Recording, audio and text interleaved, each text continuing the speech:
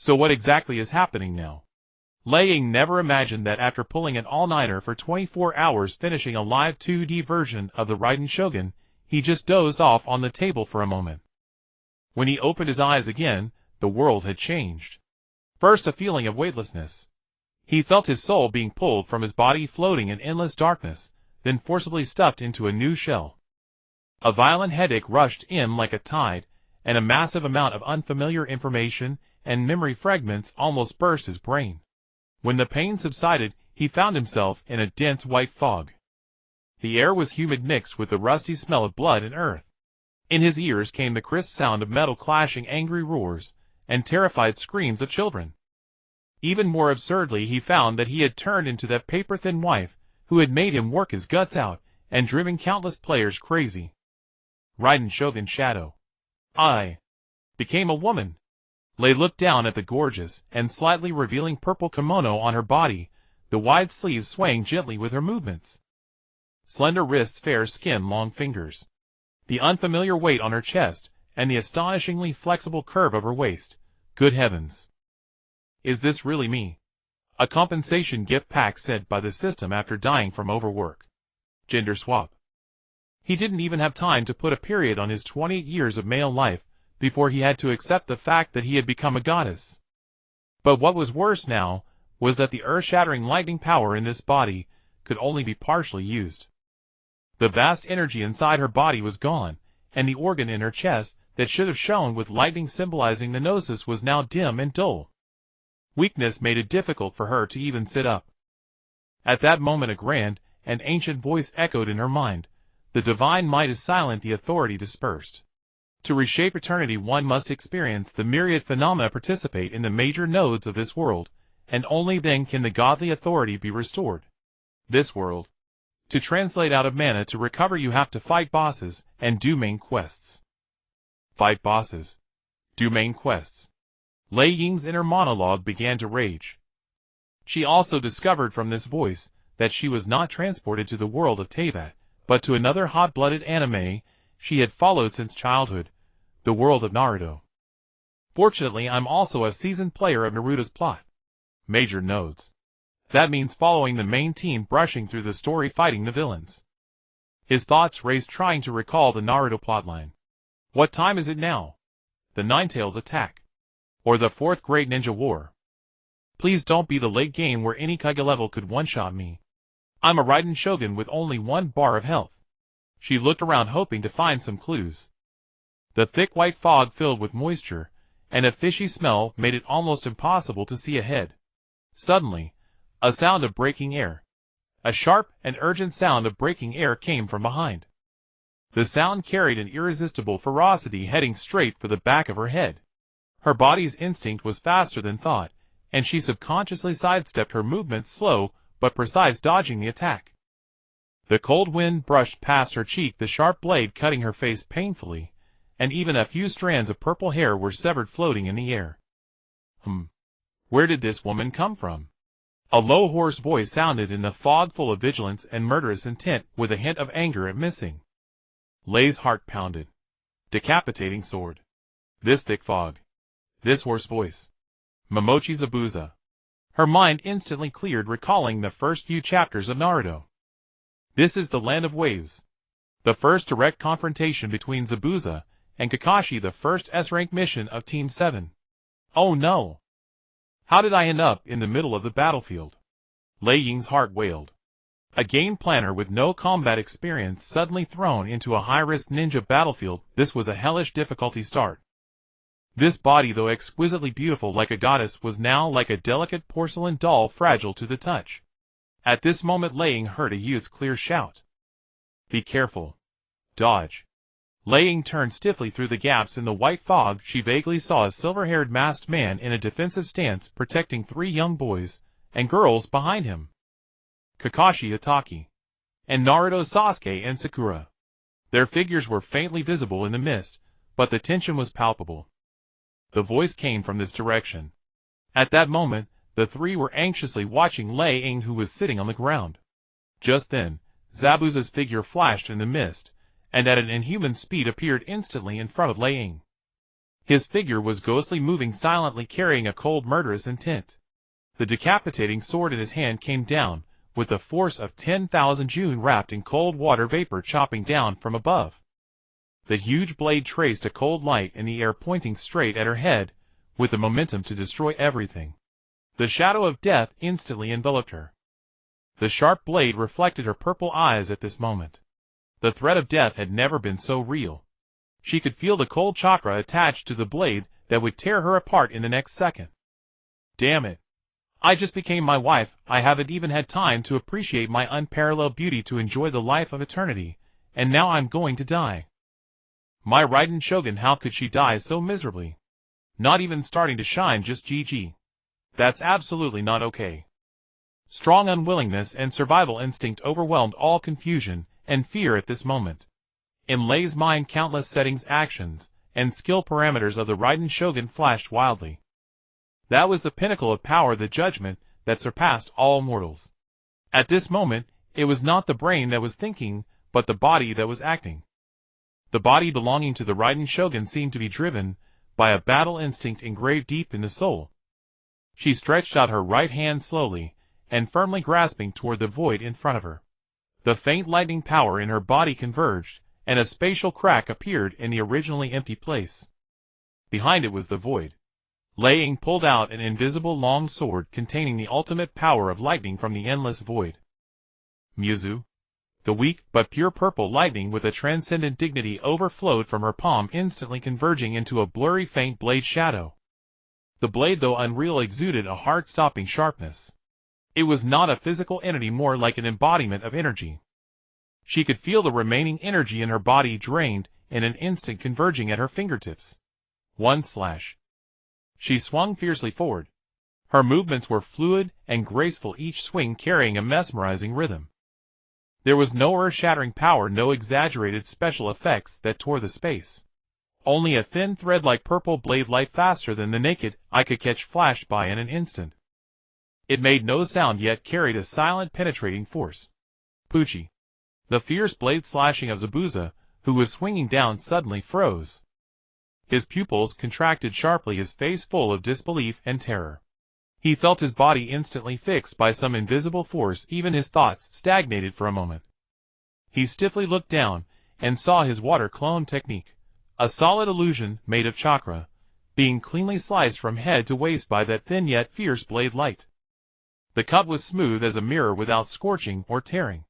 Even the thick fog dozens of meters behind the water clone was instantly sliced open by this blade light, creating a long, narrow, and regular vacuum channel, revealing a glimpse of blue sky. On the bridge, everyone was stunned. Kakashi's Sharingan eyes were wide open, even a bit sore from overuse. He clearly saw that it was not a simple chakra slash, but a kind of energy that surpassed his understanding. That power reminded him of the legendary god, the instigator. After unleashing this Mushin no Ito that exhausted all her mana, felt a dizzying spin. Her vision went black, her body swayed like a puppet, drained of all strength, unable to support herself any longer, and she fell straight backward. Mana. Mana is empty. This was the last thought that flashed through her mind before she fell completely unconscious.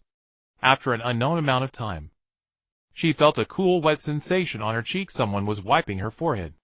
A low groan escaped Rakich's throat, her eyelids heavy. She struggled to open a slit. Her vision gradually cleared from blurriness. A face mostly covered by a black mask and a scarlet three-tomo Sharingan occupied her entire view. Hitotachi Kakashi. Rakich's consciousness suddenly tensed. The thought of counterattack just flashed through her mind, but her body remained motionless. She tried to prop up her arm, but the muscles were like a puppet with broken strings, loose and powerless, without any response. The feeling of complete exhaustion came from every limb, not to mention mobilizing strength. Even lifting a finger became a luxury. She was now just a doll with a beautiful shell at the mercy of others. You are awake. Kakashi's voice was emotionless. He crouched not far away, his body maintaining a subtle balance, a posture that could spring into attack at any moment. The kunai in his hand was not put away. His Sharingan was firmly locked on her, scrutinizing every detail. The surrounding fog had dissipated. Sunlight pierced through the clouds, illuminating the steel structure of the Nami no Kuni bridge. The sea breeze blew carrying a salty smell. Zabuza had already retreated, apparently intimidated by the residual power of that slash. Not far away, the three young students of Team 7 stood together, casting glances mixed with curiosity, fear, and exploration. Who are you? That move just now, it's not a ninjutsu, and it's different from any taijutsu or jinjutsu I know. Kakashi's tone carried a hint of confusion and probing. His Sharingan kept scanning Reikai's body, trying to analyze the source of her power. He could feel no chakra fluctuation in Reikai's body, but the power of that slash just now was real, even causing his experienced Jounin heart to palpitate. This power system, completely outside the ninja framework, filled his heart with vigilance. Raiden opened her mouth, but didn't know what to say. How could she explain? Saying that she was a game planner, time-traveled, and became a character she designed.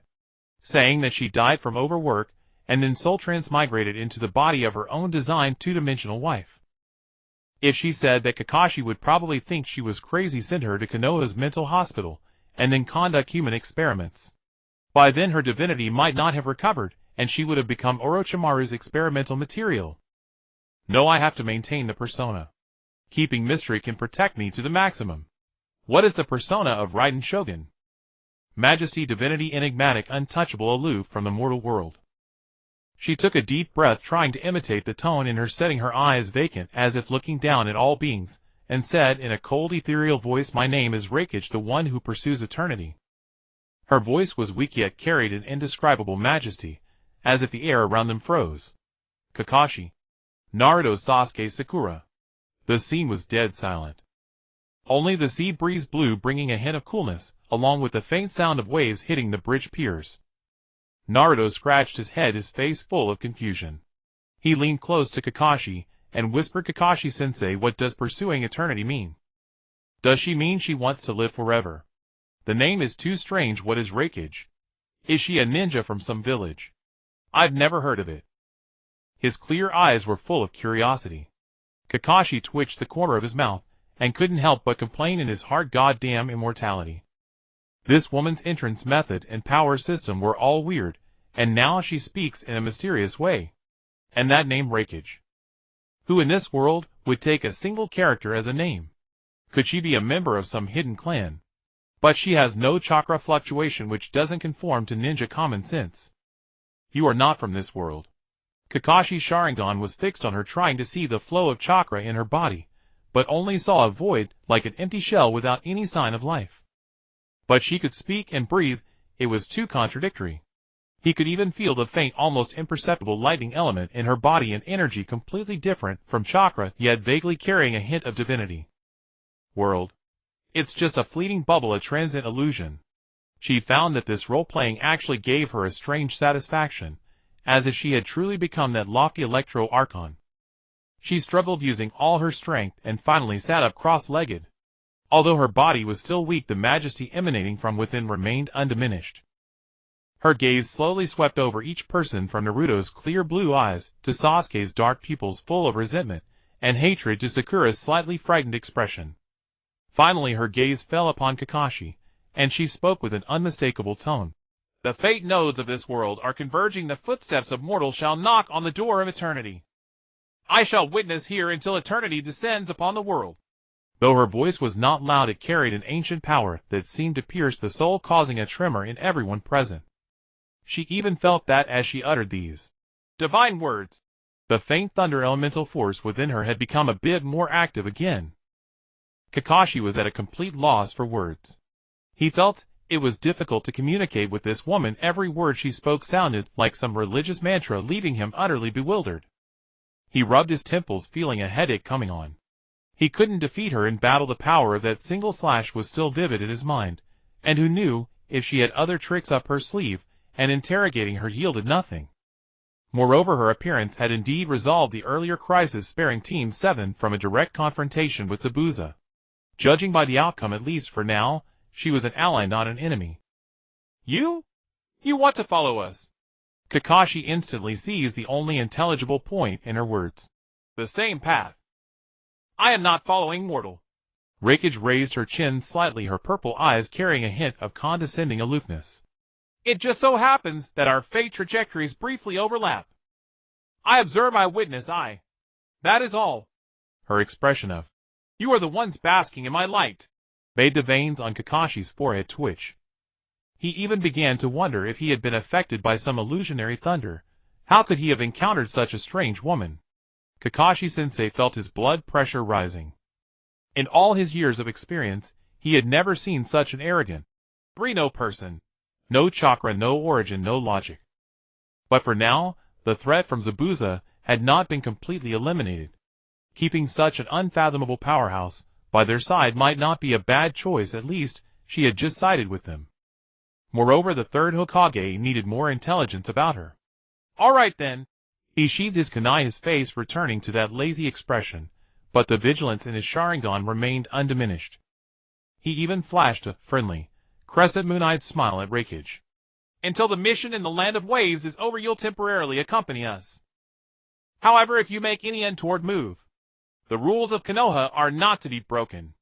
His words were left unfinished, but the threat was clear, and a chill permeated the air. Raikage breathed a sigh of relief inwardly, but merely nodded faintly, as if granting a favor. Acceptable. Meanwhile, Naruto beside her jumped up excitedly. Wow! Amazing, big sister. What was that move just now? Teach me. Is it lightning release? Can I learn it? I'm gonna be the Hokage, you know. He had obviously put the recent danger behind him, his mind filled with the cool techniques of the strong, and the dream of becoming stronger. Raikage glanced at him, noticing the golden hair, and the innocent whisker marks on his face, and felt a stir within. Naruto's innocence and optimism were rather interesting. She thought for a moment, and decided to reinforce her inscrutable image. She extended her pale, slender fingers, and with a crackle, a faint but eye-catching purple spark emerged at her fingertip. The spark stood out vividly under the sunlight.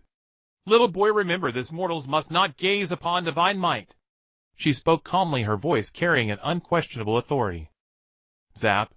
The electric light lightly struck Naruto's forehead, causing his hair to stand on end and his whole body to shudder.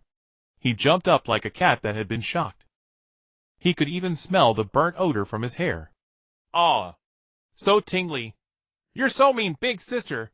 Naruto covered his forehead on the verge of tears, his face full of grievance. Raikage withdrew her hand with satisfaction. Good. Though the charge was small, it was enough to intimidate a child. Kakashi watched this absurd yet somewhat amusing scene, and his tense nerves relaxed. He raised his hand to rub his aching left eye. The three tomo of his Sharingan slowly rotated, and then faded, reverting to his usual lazy deadfish eyes. The crisis on the bridge was temporarily resolved, but as the mist dispersed the dilapidated surroundings, and the faint scent of blood in the air still reminded them of the danger of the recent battle. All right, we shouldn't linger here. Kakashi's voice broke the brief silence. He turned to the bridge builder, who was still in shock. Mr. Tazuna, Zabuza could come back at any time. Let's escort you home first. Tazuna shuddered, snapping back to reality. He glanced at the unharmed Team 7, then at the purple-clad woman sitting cross-legged with an indifferent expression, his gaze complex. He opened his mouth, then bowed awkwardly in Raikage's direction. Thank you for saving us. He didn't know how to address this powerhouse, who seemed anything but mortal, so he expressed his gratitude in the simplest way. Raikage said nothing, merely nodding slightly, a small gesture that exuded a natural authority. Inwardly, however, she was lamenting. That last electric shock had consumed yet another sliver of her already scarce energy. Now she felt weak in all her limbs, struggling even to stand. She had to conserve every ounce of strength to maintain her inscrutable image. Let's go, Kakashi said, taking the lead. Naruto still wanted to pester Raikage with questions, but Sakura grabbed him by the scruff of his neck and dragged him away. Sasuke followed behind Kakashi, but his steps were slightly slower, and his gaze occasionally flickered to the Raikage at the back of the group, emotions churning in his dark eyes. From the bridge back to the shore they passed through a desolate village, the road muddy and uneven. Some houses along the road had broken doors and windows, and occasionally a few gaunt townspeople would sneak glances at their strange group with fearful, numb expressions. Raikage's gaze swept over these scenes, revealing no emotion. The role she played was that of a witness. The sufferings of the mortal world were but a fleeting wave in the eternal river. After nearly half an hour of walking, Tazuna finally pointed to a two-story wooden house with lights on not far away, and sighed with relief. "We're here. That's my home." Everyone quickened their pace. As Kakashi stepped onto the porch steps, his body swayed. He raised a hand to steady himself on the doorframe, closed his eyes, and when he opened them again, the exhaustion in them was even deeper. Overusing his Sharingan had taken a heavy toll on him. He was now at the end of his strength. The wooden door creaked open, and a gentle-faced woman appeared at the entrance. Upon seeing Tazuna, her expression immediately showed a mix of worry and joy. "Father! You're finally back! I was so worried."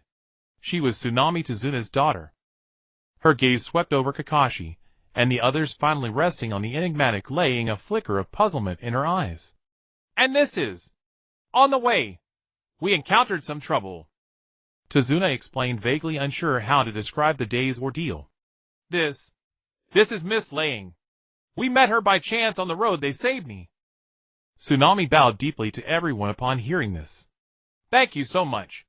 Please come in, the wind is strong outside." Back in the land of waves within the home of the bridge-building expert Tazuna, the tense atmosphere eased somewhat. In the battle against Zabuza, Kakashi had overused his Sharingan, and was injured, requiring temporary rest. Team 7 and Laying also lodged at Tazuna's house, awaiting Kakashi's recovery. This humble fisherman's home became their temporary haven. At dusk, the sunset clouds dyed the sea crimson. Tsunami prepared a lavish dinner. The table was laden with local specialties, fresh fish, vegetables, and steaming white rice, emitting an enticing aroma. The members of Team 7 were famished, especially Naruto, who immediately grabbed his chopsticks and began devouring voraciously, his cheeks bulging like a hamster's, emitting loud chewing sounds. Sasuke and Sakura, though more restrained in their eating manners, also quickened their pace, clearly ravenous. Only Laying sat at the corner of the table, her back ramrod, straight hands resting on her knees, maintaining a solemn and dignified posture, utterly motionless. Her purple kimono appeared especially mysterious under the faint candlelight, like a flawless statue, incongruous with the lively and boisterous atmosphere around her. She seemed like a figure stepping out of a painting, not belonging to this mortal world. Not that she didn't want to eat, she was truly starving, her stomach gnawing with emptiness. Since her transmigration, aside from consuming a few soldier pills to replenish energy, when she performed emergency first aid on Kakashi before he lost consciousness, she had barely eaten. The sensation of hunger clawed at her stomach like a cat's paw. But the problem was her persona. The persona of the Lady Jianjun was one who does not partake in mortal fare, devoted solely to the pursuit of eternity.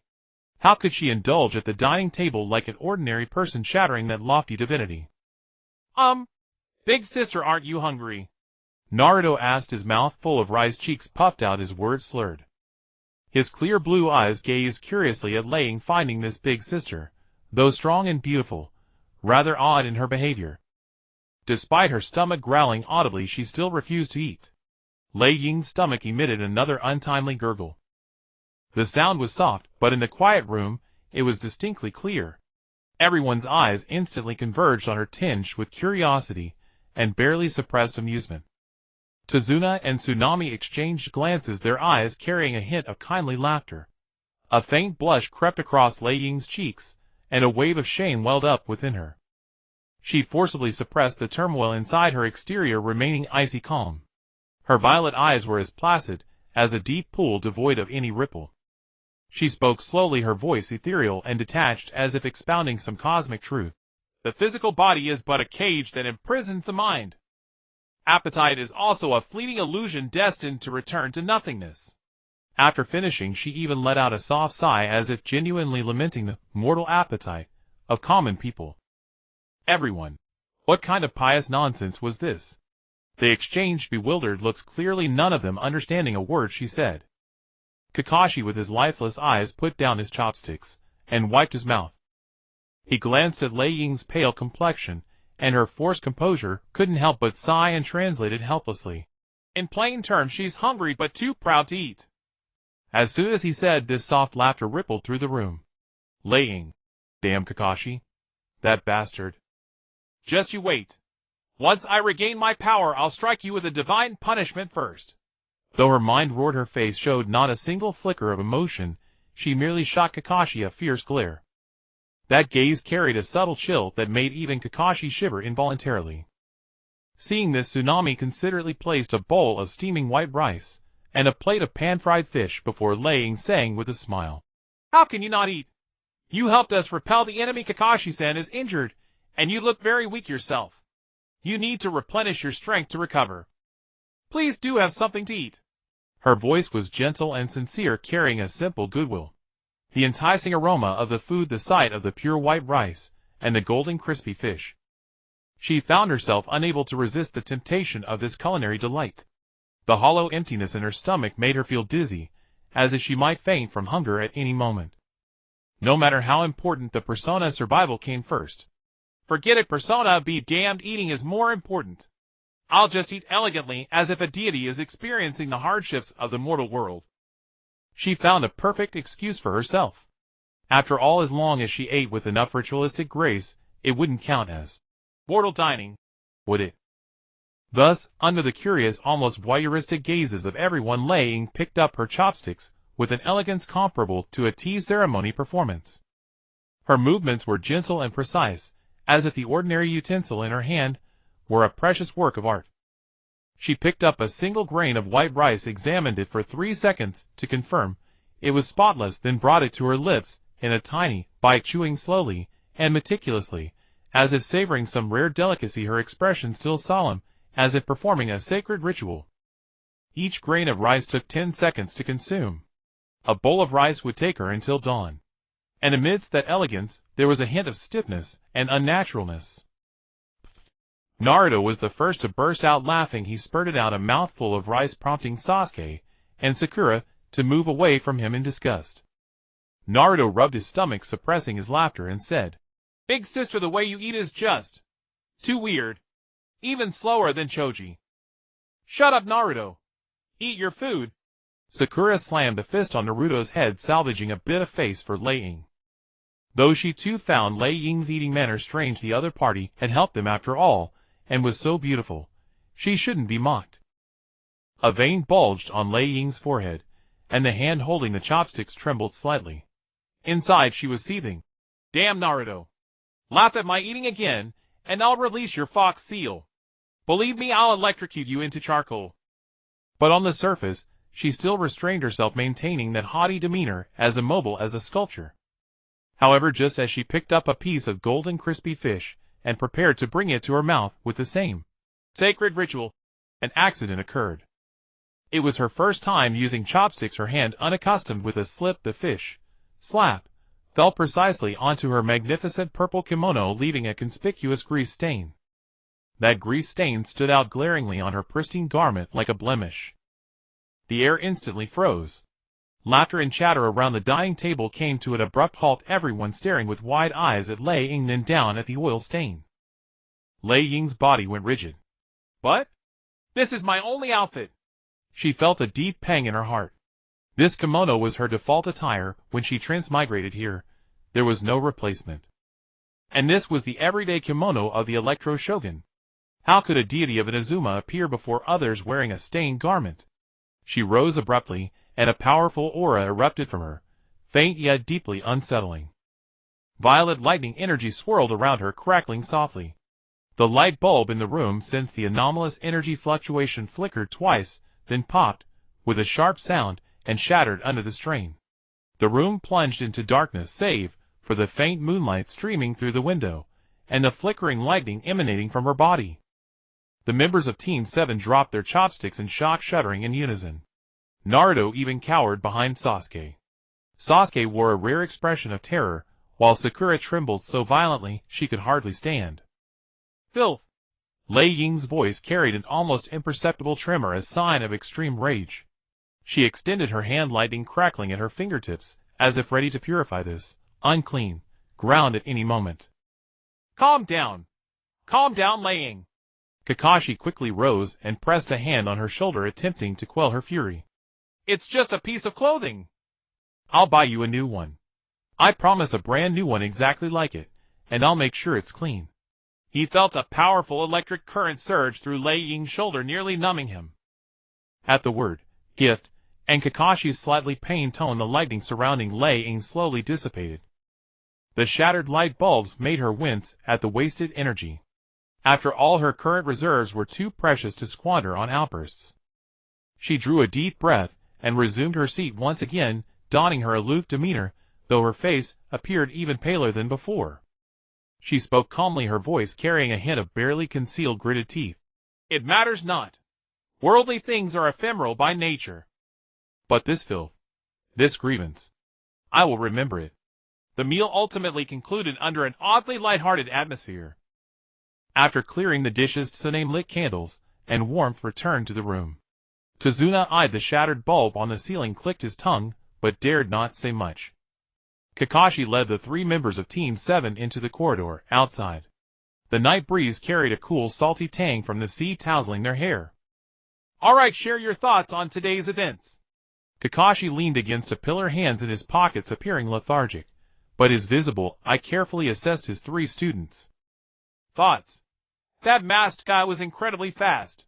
My eyes couldn't keep up at all," Naruto explained first, gesturing animatedly with both hands. "But Sasuke's Sharingan saw through his movements. So amazing." Sasuke grunted, offering no reply. He replayed Haku's near-instantaneous attacks in his mind, along with the helplessness of seeing clearly yet being unable to match the speed. That sensation made him deeply uncomfortable. "That wasn't a boy, it was a girl," Sakura quietly added. "Moreover, they held back. They used some bond needles designed to induce a death-like state rather than deliver lethal blows." Kakashi's gaze shifted to Sakura. "Good observation. Well done." At her teacher's praise, a faint blush colored Sakura's cheeks. Kakashi's eyes swept across the trio, then inadvertently settled on Lei Ying, who stood alone beneath the eaves, gazing up at the night sky. Moonlight bathed her figure, and that oil-stained kimono against her ethereal composure somehow did not appear disheveled. "As for Lei Ying," Kakashi paused, his tone carrying a trace of complexity, "her combat style lies beyond my understanding." His words stirred something in both Sasuke and Naruto. Even the widely experienced teacher Kakashi had said such a thing. How many secrets did this person still conceal? Sasuke's gaze also drifted toward Lei Ying, and deep within his black pupils the 3 tomo flickered faintly. "The immediate threat has been neutralized, but they will certainly return." Kakashi withdrew his gaze, his expression growing grave. "The next battle will only grow more difficult. Starting tomorrow, I will put you through special training." "Special training?" Naruto instantly perked up. "What is it? Is it some ninja art as formidable as that purple barrier?" Kakashi ignored his teasing and ruffled his golden hair. "You'll find out tomorrow. Now get some rest." Late into the night, Naruto had already fallen into a deep slumber, muttering about ramen and training in his sleep. Sasuke sat cross-legged in his room, methodically refining his chakra, determined to break through the limits he had reached that day. Kakashi lay on his bedding, yet found no sleep. Staring at the unfamiliar ceiling, he kept replaying scenes of Lei Ying's combat in his mind. He recalled her words, "Only mortal bodies require grain for sustenance," and her evaluation of his power system, "inefficient, fragile." Those assessments stung his pride as an elite jonin, yet left him unable to refute them. He rolled onto his side and gazed out the window at the brilliant moonlight. Who exactly was this woman? What was her purpose? And what did she mean by eternity? A cascade of questions like fog shrouded his mind. Suddenly he remembered his promise to Lei Ying. "I'll get you one later." Kakashi sighed and sat up from his bedding. The next morning, as dawn first broke, Kakashi emerged from his room sporting dark circles under his eyes. A sleepless night had left him somewhat sluggish. His mind raced through Tazuna's payment, deducting travel expenses and medical costs from the recent incident, wondering if what remained would suffice to buy new clothing for this formidable figure. He looked up and saw Lei Ying standing in the courtyard. Her back to the house, she faced the faint eastern glow, her posture straight and unwavering. Morning light traced a soft golden silhouette around her. The oil-stained kimono fluttered gently in the sea breeze, yet it by no means appeared disheveled. Kakashi approached and stopped a few paces behind her. He caught a faint scent reminiscent of singed feathers mingled with the saltiness of the sea breeze. Ahem. He cleared his throat, breaking the tranquility. "About the clothing matter," Lei Ying slowly turned around, her violet eyes devoid of any drowsiness, still cold and clear, staring straight at him. Her gaze lingered on Kakashi for a moment. Such filth deserves purification. Her voice betrayed no emotion. The word purification sent a chill down Kakashi's spine. He immediately recalled the exploding light bulb, and the room filled with lightning from yesterday, instinctively imagining her reaching out a bolt of lightning, reducing the garment and half the yard to ashes. That won't be necessary. He quickly interjected, his tone hurried. I remember there's a clothing store in town. I don't know if they have your preferred style, but it's better than wearing this. Let me take you to have a look. He proposed this suggestion partly out of a reluctant promise, and partly to seize the opportunity to keep this unstable factor close for further observation. Lei Ying was rapidly calculating in her mind. Using precious energy to purify a mundane garment was like wiping one's rear with gold, extremely inefficient. Getting a new one was the most efficient solution. Agreed. She uttered a single word. Then, after breakfast we'll set out. Kakashi asked tentatively. Lei Ying shot him a glance, said nothing more, and turned to walk back into the house, leaving Kakashi standing alone in the wind, utterly bewildered. At the breakfast table, upon hearing they were going to town to buy clothes, Naruto immediately raised his chopsticks and loudly insisted on tagging along. Sakura shot him a glare, silencing him, but her eyes also betrayed a hint of curiosity. After all, buying clothes for someone like Lei Ying sounded intriguing. In the end, Sasuke, claiming that such boring matters only waste training time, chose to stay behind and continue his practice in the woods behind Tazuna's house. Naruto and Sakura, however, cheerfully followed behind Kakashi and Lei Ying. The town of the Land of Waves was small, with wooden houses lining the streets, looking somewhat old and dilapidated. Due to Gado's long-term oppression, the town seemed lifeless. Pedestrians wore grim expressions and hurried steps. Kakashi led them into a small kimono shop. The shop was tiny, dimly lit, with a few hanging garments made of rough cloth in dull colors. The owner, a thin, middle-aged man, immediately bowed and scraped upon seeing the forehead protector on Kakashi's head. Honorable ninja, what would you like to see? A piece of clothing for her. Kakashi gestured with his chin toward Lei Ying behind him. The owner's gaze fell upon Lei Ying, and he was instantly frozen in place. In his entire life, he had never seen such a beautiful woman, that face, that figure, and that indescribable aura, as if she were not of this world. Naruto, not thinking much, darted around the cramped shop, like an overactive monkey, immediately spotting a blue garment with a huge carp pattern. He held it up to Lei Ying. Big sister, look at this. The fish matches your eye color. Lei Ying didn't even glance at the garment. Instead, she extended two slender fingers and picked up the corner of a hanging kimono nearby. It was a pale pink kimono, arguably the finest in terms of craftsmanship and color in the shop. She brought the fabric close to her eyes and examined it closely. Coarse weaving, uneven warp and weft. She put down the corner and looked at another green one. The dye is superficial, fades upon contact with water, and the smell is acrid. She commented on several pieces, each one deemed shoddy and unbecoming in her eyes. The shop owner's face went from fawning to awkward, finally turning a deep red.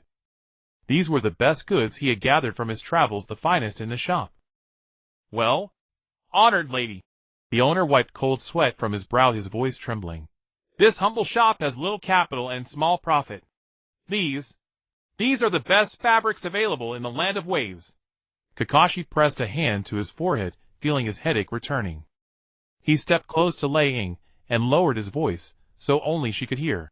This is the Land of Waves, not the Fire Lord's mansion. You can't expect me to rob Gado's wealth to make you clothes, can you?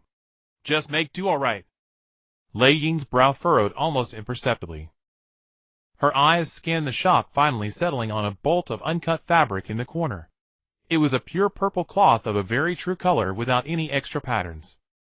This one. She pointed at the fabric. The owner followed her finger and looked troubled. Lady, this is just plain cotton, not yet processed. No matter, Lei Ying said calmly. I'll take it. In the end, Kakashi sighed inwardly and paid for the purple cotton cloth and some needles and thread. He just wanted to end this awkward shopping trip as soon as possible. Fortunately, Tsunami was skilled with her hands. Upon hearing the situation, she readily agreed to help sew a fitting kimono overnight. On the way back, Naruto kept chattering. Why didn't you buy the one with the fish? It looked so cool. The purple one is bare nothing on it, not stylish at all.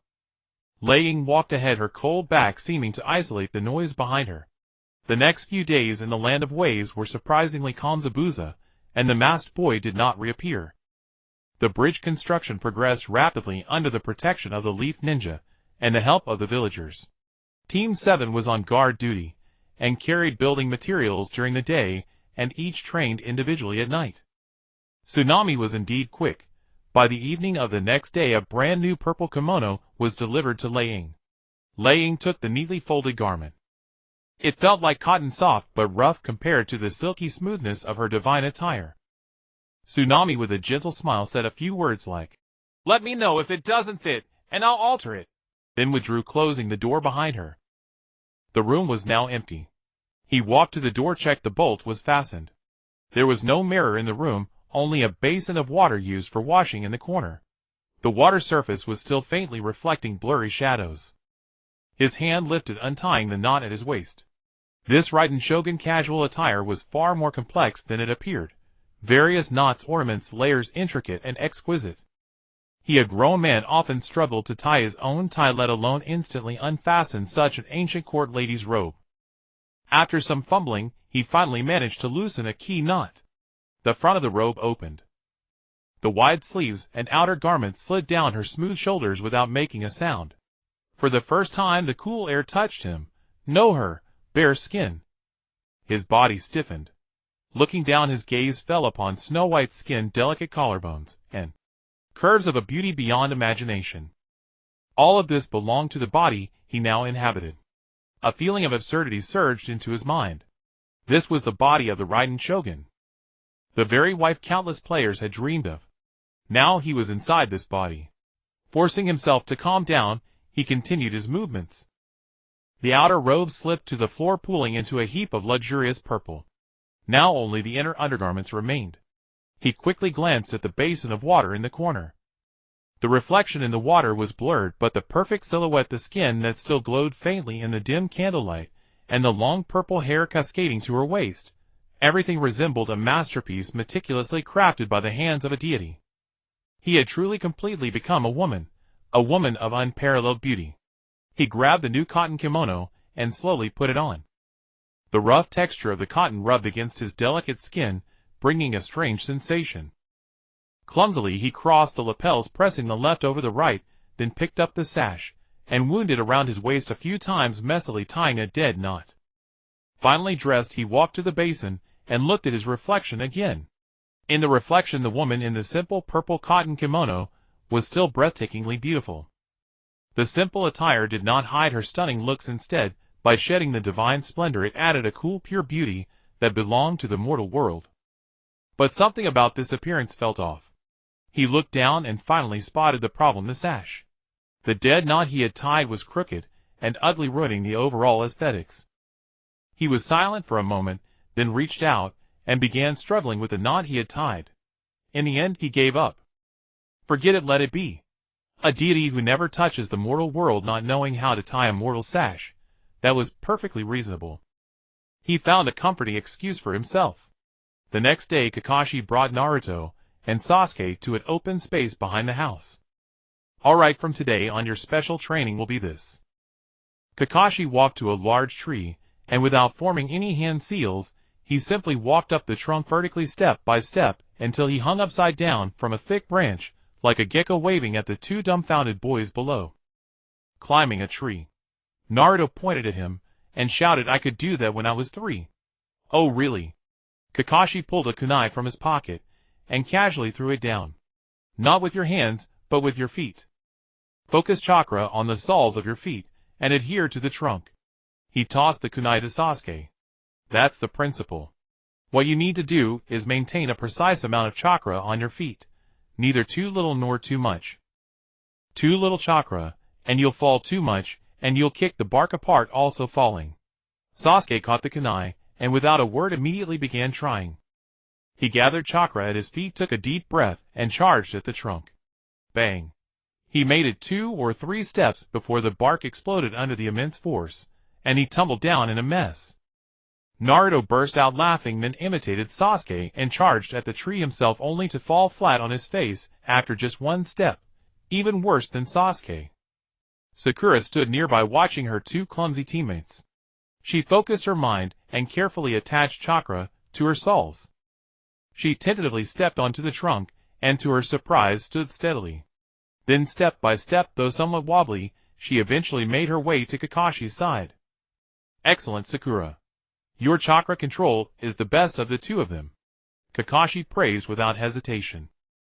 On the other side, the stubborn Naruto and Sasuke were locked in a rivalry.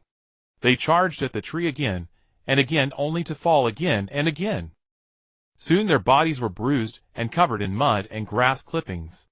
Not far away under another tree, the Raikage was sitting in a proper kneeling posture, engaged in her meditation.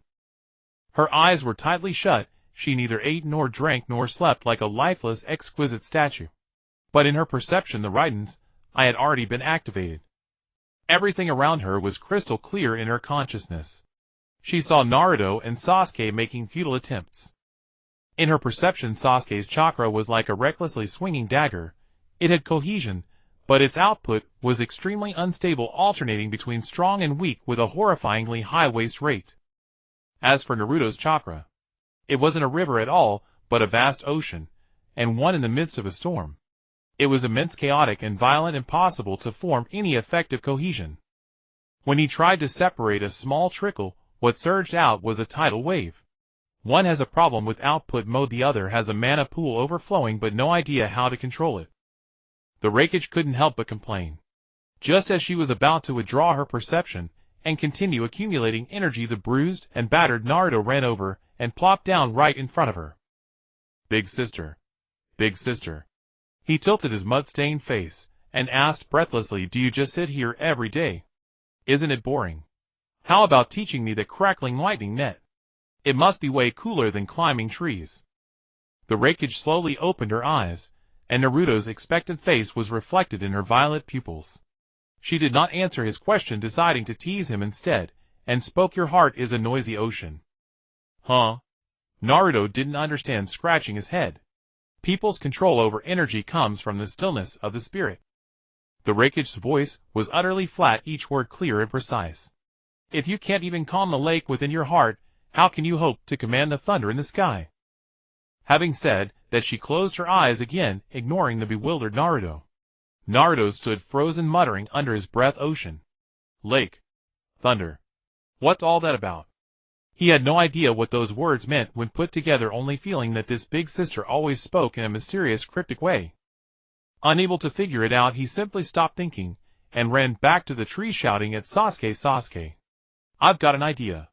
Let's have another match." Behind him, the Raikage, with eyes still closed, gave the faintest, almost imperceptible twitch of her lips.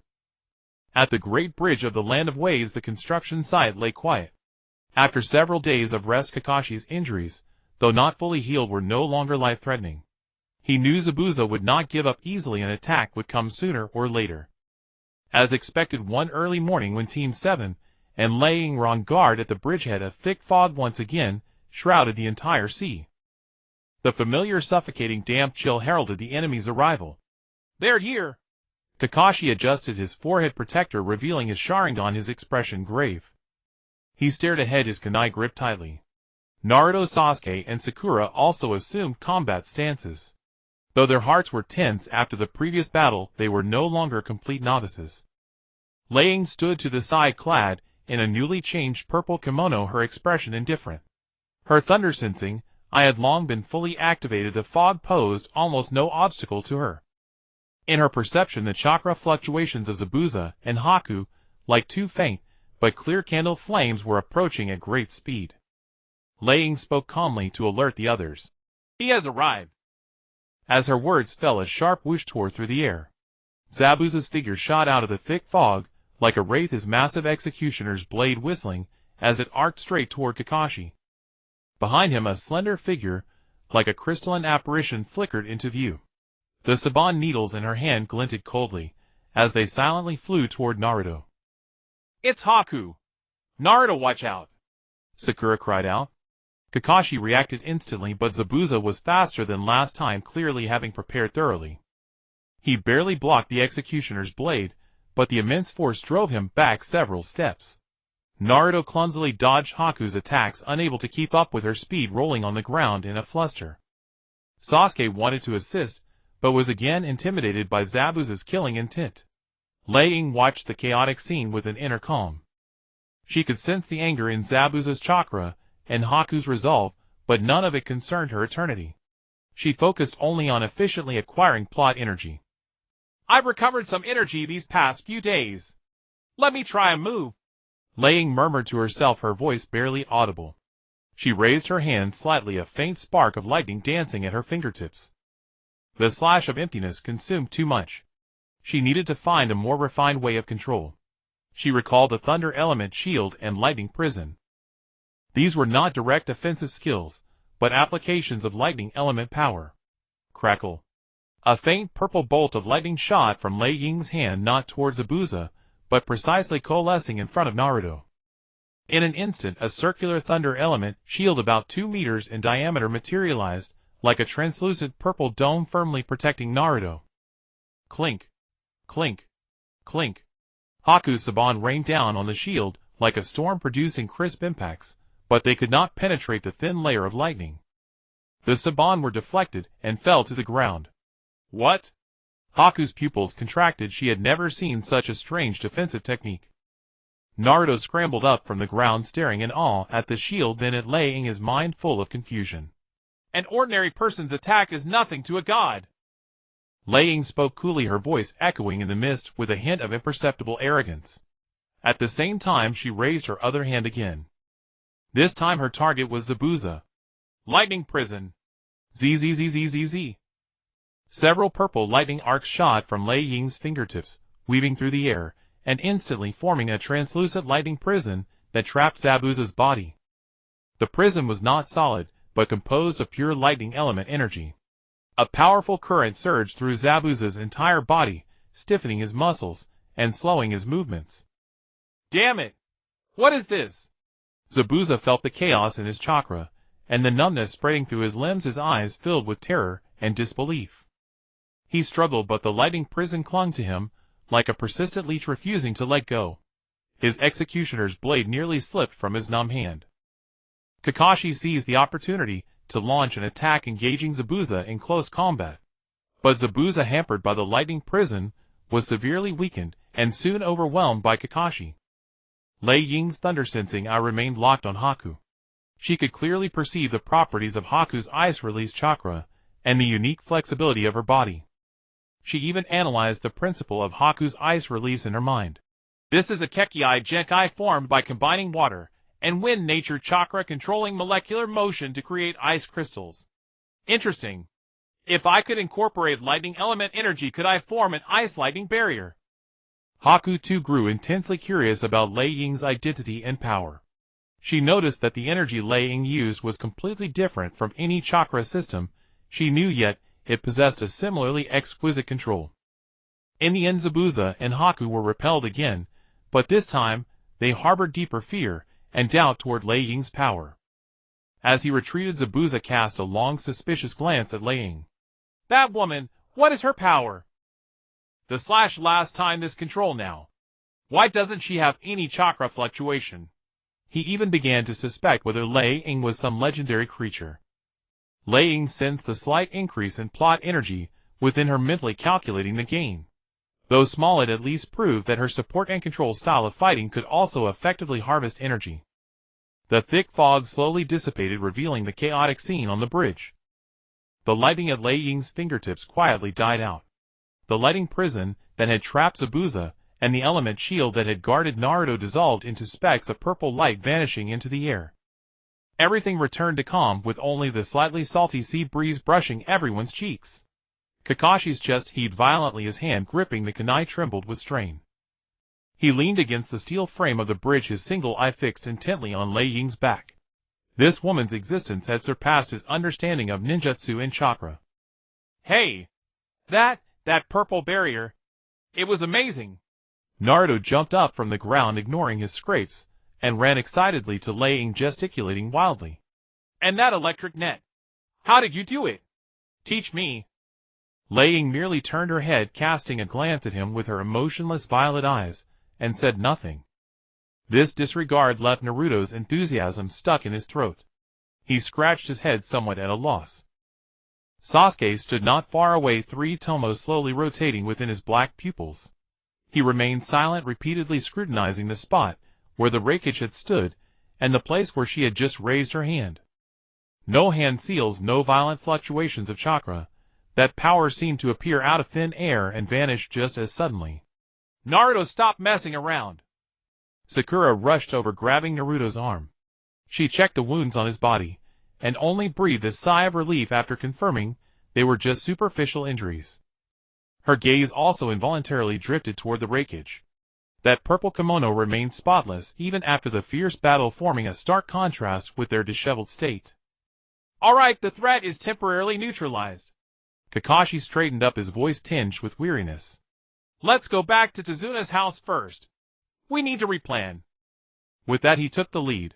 The three members of Team 7 immediately followed. The wreckage walked unhurriedly at the rear, as if the life-and-death battle, just now, was merely an insignificant episode. Back at Tazuna's house, a rich aroma of food wafted through the air, dispelling the chill and fatigue from everyone. The warm lamplight inside the house revealed Tazuna and his daughter Tsunami, who had prepared a lavish dinner, and were pacing anxiously by the table. Seeing Kakashi and his group push open the door, the two finally breathed a sigh of relief. Great! You're finally back safe. Tazuna excitedly rubbed his hands, strode forward quickly, and patted Kakashi's shoulder heavily with his calloused palm. He turned around and pulled out a bottle of wine he had kept hidden for a long time. Kakashi-san, you must have a drink today to celebrate. Tsunami also revealed a relieved smile. She gently greeted everyone. Please sit down. The meal is ready. You must all be hungry after a long day.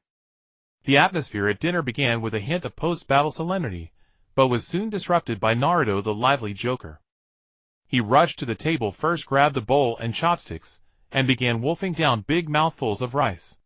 With his mouth stuffed full, he boasted indistinctly about how heroic he had been today. You guys didn't see it. That masked guy's needles came flying at me, swish swish, and I did this. A backflip. I dodged them all. Naruto waved his chopsticks clumsily as he spoke, nearly flinging rice grains onto Sakura's face. Sakura moved away in disgust, eating her rice in small bites. Her mind was not on the food at all. Her gaze kept drifting to Sasuke, and then involuntarily to the unerringly quiet purple figure of the wreckage. Sasuke sat silently in the corner, eating at a steady pace. His eyes moved between the wreckage and Kakashi, as if analyzing something deep within his black pupils. The most eye-catching was the wreckage. Unlike last time, she did not refuse, but quietly knelt at the seat Tsunami had prepared for her. Before her was also a steaming meal, grilled fish, miso soup, and glistening rice. Unlike last time, she did not put on airs, but elegantly savored the delicacies before her. The others exchanged glances upon seeing her actions, catching the smile in each other's eyes. The meal continued in this strange harmony. The wreckage ate slowly, each bite as if performing a ritual, yet she was indeed enjoying the food. This genuinely pleased Tsunami, who kept serving her more dishes. Kakashi drank his wine, but his eyes never left the wreckage. What kind of existence was she? The meal eventually ended in a relatively congenial atmosphere. After clearing the dishes, Kakashi called the three members of Team 7 to the corridor outside. The night breeze was cool, tousling their hair. All right, though we've repelled Zabuza for now, they'll come again someday. Kakashi leaned against the porch pillar, his expression turning serious. And the next battle will only be tougher. Naruto and Sasuke's expressions grew solemn. The fight with Haku earlier had made them keenly aware of the gap between themselves and a truly formidable enemy. Starting tomorrow, I'm going to give you a special training session, Kakashi announced. Special training. Naruto perked up instantly. What is it? Is it a jutsu as powerful as that purple lightning net? Kakashi ignored his joking and looked at Sasuke and Sakura. You two as well. The purpose of this training is to help you use chakra more efficiently. This is crucial for your upcoming battles. His gaze swept over the three of them, then inadvertently landed on the back of the Raikage, who was standing alone under the eaves gazing up at the night sky. As for the Raikage, Kakashi's voice paused, a note of complexity added. Her fighting style is beyond my understanding. His words stirred both Sasuke and Naruto's hearts. Even the well-traveled Kakashi-sensei had said such a thing. How many secrets did this woman still hide? Night deepened. Naruto had long since fallen asleep, while Sasuke stubbornly continued his training in his own room. Kakashi lay on his futon, but sleep eluded him. Eyes open staring at the ceiling, his mind replayed the scenes of the Raikage unleashing the lightning cage and shield. He recalled the Raikage's words. Mortal bodies need grain for sustenance. And her evaluation of his power system. Inefficient, fragile. These critiques stung his pride, as an elite jonin, yet he could not refute them. He turned over gazing at the bright moonlight outside the window. In the following days, the land of waves was unusually calm. Zabuza did not reappear. The bridge construction progressed rapidly, with the help of the villagers. During the day, Team 7 stood guard and assisted the workers. At night, they each engaged in their own training. The Raikage for the most part spent time alone in the courtyard or on the seaside rocks meditating in a standard posture. In the days that followed, Kakashi's interest in and vigilance toward the Raikage remained undiminished. One evening, the setting sun painted the land of waves in gold. Kakashi sat on the porch of Tazuna's house casually flipping through his make-out paradise, but his gaze kept stealing to the Raikage, who was meditating in the yard. The Raikage sat cross-legged surrounded by a faint purple glow of lightning, a purer form of energy. She was like a statue, motionless as if merged with heaven and earth. Raikage. Kakashi finally couldn't help but speak. His voice was lazy, as if simply making small talk, but his Sharingan captured every subtle reaction of hers. Your power is completely different from our shinobi chakra. What kind of power is that? He attempted to use a more universal term to describe the power of Lei Ying, but found his vocabulary utterly insufficient. Lei Ying slowly opened her eyes, the twilight reflecting in her violet pupils deep and mysterious. Instead of answering directly, she countered. Mortal, from where does your power originate? Chakra, Kakashi replied without hesitation. A blend of physical and mental energy. Through refinement, one can unleash ninjutsu, jinjutsu, and taijutsu. Oh! Lei Ying smiled faintly, a fleeting bloom tinged with silent mockery. In my view, that power is too inefficient and too fragile. Refined through the flesh, consuming life's potential, bound by hand seals and techniques. The limitations of mortals are laid bare. Kakashi frowned slightly. As an elite jonin, he was naturally confident in his own power system. Yet Lei Ying's words left him unable to refute. The power she displayed indeed required no hand seals, and was both formidable and enigmatic. Then what of your power? Kakashi pressed on, unwilling to yield. That lightning seems to emerge from nothing, unbound by chakra. My power stems from the laws from eternity. Lei Ying's gaze drifted into the distance, as if piercing the sea's surface to behold another world. Your chakra is a stream, a gentle trickle. My lightning element force is an ocean vast and boundless. Your power is constrained by the flesh, while mine is the master of the flesh. Your power pursues transcendent victory, but mine seeks eternal order. Kakashi's heart trembled violently. The eternity and laws Lei Ying spoke of completely shattered his understanding of power.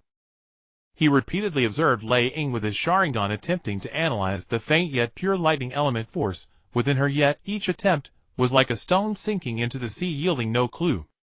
He realized that Lei Ying's body seemed to be a pure aggregation of energy.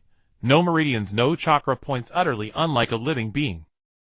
Eternity. Order. Kakashi murmured, thinking of his lost comrades, and this ninja world steeped in war and hatred. A flicker of confusion rose within him. Lei Ying's appearance had shown him another possibility, another pursuit. Naruto then approached, his face full of puzzlement. What's eternity? Is it tasty? Can it make me Hokage? His innocent question instantly broke the heavy atmosphere. Lei Ying glanced at him, inwardly retorting. Eternity isn't tasty, but it can make you stronger, silly child. Outwardly she remained aloof. Mortal, your heart is too clamorous to grasp the depth of eternity. Sakura meanwhile began to feel a desire to imitate Lei Ying's appearance and attire.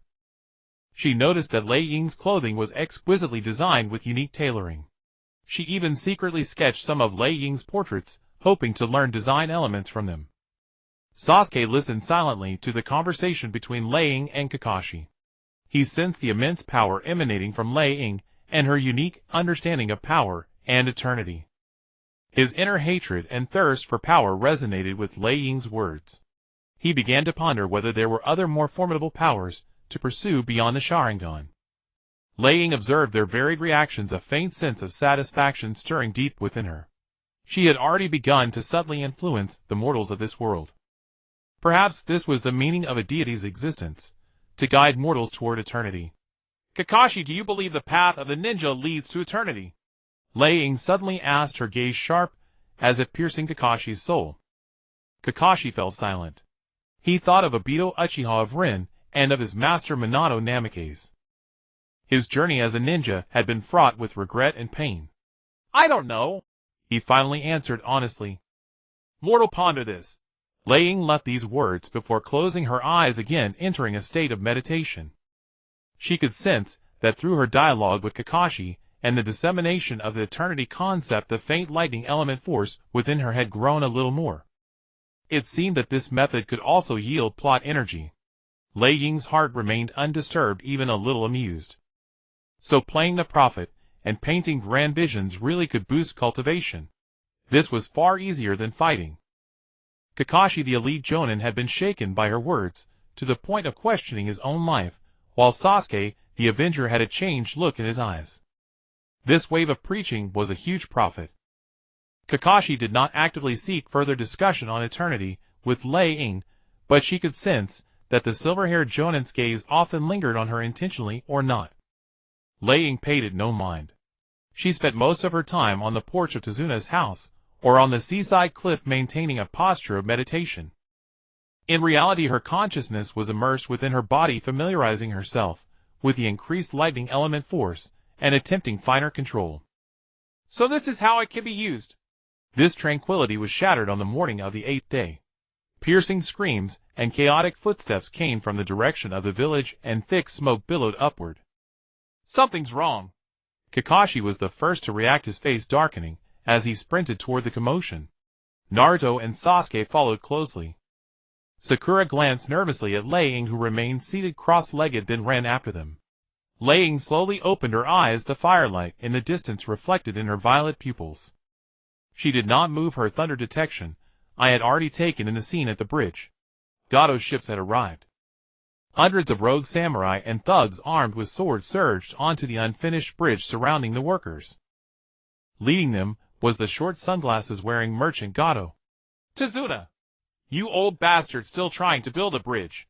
Today I'll send you and your dreams to the bottom of the sea. Gado's voice was shrill and arrogant, flanked by a dozen leading thugs. Tazuna stood before the villager's tool in hand, trembling with rage. Gado! You parasite of this nation! Ha ha, curse away, curse all you want. You're all going to die here today. Gado laughed maniacally, waving his hand. Attack! Kill them all! Smash the bridge! Not a chance. Naruto's voice came from behind the crowd. He and Sasuke flanked Tazuna, guarding him protectively. Kakashi stood at the bridgehead, blocking the thugs who surged forward. Konoha ninja! Gado sneered, momentarily surprised before his arrogance swelled. A few brats and one wounded man. Against the likes of me. Lei Ying from afar observed everything through electromagnetic induction. The battle on the bridge erupted instantly. Multiple shadow clone jutsu. Naruto formed hand seals, and 100 shadow clones surged forward, instantly scattering the thugs' formation. The scene descended into utter chaos. Sasuke, in stark contrast, remained calm and agile. He weaved through the crowd, his kunai precisely disarming each enemy's weapon. His Sharingan had already activated, perceiving every opponent's movement. Kakashi did not intervene. He stood on guard, his task to prevent anyone from circling around to harm the villagers. He watched his two students' coordination, a glint of approval in his eye. Yet the enemy's numbers were too great. Naruto's shadow clones, though numerous, were weak and soon depleted. Sasuke's stamina also began to wane. Damn it, these guys are endless. Naruto punched a burly man panting heavily. Gato laughed heartily from the rear. Waste them. Whoever kills that brat with the headband gets 100,000 Ryu. Under the lure of great reward, the thugs grew even more frenzied. Just then, from among the villagers, the once cowardly child Inari, clutching a wooden crossbow, trembled forward to shield his mother Tsunami. Don't bully everyone.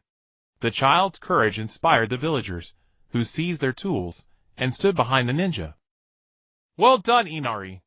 Naruto gave him a thumbs up. Laying watched from afar, calm and detached. The courage of mortals, though fleeting, is not without meaning. But courage alone cannot bridge the gap in power, she mused. This farce must end. She rose, her magnificent purple kimono moved without wind. Laying strode forward, each step measured and unhurried, yet carrying a strange rhythm. With every step, invisible ripples seemed to spread across the ground. When she reached the bridgehead, Kakashi immediately noticed her. Rakeage. Laying ignored him, her violet eyes calmly sweeping across the battlefield. That gaze, devoid of all emotion, sent a chill of dread from the depths of every soul, villager and thug alike, who met her eyes. The clamorous battlefield fell into an eerie silence at her presence. Another flashy woman. Gato squinted, assessing Laying. He sensed no chakra, taking her for an ordinary woman. Not bad looking. Hey, you there. Go grab her. Several nearby thugs leering charged at Laying with drawn swords. Watch out, Sakura cried. Sasuke and Naruto also moved to assist. Laying stood motionless, not even glancing at the approaching men. She merely raised her fair, slender right hand. She simply waved it forward lightly. A hum, an invisible pulse swept across the entire bridge. In the next instant, something uncanny happened. The steel blades and iron swords of the foremost thugs dissolved into a flurry of metallic dust showering down. They themselves were unharmed, yet stood frozen, staring at their empty hands. This was only the beginning. On the bridge, every weapon in the hands of the thugs, long swords, short blades, axes, iron clubs, all simultaneously silently disintegrated and crumbled into metallic dust scattered by the sea breeze. The entire process took less than a second. Over 100 armed bandits were disarmed in an instant. Absolute silence fell. The sea wind rustled the metallic dust on the bridge. Everyone was frozen. Naruto's jaw dropped. Sasuke's Sharingan constricted violently. He could not comprehend what had just happened. Kakashi's single eye widened to its limit. He saw it, yet saw nothing. A single wave of the hand, and over 100 weapons turned to nothing. What is this? A thug stammered, falling to his knees. Fear began to spread. A demon! A demon! Someone screamed first, and the remaining thugs jolted from their stupor, abandoned their empty hilts, and fled, scrambling and crawling toward their boats in utter chaos. Gato was terrified. He collapsed to the ground, pointing at Laying, his lips quivering, unable to utter a word. Laying's gaze finally fell upon him. The strife of mortals is noisy and disordered. Her voice was soft yet clear to every ear, carrying an inhuman detachment. You have disturbed the order of this place. Judgment shall be rendered. She raised her hand again, and a faint purple electric spark gathered at the tip of her index finger. No! No! Gato screamed in terror. The spark did not strike him, but shot toward his luxurious ship anchored at the shore. The multi-story vessel, upon contact with the purple lightning, had all its wooden structures instantly char and crumble, while metal components melted and twisted.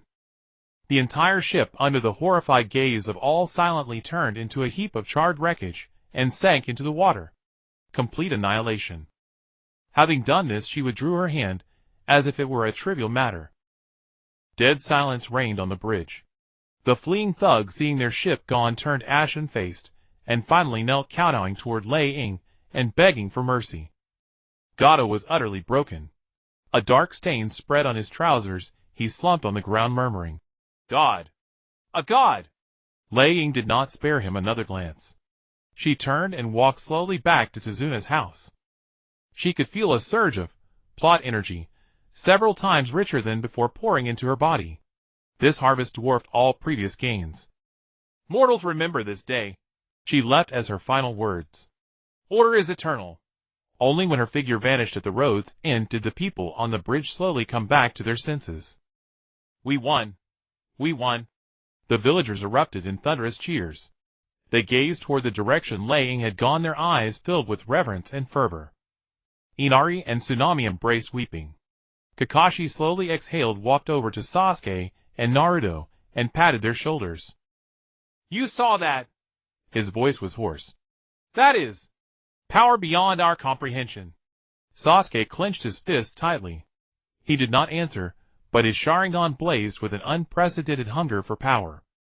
The mission was over completely. Gado's business empire collapsed, and the Land of Waves experienced true liberation.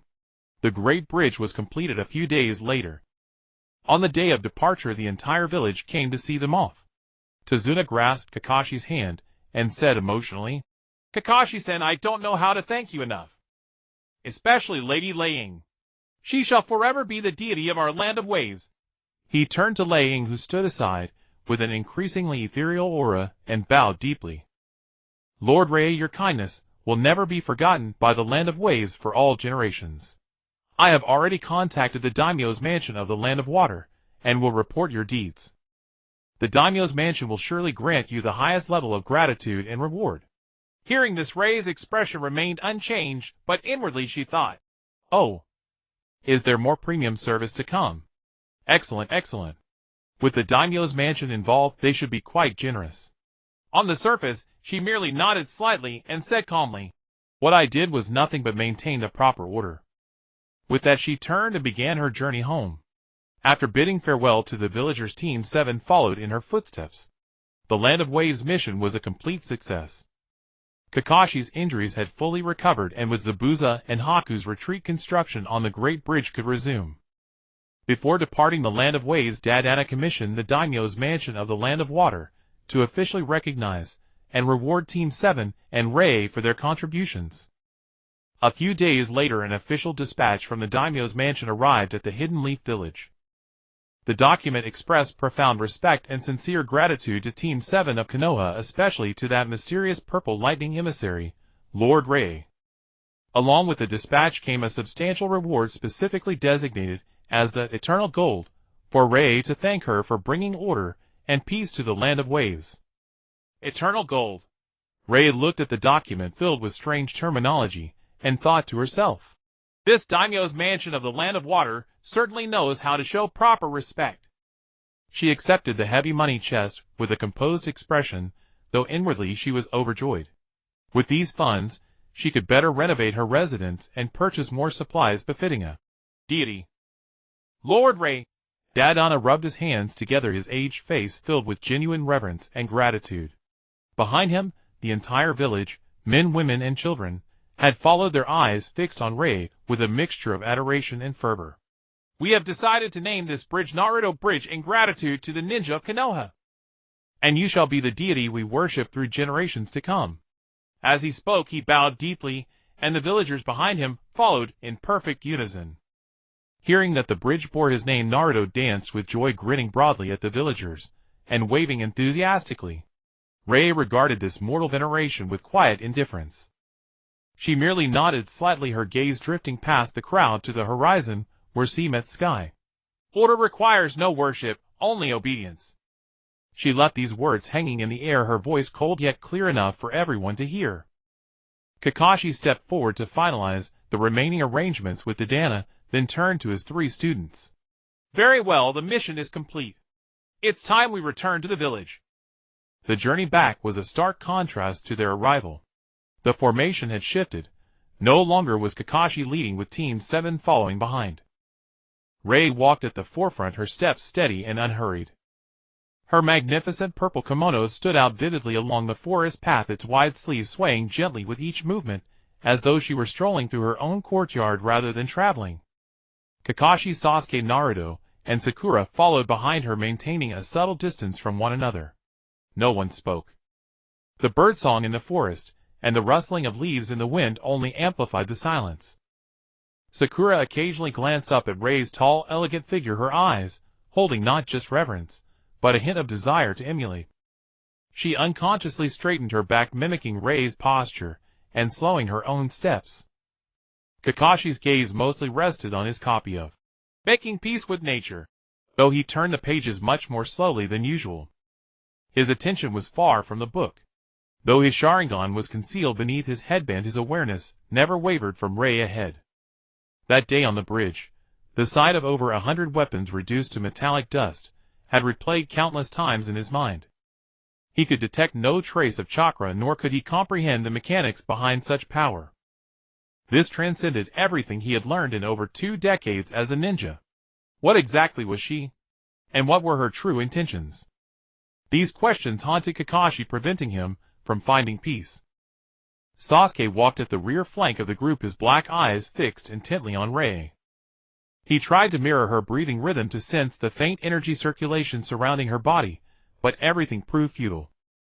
Her very existence was like an unsolvable enigma. The flame of hatred still burned within him, but now, beside it stood another peak he could never reach. He needed greater power, something that could surpass the Uchiha, the Sharingan itself. And Rei had shown him that such possibility existed. Finally, it was Naruto who broke the oppressive silence. Hey! That, Lord Rei! He quickened his pace to catch up beside her, looking up with unabashed curiosity.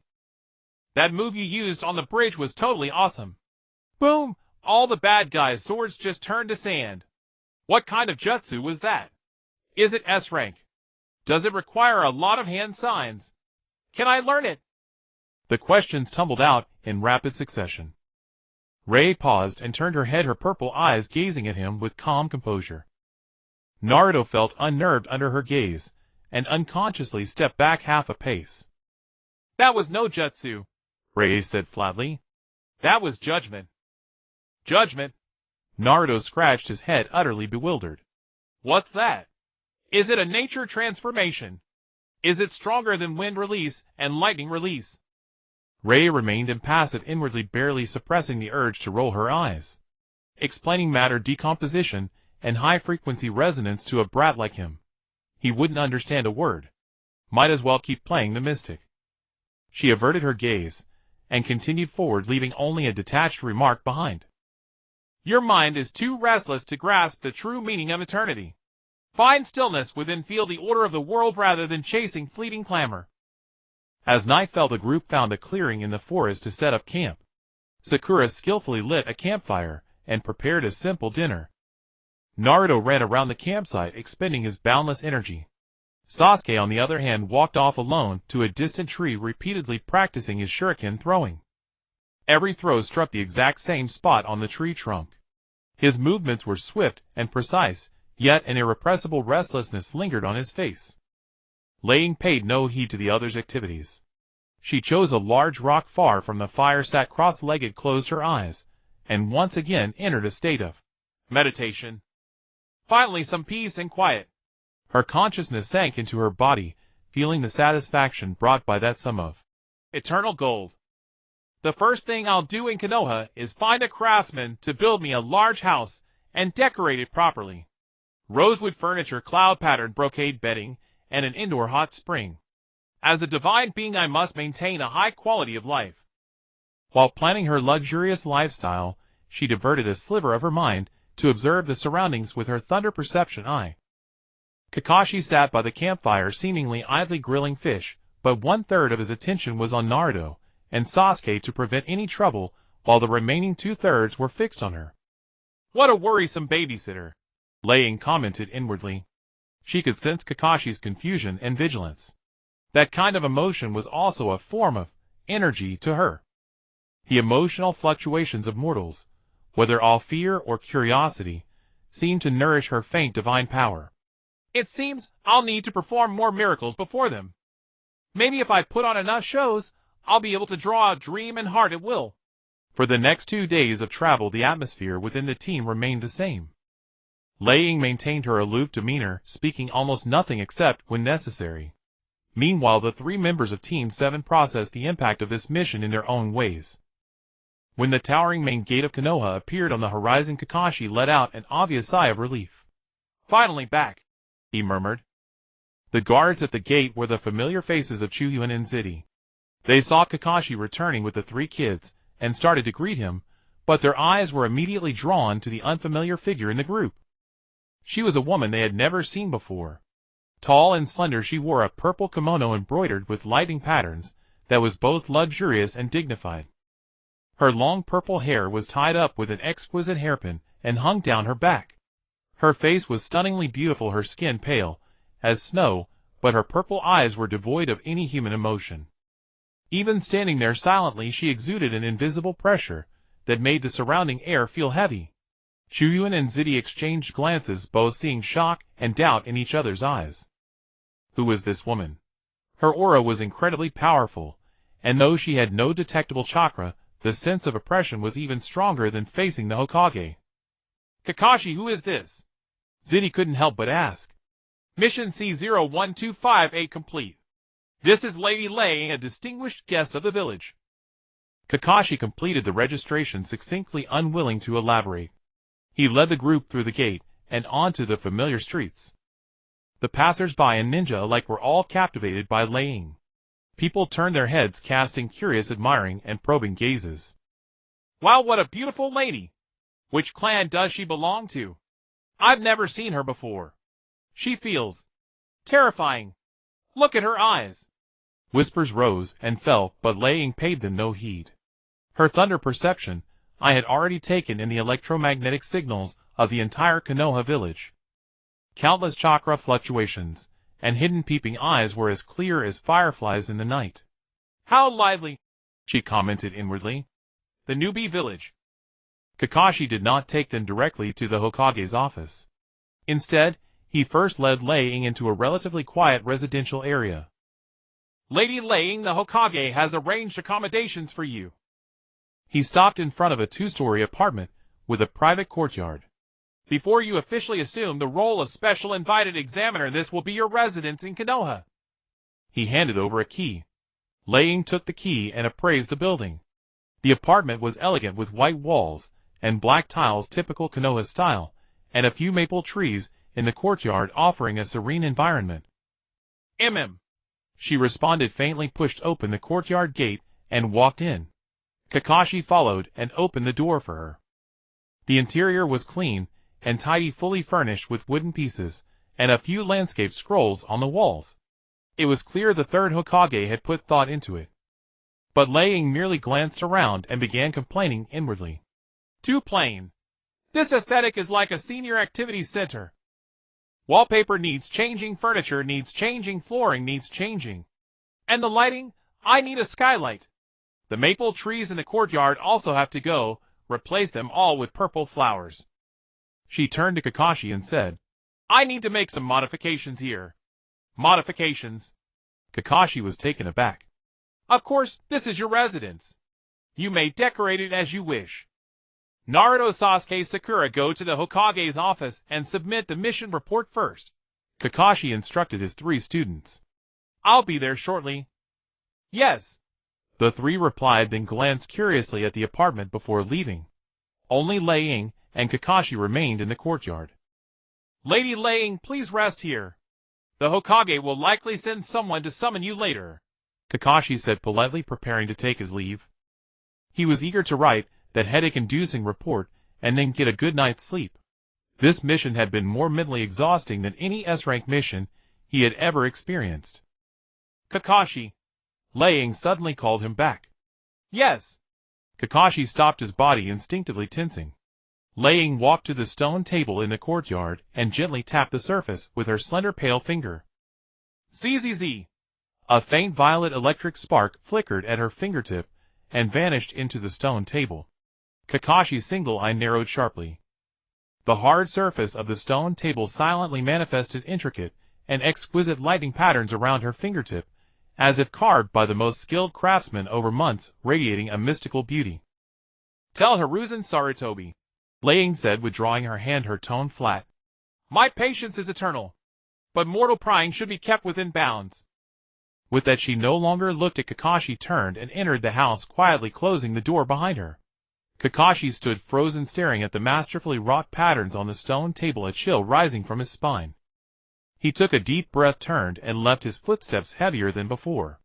Inside, Lei walked to the window, watching Kakashi's retreating figure, a faint unseen smile curling at the corner of her lips. This should buy me a few days of peace. She looked around the empty plain apartment, her mind already calculating how to use that sum of eternal gold to transform it into her first divine palace in this other world. She made some slight modifications to the apartment, incorporating a few familiar Chinese-style decorations. Though they were crude imitations, at least they gave her a hint of familiarity. The next morning Konoha village awoke in a thin mist.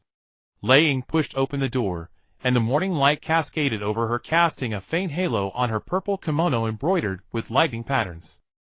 Her gaze swept across the courtyard. On the stone table, where Kakashi had stood yesterday, the lightning marks remained distinct under the sun, as if a silent declaration.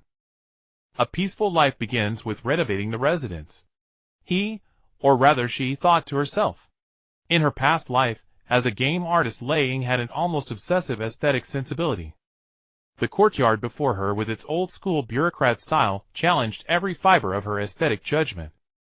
Lei Ying stepped out of the gate. Two ANBU operatives monitoring the perimeter exchanged a glance on the rooftop, and one of them silently followed. On duty so soon? Quite dedicated. Though this tracking technique is a bit crude. She paid them no heed and strode directly toward the village's commercial district. Meanwhile, at the other end of Konoha, the three Jinin of Team 7 were submitting their mission report. Inside the office, a Chunin meticulously recorded their oral account. When he heard the part about Lei Ying, his pen paused involuntarily.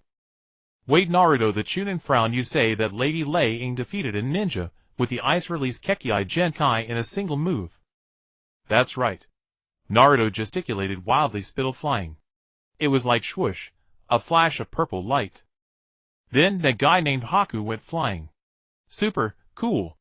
He mimicked Lei Ying's sword-drawing stance as he spoke, nearly tripping himself. Naruto, you're exaggerating, Sakura corrected, though her face betrayed an undeniable excitement. Still, Lady Lei Ying's strength is indeed formidable. And she's incredibly beautiful, like someone who stepped out of a painting. Sasuke leaned against the wall, hands in his pockets, maintaining his usual cool demeanor. After submitting the report, the three stepped out of the building. Hey, let's go have a Chiraka ramen. My treat, Naruto declared, thumping his chest. The reward from the Land of Waves mission had given him a bit of extra cash. Idiot, you'd squander money the moment you have any, Sakura chided habitually, but she followed along. Sasuke hesitated for a moment, then trailed behind. At a Chiraka ramen, steam rose in fragrant clouds. Old man. 3 bowls of miso chashu ramen. Naruto shouted as he pushed aside the curtain. Coming right up. Naruto, you worked hard on the mission, the owner Tucci greeted them with a smile. The noodles arrived quickly and Naruto wolfed them down, boasting to Tucci and I am about the mission in between mouthfuls. You don't know, we met this super powerful person. Purple hair, purple eyes, named Lei Ying. Her lightning release, while totally different from Kakashi-sensei's. Oh! How powerful? I am asked curiously. It's like... Naruto struggled for the right words, like an instant. Really just an instant, and the enemy was down. And she could conjure a sword out of thin air, from her chest. Sakura, who was drinking soup, sprayed it out. Naruto. Don't say nonsense. What do you mean from her chest?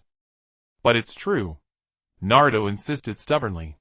The nearby ninjas and villagers eating at other tables overheard their conversation and cast curious glances their way. Lei Ying. Never heard that name before. Purple hair and eyes. Is it a Kekkai Genkai from some clan? Sounds like a very powerful ninja. In an instant, all sorts of speculation and discussion about Lei Ying spread from Ichiraka ramen, like ripples across a pond, radiating outward through the entire Konoha village. And the originator of it all, Lei Ying herself, was now standing at the entrance of a lumber shop, critically pointing at a pile of timber. This one won't do. The grain is too coarse. This one is too light in color. The lacquer finish won't look good. I want rosewood or a similar hardwood. Do you have any?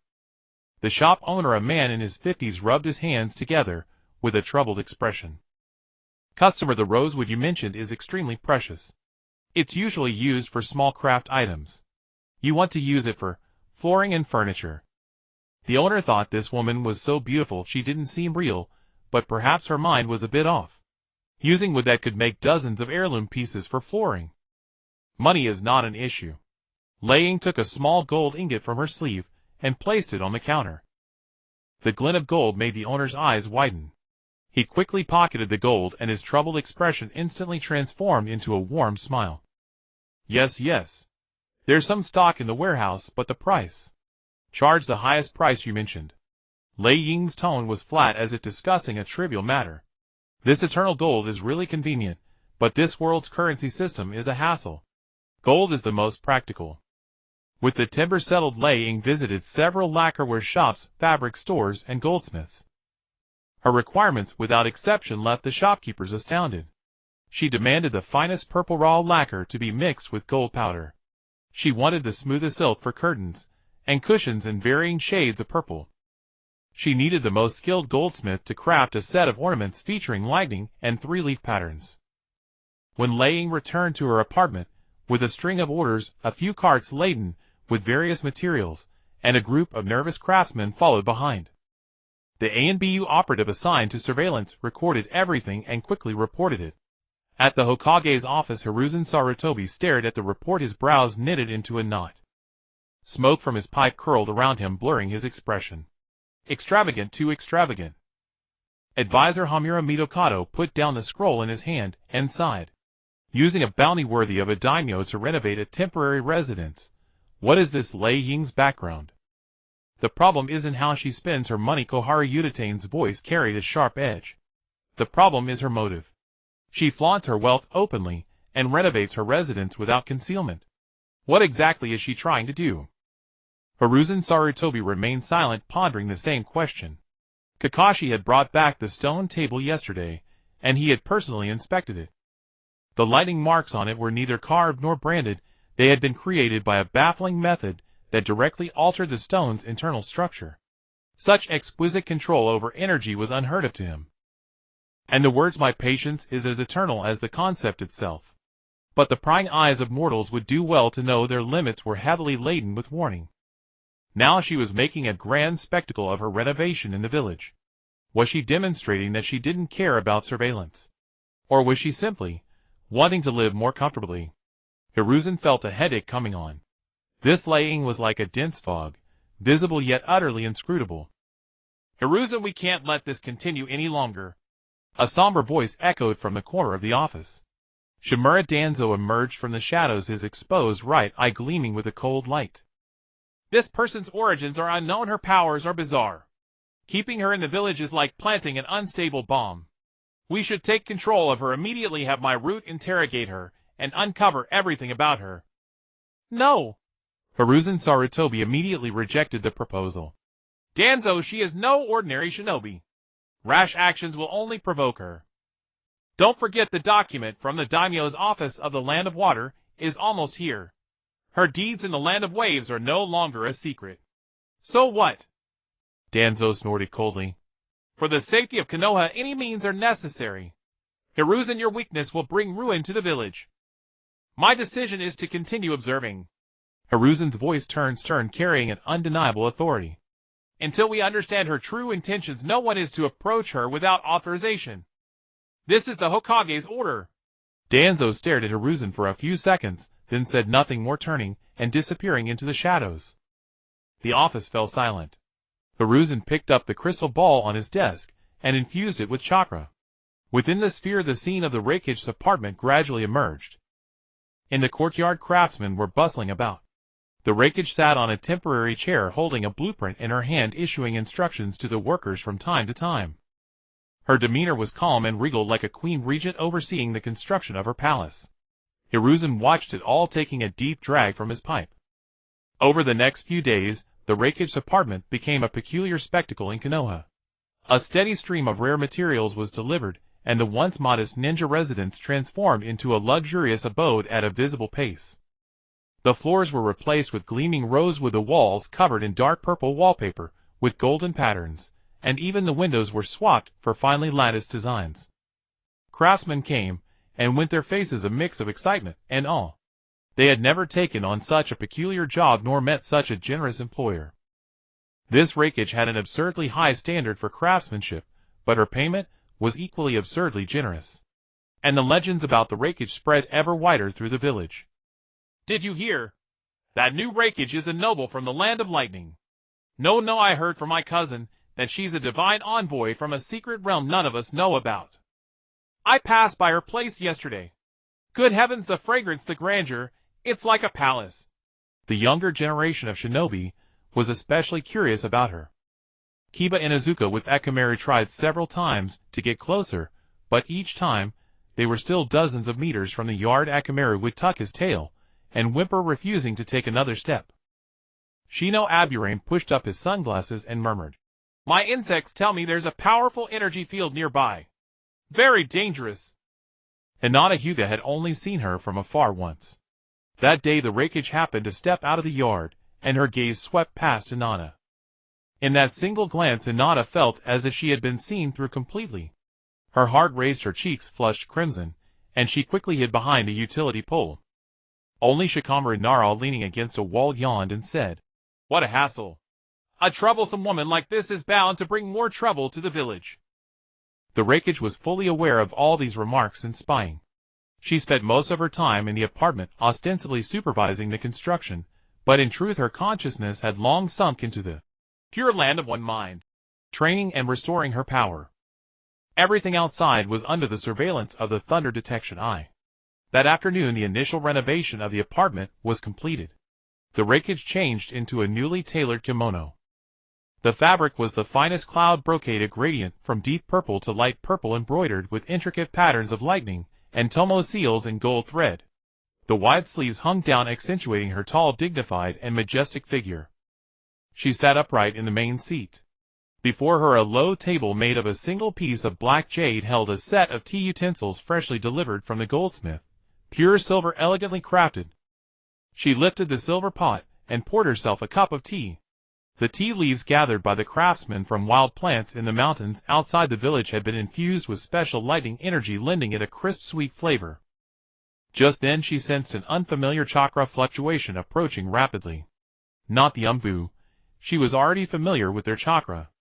This one was brimming with youthful vitality and a wild aura. The Raikage set down her teacup and looked toward the door. Bang! The courtyard gate was kicked open.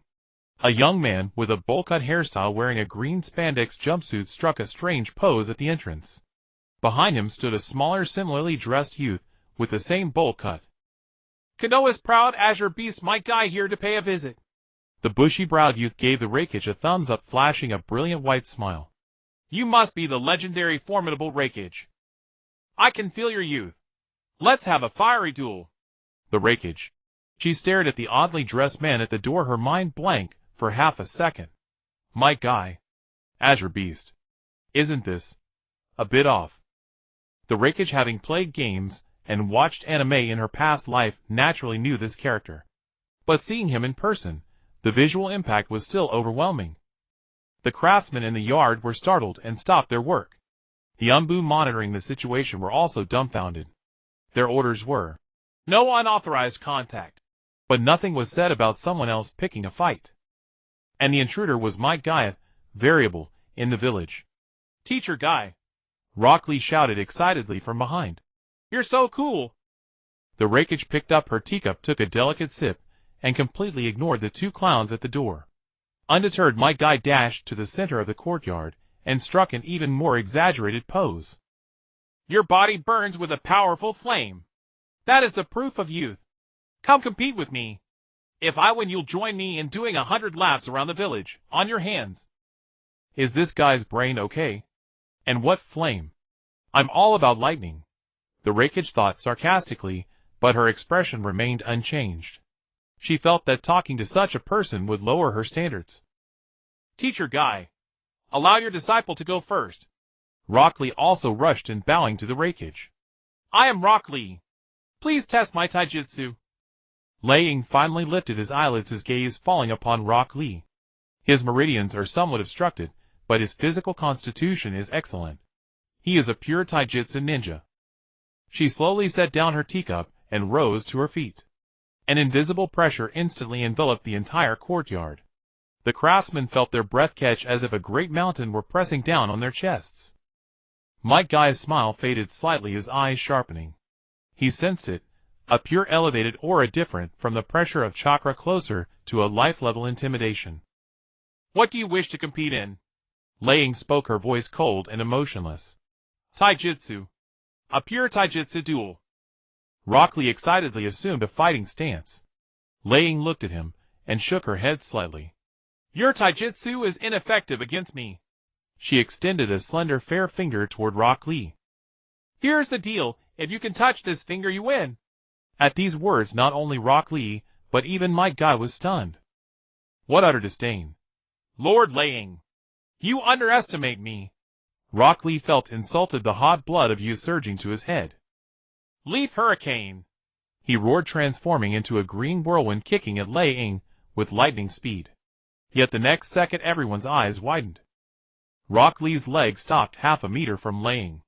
He held his kicking posture, veins bulging on his forehead, unable to advance an inch further. It was as if an invisible wall stood before him.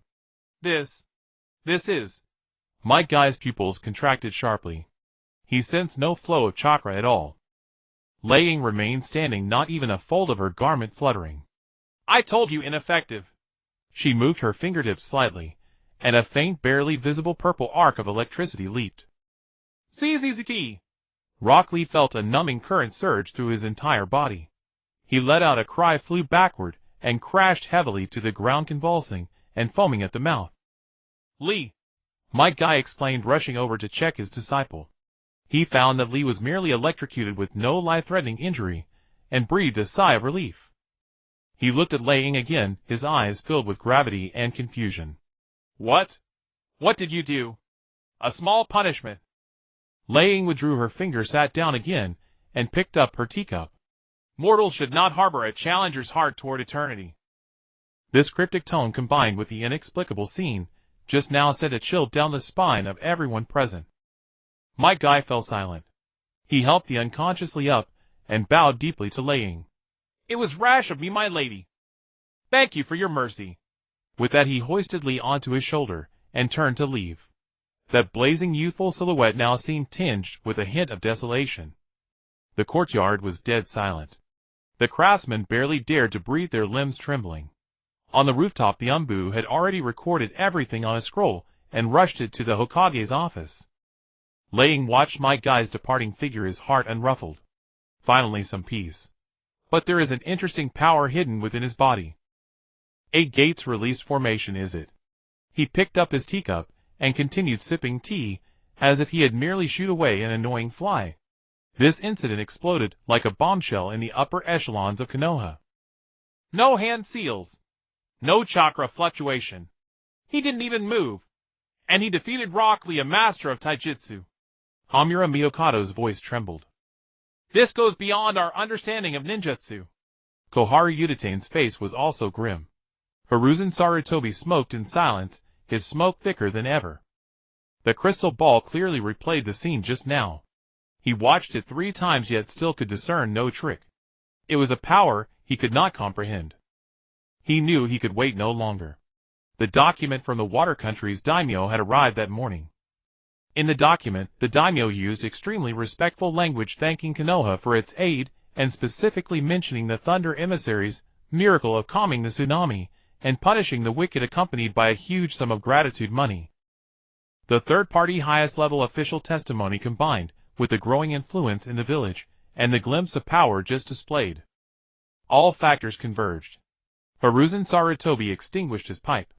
He stood, walked to the window, and gazed at the Hokage rock faces of past Hokage. Summon Lord Lei Ying to the Hokage's office. He ordered the Umbu behind him. Yes. The Umbu vanished instantly. Hiruzen Sarutobi's eyes grew deep. He had to speak with this woman in person. No matter who she was, where she came from, or what her purpose was, he needed an answer. For the order and peace of Konoha. Within Lei Ying's apartment everything had been renovated. Luxury and majesty coexisted, every detail revealing the inhabitants' extraordinariness. Lei Ying was meditating with closed eyes, sensing the divine power slowly recovering within. A masked Umbu appeared silently before her, kneeling on one knee. Lord Lei Ying, the Hokage requests your presence. Lei Ying slowly opened her eyes, her violet pupils devoid of any ripple. She stood up, adjusting her luxurious kimono. Lead the way. She arrived at the Hokage's office. Hiruzen Sarutobi sat behind his large desk smoking his pipe, his expression grave. Behind him several Umbu ninjas lurked like phantoms in the shadows, exuding faint killing intent. Laying, the third Hokage said in a low, slow voice. I have received the document from the Water Country's daimyo. Your power indeed far exceeds our imagination. He took a deep drag of smoke, his sharp eyes fixed on Lei Ying, as if trying to see into her soul. I hope you can explain to me the nature of your unique power and your origins. Lei Ying sat upright in the chair, expressionless, like a clay statue of a deity. This was a formal probe from the Konoha High Command. My power comes from eternity. My origin has nothing to do with this world. Lei Ying spoke calmly, her voice carrying an unassailable authority. I came here to witness the note of destiny and guide mortals toward order and eternity. She evaded with her usual cryptic rhetoric, but her tone brimmed with an unshakable confidence that left no room for rebuttal. Hiruzen Sarutobi frowned, knowing she would not easily reveal her secrets. He took a deep drag of his pipe, the scarlet ember flickering uncertainly in the bowl.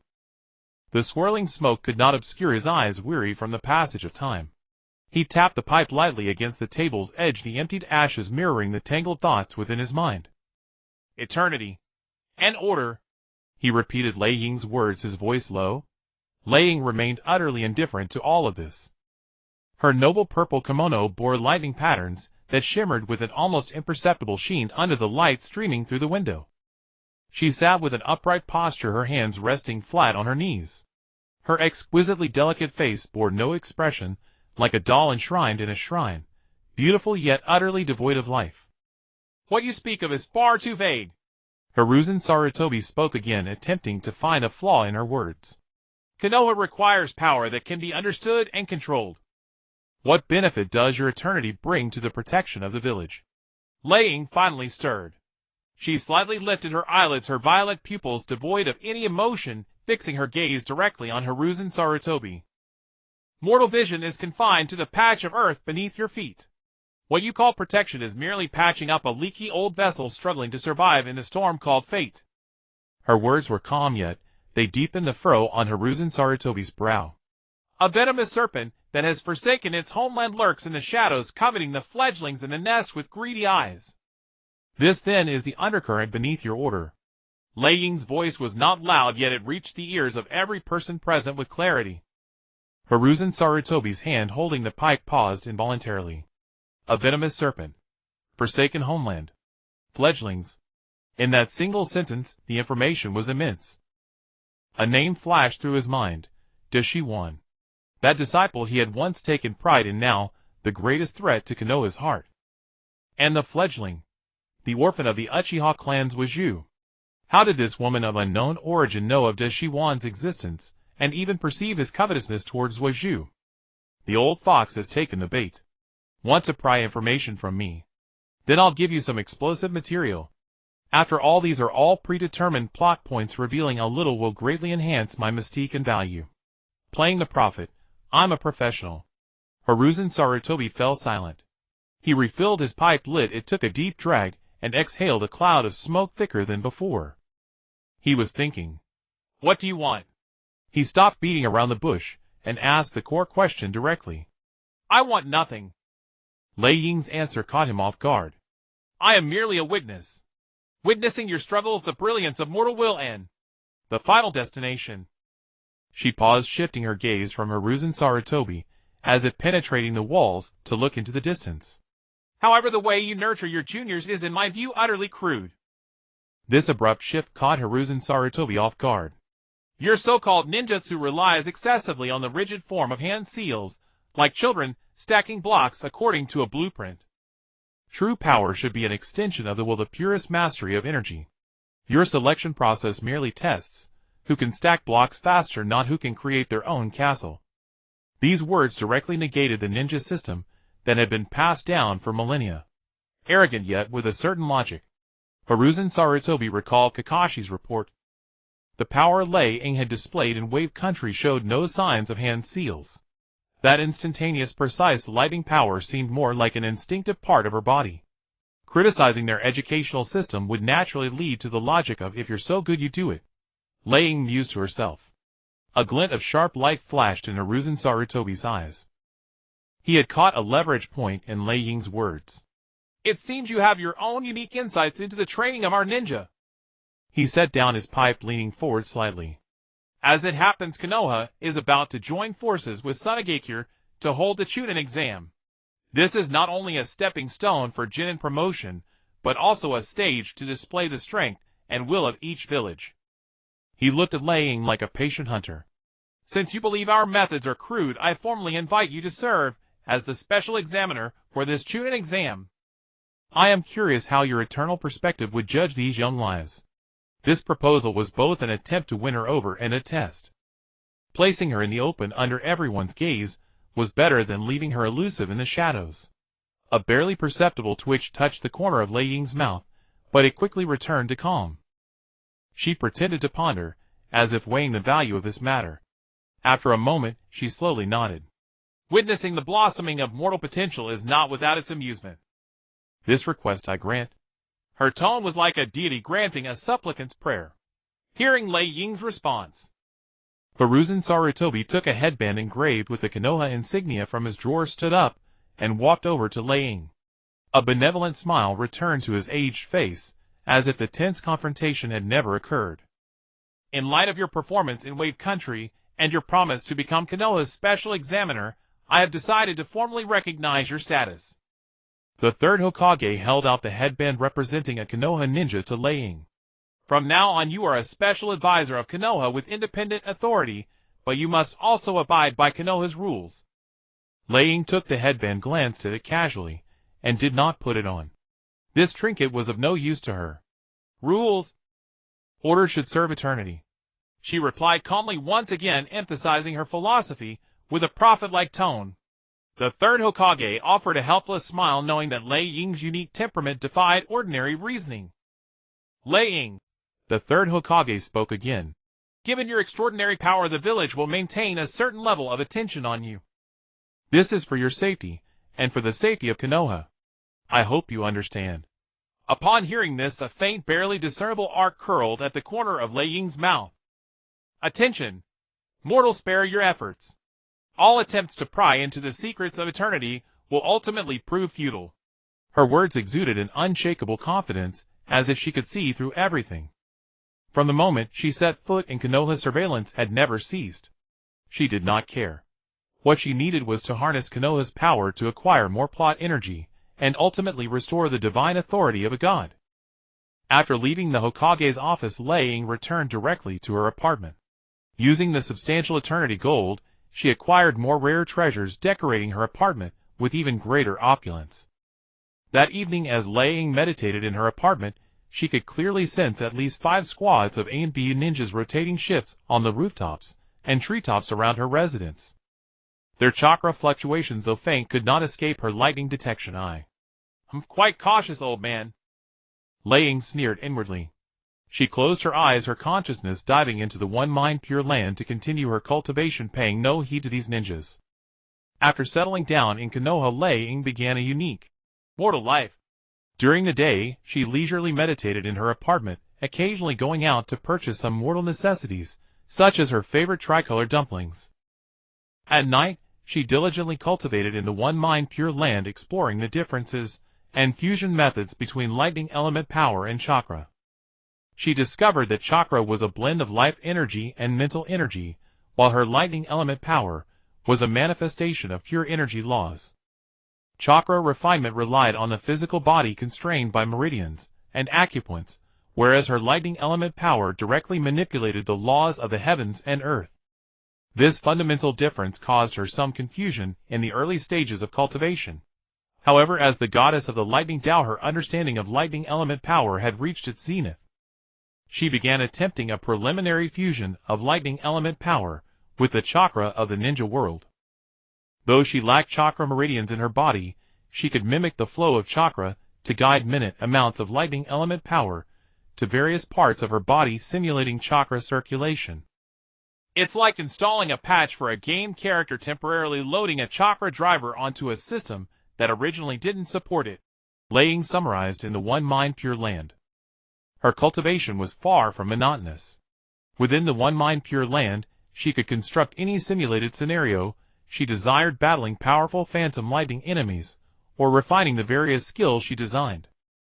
There were no concerns about energy consumption. She could freely unleash and master her power. She even began to test some of her designed lightning element applications, such as lightning enchantment and lightning element shield. Everyday life in Konoha was not without its changes.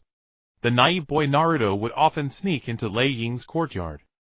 He seemed exceptionally curious about her ability to release lightning without hand seals, constantly pestering her to teach him ninjutsu. Lady Lei Ying, teach me the technique that can electrocute people. If I learn it, I can become Hokage. Naruto looked at her with eager anticipation, his clear blue eyes burning with a thirst for power. Lei Ying glanced at him and thought inwardly, this kid is truly a living power bank for a god. The immense energy of the Nine Tails within him is like a mobile treasure trove. If I could make good use of it. On the surface, she remained aloof, extending a finger with a faint electric spark gently flicking Naruto's forehead. Mortal, your foundation is unstable. Forcing the learning of divine power will only lead to self-destruction. Zap.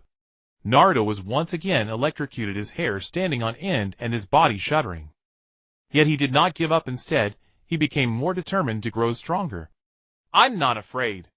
Lady Lei Ying, please teach me. Lei Ying shook her head helplessly. Despite her words, she agreed to teach Naruto, for she had discovered a peculiar resonance between the Nine-Tails chakra within him and her lightning element power. She even attempted to guide Naruto in better mastering the Nine-Tails power, using her own methods and the principles of lightning element operation to inspire him. To Naruto, this was Lady Lei Ying's unique way of mentoring. Kakashi meanwhile maintained his habit of spying. He often lurked around Lei Ying's apartment, using his Sharingan to observe her training methods. He noticed that when she trained in the courtyard, she released faint lightning attacks instantly, without any hand seals. He attempted to copy the technique with his Sharingan, but found it impossible to analyze the principle of her power. One day, while spying on her rooftop, Lei Ying decided to toy with him. Mortal is spying a talent of you ninjas, she said calmly. Kakashi's body stiffened. He hadn't expected her to detect his presence. Just as he was about to explain, a thumb-sized lightning element sphere condensed at the tip of Lei Ying's finger. The sphere glowed with purple light containing powerful currents within. Whoosh! The lightning element sphere struck Kakashi's ankle in the blink of an eye. Zap! Kakashi felt a surge of electricity course through his entire body, paralyzing him, and causing him to fall from the rooftop with a muffled groan. His body convulsed on the ground, his hair standing on end, and a trace of scorch marks on his face. Mortal, your actions are an impurity to the order of eternity. Consider this a warning, Lei Ying said indifferently, though inwardly she thought she might have been a bit too rough. This guy's hairstyle has turned into a Super Saiyan. Nevertheless, he deserved it for spying on her. Kakashi struggled, supporting himself, with one hand trying to stand. The paralysis made every movement agonizingly difficult. He clutched his struck ankle, where the muscles twitched uncontrollably. He looked up, his uncovered eye filled with shock and weariness. He hadn't even seen the trajectory of the attack in that instant. His Sharingan had only caught a tiny purple dot before the devastating paralysis overwhelmed him. Lei Ying looked down at him from above, her exquisite face devoid of expression. She was dressed in a magnificent purple kimono, its wide sleeves gently fluttering in the evening breeze, her long purple hair flowing behind her, exuding an inhuman divine pressure. Kakashi took a deep breath, forcing down the tremors in his body, and slowly straightened up. He studied this woman. She had been a colossal enigma ever since she appeared in the Wave Country. What is your real purpose? Kakashi asked in a low voice, his hand instinctively reaching for his ninja tool pouch. I pursue eternity. Lei Ying gave her usual oracle-like standard answer. She extended a slender finger, and a tiny spark of lightning flickered at its tip, emitting a soft crackle. Kakashi's body tensed instantly, his muscles ready to dodge. But the spark did not shoot out, it merely danced on her fingertip before fading. Spying on a deity is not wise. Next time it won't be just a warning. Lei Ying withdrew her hand, and tucked it into her sleeve. With that she ignored Kakashi, and turned to walk back to her apartment. The wooden clogs clicked sharply against the ground, echoing crisply in the silent night. Kakashi stood still, watching her silhouette disappear behind the door, and did not move for a long time. He reached up to touch his still spiky silver hair, feeling the lingering scent of scorch on his face, and let out a wry smile. He did not linger any longer. With a flicker, he vanished from the spot. In the shadows around the apartment, several Umbu ninjas, wearing masks, exchanged glances, each seeing the helplessness in the other's eyes. Lei Ying had custom-made several sets of gorgeous kimonos, and ate various flavors of tricolor dango, every day living a carefree life, as a deity, without worries about food or clothing. Her power was also steadily increasing. Through daily meditation and training in the Isenjintu, she refined her control over the lightning element with greater precision. One evening a knock came at the door of Lei Ying's apartment. This time Kakashi did not climb through the window, but stood properly at the entrance, holding a bag of money and documents entrusted by the third Hokage. Lei Ying opened the door, her violet eyes gazing at him calmly, as if the one who had struck him with lightning that afternoon was not her. Something. Her voice was cold, devoid of any emotion. Kakashi scratched his half-messy hair, and handed over the items in his hand. Lord Third's orders. These are the residence documents and activity funds for you as a special advisor. Lei Ying took the items, casually weighed the money pouch, and the metallic clinking inside was crisp and pleasant. She did not look at the documents, but merely gave Kakashi a faint glance. The offerings of mortals. I shall accept them for now. Her words still carried that divine arrogance. With that she closed the door, leaving Kakashi alone outside. Kakashi touched his nose, at a loss for what to do. It was impossible to reason with this woman. After Kakashi left, Lei Ying's life fell back into tranquility, except for that boisterous boy. This overly energetic boy seemed to have an endless curiosity about Lei Ying. He always found ways to sneak into her courtyard. Lady Lei Ying, teach me that no-hand seal technique today, please. Naruto clasped his hands together, looking at Lei Ying with hopeful eyes, as she sipped tea under the veranda. Lei Ying did not even lift her eyelids. She extended a slender finger. At the fingertip a tiny spark of lightning danced. Mortal, your capacity is not yet sufficient to bear divine might. Forcing it will only shatter your fragile shell. Before the words faded, the lightning flashed and vanished. Ah! Naruto once again experienced the sensation of electric current surging through his entire body. His hair stood on end, his body convulsed as he fell to the ground, and a wisp of smoke emerged from his mouth. Lei Ying withdrew her finger, picked up her teacup, and took a light sip. This kid's chakra is a treasure trove. With just a bit of stimulation, the Ninetales energy that leaks out is enough for me to absorb for a while. It seems I need to guide him often. She was indeed guiding Naruto. Each electric shock was not mere punishment. Using pure lightning element power, she stimulated the chakra within Naruto, allowing him to unconsciously learn how to control the vast energy more delicately rather than letting it rampage wildly. Of course, in Naruto's eyes, this was just Lady Lei Ying's unique training method. As for Kakashi, since that visit, he seemed to have found a new mode of interaction with Lei Ying. He no longer spied covertly, but openly dropped by. However, he still preferred climbing through the window, and always managed to find her when she was having tea or snacks. Lei Ying had also grown accustomed to his unpredictable appearances, and would even place an extra teacup on the windowsill table in advance. Their conversations were few. Most of the time Lei Ying would savor her tea and snacks while Kakashi leaned by the window half-heartedly reading his Ika Paradise, occasionally asking a question about eternity that was destined to remain unanswered. This strange harmony lasted for a while, until the atmosphere in Konoha village began to subtly change. More and more unfamiliar faces appeared on the streets, their forehead protectors bearing different emblems.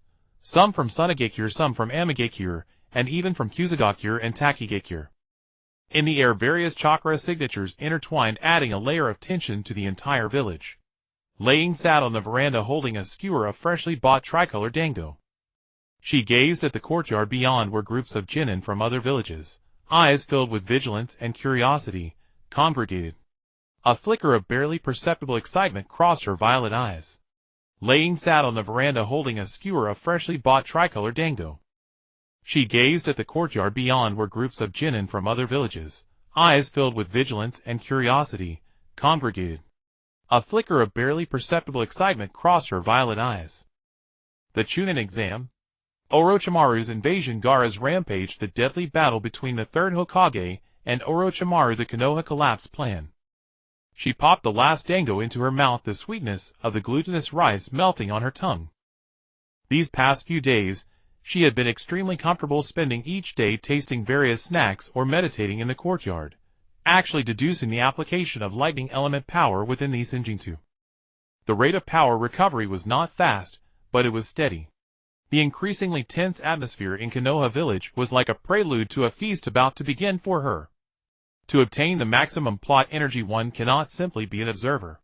At critical junctures one must intervene in the guise of a deity, leveraging the smallest cost to trigger the greatest plot shift. Orochimaru, do not disappoint me. Lei Ying's mind was as calm as water, but the plan had already been rehearsed thousands of times in her thoughts. A few days later, on the morning of the second exam, the sky was barely light, and a hint of chill lingered in the air. Outside Lei Ying's divine palace, a figure appeared silently. It was not Kakashi climbing through the window, but an Umbu member wearing a pure white mask. Knock, knock, knock. Lei Ying slowly opened her eyes. She had already sensed the arrival through her lightning perception eye.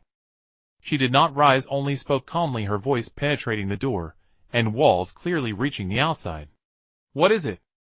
Lady Lei Ying, Lord Hokage commands that for today's second Chunin exam you are to proceed to training ground No. 44 to serve as a special guest examiner. Understood. Only 2 words came from within the door, then silence. The Umbu member stood outside for a moment, confirming there were no further instructions, then vanished with a flicker. After about the time it takes to burn an incense stick, the gates of the divine palace slowly opened. Lei Ying stepped out. Today she donned a new kimono of a deeper purple fabric, its surface embroidered with intricate silver threads depicting thunderbolts and auspicious clouds. As she moved, the silver light shimmered, exuding an extraordinary elegance. Her wide sleeves swayed gently with each step, radiating an aura of unapproachable majesty. Ignoring the prying glances around her, she strode directly toward the 44th training ground at the edge of the village. The atmosphere on the streets was heavier than in previous days. Candidates from various villages hurried by, their faces a mix of excitement and tension. The lightning shadow walked slowly among the crowd, yet seemed to exist in another world. Everyone instinctively gave her a wide berth within 3 feet, as if an invisible wall surrounded her.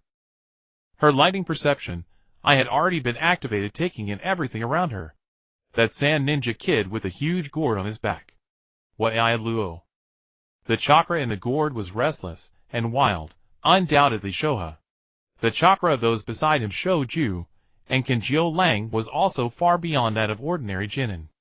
The trio from the Inin village had cold and pure chakra, carrying traces of non-human modifications. Orochimaru's handiwork, crude yet effective. That branch family genius of the Rixiang clan, with a highly pure Baiyin, but his chakra was filled with resentment toward the main family. A useful pawn. To her these were all walking narrative energy, the sustenance for her recovery of power. Soon she arrived at her destination, the 44th training ground, also known as the Forest of Death. Tall barbed wire fences encircled the entire forest, and a row of solemn Konoha ninjas stood at the entrance. Inside, ancient towering trees blotted out the sun, exuding a primal and dangerous aura. You must be the Lightning Shadow-sama. A Chunin responsible for guiding approached quickly, his demeanor extremely respectful. Lady Hong Do is already waiting for you. He led the Lightning Shadow past the area where candidates gathered to a makeshift examiner stand. A woman was leaning against the railing, idly twirling a kunai, a bloodthirsty smile on her face. She wore a beige trench coat over a seductive fishnet shirt, and a black miniskirt revealed long, powerful legs. She was the proctor of the second exam, Yusho Shi Hong Do. Hong Do's eyes lit up at the sight of the lightning shadow.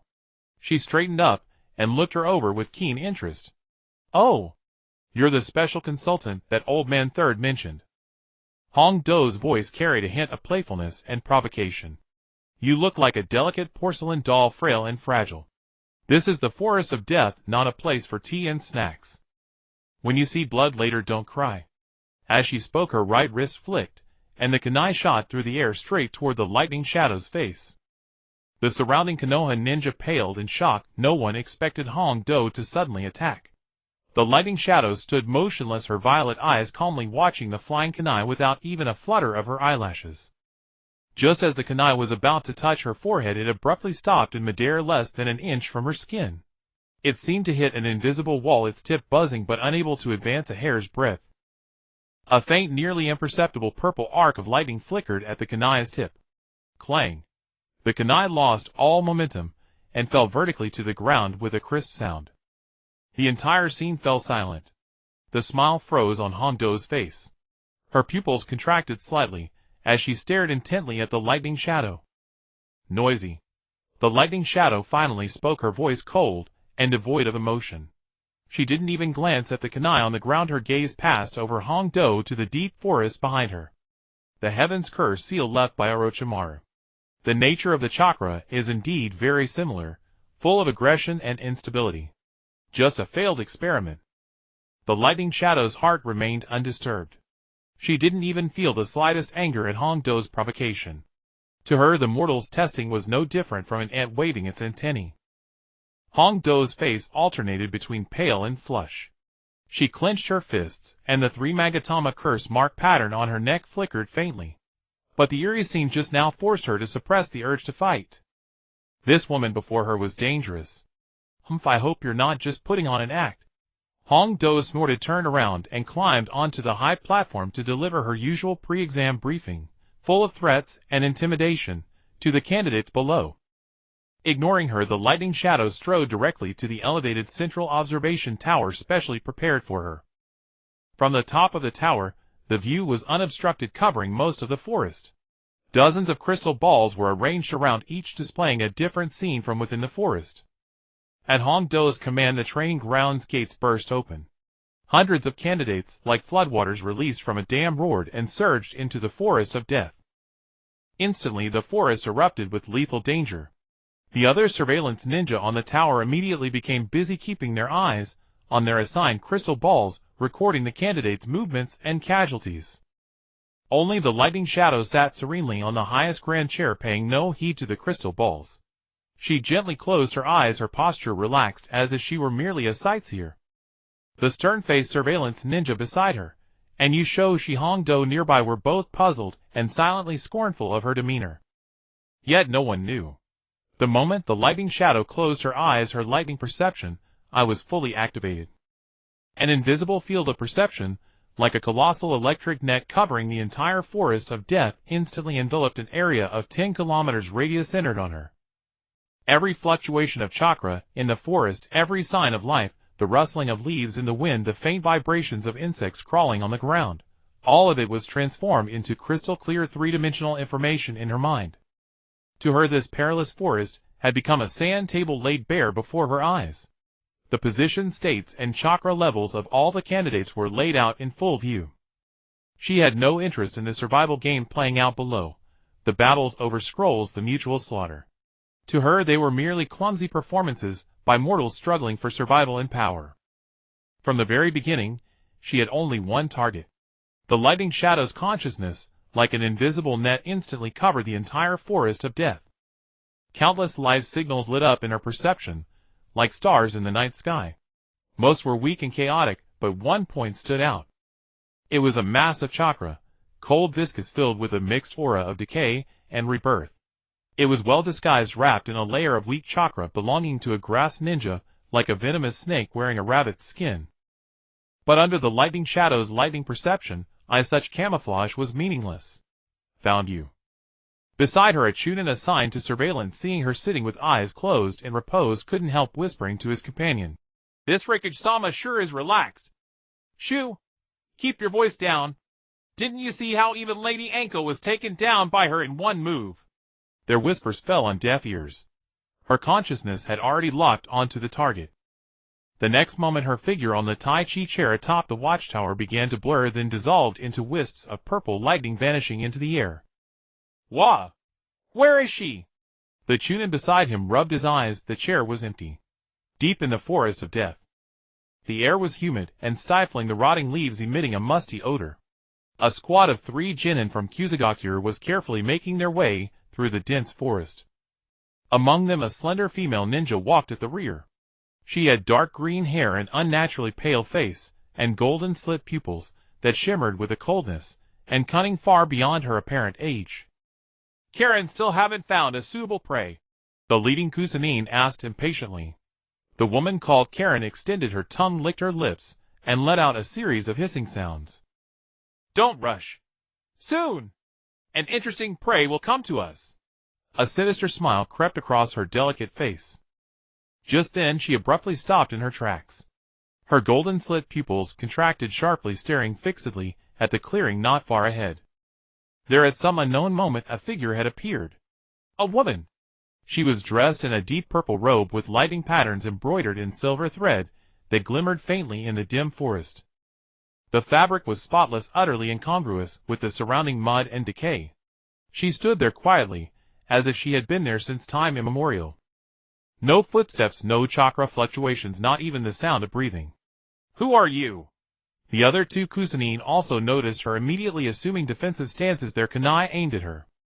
Karen did not move, her body froze. An unprecedented sense of danger surged from the depths of her soul. The woman before her gave her the feeling of facing a natural predator. She saw the woman slowly lift her head, a pair of purple eyes gazing at her with indifference. Orochimaru. The voice was calm, devoid of any emotion, yet it struck like thunder in Karen's mind. Her disguise was flawless, even her aura perfectly imitating that of the girl named Karen. Even the third Hokage himself, if present, could not have seen through it at a glance. But this woman, with just a glance and a single address, had stripped away all his disguise. What are you talking about? I don't know any Orochimaru. Karen's voice carried the appropriate panic and wariness of a young girl. She took a half step back, her body trembling slightly, an impeccable performance. Seeing this, her two companions felt emboldened. Hey! Who are you? Stop playing tricks here. Get lost, or we won't be polite. One of the Kusanine shouted, hurling his kunai with force. Rikich's gaze didn't even shift, still locked on Karen.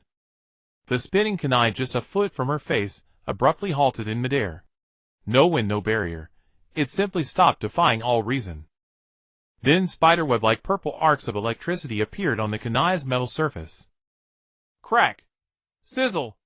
With a faint crisp sound, the steel kunai, under the horrified gaze of the two Kusanine, began to disintegrate from the tip, inch by inch, crumbling into the finest black dust carried away by the forest breeze. Your soul is incompatible with this vessel. Rikich spoke again, her voice still flat.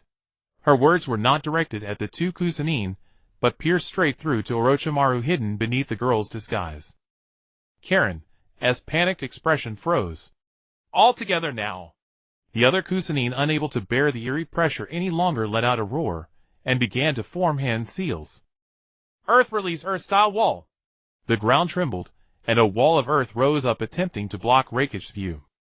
However, the wall had barely risen half a meter when it silently split apart, turning into a handful of dry sand that cascaded down. Rikich merely took a step forward. The two Kusanine felt their hair stand on end, a primal fear gripping their hearts.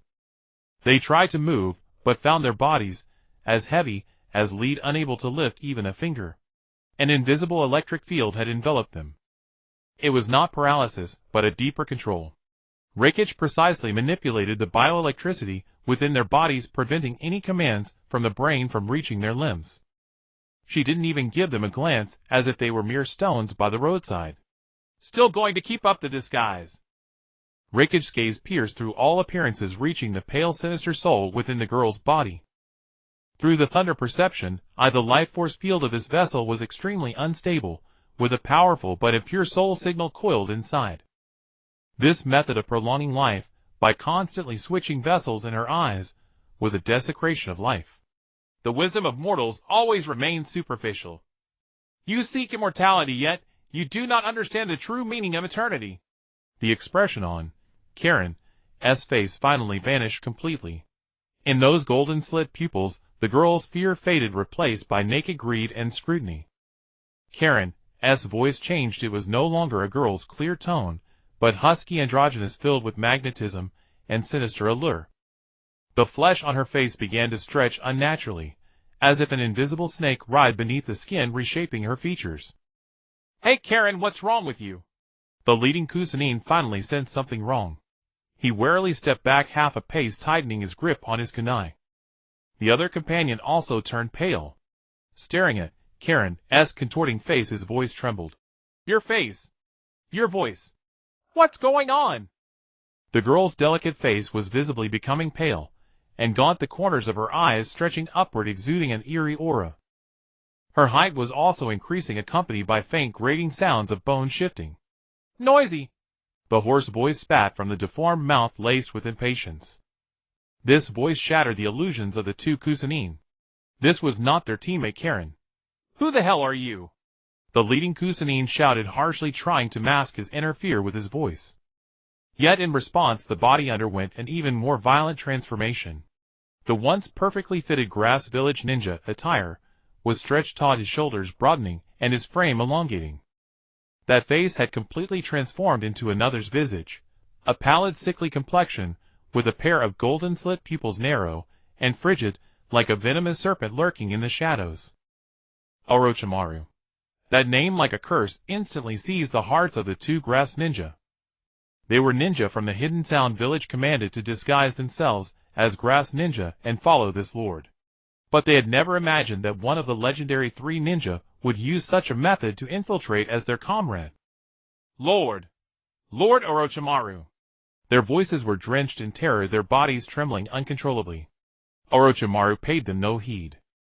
He appraised the wreckage with keen interest, as if admiring a perfect work of art, or rather a precious specimen for experimentation. Your perception does exceed my expectations. He extended his elongated tongue, licking his lips. I believe this vessel's disguise to be flawless. Even Master Sarutobi could not have seen through it at a glance. How? How did you manage it? The woman before him was perfect. That body was the ultimate vessel, as if crafted for eternal life.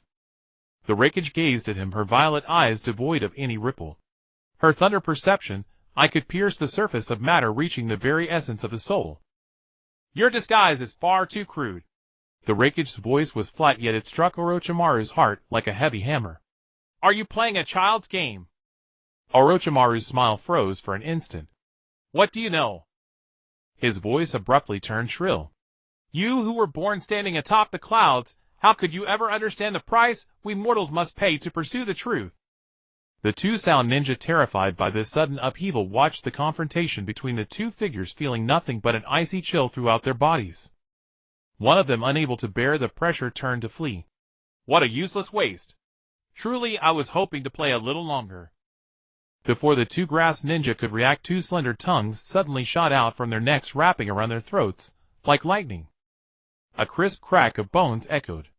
The two grass ninja collapsed limply, not even a scream escaping their lips. Truly, I was hoping to play a little longer. Orochimaru tore off the disguise on his face, revealing his pale, eerie visage. He extended his long tongue, licking his lips, his golden slit pupils brimming with greed and curiosity. Your body.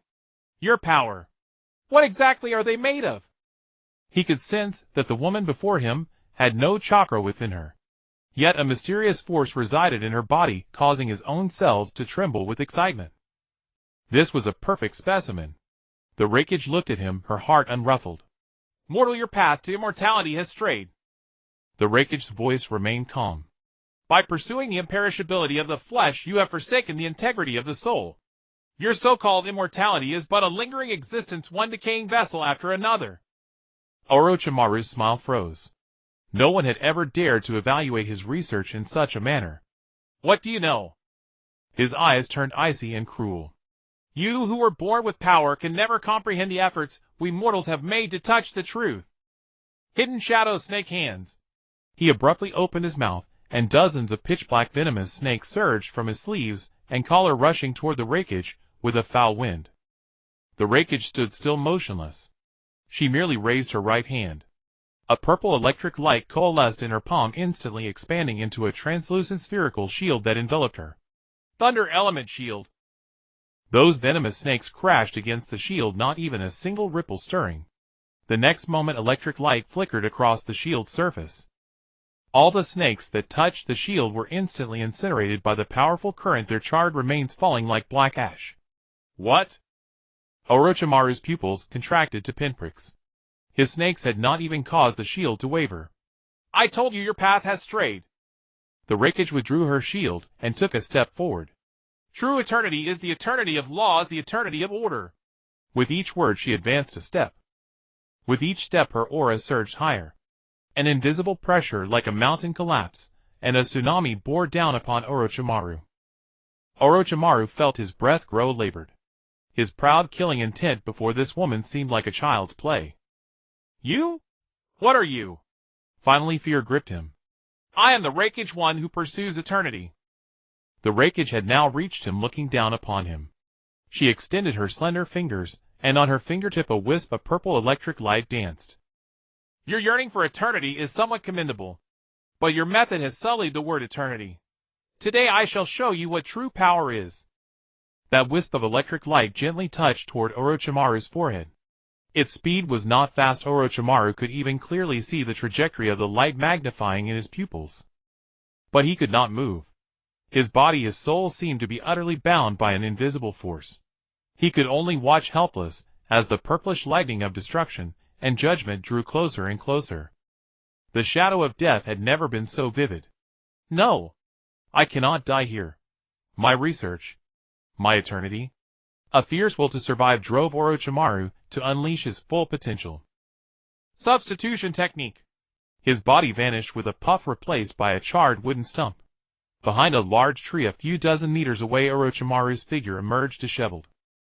He gasped for breath, his face etched with lingering fear and shock. In that moment, he had truly believed he would die. The Raikage did not pursue, merely looking at him indifferently.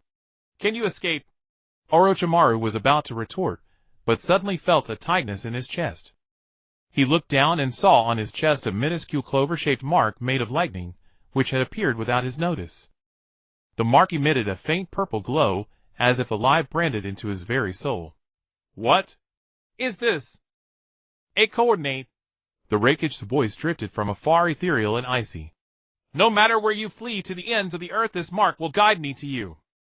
When you appear before me again, I hope you bring something more interesting. You? Orochimaru was both shocked and enraged. He tried to use his chakra to dispel the mark, but found that his chakra upon touching the purple lightning melted away, like snow under a scorching sun. That mark could not be interfered with by conventional energy. He looked up toward where the Raikage had stood, but the spot was already empty. Only the scorched traces of electric arcs in the forest bore witness that the events were no illusion.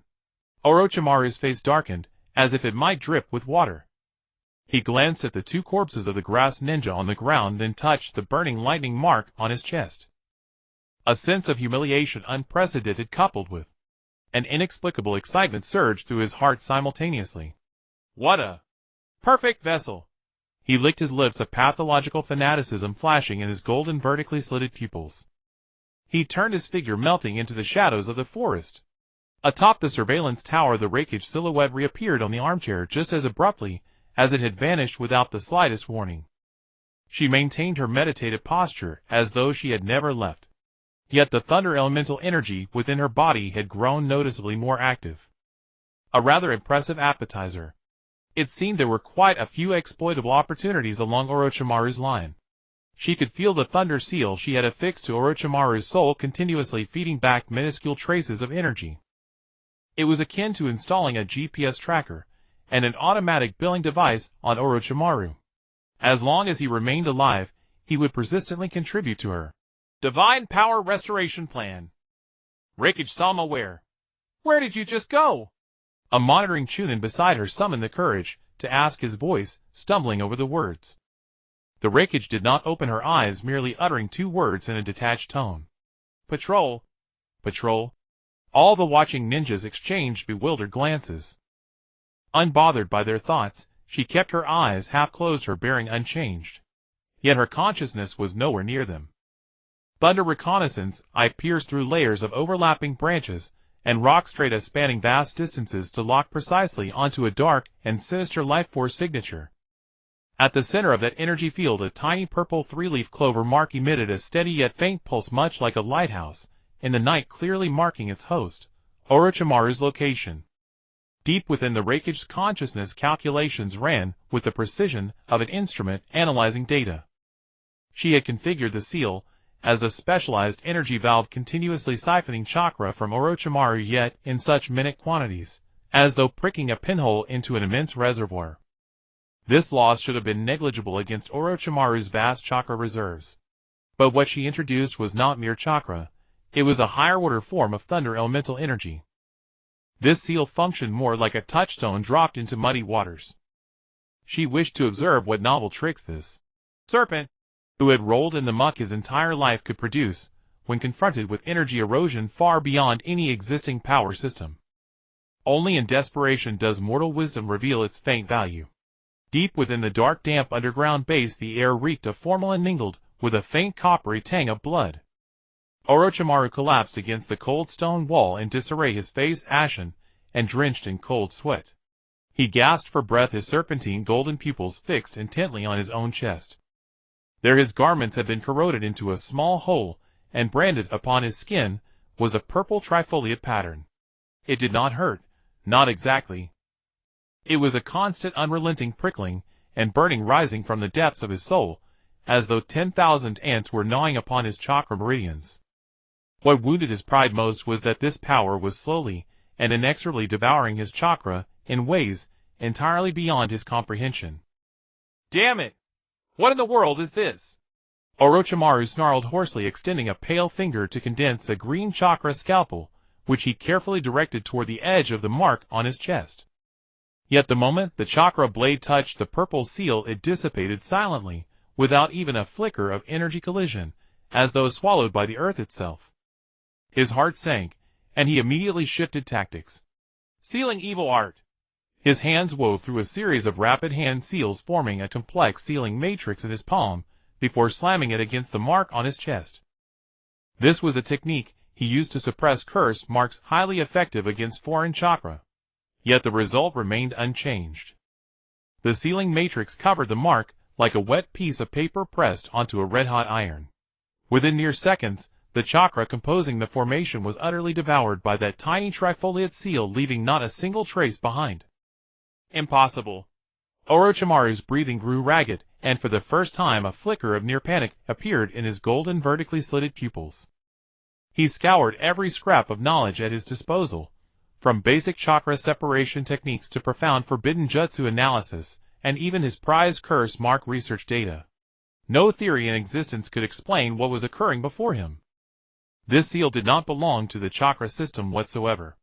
It defied logic, ignored all rules, and simply existed there with raw oppressive dominance, devouring any energy that drew near. After more than a dozen failed attempts, Orochimaru slumped to the ground, his back pressed against the freezing stone wall. He could clearly feel his chakra being slowly and steadily siphoned from his body by the mark on his chest. The chakra was broken down and converted into an energy state entirely alien to him before dissipating into nothingness. Weakness washed over him, like a tide eroding his will bit by bit. Just as he teetered on the edge of despair, an entirely different power awoke deep within him. That power originated from the Ryuchi cave, the natural energy he had secretly studied all along.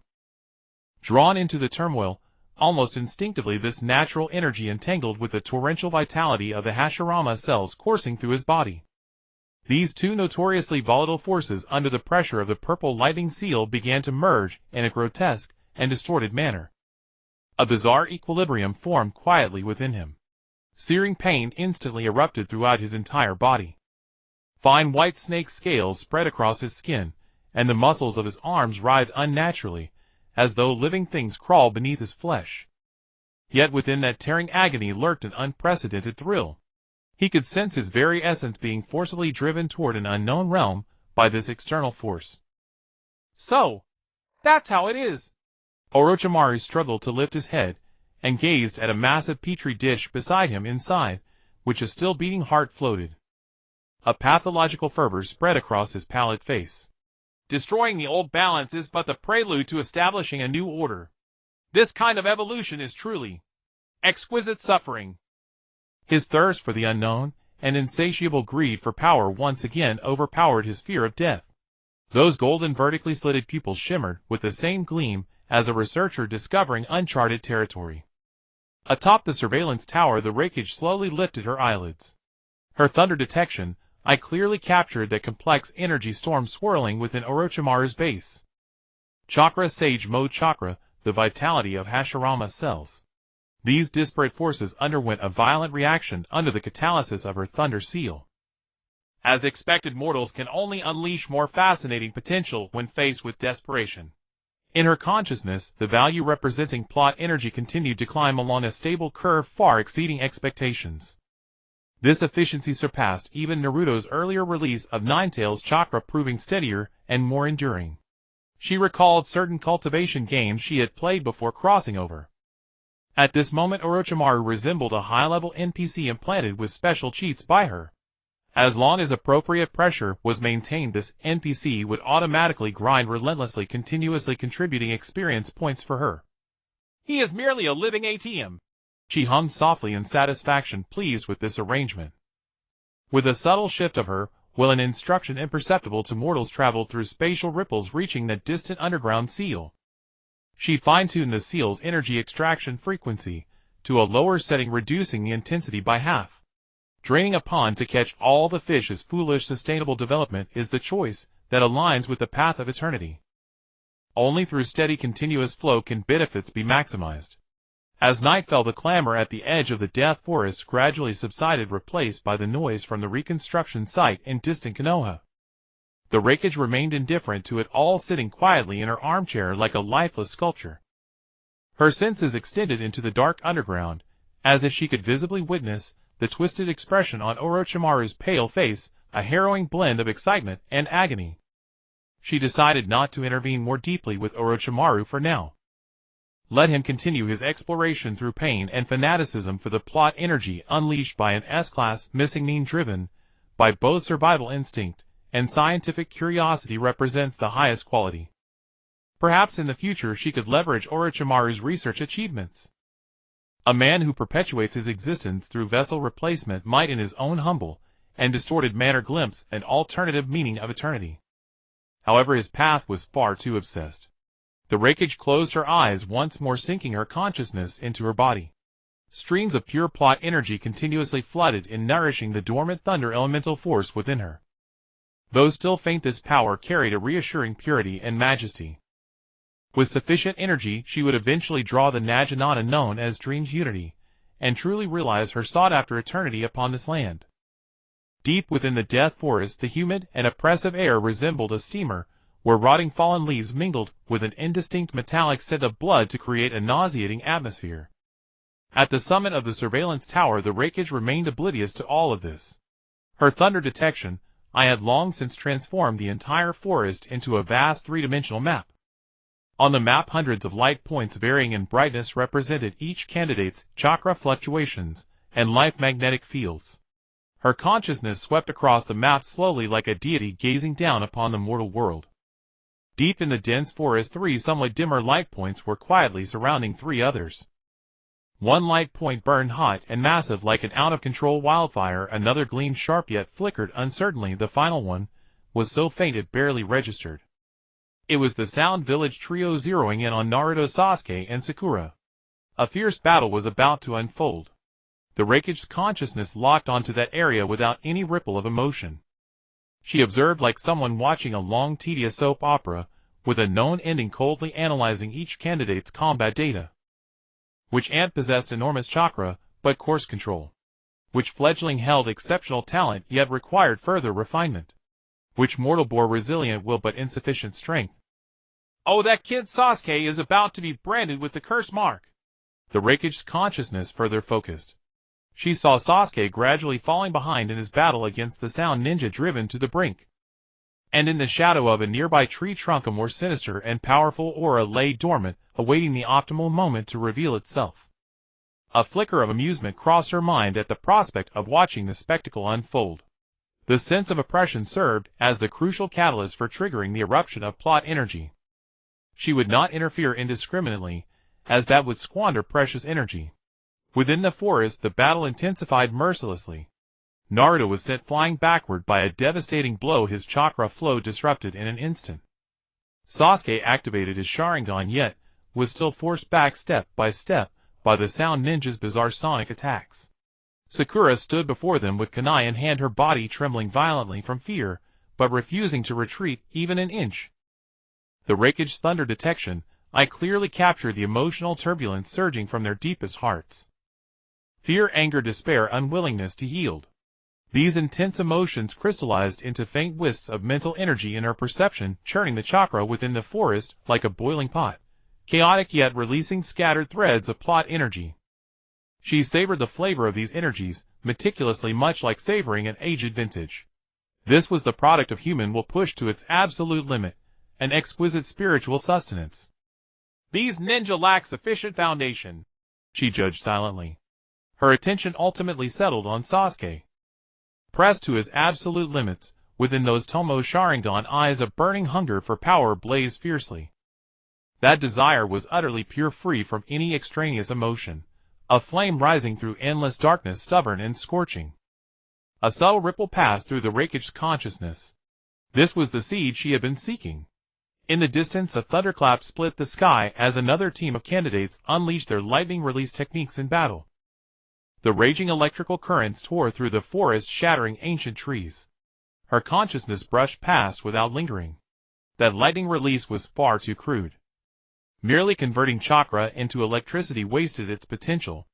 Compared to the thunder elemental force she commanded, one that followed the fundamental laws of the cosmos, it was little more than a child's scribble.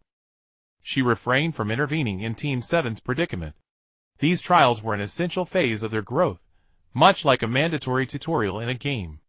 Though arduous, they laid the critical foundation for their development.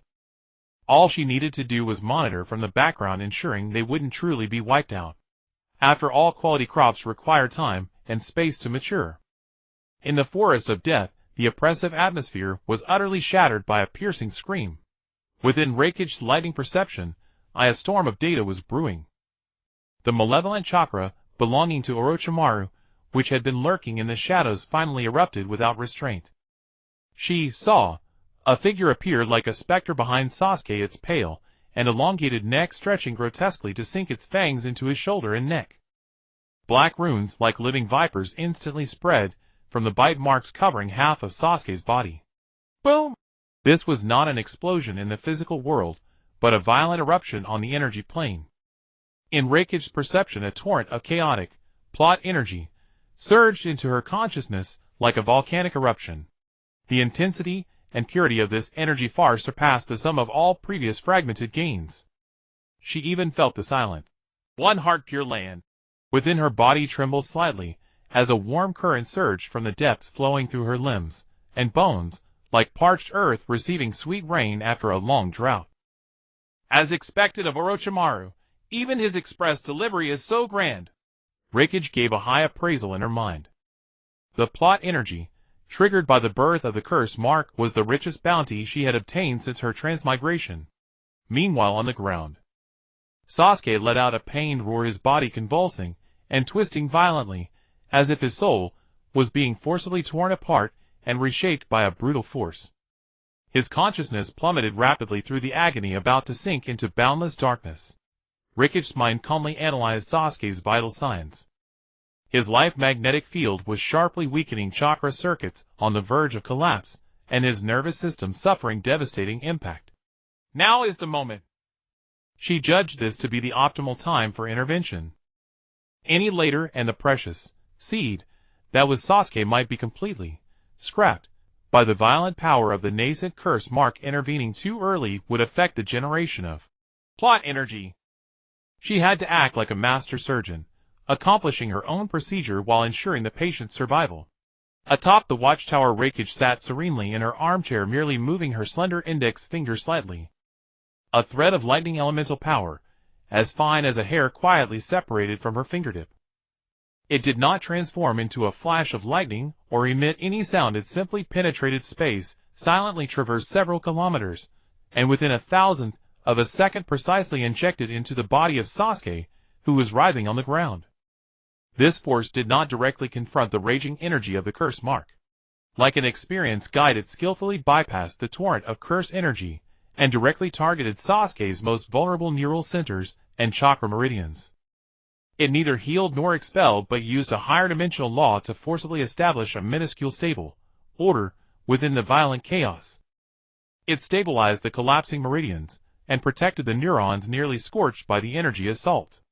Just as it completed all this, Raikage issued a second command before the lightning elemental energy dissipated. Part of the energy transformed into a lightning seed, smaller and more concealed than a speck of dust, that silently sank into the deepest part of Sasuke's chakra circulatory system, merging completely with his body.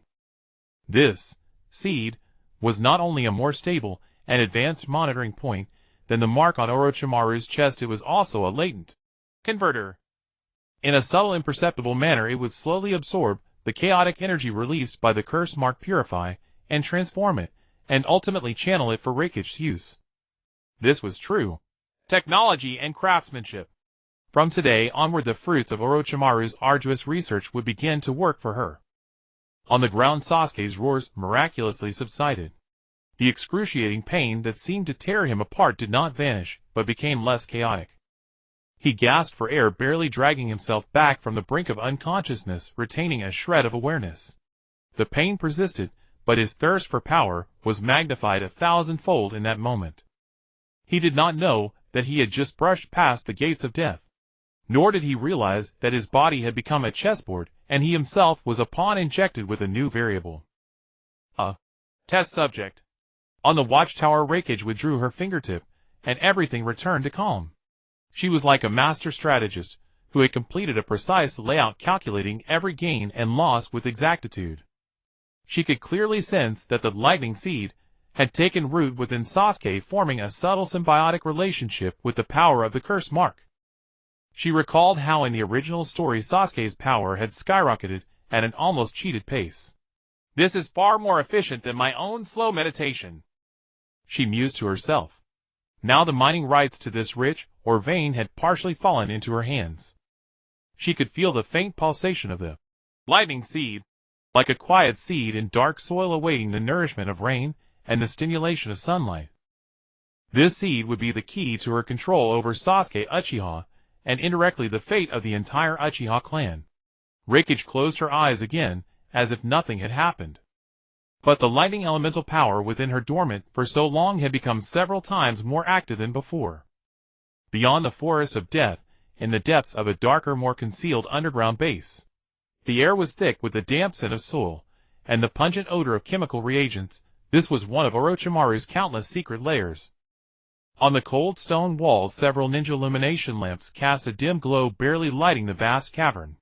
At its center stood an experimental table carved from a single block of rock etched with intricate and bizarre runes. Orochimaru's pale, almost translucent face hovered before a specialized perception screen composed of water and chakra, his golden slit pupils reflecting the blurred, violently fluctuating energy images on the display. The screen displayed the real-time energy fluctuations within Uchiha Sasuke's body deep in the forest of death.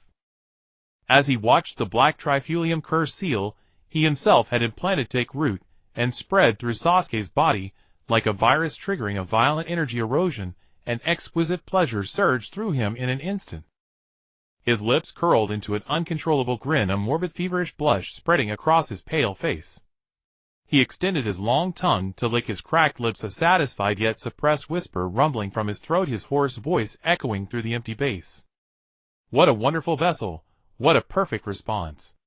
The flesh of the Uchiha clan is truly a treasure bestowed upon me by the heavens. He greedily watched the energy fluctuations of Sasuke's tortured struggles on the screen. Each surge of power appeared to him like the most brilliant fireworks. Suffer more, struggle harder. Let this power fully merge with your flesh and blood, forge this shell into the shape I desire.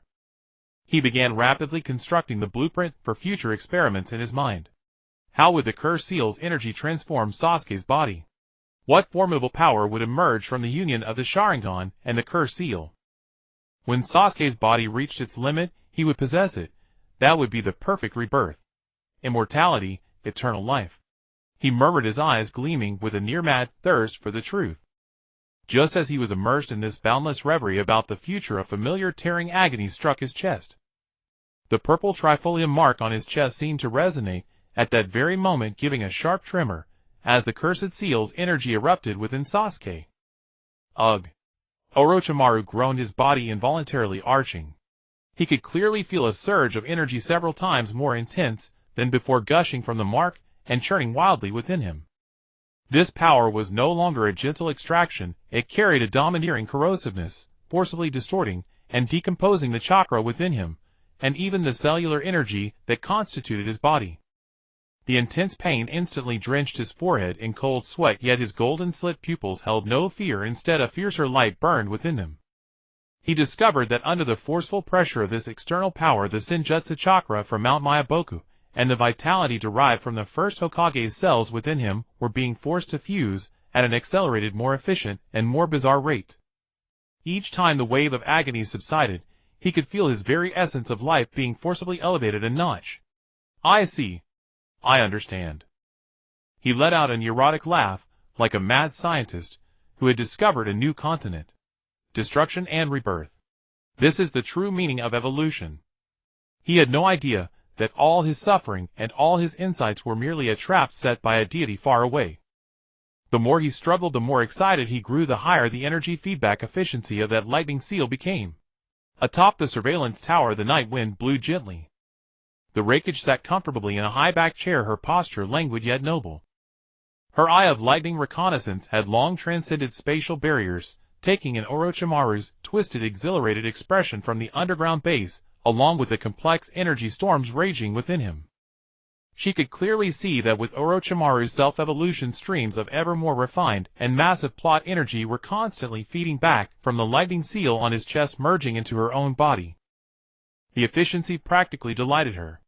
A term from a past life's internet flooded her mind, wage slave. This Orochimaru, truly the ninja world's top scientist, was so dedicated even at working and full of passion. While passively enduring pain, he could even motivate himself, actively accelerating energy production. What a qualified generator! The Raikage offered a fair evaluation in her mind. Her consciousness sank into analyzing the curse seal's operational mechanism. Orochimaru had abandoned the integrity of his soul in pursuit of physical immortality, injecting his chakra and will into others to form a domineering parasitic relationship. This method was essentially a forceful distortion and extraction of life energy. Though crude, even evil, the potential plot energy it contained was extraordinarily vast. The Raikage even felt that this energy, born from a potent mix of strong personal will, cutting-edge life science, and twisted soul laws, possessed a more unique flavor than the pure raging Ninetales chakra within Naruto. The Ninetales energy was like unrefined crude oil, vast in quantity, but requiring refinement. The energy Orochimaru provided, however, was like a semi-processed product. Though impure, it contained more information, aiding her understanding of this world's laws more effectively. With a slight shift of will, she fine-tuned her extraction strategy for the lightning seal within Orochimaru. No longer the simple brute extraction of before, it became more refined, like an experienced fisherman knowing how to control the net's tension and guide the school of fish. She intended to make Orochimaru continuously climb the spiral staircase of pain and excitement, ensuring he would neither collapse from excessive suffering nor halt his evolution due to undue comfort. She wanted to keep him perpetually at that critical threshold of painful yet pleasurable, allowing him to continuously contribute maximum plot energy to her. This lightning seal had now become an efficient plot energy converter, with Orochimaru as the unwitting generator, still believing he was exploring the truth of immortality. The Raikage even began pondering whether this perpetual motion machine system could be replicated onto other high-value targets. For instance, that soon-to-be out-of-control first Jinchuriki, or that old man in Konoha's route. She suddenly recalled Orochimaru's dismissive comment from that dark underground base, "Mortal wisdom is always superficial." Now it seemed his understanding of his own power system was equally limited. Whether it was his prized curse seals, or the chakra system upon which the ninja world relied, both appeared so primitive, so crude before the true eternal laws. The Raikage extended her slender jade-like fingers, tracing casually in the air. Several purple lightning elemental runes, invisible to mortal eyes, flashed and vanished, merging silently into the void. She was simulating a more refined energy guidance method to ensure the generator Orochimaru could provide long-term stable and efficient power. The Raikage fell into thought again. The long-term value of Orochimaru and his cursed seals lay not merely in energy provision. More profoundly, it was a twisted exploitation of this world's laws of life. And she as a deity pursuing eternity needed to understand, and ultimately master the mysteries of all laws whether righteous or wicked. Orochimaru would be her first and most important experimental plot in this world. The night of the Forest of Death was eerily silent, suffocating with its stillness. Dense foliage blocked the moonlight, leaving only a few pale rays to filter through the gaps in the branches, casting dappled shadows on the forest floor. The air was thick with the stench of damp decay, and from time to time, the howls of nameless beasts echoed from afar, adding to the gloomy atmosphere. Inside a tree hollow, a faint campfire flickered. Uchiha Sasuke lay on the ground, his body still twitching involuntarily, the black curse mark slowly writhing across half of his form, like a living thing exuding an ominous aura. Uzumaki Naruto lay not far away, exhausted from his battle with Orochimaru's giant serpent. He was sound asleep, his face still bearing fresh scratches. Haruno Sakura was the only one still awake.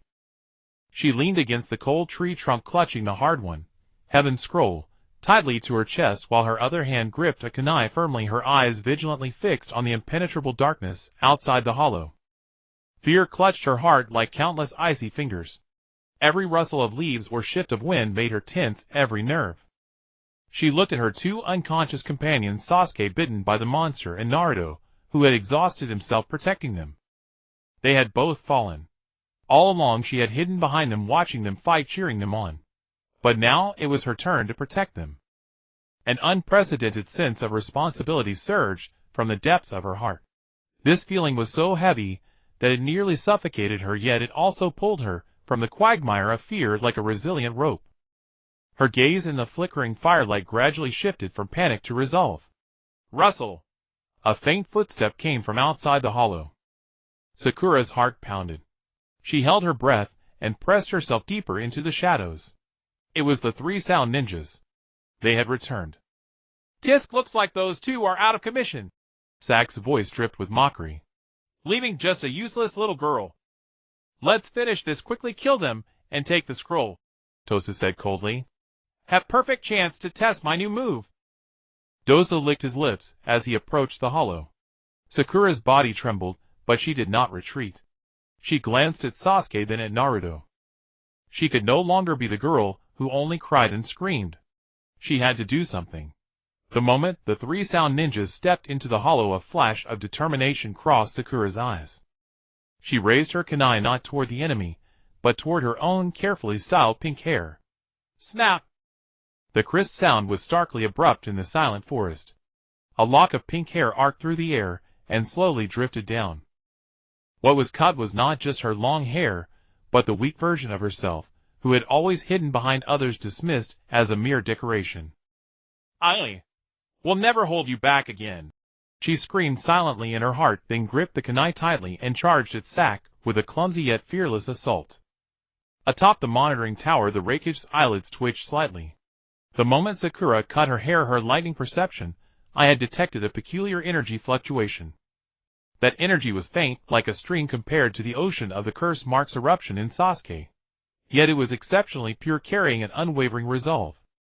This energy, which the Raikage called the flash of mortal will, transformed into a gentle current and merged into her being. She even felt the dormant lightning element within her stir slightly, as if tasting a novel delicacy. Oh! Mortals sure know how to put on a show. A flicker of amusement passed through the Raikage's consciousness. She continued to watch this battle of overwhelming disparity. Sakura's taijutsu was poor and her ninjutsu was unremarkable.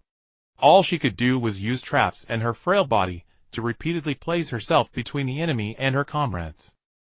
She was sent flying by Sak's decapitating airwave, crashing into a tree trunk and spitting blood. She bit down on the enemy's arm like a cornered beast. Her moves were clumsy and desperate, yet filled with astonishing tenacity. A faint glimmer passed through the Raikage's always calm purple eyes. A fleeting, almost imperceptible curve appeared at the corner of her lips, then vanished, returning to her usual divine indifference. That curve was gone in an instant, as if merely an illusion of light, yet it represented a form of recognition. No wonder she's the best friend of the heroine, the Raikage mused.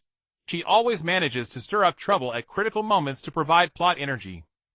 She recalled the game she had played before her transmigration, certain seemingly insignificant Side characters, in their moments of glory, during specific plotlines, often yielded unexpected surprises and benefits. She analyzed Sakura's chakra fluctuations. Though weak and somewhat chaotic, the resolve to protect her comrades made Sakura's chakra core remarkably stable. This was a different kind of order from power, a unique law in the mortal world called bonds. The Raikage did not intervene. She understood well that such an elevation of mortal will could only be perfected through the first-hand experience of blood and fire. Any external interference would destroy its purity. And she, like a patient shareholder, would simply sit here and await the dividends. In the relentless struggle, Sakura had nearly exhausted all her physical strength and chakra. Just as she was about to be completely overwhelmed by Tosu's sound waves, the timely arrival of Rock Lee and the awakening of Sasuke and Naruto finally turned the tide. The battle was over. The three sound ninjas retreated in disarray. Sakura collapsed to the ground, utterly exhausted. Ignoring her own wounds, she crawled to Sasuke's side and tightly grasped his hand. She could feel the ominous power still churning within Sasuke, filling her with worry and lingering fear. The Raikage's lighting perception, I clearly sensed Sakura's emotions. That concerned protectiveness and the mingled affection of a girl toward a boy once again transformed into a warm stream of plot energy, slowly flowing into her. The Raikage sighed inwardly. Love and friendship were indeed incredibly powerful driving forces for these mortals. Though they could not directly convert into the lightning element she needed as catalysts for plot energy, their effect was second to none. She slowly closed her eyes again, immersing her consciousness in the gradually swelling sensation of power within her. Every battle, every struggle, every outburst of emotion in this forest of death brought her one step closer to the goal of eternity. She even began to anticipate what other surprises these mortals whom she regarded as mere ants might bring her next. Deep within the forest of death, the atmosphere was oppressively tense. The seventh team, having just repelled the sound ninja, had barely caught their breath before a new crisis descended. Rock Lee, in his attempt to protect Sakura, was gravely wounded by Gaara's sand-binding coffin, and his fate was unknown. Sasuke forcibly activated the power of the Curse Seal of Heaven. Though he temporarily suppressed the enemy, it drained his last ounce of strength, leaving him on one knee gasping for air. Uzumaki Naruto, the usually carefree and seemingly heartless young man, now stood frozen in place. He watched Lee lying in a pool of blood, Sasuke gasping in pain, and Sakura's face twisted in terror, yet he could do nothing. A surge of overwhelming helplessness and rage, like a volcano dormant for millennia, erupted deep within his heart. No more! No more hurting my comrades! He let out an inhuman roar, and his azure eyes were instantly consumed by a wild blood-red hue. The whisker-like markings on his cheeks became coarse and ferocious. A visible ominous red chakra, like a bursting dam, poured out from his body. That chakra was so wild and immense that the air around him began to warp. The towering trees shuddered violently under the impact of the shockwave, as if in fear of this destructive power. Sand-binding coffin! Gaara's eyes were icy as he manipulated endless sand into a giant hand, pressing down upon Naruto from above. Naruto formed hand seals, completing the shadow clone technique at a speed far beyond his usual. Dozens of shadow clones, also ablaze with red chakra, appeared in an instant, howling and charging fearlessly at the sand giant's hand.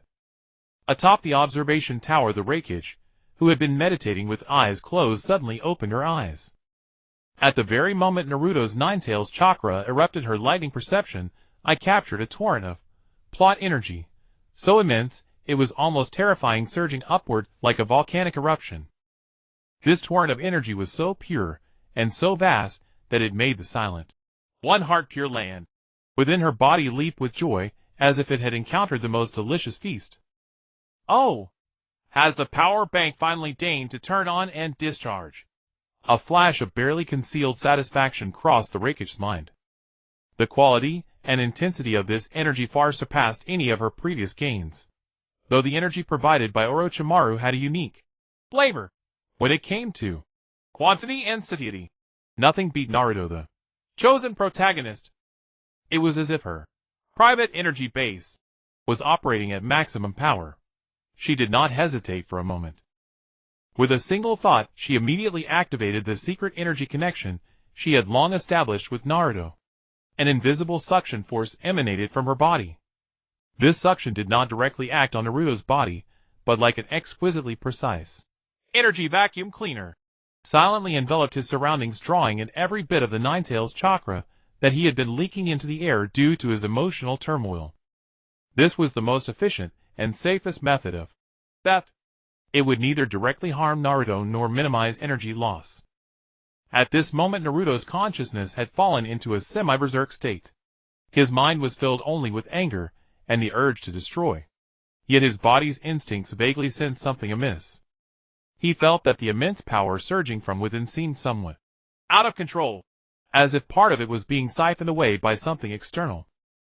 But the rage that seared his reason left him no time to ponder this trivial confusion. He only wanted to utterly tear apart the Gaara of the sand waterfall, who had harmed his comrades. Meanwhile, the Raikage body was like a bottomless black hole, greedily devouring the unceasing stream of pure energy. She could clearly feel that the once dry lightning elemental power within her body was reviving at an astonishing rate, like parched land receiving a long-awaited rain. Within the illusory, one heart pure land, the blurry outline of her deity figure became more substantial under the nourishment of this energy. She even had a feeling that after a few more such recharges, she might truly reach the level required to draw that Naginata. A slight curve lifted the corner of the Raikage's lips. This protagonist halo was truly a wonderful thing. As long as Naruto, the mobile power bank, continued to shine and emit energy, the day she would regain her full divine power was just around the corner. She even began to contemplate whether she could create opportunities to stimulate Naruto more frequently, making him discharge more often. In the forest, the battle was nearing its end. With the powerful boost of the Ninetales chakra, Naruto ultimately, in a nearly brutal manner, punched through Gaara, and his absolute defense of sand armor defeating him. As Gaara fell, the wild red chakra receded like a tide. Naruto's body went limp, and he collapsed straight onto the ground, falling into unconsciousness. He felt an unprecedented weakness, as if his body had been completely drained. He did not know that every outburst of his every surge of passion for his comrades had become a sumptuous feast for the purple figure sitting in a grand chair far away. The Raikage slowly exhaled, sensing the gradually calming chakra within Naruto. She even felt that Naruto's current weakened state carried a peculiar beauty, because it represented a massive energy output. This reminded her of the hardcore players in games from her past life who would sacrifice their A-game characters by any means necessary to quickly obtain resources. Naruto was undoubtedly the top-tier, hardcore player of this world. The Raikage closed her eyes again, immersing all her senses into the vibrant, surging lightning elemental power within her. She knew that through this efficient recharge, she had made breakthrough progress in her research on merging lightning elemental power with the chakra system of this world. Uzumaki Naruto, the mortal she regarded as a power bank, was in ways he did not even know step by step propelling her toward that supreme eternity. At the entrance of the central tower in the forest of death, sunlight filtered through the dense canopy, casting dappled shadows on the damp ground. The air still carried the lingering scent of gunpowder and faint traces of blood from the aftermath of battle. Uchiha Sasuke leaned against a thick tree trunk, his face as pale as paper. The black curse mark had retreated to his neck, leaving only 3 tomo-shaped marks. He panted heavily, each breath wrenching a sharp pain from his chest. His chakra was nearly depleted, and he lacked even the strength to stand. Uzumaki Naruto lay on the ground, barely breathing as well. The eruption of Ninetales chakra moments ago had granted him unprecedented power, but it had also drained his body to the point of collapse. He could barely move a finger, his eyelids were so heavy that he only wanted to succumb to sleep. Haruno Sakura was in the best condition among the 3, but that was only relative. Her newly cut short hair was disheveled, her clothes covered in dirt and dried blood, and a trace of blood lingered at the corner of her mouth. She crouched between her 2 teammates, one hand tightly gripping Sasuke's cold hand, the other resting on Naruto's shoulder. Her gaze darted between them, filled with lingering fear. We succeeded." Sakura looked at the 2 scrolls in her hand, one for heaven, one for earth, and spoke in a hoarse, trembling voice. Sasuke said nothing. He mustered all his remaining strength to turn his head and glance at the hard-won scrolls. His eyes were complex, relief at passing the exam but more so rage at his own weakness, and a mixture of dread and hunger for that sinister power. Naruto grinned, trying to force his trademark smile, but only managed to pull at the wound on his lip, causing him to wince in pain. Hey! Hee. We're the strongest. Before he could finish, his head lolled to the side, and he fell into a deep sleep. Naruto! Sakura cried out, quickly checking his breathing. Finding he was merely unconscious from exhaustion, she let out a sigh of relief. She looked at the two boys who had risked everything to protect her and their comrades. Her nose tingled and her eyes grew red again. But she did not cry. Instead, she gripped Sasuke's hand even tighter, as if trying to transfer her own strength to him. Atop the watchtower, Raikage observed everything. Under the perspective of the thunder shadows, the chakra fluctuations of Team 7's three members resembled flickering candle flames in the wind, so faint they might be extinguished at any moment. Yet deep within that dim light there lay a core more refined and resilient than before. Not bad. A voice of evaluation emerged from Raikage's consciousness. She mentally tallied the gains from this forest of death dungeon. First, the plot energy output from Orochimaru was stable and efficient, like an automated energy factory continuously supplying her with pure energy. And the thunder seed planted within Sasuke's body lay quietly at the core of his chakra circulation system, like a most precise filter. When Sasuke's curse mark power erupted earlier, the thunder seed, like a shark drawn to blood, silently extended its tendrils, greedily absorbing the dispersing ominous energy of the curse mark. This energy, filtered and purified by the thunder seed, was converted into the purest essence. Part of it was fed back to Sasuke, preventing him from being fully consumed by the curse mark, while the rest flowed as a gentle stream into Raikage's energy reserves. This deal is a massive profit. Raikage gave a forward verdict in her mind. Her consciousness sank inward, beginning to classify and evaluate all the plot energy harvested during the second exam. The energy from Orochimaru was filled with coldness, madness, and a twisted exploration of the laws of life. Its energy level was high, but its flavor was too stimulating, like a cup of deadly poison. The energy provided when Naruto erupted with Ninetales chakra was violent, primal, and brimming with destruction and rage. It was abundant, and filling like a volcanic eruption full of impact. It was currently the main source of her energy reserves, her staple energy. And the plot energy, generated when Sakura cut her hair, and when Team 7's three members supported each other moments ago, though faint, carried a unique flavor. It was something called resolve and bonds, pure, gentle, like an exquisite after-dinner dessert. Though small in quantity, it left a lingering aftertaste. Raikage's slender fingers tapped rhythmically on the armrest of the grand armchair. She was planning the next phase of the plot energy harvesting strategy. The Forest of Death is just the appetizer. The upcoming preliminaries and the official matches are the true feast. The third exam of the upcoming Chunin exam would be a massive detonation point in the early plot of the entire Konoha, and even the entire Naruto world. Various national forces would converge, schemes intertwine, strong warriors clash, and fates collide. That would be a energy-rich mine of staggering reserves. And these three mortal seeds of Team 7, having just weathered the storm and begun to take root, were undoubtedly the most convenient excavators in her hands. Her gaze turned to Sasuke again. The thunder shadows pierced through the barrier of flesh and clearly saw the delicate balance formed between the thunder seed and the curse mark power within him. The curse mark was both poison and catalyst. It would constantly drive Sasuke to pursue greater power, while the thunder seed, like a loyal steward, would quietly deposit that power into Raikage's account. This boy's obsession with power is a wonderful thing, Raikage thought. With a little guidance, he can become the sharpest blade, a blade to uphold the eternal order in my heart. She had even begun to conceive how to make Sasuke inadvertently take the initiative to develop the curse mark's power, thereby providing her with higher quality energy. Next, her gaze shifted to the sleeping Naruto. The earth-shattering Ninetales chakra had now subsided, quietly coiled within the seal in his abdomen. But Raikage could sense that this was only temporary calm. Beneath that tranquility lay a terrifying potential capable of overturning the entire world. This power bank has considerable endurance and maximum output, but its output is unstable and prone to burning out the motherboard.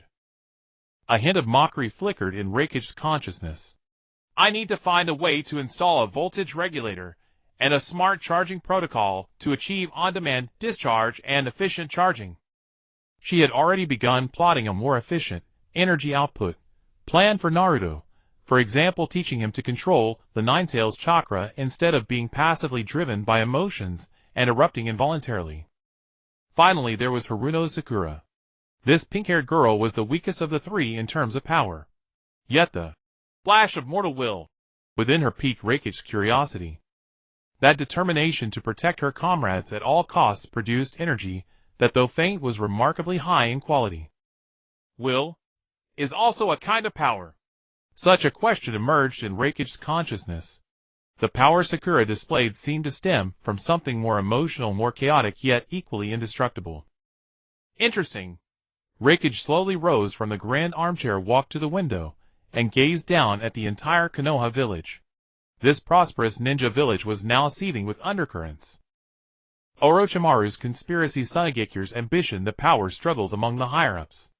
Countless invisible threads were dragging this village toward an abyss called collapse.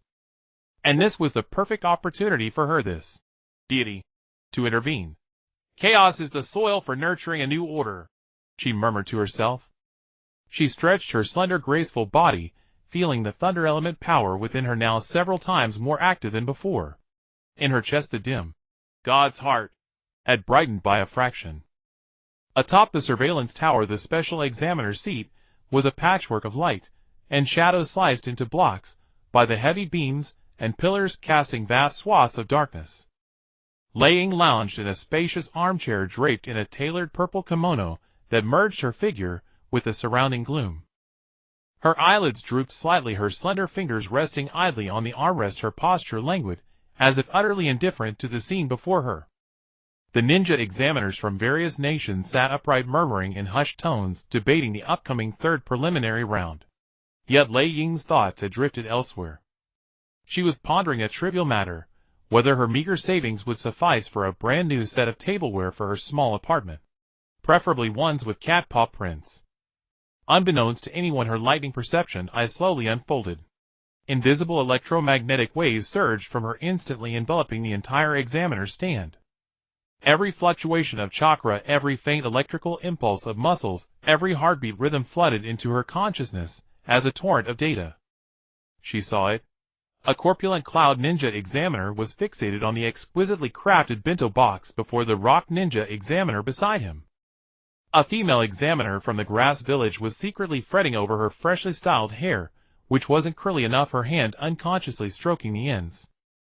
More than that, it was a game of strategy revolving around the preliminary rules. I believe to ensure fairness, the matchup should be completely random, declared a Leaf Ninja chief examiner, with righteous fervor. His name was Marino Ibiki, his face scarred, his gaze stern. Randomness is fine, but we must also consider the candidate's exhaustion from the second exam, retorted Maki the Sand Ninja examiner, his voice hoarse. I suggest that the candidates in peak condition should fight first to showcase their true abilities. His unspoken implication was better let Gaara go first, finish quickly, conserve stamina, and avoid wasting time with those troublesome ones. Lei Ying let out a soft snort in her mind. These so-called elite jonin were nothing more than a swarm of ants circling a table in her eyes. She even perceived two examiners from minor villages conducting a clandestine transaction through eye contact and faint chakra signals. These underhanded dealings, enough to stir waves in the ninja world, struck her as absurdly laughable. Her gaze fell upon a few relatively exceptional individuals. A man with a saban needle in his mouth, Sharingan. He leaned against a pillar, feigning indifference to the arguments, but Lei Ying could sense his heightened focus, like a cheetah poised to strike. Beside him, Moonlight Gale coughed uncontrollably, his face pale. Through her lightning perception, Lei Ying could clearly see the weakening signals of his lung function, and the stubborn lesion eroding his vitality. A short-lived one, Lei Ying concluded inwardly. As time passed, the atmosphere in the meeting room grew increasingly heated. Several examiners disagreeing with each other grew fierce in their words, and their chakra fluctuations began to radiate uncontrollably. Our candidates from the waterfall village encountered an accident in the forest of death, and are severely exhausted. I demand their matches be scheduled later. Fu didn't fight tooth and nail to get out. Rules are rules. Suppressed disputes, angry growls, anxious calculations. These intense emotions mixed together transformed into faint yet pure streams of energy in the perception of her lightning perception, eyes silently flowing into Lei Ying's body, like tiny rivulets. Not bad. Lei Ying nodded with satisfaction inwardly. The more intense the emotions, the richer the energy. Argue louder. She even found these examiners arguing red-faced more entertaining than the preliminaries. In the end, it was Hiruzen Sarutobi who stepped in to quell the farce. Enough. He spoke only 2 words softly yet carrying an indisputable authority. His clouded eyes swept over everyone present, and all arguments instantly subsided. The Hokage hailed, as the professor of ninjutsu used his seasoned experience and unchallengeable authority to finalize the preliminary rules. Yet in Lei Ying's perception at the moment of his announcement, what surged from the depths of the Lord Hokage's heart was not the satisfaction of control, but a profound weariness and helplessness. His bodily functions were irreversibly declining. He had forcibly suppressed contradictions with his authority, but failed to resolve them. Just using a larger piece of bread to temporarily stop all the ants' mouths, Lei Ying commented coldly in her mind. But this bread will eventually run out. She shifted her gaze from these boring adults to the open space in the center of the arena. The youths and maidens who had struggled out of the forest of death were now gathered there. Their hearts harbored dreams, fears, desires, hatreds, all kinds of intense emotions. Here they would shed sweat, tears, and even their lives. Every breakthrough, every failure, every violent emotional outburst would become the nourishment for her recovery. Lei Ying slowly retracted her lightning perception. I closed her eyes again, and assumed a meditative pose, as if truly entering a state of trance. But her consciousness was more active than ever. She had already foreseen several upcoming highlight moments, and those iconic scenes that could trigger massive emotional fluctuations. The Chunin exams? Lei Ying murmured to herself. She gently raised a slender finger, and a faint, barely visible purple arc of lightning gathered at its tip, flickered, then dissipated silently. The feast was about to begin. The opening ceremony of the preliminary selection unfolded in an atmosphere both solemn and oppressive. Third Hokage Sarutobi Hiruzen stood on the high platform, his voice amplified by a sound-enhancing ninjutsu clearly reaching every corner of the arena, and suppressing the whispers of all examinees. The third exam will be conducted in the form of individual matches to determine those who advance to the official competition. The judgment of victory or defeat shall continue until one party dies, falls unconscious, or voluntarily surrenders. The Raikage remained seated on her large armchair, expressionless, as aloof as a divine statue devoid of emotion. Yet deep within her calm violet pupils the thunder detection. I had already surveyed the thousands of examinees below along with their accompanying Jonin instructors, and A and BU from various villages, capturing their chakra fluctuations, life magnetic fields, and the turbulent emotions churning in their hearts. The arena in her perception transformed into an ocean composed of countless points of light. Each point represented an independent life. Among them a few points of light shone with extraordinary brightness and color. One was a sun-like orange-red, wild, and blazing like a runaway stallion, yet deep within its core lurked an even vaster, more brutal dark red energy. That was Uzumaki Naruto, and the Nine-Tails sealed within him. One was a midnight-like deep blue, cold and gloomy like an abyssal current, yet beneath the pride of the Uchiha clan an ominous purple-black aura flickered faintly like a lingering bone-marrow affliction. That was Uchiha Sasuke, and the newly implanted curse mark on his neck. Another was a desert-like earthy yellow mingled with a morbid, almost tangible, bloodthirsty, murderous intent, like a vast whirlpool of sand and blood. That was Gaara, and the similarly restless Shikaku within him. In addition, there was a pure emerald green point of light, whose chakra volume was unremarkable, but whose life magnetic field and physical functions were astonishingly active, like a blazing green meteor. That was Rock Lee. As Sarutobi Hiruzen finished announcing the rules, 2 names began to scroll rapidly on the huge electronic display screen, finally settling. Uchiha Sasuke vs. Akado. The atmosphere in the arena instantly ignited. Turbulent murmurs, tense breaths, excited cheers, gloating snickers. A torrent of emotions, like a breached dam, surged and clashed within the Raikage's perception, eventually converging into warm currents that flowed into her body. Plentiful but a bit impure. She extended her slender fingers, gently stroking the delicate lightning embroidery embroidered with golden thread on the sleeve of her kimono. She began to purify the influx of energy. The irrelevant low-quality energy was discarded outright. Only the most pure and promising parts related to power, victory or defeat, life and death, and fate were carefully retained. Her gaze fell upon Sasuke, who was slowly descending the steps. The young bird, in which she had planted the thunder seed, was now standing with other Konoha examinees, eyes shimmering with a thirst for power and confusion about the future. Little one, soon you will know the price of that power that does not belong to you. A cold glint flashed through the Raikage's consciousness. And who its true master is. On the other side, Naruto was far more excited. He clumsily waved his fists and shouted to Sakura beside him. Sasuke will definitely handle it easily. The restless Ninetales chakra within him, stirred by his agitation, surged with each wave, as if injecting a small torrent into the Raikage's energy pool. Truly my mobile power bank. The Raikage marveled inwardly. The output efficiency and endurance are unmatched. She was already contemplating whether after the Chunin exams concluded she might find an opportunity to slightly prod Jiraiya, prompting him to teach Naruto the summoning technique or something else ahead of time so that this power bank could discharge even more efficiently. The names on the match board kept refreshing, and the examinees' emotions fluctuated accordingly. Some weaker candidates, upon seeing their opponents were renowned veterans, instantly showed despair. The fear and reluctance they generated transformed into pure negative energy, precisely captured by the Raikage. Meanwhile, the strong ones, like Neji and Gaara, had eyes full of fighting spirit and confidence. That arrogance and desire were also high quality nutrients. The thunder detection eye clearly recorded these fleeting emotional fluctuations, and within the pure land of the heart began to simulate various possibilities and outcomes of the battles. Gaara. Interesting. The Raikage's gaze finally settled on the red-haired boy with a huge gourd on his back. The dense murderous intent radiating from him made the surrounding examinees unconsciously keep their distance, forming a vacuum zone.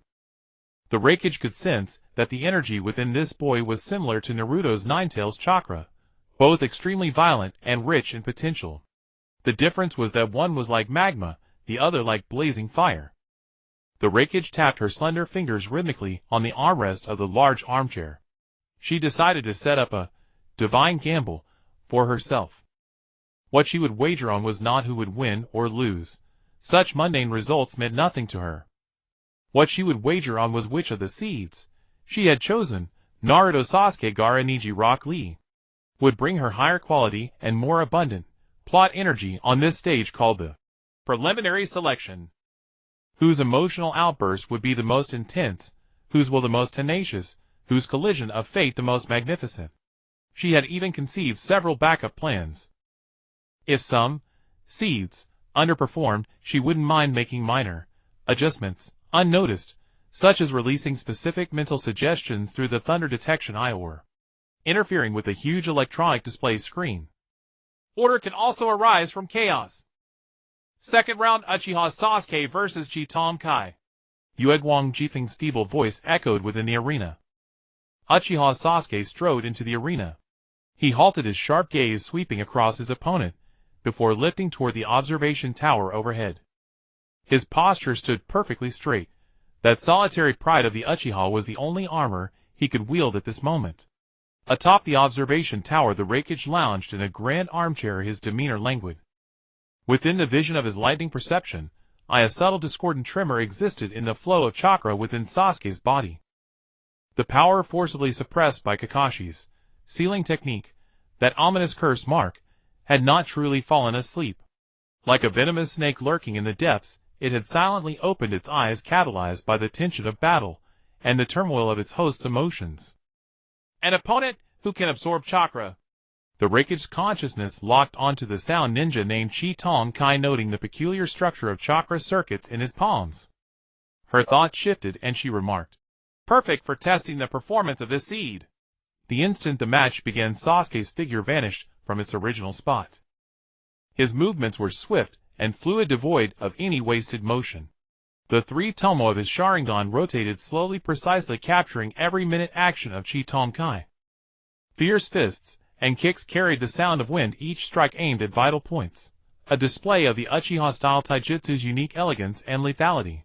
However, Chi Tong Kai's fighting style was exceedingly peculiar. He did not dodge or evade, he merely raised his arms to block. The moment fist met palm, Sasuke's brow furrowed. An abnormal suction force emanated from the opponent's hand, and a strand of his own chakra involuntarily leaked out. A smug smile crept across Chi Tong Kai's face as he pressed his body close. His tactic was to continuously drain his opponent through sustained physical contact. Sasuke swiftly retreated to create distance, his hands forming seals faster than the eye could follow. Fire-style Phoenix Sage fire technique. Several blazing fireballs shot from his mouth, striking at various points around Chi Tong Kai. But the opponent merely raised his arms to shield himself, taking the attack head-on. When the flames dissipated, aside from some scorched clothing, he was completely unharmed. Useless. Your ninjutsu is ineffective against me. Chi Tong Kai's voice carried a hint of mockery. A sense of fatigue began to surface in Sasuke's body, and the loss of chakra caused an almost imperceptible sluggishness in his movements. An inner restlessness kept rising. He thought of Naruto, that dead last had managed to grow to such a level in such a short time. He also thought of that aloof woman on high, her gaze, as if appraising a worthless object. Power. He needed greater power. At this level, he couldn't even swiftly defeat this insignificant nobody, let alone defeat that man. Not enough. Not enough. Sasuke screamed in his heart, the rage at his own weakness nearly breaking the bonds of reason. Oh! Chakra running out already. From the high tower, the Raikage let out a faint snort. Lousy stamina. She clearly sensed that the thunder seed she had personally implanted within Sasuke was trembling subtly with the violent fluctuations of his emotions. The thunder seed responded to its host's craving for power, simultaneously releasing a special signal into Sasuke's body. The moment had arrived. The Raikage was stirred with an almost imperceptible motion. An extremely subtle electromagnetic wave was precisely released by the thunder seed. It deftly bypassed the runic structure of the sealing technique, like an invisible probe gently stimulating the core of the restless curse mark. Ack! Sasuke let out a stifled cry of pain, clutching his left neck. The three-tomo mark there emitted an ominous red glow through his skin, a searing heat spreading through his entire body. Dark twisted patterns spread from the mark, crawling rapidly across half of his body. A cold, savage, and powerful force surged into his limbs and bones, filling the void left by the lost chakra. The power of the curse mark had answered his desire. The price was the burning of reason. Sasuke's eyes grew turbid upon the crimson of his Sharingan, a layer of murderous madness covered. His gaze at Chi Tong Kai was no longer that of a rival, but of prey that must be torn apart. The discharge has begun. Atop the observation tower, the Raikage calmly assessed in her mind. Experimental data began to flow back. Inside Sasuke, the power of the curse mark raged, like a breached dam, violently assaulting his chakra pathway system. Meanwhile, the thunder seed began to spin at high speed, like a precision turbine that had quietly activated. It was no longer simply absorbing, it was actively devouring, filtering, and converting. A portion of the curse mark's power, after being refined by the seed, became the purest energy, flowing along an invisible line continuously delivered to the Raikage on the high tower. Another portion was reinfused into Sasuke's body in a more efficient yet more violent manner. Roar! A bestial roar escaped Sasuke's throat. His attacks completely lost their previous calm and precision, replaced by pure savagery and destructive urge. He took a step, cracking the ground, and his body turned into a blur as he charged at Chi Tong Kai. Chidori! A sharp bird-like screech filled the arena. This time the lightning was no longer the pure blue Kakashi had taught him, but tinged with ominous purple-black arcs. This power was far greater than anything he had ever wielded before. The smugness on Chitonkai's face froze, instantly replaced by utter terror. His vaunted chakra absorption ability facing such violent power was like trying to plug a volcano with a palm. The purple-black lightning gave him no time to react, instantly piercing through his defenses, blasting him away, smashing heavily into the distant wall. His body convulsed twice, then fell completely unconscious.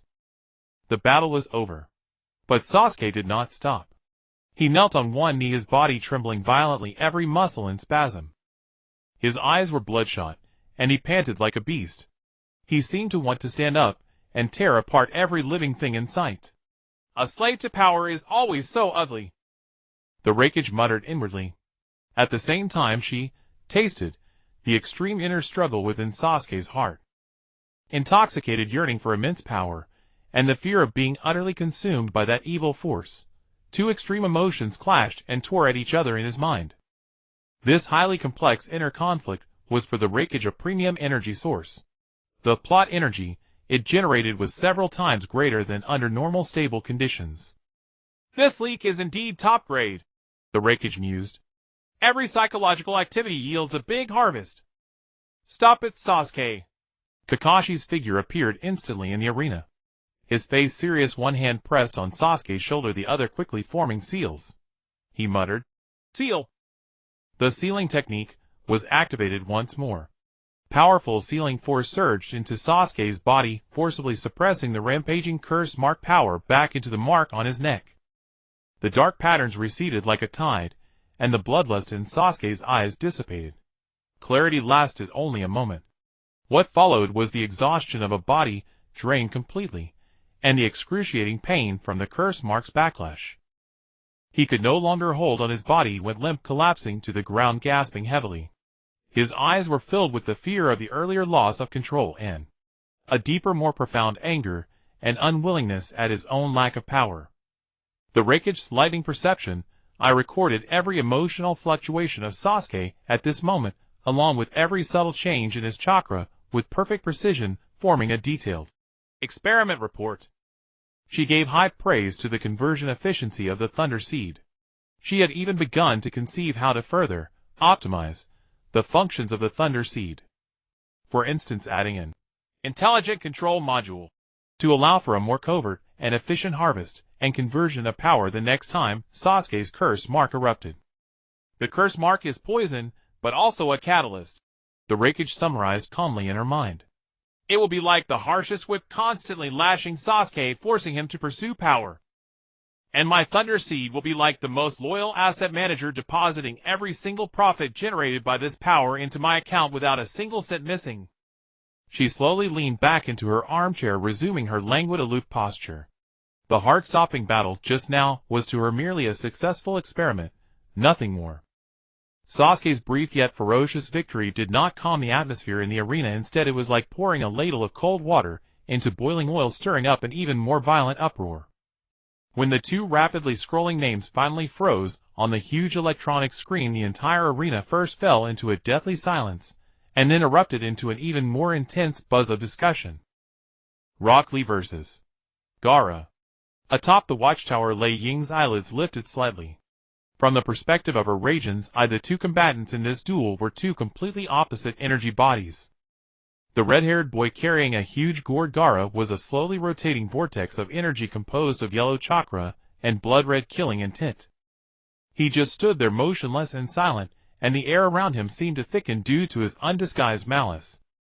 His bioelectrical signals were faint, like a corpse without a heartbeat, but within his body there was a more massive and sinister chakra.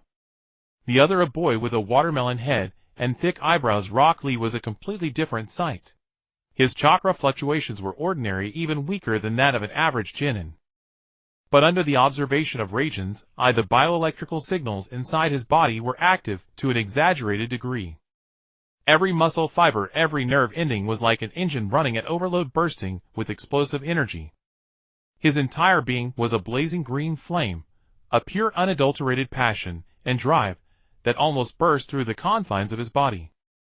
Interesting, flashed through Lei Ying's mind. The bell for the start of the match rang. Rock Lee's figure vanished instantly. He didn't form any hand seals nor did his chakra fluctuate, he simply relied on his physical strength, turning into a green lightning bolt charging toward Gaara. Fast. The naked eyes of an ordinary ninja could not catch his movements, they could only see a green afterimage trailing a series of paths across the empty arena. Leaf Hurricane! With a vigorous shout, Rock Lee's leg, like a battle axe carrying a wind that tore the air, slammed fiercely toward Gaara's neck. However, there was no dull thud of flesh colliding. Crack! A thin layer of sand, as if alive, automatically emerged from Gaara's skin surface, precisely blocking the powerful kick before Gaara himself even reacted. The sand shattered and scattered. Rock Lee, not lingering after his missed strike, twisted his body in midair and kicked out with his other foot in succession. Every punch and kick carried an unwavering belief. Lei Ying could sense what a pure heart lay beneath that boiling body. It was the most stubborn conviction in the saying, "Hard work will eventually overcome genius," and a nearly worshipful admiration for his master, the man in the same green spandex. "My guy. Youth is the never-give-up struggle," Rock Lee shouted in his heart, his attacks growing faster and more ferocious. But against Gaara's seemingly fragile armor of sand, all his attacks seemed so powerless. The sand seemed endless. Each time it shattered, new sand immediately replenished it, firmly blocking his iron fists and heavy legs. Atop the watchtower, Lei Ying's slender fingers unconsciously tapped the armrest. "As expected, there is still a limit," she silently complained in her heart. "Without the support of law-level power, even the strongest effort is just scratching the surface in the face of absolute defense." She even felt a bit bored. But just then she sensed a peculiar energy from Rock Lee. That energy was not chakra nor bioelectricity, but something pure originating from the spiritual level. It was full of resilience. Instead of weakening after repeated failures, it became more condensed. In the arena, after a continuous onslaught was completely neutralized by the sand, Rock Lee suddenly leaped backward, creating distance from Gaara. He was panting heavily, sweat soaking his green spandex, but the blazing fire in his large round eyes burned even brighter. "Master Guy!" He looked up toward the second-floor observation deck, where the man was giving him a thumbs-up, flashing his bright white teeth. Encouraged by his master, Rock Lee took a deep breath, then crouched down and unfastened the weights on his legs. Thud! Thud! 2 unremarkable leg guards fell to the ground, but they made a dull thud, like a boulder landing, even shaking the ground and leaving 2 shallow pits. The entire arena fell into a deathly silence again. Everyone stared wide-eyed at the 2 unremarkable leg guards. No one could imagine that the boy had been fighting while carrying such heavy weights. The next second, Rock Lee's figure vanished again. This time it truly disappeared.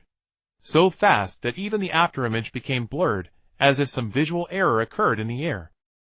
Gaara's dead eyes finally showed a flicker for the first time. The sand in front of him began to surge wildly, trying to catch the impossibly fast opponent. However, it was too slow. Bang! A solid dull thud. Gaara's body was hit for the first time, sliding backwards several meters.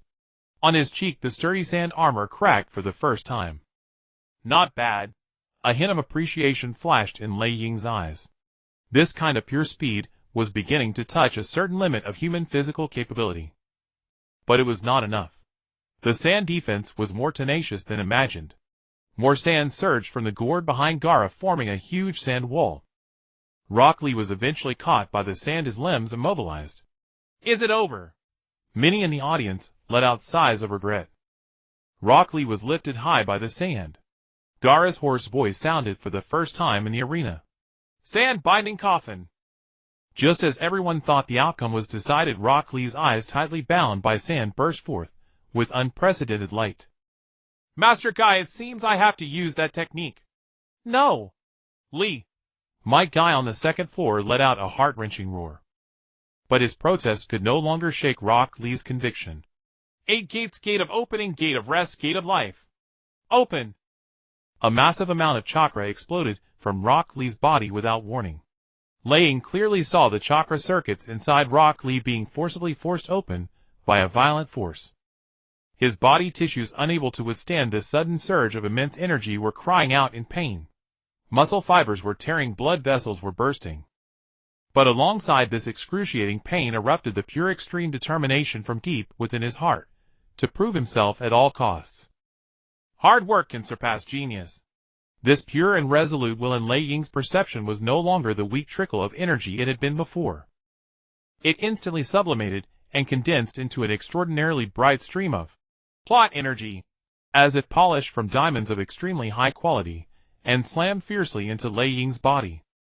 Lei Ying's body trembled almost imperceptibly. The lawn-dormant god's heart in her chest seemed to receive a shot of stimulant. The dim purple light flickered sharply, and became several times brighter than before. Oh! For the first time Lei Ying let out a genuine exclamation of admiration deep within. She discovered that this plot energy, generated by pure mortal will, though far less in quantity than the explosive chakra of the Ninetales, was extraordinarily pure in quality. It was like steel tempered through countless refinements, and its effect on restoring her divine power was even greater than the cursed seal energy she had absorbed from Orochimaru. Front Lotus. Rock Lee broke free from the sand's restraint, grabbed Gaara, and soared into the sky, launching an unprecedented assault on Gaara in a life-burning manner. His body kept tearing from the immense burden of the 8 Gates, blood seeping from under his skin, staining his green spandex red. But his eyes were terrifyingly bright, filled with a radiance that made even gods turn their heads. This posture of burning his life to fight only for his own conviction stunned all the spectators present. Reverse Lotus.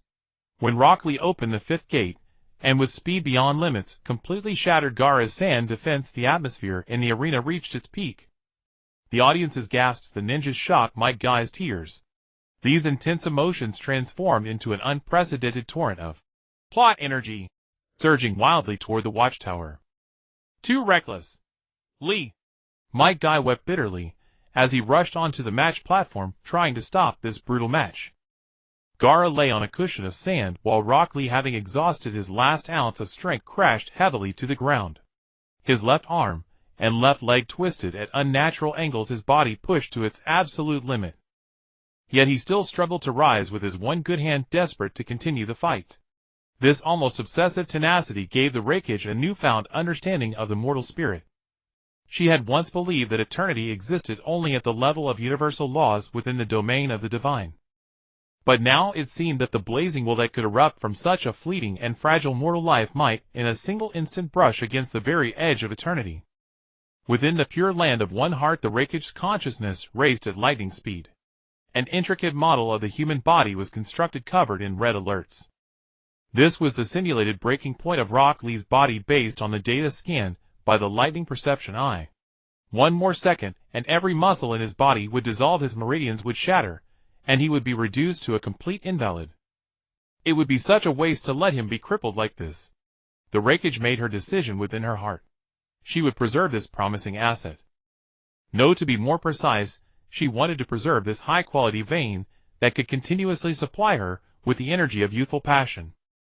At the same time, she wished to test whether her divine power could intervene with precision without disrupting the original course of the plot or being detected by the natives of this world. From the shadows of the watchtower, the Raikage's slender fingers, which had been lazily resting on the armrest, lifted slightly. At her fingertip a faint, barely perceptible arc of purple lightning coalesced into form. In the center of the arena, Rock Lee's entire body trembled violently. The power of the 8 Gates receded from his body, like an ebbing tide, leaving behind indescribable agony, and the hollow weakness of a body completely drained. His chakra was exhausted, every muscle cried out in a death rattle, and his consciousness began to blur. Lee. Might Guy rushed onto the stage, tears streaming down his face, his arms wide open to embrace his beloved student. He prepared himself to receive a severely wounded disciple whose ninja career might be over. In that critical moment, a faint purple bolt of lightning, thinner than a mosquito's wing, darted through the deepest shadows atop the watchtower. Its speed surpassed the limits of vision, uttering no sound, stirring no breeze. Like a meteor that did not belong to this dimension, it silently and instantly plunged into Rock Lee's fallen body, precisely injecting itself into his meridians on the verge of total collapse. The entire process took less than a 10,000th of a second. The examinees on the field, the watching civilians, even the chief examiner Moonlight Hyde, detected nothing unusual. Only under the full surveillance of the lightning perception eye did the Raikage clearly see the entire trajectory of that lightning. The violently convulsing body suddenly froze. as if a pause button had been pressed. Then a miracle occurred. The deathly aura of a spent flame, as if wiped away by an invisible hand, quietly dissipated. In its place, a faint but resilient breath of life began to sprout anew from within his body. Might Guy's hands caught his student's limp form. He froze. The sensation in his hands was wrong. He had anticipated a burning heat from dissolving muscles, a frantic weak heartbeat, and death throes. But now, though Rock Lee in his arms was still terribly weak, the trembling of his body had miraculously calmed. The violent backlash of power seemed to have been forcibly smoothed by a force far stronger and gentler. Might Guy looked up in astonishment, sensing this incredible change in his student. He glanced around in confusion, his eyes filled with bewilderment. Where had this warm and steady power come from? Atop the watchtower, within the thick shadows, the Raikage let out a faint disdainful humph from the depths of her heart. Before divine power, what is the mere side effect of the 8 gates? This intervention used a small portion of the lightning element power she had extracted and refined from Orochimaru and Sasuke. This power was not chakra, it originated from the level of universal laws.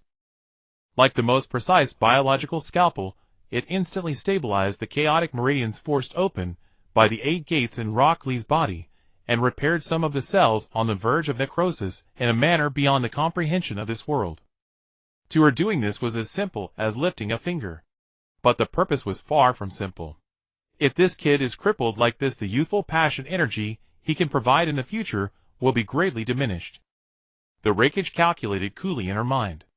A one-time deal has too low a return. What I need is a sustainable long-term investment. She had no intention of watching such a high-quality energy source be ruined before her eyes. On the field, Might Guy carefully examined Rock Lee's body.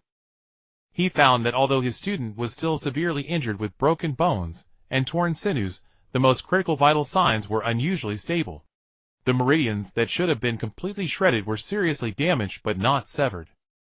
The internal injuries were not as severe or irreparable as he had feared. This was simply a miracle. Might Guy's gaze instinctively swept across the entire arena, and finally settled on the most conspicuous special examiner's seat atop the watchtower. He saw no movement, nor did he sense any fluctuation of chakra. But a beast-like intuition told him that this mysterious power, this miracle-like transformation, must be related to that unfathomable examiner who had been lazily sitting in her chair, seemingly indifferent to everything. Medical ninjas rushed onto the field and carried Rock Lee away on a stretcher. Might Guy walked beside the stretcher, his gaze never leaving the direction of the Raikage. "Kakashi," he said to Hitotachi Kakashi in a low voice, his face filled with disbelief. "Did you feel that?" Under Kakashi's mask, his expression was extremely grave. His Sharingan had been fixed on Rock Lee, and thus he had caught something others could not see. At the moment when Rock Lee's body was about to collapse, he had sensed an extremely faint, almost negligible energy fluctuation completely different from chakra that instantly surged into Rock Lee's body and then dissipated without a trace. That power was pure, vast, and carried a hint of divinity from an ancient era, sending a chill of terror through the very depths of his soul. It was as if an ant had glimpsed a corner of a god. Just as the two were whispering, the Raikage atop the watchtower seemed to hear their murmurs. She slightly opened her closed eyes. Her pale purple pupils across the vast distance swept lightly over Kakashi and Might Guy. That gaze held no emotion, no warning, only a condescending scrutiny. It seemed to silently say, "What can your doubts amount to before a god?" This silent pressure made Kakashi and Might Guy feel their breath catch, a cold sweat breaking out on their backs. They immediately fell silent, filled with an indescribable awe. Playing the role of a prophet is sometimes quite useful, the Raikage thought to herself, satisfied with the effect of that one glance. This small modification of the rules not only preserved the right to continuously exploit Rock Lee as a vain, but also brought her unexpectedly rich rewards. The spectators gasped in relief and joy upon seeing that Rock Lee had not died on the spot. The other examiners were filled with confusion and speculation regarding the bizarre transformation. And within Might Guy and Kakashi a tumultuous surge of emotions, a potent blend of shock and reverence. These emotional fluctuations, like a gentle stream, transformed once more into a steady current of narrative energy, nourishing the ever-brightening divine heart within her chest drop by drop. Indeed, it is necessary to occasionally display some miracles to sustain the faith of mortals, and to provide me with a stable source of energy. The lightning shadow calculated in her mind. The return on this investment was quite substantial. She was already contemplating how to continue similar interventions in subsequent matches, with even more breathtaking impact. She closed her eyes again, her consciousness sinking into the pure land of one mind. On the arena, Rock Lee was carried away on a stretcher by Might Guy and the medical ninjas. Though tears of unwillingness still glistened in his eyes, there was now a trace of gratitude for having survived the ordeal. After Rock Lee was carried off the platform by Might Guy, the blazing aura of life-burning intensity gradually dissipated, yet the air remained thick with an eerie and oppressive atmosphere. Gaara, the red-haired youth bearing a massive gourd, stood alone at the center of the arena. He had won, but there was no joy of victory on his face. In those eyes shadowed by heavy dark circles lay a flicker of confusion he himself hadn't recognized. He hadn't truly won this battle. Rock Lee's transcendent assault had once shattered his absolute defense, and Rock Lee had almost not lost. That opponent, who should have had every meridian severed and been reduced to a cripple, ended up in an inexplicably good condition. This eerie conclusion, like an invisible thorn, pierced the world within him, a world of nothing but slaughter and hatred. What unsettled him even more was the turmoil from within his own body.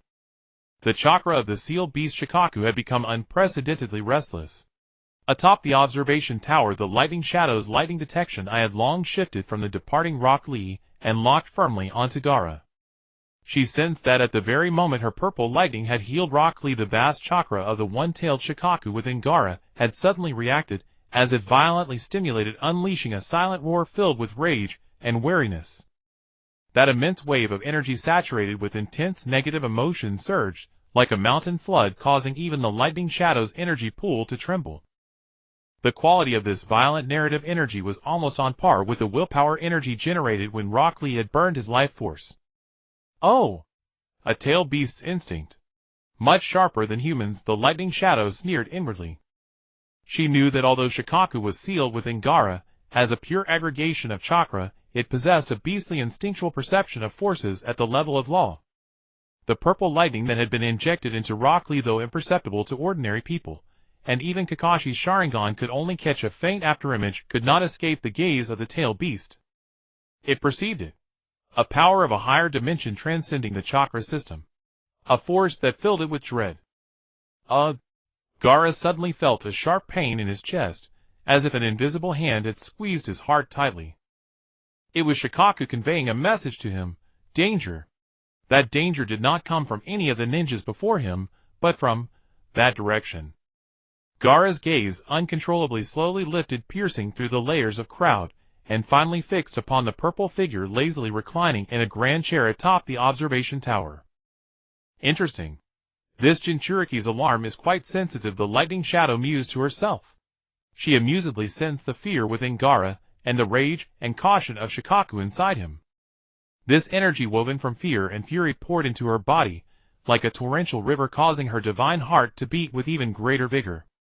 It feels like enjoying a spicy hot pot, while sipping an iced cola, double the pleasure. Gaara suddenly felt a wave of intense nausea. He forcibly suppressed the urge to vomit, his face turning even paler than before. Inside him, Shikaku's chakra was like a pot of boiling magma, crazily battering the seal within his body. He had never felt such overwhelming pressure. This sensation was even more terrifying than the pressure from his cold-hearted father, the fourth Wind Shadow. The Wind Shadow's pressure came from the crushing disparity in strength and status. But the oppression he felt now was a suppression at the level of life itself.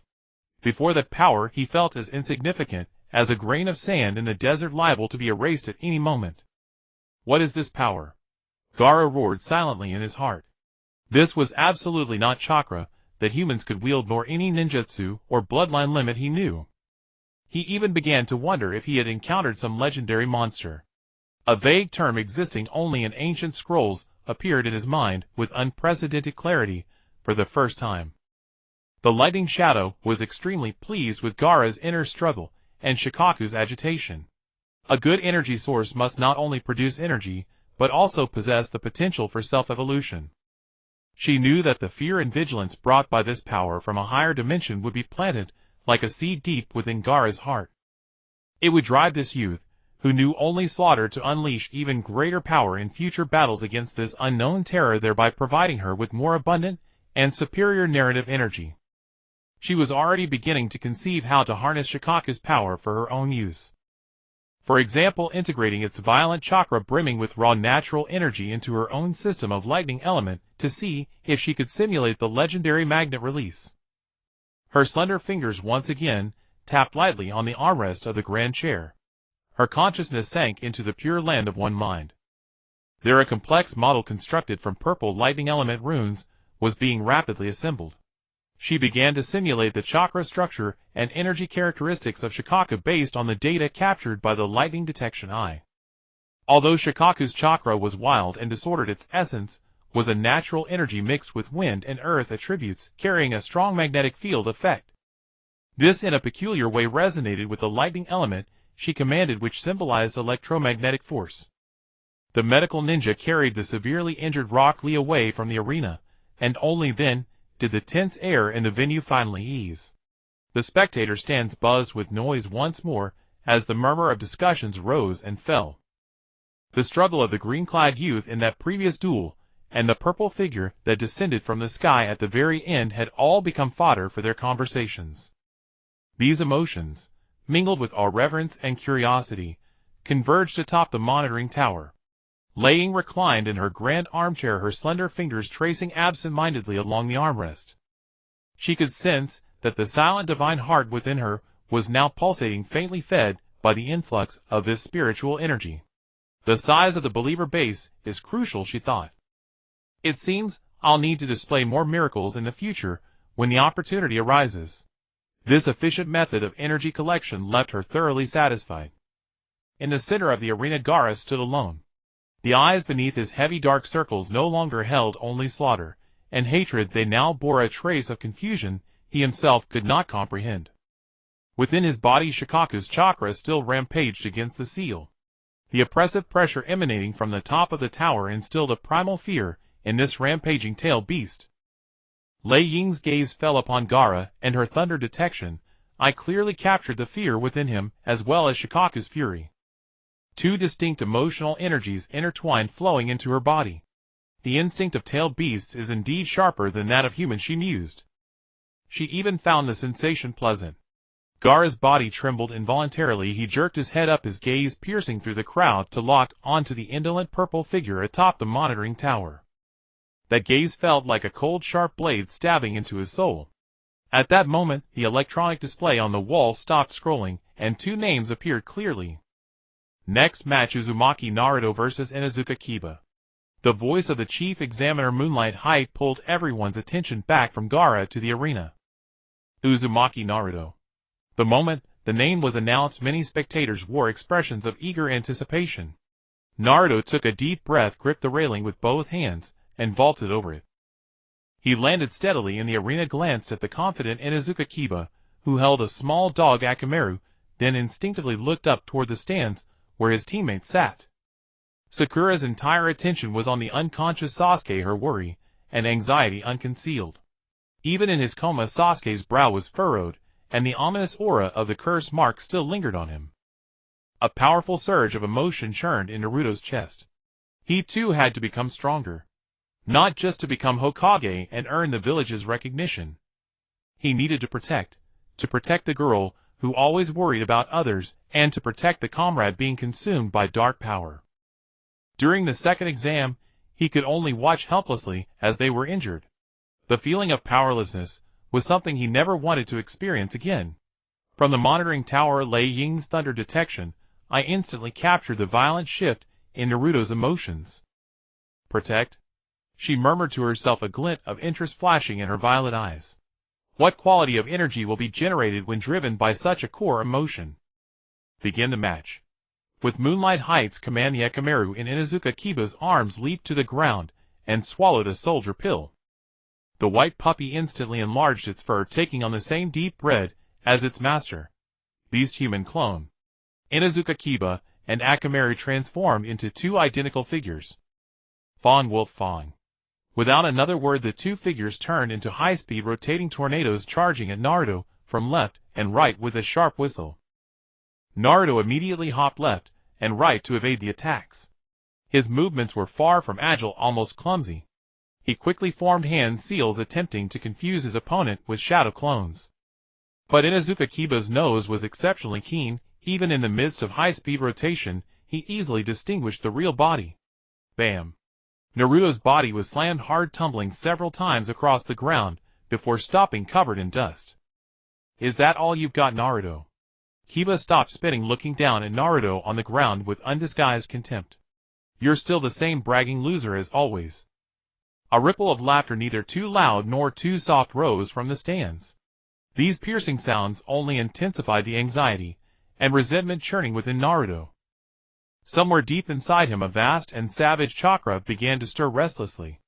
All of this was fully captured by Lei Ying's thunder detection eye.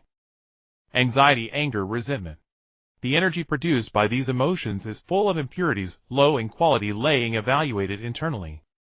But the energy driven by the core obsession of protection is an entirely different tier. She could see that Naruto's deep-seated desire to protect his comrades was like a fuse igniting the vast reservoir of power called Ninetales within him. Naruto was knocked down again and again. Inuzuka Kiba and Akamaru's coordination was nearly flawless, fast, precise, and fierce. Naruto's orange jacket soon became tattered and his face and arms were covered with scrapes and bruises. Yet he rose from the ground time and again. The physical pain was far less than the torment in his heart. His mind flashed with the image of Sakura's tear-filled eyes as she begged Sasuke, and the agonized roar of Sasuke being consumed by the curse mark. I cannot fall here." Naruto gritted his teeth, wiping the blood from the corner of his mouth with the back of his hand. His eyes through each fall and rise never dimmed. This intense desire to protect stirred the dormant Ninetales chakra within him, making it exceptionally active. Indeed, desperation is the best catalyst, Lei Ying thought, as the divine heart within her pulsed joyfully. Every time Naruto struggled, every defiant cry was accompanied by a wild surge of red chakra escaping from his body. To him, this energy was out of control, but in Lei Ying's eyes, it was the purest nourishment. They flowed into Lei Ying's body, like the richest wine, repairing and nurturing her eternal lightning elemental power. "Damn it! What's wrong with this guy?" Inuzuka Kiba's breathing grew heavy. He looked at Naruto, who had risen again, his face bruised and bloody, looking utterly disheveled. Naruto looked at Kiba, and a sudden idea flashed through his mind. He quickly formed hand seals. Shadow clone technique. With a poof, the smoke cleared and 4 Narutos appeared in the arena. Kiba sneered, "It's no use. Your nose can't fool my nose." But as he spoke, the 3 Narutos across from him suddenly shimmered and transformed into copies of Kiba and Akamaru. "What?" Kiba froze. The next second, he saw one of the Naruto transformed Kibas pull a smoke bomb from his ninja tool pouch and smash it onto the ground. Thick smoke instantly filled the entire arena. Kiba's sense of smell was severely disrupted by the acrid gunpowder odor. What is this guy trying to do? As he warily tried to discern the movements in the smoke, a peculiar smell suddenly invaded his nostrils. The smell was overwhelmingly penetrating, instantly overpowering the gunpowder and assaulting his brain. Kiba's movements froze.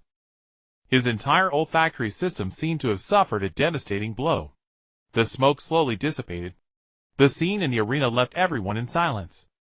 Kiba and Akamaru both lay on the ground, foaming at the mouth, their eyes rolled back, completely unconscious. And Naruto, with his back to them, one hand in his pocket, the other raised with a thumbs up, striking a pose he thought was very cool. The entire venue was dead silent. The referee, Moonlight Height, paused for a few seconds before walking over to check Kiba's condition. As soon as he leaned in, he coughed violently, then looked at Naruto with a mix of admiration and speechlessness. He straightened up, cleared his throat, and announced the winner, Uzumaki Naruto.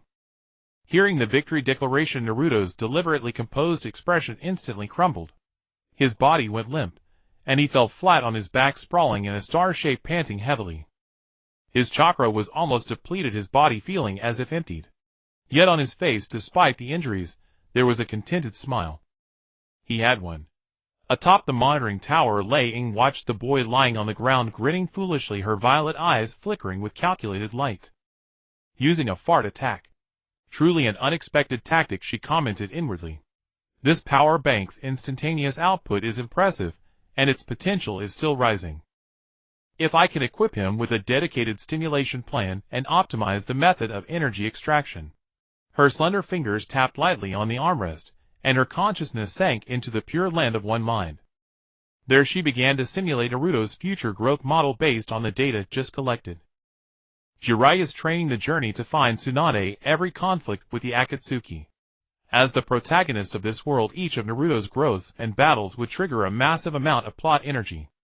I must find a way to stimulate him more frequently to make him master the Ninetales' power earlier and stronger. Laying began to conceive a divine guidance plan. She saw clearly that what continuously unleashed Naruto's power besides the Ninetales chief was the core driving force of his almost obsessive desire to protect his comrades. This emotion was the most powerful energy catalyst in this world. Power never came from nothing.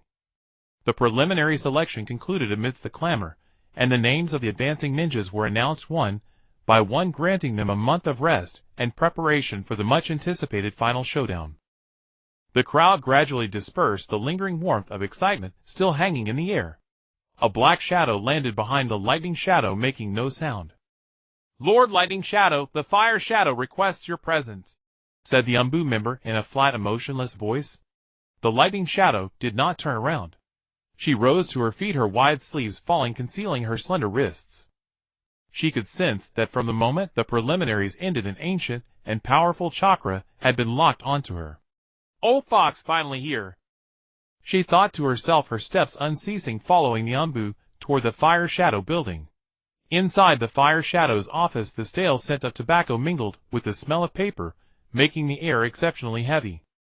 Yuan Fei Risen sat behind a desk piled with scrolls. He did not look at her, but unhurriedly picked up an aged meerschaum pipe from the table, pinched a pinch of tobacco, and meticulously filled the bowl. The lightning shadow stood in the center of the office, her purple kimono clashing with the plain room. Her expression was calm, neither speaking nor looking around, like an exquisite statue standing there. Click! Yuan Fei Risen lit the tobacco with a match, took a deep drag, and only then did his dull eyes lift from the pipe to look at the woman before him. "Lord Lightning Shadow, please sit." He pointed to the chair opposite, the smoke blurring his expression. The lightning shadow sat down, as instructed, her movements fluid, her back straight. "Your actions in the Land of Waves and today's performance in the Chunin exam have left a deep impression on me," Yuan Fei Risen said, his voice hoarse, like an old bellows being pulled. He tried to find a clue on that flawless face. But he failed. Her face was emotionless, her purple eyes reflecting the light from the window without revealing any inner feeling. However, in the lightning shadow's perception, Yuan Fei Risen's inner activity was a turbulent signal. Vigilance, confusion, worry, and a trace of reverence for the unknown power that he deliberately suppressed. "Mortals always use their limited cognition to measure things they cannot understand," the lightning shadow evaluated in her mind, while outwardly responding with her cold, clear tone. "My power does not belong to the scope of this world." Her voice was not loud, but it stirred an invisible echo in the small office. "It is the embodiment of eternity, the law itself." Yuan Fei Risen's fingers holding the pipe paused. This unverifiable and irrefutable answer left him with no foothold for his subsequent interrogation. He was well aware that directly questioning the source of power would yield nothing. He was silent for a moment, then changed his approach. "The ninjas of Konoha all inherit a certain will." Yuan Fei Risen's voice deepened. "Wherever leaves dance, fire will burn. The light of fire will illuminate the village and cause new leaves to sprout. Protecting the village, protecting comrades. This is the belief we live by." He gazed at the lightning shadow with eyes that had witnessed 3 great shinobi wars, trying to touch her with Konoha's core spiritual philosophy, thereby judging whether she was friend or foe. "Will of fire." The lightning shadow's heart was undisturbed. In her perspective, as a former game planner, the so-called Will of Fire was essentially an efficient narrative tool, an excellent setting used to drive characters and create conflict. It unleashed powerful strength from the shinobi populace through intense emotions, like sacrifice, devotion, and bonds. From the perspective of energy output, it was indeed effective. But this kind of will built on individual life and emotion was inherently full of uncertainty. To pursue a vague concept with a finite life, that itself is a loss. The lightning shadow's voice remained flat, but carried a condescending judgment. The concept is praiseworthy, but the method, too inefficient. Yuan Fei Risen's heart sank. Inefficient.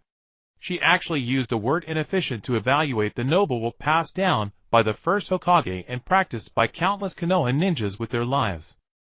A surge of offended anger roiled within him, but the wrinkles on his face did not change. He forcibly suppressed his emotions. He was not facing a subordinate, who could be reprimanded with the authority of a Hokage. Then in your opinion, what is the efficient way? He pressed his voice dry. Order. The lightning shadow uttered 2 words. Yuan Fei Risen frowned slightly. Konoha is also committed to maintaining peace and order in the ninja world. The order you speak of is merely a fragile balance of desires and compromises. The lightning shadow looked at him directly for the first time, interrupting him. It can be shaken by one person's ambition, shattered by the interests between villages. Today's friend may be tomorrow's enemy. How can such a thing be called order? True order is the constancy of the law. The sun and moon revolve, the seasons change, birth, aging, illness, and death all have their fixed numbers. It does not change because of anyone's emotions or desires. That is order. Her words, devoid of emotion, were like a scalpel precisely dissecting the false skin of peace, covering the ninja world. Strife and chaos are the inescapable fate of mortals. And I, she paused, revealing a trace of matter-of-fact indifference, will bring true order to this world. This clash of ideas was far more intense than any ninjutsu exchange. The lightning shadow clearly perceived that Yuan Fei Risen's spiritual world was stirred into a great upheaval. The will of fire he had adhered to all his life stood in fundamental opposition to the cold absolute, eternal order she spoke of. This negation and impact from the worldview level instantly generated a vast and pure plot energy. This energy surged into the one mind pure land, making her originally somewhat illusory divine shadow become several degrees clearer in outline, as if it had taken a step from an ink painting toward a solid sculpture. Not bad effect. The lightning shadow was satisfied with the result of this sermon. Yuan Fei Risen tapped the ash from his pipe into the ashtray, producing a crisp clink. He was silent for a long time, only his slightly heavy breathing remaining in the office. He realized that the woman before him possessed a system of thought entirely independent of, and even superior to, the ninja world. She was not a powerhouse that could be won over, persuaded, or exploited. She was a subverter of rules. He began to think how with the order the lightning shadow spoke of be realized. Would it be through the destruction of everything existing, or through some way he could not imagine? An unprecedented sense of powerlessness washed over the third Hokage. He had faced powerful enemies, cunning politicians, but never a deity who sought to fundamentally negate their very existence. Well played, old man. The lightning shadow looked at Yuan Fei Risen's weary and profound appearance, already calculating the direction of her next investment. After a long pause, Sarutobi Hiruzen lifted his head, a glimmer of the Kage's light rekindling in his dim eyes. Konoha welcomes friends who cherish peace. But Konoha will never tolerate any existence that seeks to disrupt the village's tranquility, he said slowly. This was a statement as Hokage and a warning. The Raikage rose to her feet, not responding directly to his words. The final match in 1 month will be quite interesting. She left an ambiguous remark and turned to depart. Her purple sleeve brushed through the air, stirring a faint breeze that carried away the last warmth of the office. Sarutobi Hiruzen watched her silhouette vanish beyond the door, and after a long moment he let out a deep sigh. He picked up his pipe again, this time without restraint, allowing the thick smoke to engulf himself and the office entirely. Deep underground beneath the forest of death in Konoha. In the dark damp base, the glow of instrument screens illuminated Orochimaru's pale face. His eyes burned with fervor as he extended his tongue to lick his cracked lips. On the massive screen before him, a complex energy fluctuation diagram pulsed. The data stream originated from Uchiha Sasuke, recording the real-time changes after the implantation of the heavenly curse mark. During the preliminaries, the eruption of Sasuke's curse mark and the intervention of that mysterious force had driven the scientists to the peak of excitement. A perfect vessel, a perfect direction of evolution. Orochimaru's voice echoed in the silent laboratory, trembling with barely suppressed excitement.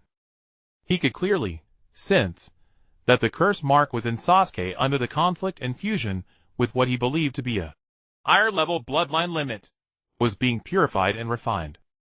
The originally wild and chaotic curse mark energy, under the guidance of that force, had taken on a strangely stable structure.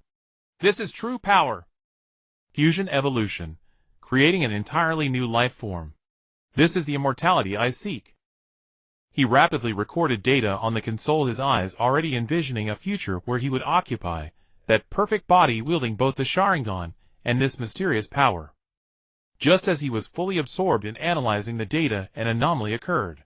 The purple clover mark left by the rakeage on his chest suddenly erupted with piercing pain and searing heat without warning.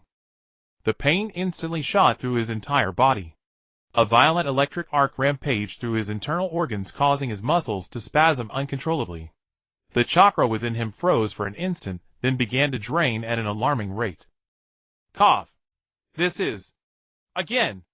Orochimaru clutched his chest, letting out a muffled groan. He fell to one knee, his body trembling violently, veins bulging on his pale face, and cold sweat instantly soaking his clothes. This was the absorption from the Thunder Seal.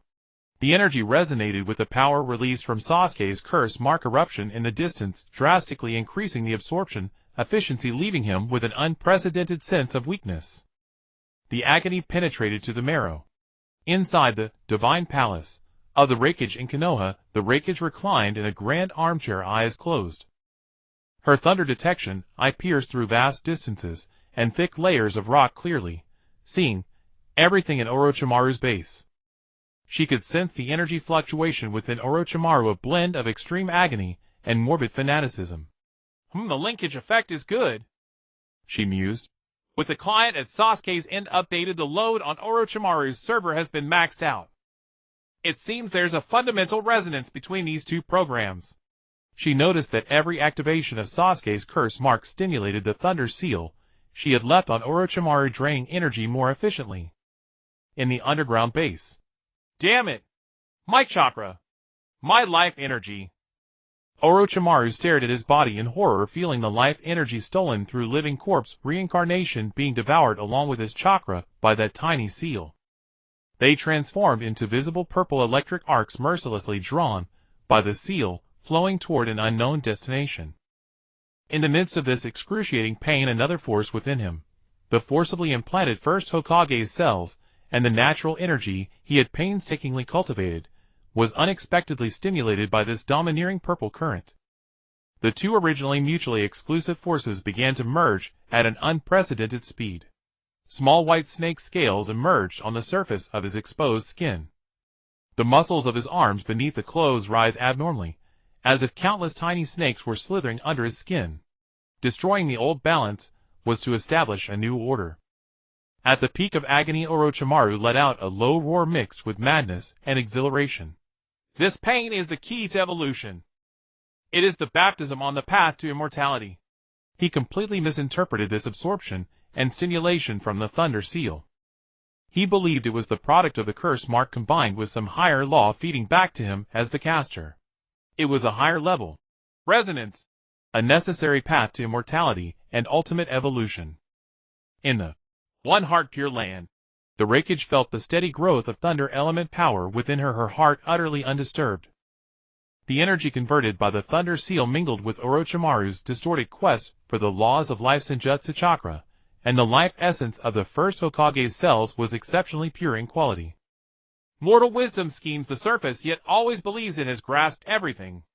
The Raikage chuckled inwardly, fully aware of Orochimaru's misjudgment, with no intention to correct it. She was content to let it be. With a slight shift of her will, she began to adjust the absorption frequency and stimulation intensity of the Thunder Seal, keeping it at a critical threshold. This point would both inflict extreme pain on Orochimaru and drive the continuous fusion and evolution of the forces within him. Like an experienced rancher, she precisely controlled every release, ensuring the penned livestock fattened at the fastest rate, yielding the highest quality product. The more fanatically Orochimaru pursued this misunderstood evolution, the more he would provide her with higher quality, more enduring plot energy. The rakish gaze pierced through the void of the pure land, growing deep and profound.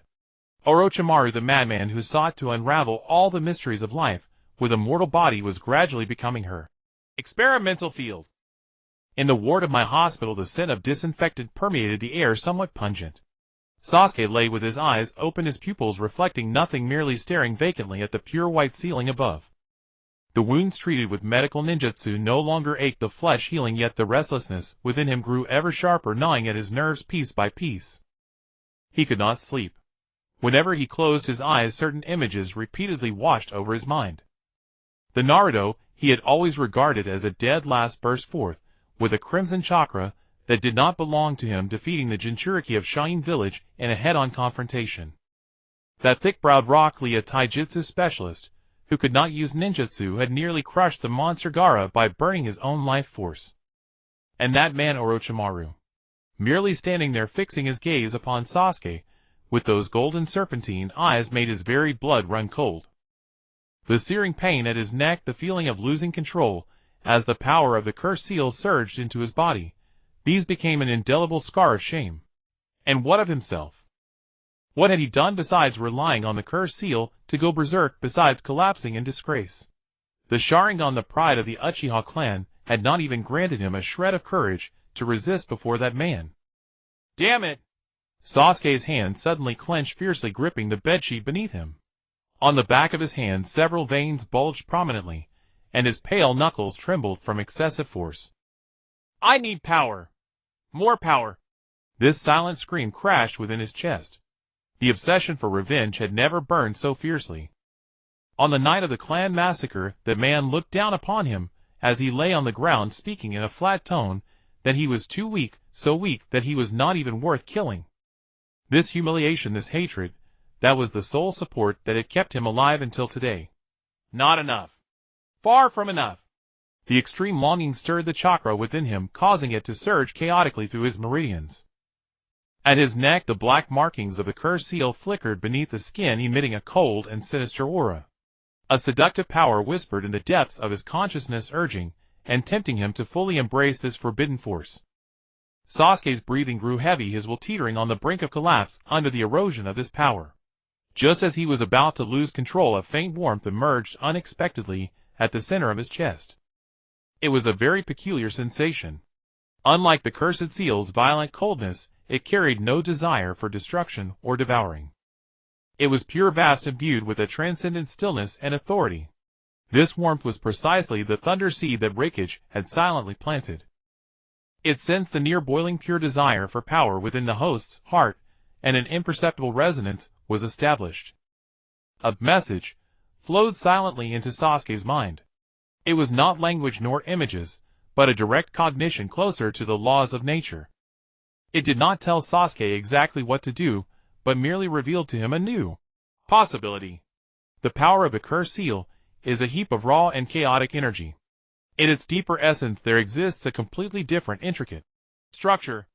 Master it rather than be devoured by it, and the path to eternity will thus be opened. What is this? Sasuke's eyes suddenly flew wide open. In the dark ward his pitch-black pupils instantly turned crimson, and 3 black tomos spun rapidly within his irises before finally coming to a halt. He had never experienced such clear guidance.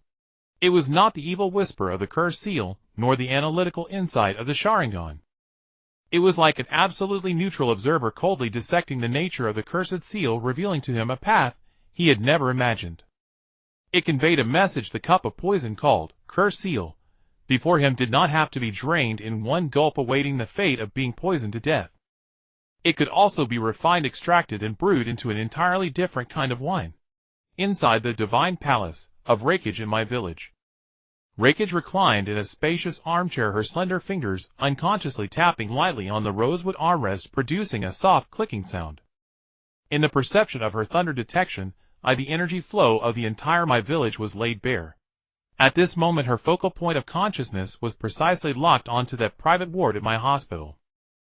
The violent turmoil within Sasuke, that mental energy mixed with resentment, anger, and longing, was clearly presented in her perceptual world. Just now, it was she who had seized the moment when that desire peaked using a minuscule amount of mental energy, and through the Thunder Seed, a backdoor program she had personally planted, sent a re-encoded concept into Sasuke's consciousness. A perfectly timed divine guidance. The desires of mortals are the most efficient driving force. Reikage evaluated inwardly.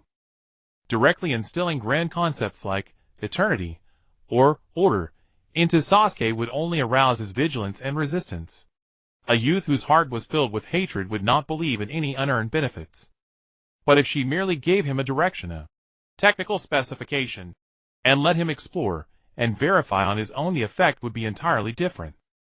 What she needed to do was to become a guide on Sasuke's path to power, not a generous benefactor. A guide could collect tolls and even decide the destination of the road, whereas a benefactor would only be suspected of ulterior motives and eventually abandoned. Back in the hospital ward, Sasuke closed his eyes again. He forced himself to calm his violent heartbeat, attempting to recall that vast and pure sense of cognition just now. This time, he did not suppress the restless stirring of the cursed seal within him. He diverted a thread of his mind, actively mobilizing a small stream of the cursed seal's chakra, allowing it to flow slowly through a meridian. A cold, piercing pain immediately came, but he endured it. Unlike his previous passive suffering, he began to examine this power using the law revealed by that mysterious message. Under the dual effect of his Sharingan and that law, the originally chaotic and unruly chakra of the cursed seal appeared to have its internal flow slowed down immensely. He saw how those violent energy particles collided in disorder, and also saw how they were eroding his own body cells. At the same time, he also saw a completely different scene. If only he could arrange these energy particles in a more exquisite way, guide their flow instead of letting them surge wildly. Once this thought arose, it could no longer be contained. Sasuke concentrated all his spirit, mobilized his already scarce chakra, and carefully enveloped that small stream of cursed seal energy. He attempted to alter its internal arrangement according to the structure shown by the law in his mind. This process was unimaginably difficult. The energy of the cursed seal was full of resistance and destructiveness. Every attempt he made was like trying to bind a raging beast with a single thread. The consumption of mental energy increased sharply, and soon fine beads of cold sweat emerged on his forehead, sliding down the contours of his face and soaking the pillowcase. But he did not give up. After an unknown period, just as he felt his spirit was about to be completely drained, the violent and chaotic sensation within the cursed seal energy he had forcibly transformed suddenly diminished by a trace. Just a trace. But Sasuke's body distinctly captured this change. The stinging pain that gnawed at his marrow had indeed lessened in that instant. Inside the divine palace, Reikage's fingers tapping on the armrest stopped. Her face still bore that calm, expressionless look, but deep in her eyes a flicker of understanding passed. He's taken the bait. Within the divine palace, the tip of the Reikage's finger resting on the armrest paused slightly. It had succeeded. A trace of energy, minute yet extraordinarily pure, fed back from a distant hospital room through an invisible link. The rootlets of the Seed of Thunder had already pierced through the outer shell of the curse mark, beginning to intertwine with the core of that Ninjutsu chakra originating from Ryuchi-sei. Following the conclusion of the Chunin exam preliminaries, 1 month remained before the final rounds. After enduring a series of disturbances, Konohagakure had finally entered a period of rare tranquility. Within the Reikage's luxurious apartment, an exquisite set of celadon tea were rested on a long rosewood table. Steam rose and swirled into the air. She wore a purple kimono and knelt upon a cushion. Her slender fingers grasped a small tea whisk, stirring leisurely within the bowl. The emerald green matcha powder dispersed in the hot water, forming delicate foam. She pushed the tea bowl toward the empty seat opposite her, as though a guest were already seated there. Only after completing this ritual did she slowly close her eyes. Raiden Nomi activated silently, its intangible perception spreading like quicksilver across the entire Konohagakure. Countless trails of chakra flow and waves of emotion formed a real-time dynamic map within her mind. Her vision first fell upon the training ground at the edge of the village. Uzumaki Naruto stood shirtless, his brilliant golden hair damp with sweat. He was practicing basic strikes against a row of wooden posts, his movements wide and forceful, each punch cutting through the air with a sharp whistle. The Raikage could clearly sense Naruto's unwavering focus during his training, along with a deep-seated desire burning within him for strength and recognition. Then her gaze shifted to a quiet bamboo grove elsewhere. Uchiha Sasuke. The young man was quieter than ever before. Alone among the bamboo stalks, he repeatedly practiced his shuriken throwing technique. With each throw, he meticulously calculated the angle, force, and wind speed, striving for absolute precision. The Raikage could sense the curse-mark power within him, a beast restrained by chains, sometimes dormant, at other times letting out a low, reluctant growl. And the seed of thunder she had planted would quietly guide his thoughts. Whenever he concentrated deeply to analyze the curse mark, when he grew exhausted, it would feed back a trace of pure energy, sustaining his stamina, so he could linger longer in that intoxicating sensation of breakthrough. Sasuke's obsession with power, his anxiety over his current state, each frown, every frustrated gasp, caused the seed of thunder's breathing to quicken. The Raikage was highly satisfied with Sasuke's progress. Compared to Naruto's crude, unrefined energy output, Sasuke's provided energy carried a far superior quality, infused with hatred, resentment, anxiety, and the subtle satisfaction of overcoming challenges. Her gaze shifted to the Konoha library, where Haruno Sakura was bent over a pile of thick medical ninjutsu scrolls. Her chakra fluctuations were faint but steady and resilient. Occasionally she would pause, her gaze drifting absent-mindedly toward the window fixed on the bamboo grove where Sasuke trained. Her eyes revealed unmistakable worry and affection. From the Raikage's perspective, these emotional fluctuations yielded modest energy overall, yet possessed a distinctive flavor, like a dessert after a meal, insufficient to satisfy hunger, but perfect for refreshing the palate. Just as she was about to extend her perception further, a familiar chakra fluctuation approached her apartment at a leisurely pace. The owner of this chakra deliberately kept their presence subdued without fully concealing it, as if signaling, "I've come and I mean no harm." Ataki Kakashi. The Raikage opened her eyes, her violet pupils betraying no emotion. She lifted the teacup before her and took a slow sip. As expected, the most troublesome individual had come to her doorstep. Knock, knock, knock. The doorbell rang with measured politeness. "Come in." Her voice was soft but carried clearly through the door. It opened to reveal a man with silver hair and a forehead protector covering one eye. Dressed in a standard Jonin vest with hands in his pockets, he carried an air of casual indifference. "To visit without warning, I apologize for the intrusion, Raikage Dano." Kakashi's gaze swept across the room, before settling on the kneeling Raikage, his eyes pausing briefly on the empty teacup waiting across from her. He stepped inside, and took a seat cross-legged on the cushion opposite the Raikage, his posture relaxed. "I was merely passing by when the fragrance of tea drifted to me, so I shamelessly came to beg for a cup." His visible eye curved into a crescent as he smiled. "Tea is meant for guests." The Raikage pushed the prepared cup toward him with deliberate, unhurried grace. "I hadn't anticipated my guest would be you." Kakashi gazed at the cup, noting the fine white foam cresting the jade-green liquid, and its clear, refreshing aroma. He didn't reach for it immediately. "It seems you anticipated my arrival." He lifted the bowl, feeling its warmth, then lowered his head to blow away the foam before taking a measured sip. The bitter notes gave way to a sweet aftertaste as he drank. His gaze never left the Raikage's flawless features, searching for even the slightest weakness. "I'm well aware of your capabilities." Kakashi set down his cup and leaned forward slightly, his usual nonchalance giving way to something more serious. "What brings you to Konoha, really?" She raised her lashes, her violet eyes meeting Kakashi's single visible one with calm detachment. "I seek eternity. Konoha is merely a stop along my journey, and here I've found several promising foundations." "Foundations?" Kakashi's brow furrowed slightly beneath his forehead protector. "For instance, the last remnant of the Uchiha clan." The Raikage's fingers tapped lightly on the table before her. "There's a purity of purpose in his eyes, a single-minded pursuit of power." That single-minded pursuit was one of the cornerstones for building eternity. Kakashi felt a cold knot form in his chest. She was indeed watching Sasuke. "Sasuke is my student." His voice darkened. "I won't let him fall astray." The Raikage's tone remained impassive as she countered. astray. What is the right path versus the wrong one? The pursuit of power itself is neither right nor wrong. What matters is who wields it, and how they seek it. She lifted her teacup, her gaze drifting past Kakashi to the clear blue sky beyond the window.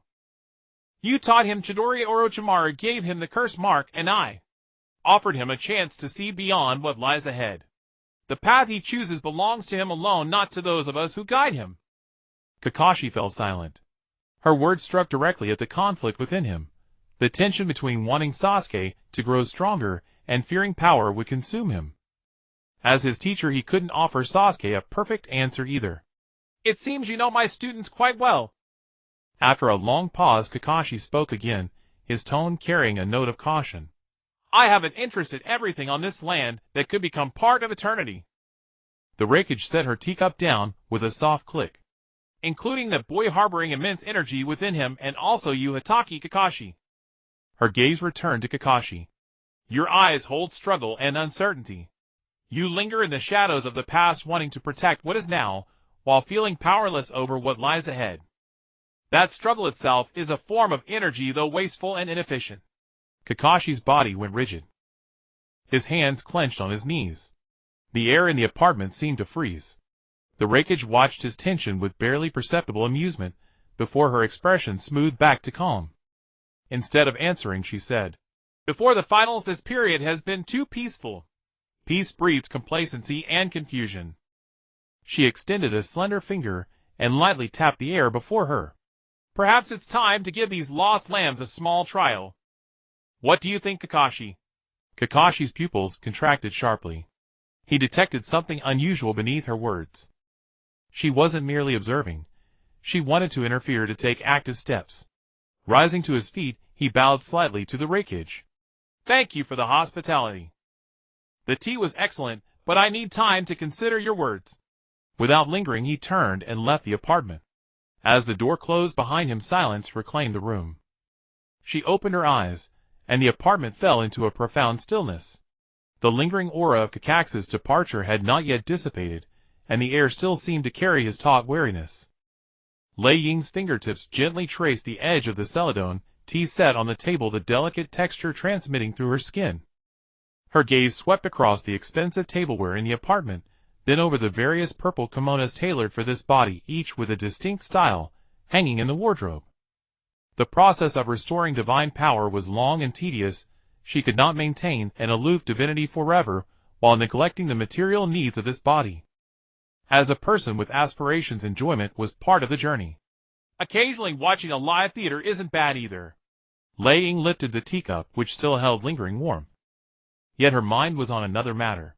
I wonder when I can connect to the internal network of the Shao organization. Changmen's Pain 6 Paths project sounds audacious in concept, and its technical implementation should be more advanced than Dashawan's human experimentation. Her consciousness sank instantly, entering a vast, boundless purple space. Isenjingtu.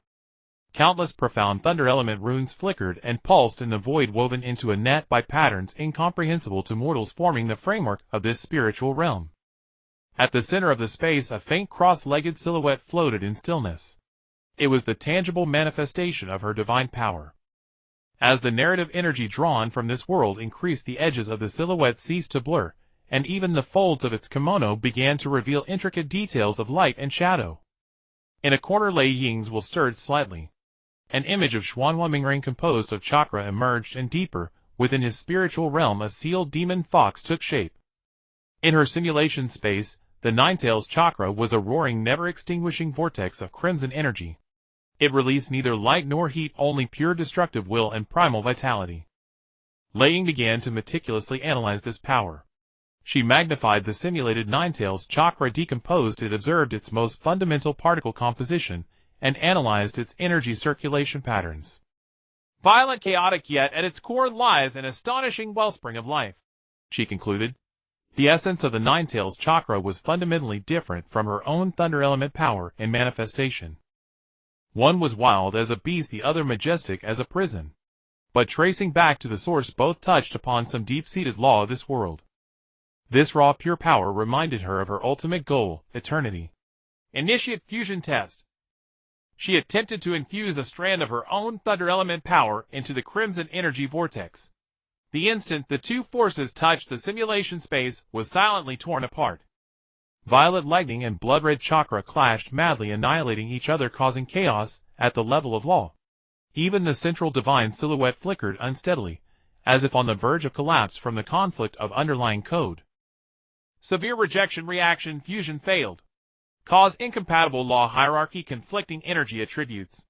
Lei Ying calmly recorded the failure data, constantly adjusting the injection method, frequency, and intensity of her thunder element power. Her mind operated like the most efficient processor, attempting to achieve compatibility and intercommunication at the underlying data level between two completely different architectures. That kid Mingren carries a mobile nuclear power plant inside him, but he only instinctively leaks energy when emotionally agitated. His energy management is a complete mess. Lei Ying grumbled inwardly. Through long-term observation with her Legion, she found that Mingren's utilization rate of the Ninetales chakra was so low it made her a utilitarian uncomfortable.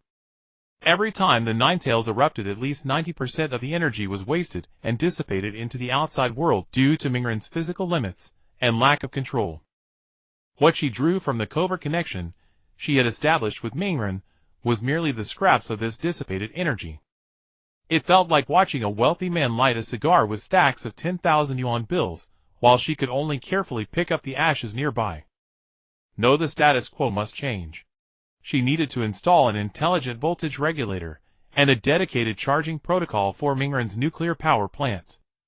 The so-called voltage regulator was to help Mingren better control the output of the Ninetales chakra, avoiding wasteful energy consumption and the backlash on his own body. The dedicated charging protocol was to guide Mingren from being passively influenced by the Ninetales power to actively learning and mastering it. He needed to learn to harness and release it while outputting on demand. Lei Ying's consciousness raced within Isenjing to beginning to construct a brand new energy guiding rune based on vast amounts of data. The structure of this rune referenced the human meridian system 8 trigrams arrays, and even incorporated the logic of circuit diagrams familiar to her from a past life. It had to perfectly simulate the flow path of the Ninetales chakra within Mingren's body, while integrating the essence of order and law from thunder element power. Once successful, she could implant this rune into Mingren's chakra circulation system in an imperceptible manner. If this kid can learn to control this power, the progress bar for restoring my divine power will jump forward by a huge margin. Lei Ying calculated. Every time Mingren had a power-up outburst, it brought her a considerable wave of narrative energy revenue. If he could use the Ninetales chakra more frequently, efficiently, and safely, the energy she could harvest would grow exponentially. She recalled Mingren's azure blue eyes, his stubborn determination to protect his comrades in the face of danger. These intense emotions, in her view, were the key to guiding him to master the Ninetales chakra. She didn't need to teach him the Rasengan or summoning techniques step by step like Zilai. She only needed to give him a concept, a hint of law at his most crucial moment. Let him enlighten himself and seize control. After all, the payment points that users discover on their own have a much higher conversion rate than forced pop-up ads. That guy Zilai should be returning to the village soon. Lei Ying's consciousness withdrew from Isenjingtu. She recalled the legendary Sanin. I need to find a way to intensify his teaching as well. On the day of the final round of the Chunin exam, the sky had just brightened, and the Konohagakure arena was already bustling with noise. The colossal circular structure was filled to the brim with crowds surging in from all directions, every passageway crammed to the point of being impassable.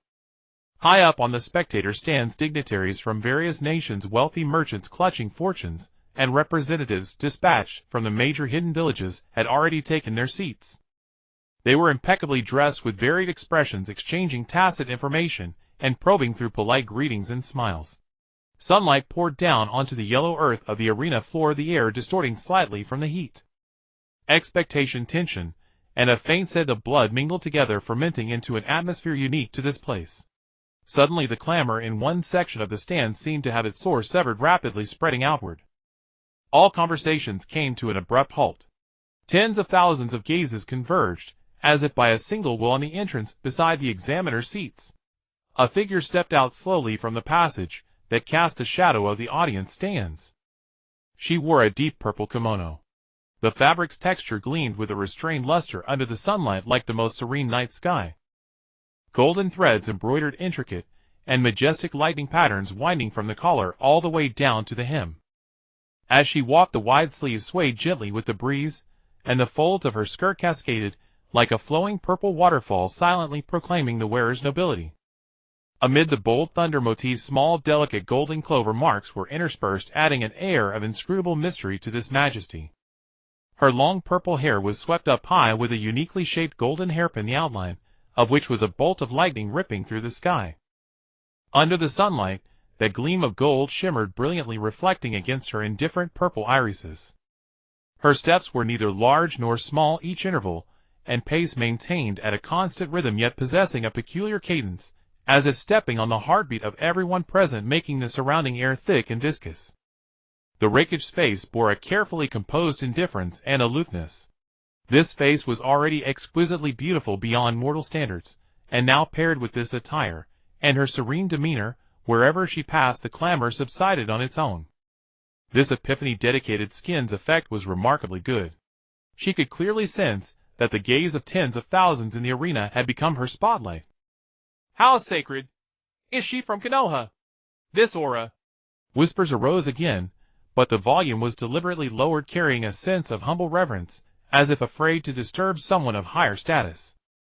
In the VIP section, the daimyo of the Wind Country leaned forward slightly, trying to see more clearly. Beside him, the representative of Sunagekyo, the man with purple face paint Baki, had a more intense look of scrutiny in his eyes. They could not see through this woman. On the Hokage stand, Hiruzen Sarutobi's face darkened. His fingers tightened around his pipe, the tobacco burning faster than usual. He had anticipated that the rakish would cause trouble, but he never expected her to do it in this manner. Beside him, Koharu Udatane and Hamura Miyokado, the two advisors, wore equally solemn expressions. They exchanged a glance, both seeing the difficulty and unease in each other's eyes. The rakish's lightning perception I saw through the mental activities of Hiruzen Sarutobi and the other high-ranking officials. She paid no heed to anyone's gaze, walking straight to the center of the examiner's seats. There, a grand and spacious armchair, more ornate than all the surrounding seats, had already been prepared. The chair was made of some unknown dark wood, its backrest carved with the same lightning and clover motifs as those on her kimono. The rakish stopped before the chair, turned around, and her wide sleeves traced a smooth arc through the air. She sat down slowly, placing her hands on the armrests, her gaze level ahead. The entire process was fluid and composed, untouched by the surrounding clamor and commotion. Yet her lightning perception I never ceased. The entire arena, from the highest stands to the lowest competitor passage, every person's chakra flow, heartbeat rate, and even the slightest change in facial muscles were rendered in real time as data on the mental sand table within her mind. Her gaze finally settled on the competitor waiting area.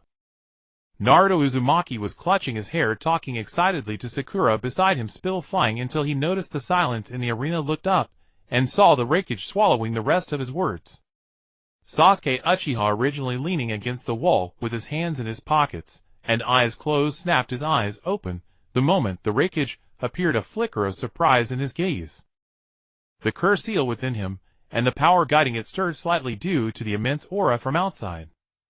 Sakura Haruno stood between the two, looking from one to the other, her face etched with worry, while her gaze toward the rakish mixed adolescent admiration with instinctive fear. And there was the youth from Sunagekyo, Gaara. He stood alone, arms crossed in the shadow of a corner, carrying a huge gourd on his back. The undisguised killing intent and thirst for blood in his eyes, which had been there before, were replaced by a deeper emotion the moment the rakish sat down. It was the instinctive vigilance and agitation of a wild beast encountering an apex predator at the top of the food chain. Niji Hyuga Rock Lee Shikamaru Nara. The seeds of this plot had all gathered here now. The fates, dreams, hatreds, and bonds they carried were about to collide most fiercely on this stage. All the emotions, will, and power they unleashed would transform into the purest nourishment, irrigating her nearly withered divine heart. A feast! The rakish murmured softly in her heart. Let it begin!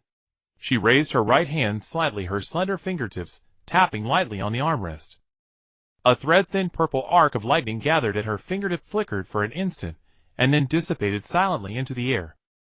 At almost the same moment, the examiner standing in the center of the arena Genma Shiranui spat out the sabon he had been holding in his mouth, caught it with his hand, and his long-held voice rang out across the entire venue. The third round of the Chunin selection exam now officially begins. As Genma Shiranui's words fell, the huge electronic display screen in the center of the arena rapidly scrolled two names, finally coming to a stop. Naruto Uzumaki versus Sasuke Uchiha. Whoa! The entire venue instantly erupted into an uproar. The first match is the two of them. It's the showdown between Konoha's strongest rookies of this year. This is going to be good. One is the classic underdog rising, the other is the prodigy orphan of the Uchiha clan.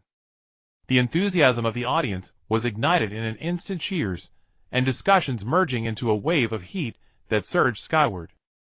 Naruto was stunned for a moment, then grinned, flashing a brilliantly radiant smile.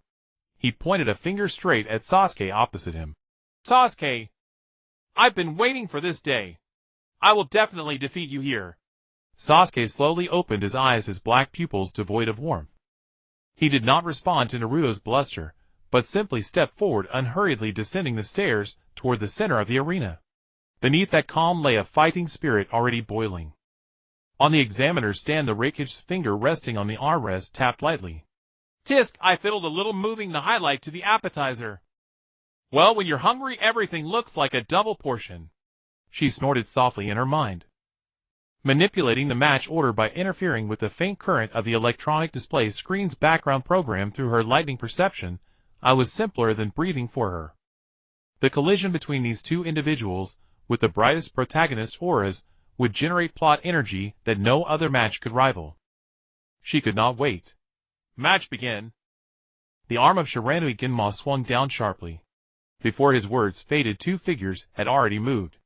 Naruto, like an orange cannonball shot from the barrel, charged straight ahead, throwing a punch with a howling wind. Simple, brutal, and unreasonable. Sasuke's body slid half a step backward, and with an extremely exquisite angle, he sidestepped to dodge Naruto's fist. His movements were as standard as a textbook. The Sharingan had already been activated, with two tomos slowly rotating in his eye sockets, capturing every detail of Naruto's moves with perfect clarity. Bang! Bang! Bang! The dull thuds of fists and feet colliding echoed densely across the arena.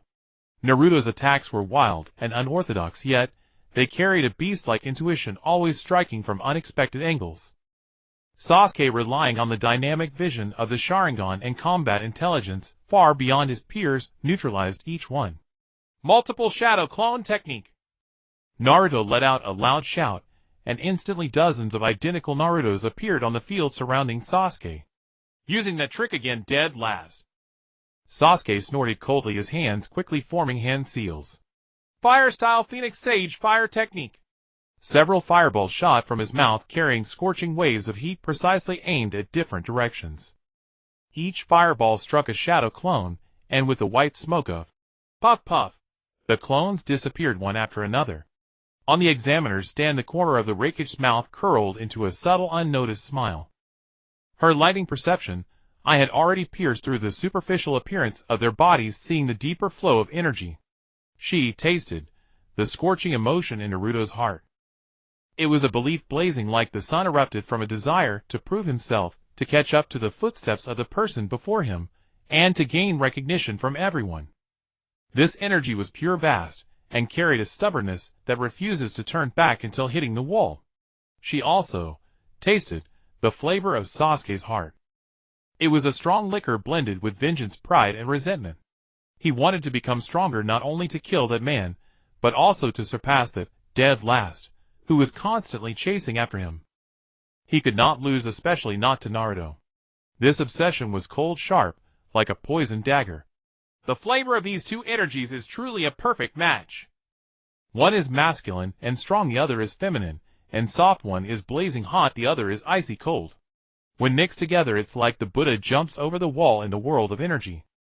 The Raikage let out a gourmet-like admiration in her heart. The battle on the field had entered a white-hot stage. Ayo! Naruto let out a beast-like roar, and a layer of blood-red chakra burst forth from his body, enveloping him completely. His eyes turned completely blood-red, his pupils elongated into vertical slits, like a beast's, and the whisker-like marks on his cheeks became thick black and ferocious. A violent evil destruction-filled power radiated outward from him. The Ninetales chakra was leaking. This is... Kakashi on the stands felt his heart tighten. That power... Gaara's body trembled slightly, the Shikaku inside him sensing the presence of a kindred spirit let out a restless roar. Come on, Naruto! Sasuke's face showed not fear, but a hint of excitement. On his left shoulder the three-tomo curse mark pattern began to emit ominous black energy, spreading rapidly, and forming black flame patterns on the left half of his body. The tomoed Sharingan spun wildly. He forcibly guided the power of the curse mark, infusing it throughout his body. Sasuke's speed and power at this moment also soared to a new peak. Boom! The two figures, one red and one black, collided fiercely again. This collision was no longer just fists and feet, but the most primal pure clash of power. The rampaging Ninetales chakra and the sinister curse mark power stirred up visible shockwaves in the center of the arena, kicking up clouds of dust. Oh my god! Is this still a Genin-level battle? Monsters! They're both monsters! The audience in the arena was utterly stunned by the unimaginably fierce confrontation before them. They stood up, craning their necks, their exclamations and shouts nearly lifting the roof off the arena. Awe, fear, excitement, frenzy. Countless people at this moment experienced a powerful emotional resonance because of the same battle.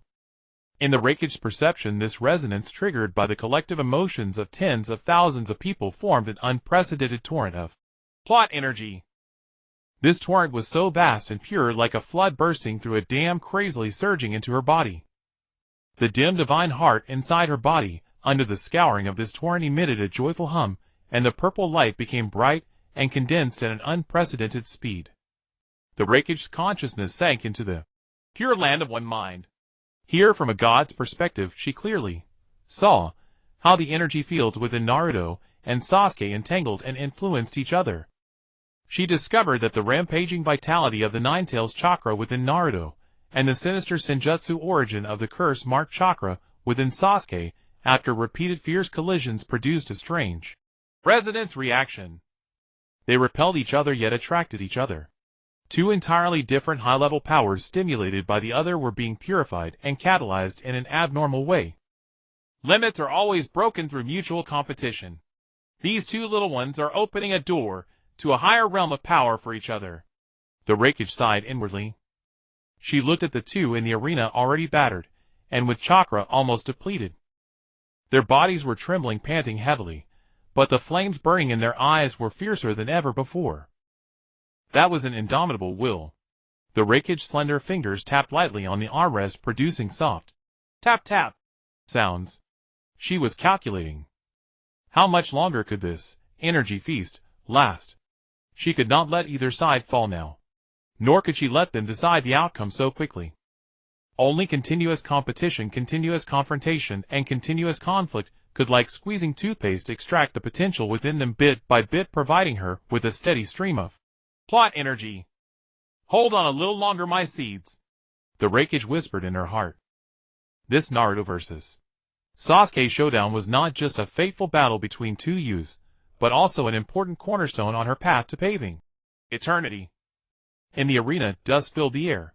Uzumaki Naruto and Uchiha Sasuke stood facing each other across a distance of over 10 meters, their chests heaving violently, their labored breaths clearly audible in the silent field. The Ninetales chakra cloak on Naruto was no longer as solid as before. The blood-red energy had thinned like a flickering flame.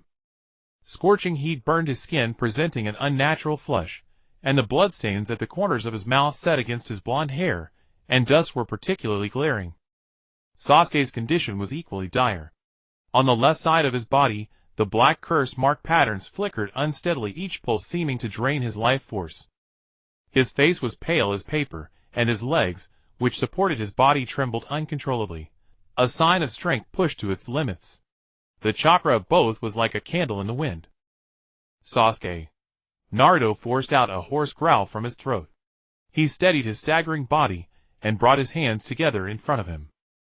A cerulean chakra sphere formed in his palms, spinning and expanding with difficulty. Rasengan. Naruto. Sasuke raised his left hand, slow but resolute. Blinding electric light gathered in his palm, emitting a sharp screech, as if 1,000 birds were crying out simultaneously. The surrounding air trembled and distorted from the high-intensity lightning chakra. Chidori. This was the ultimate jutsu they could unleash with their last will and strength. This was the final blow prepared for their destined confrontation. They've reached their limit. From the examiner's seat, the Raikage's violet eyes were calm and unruffled.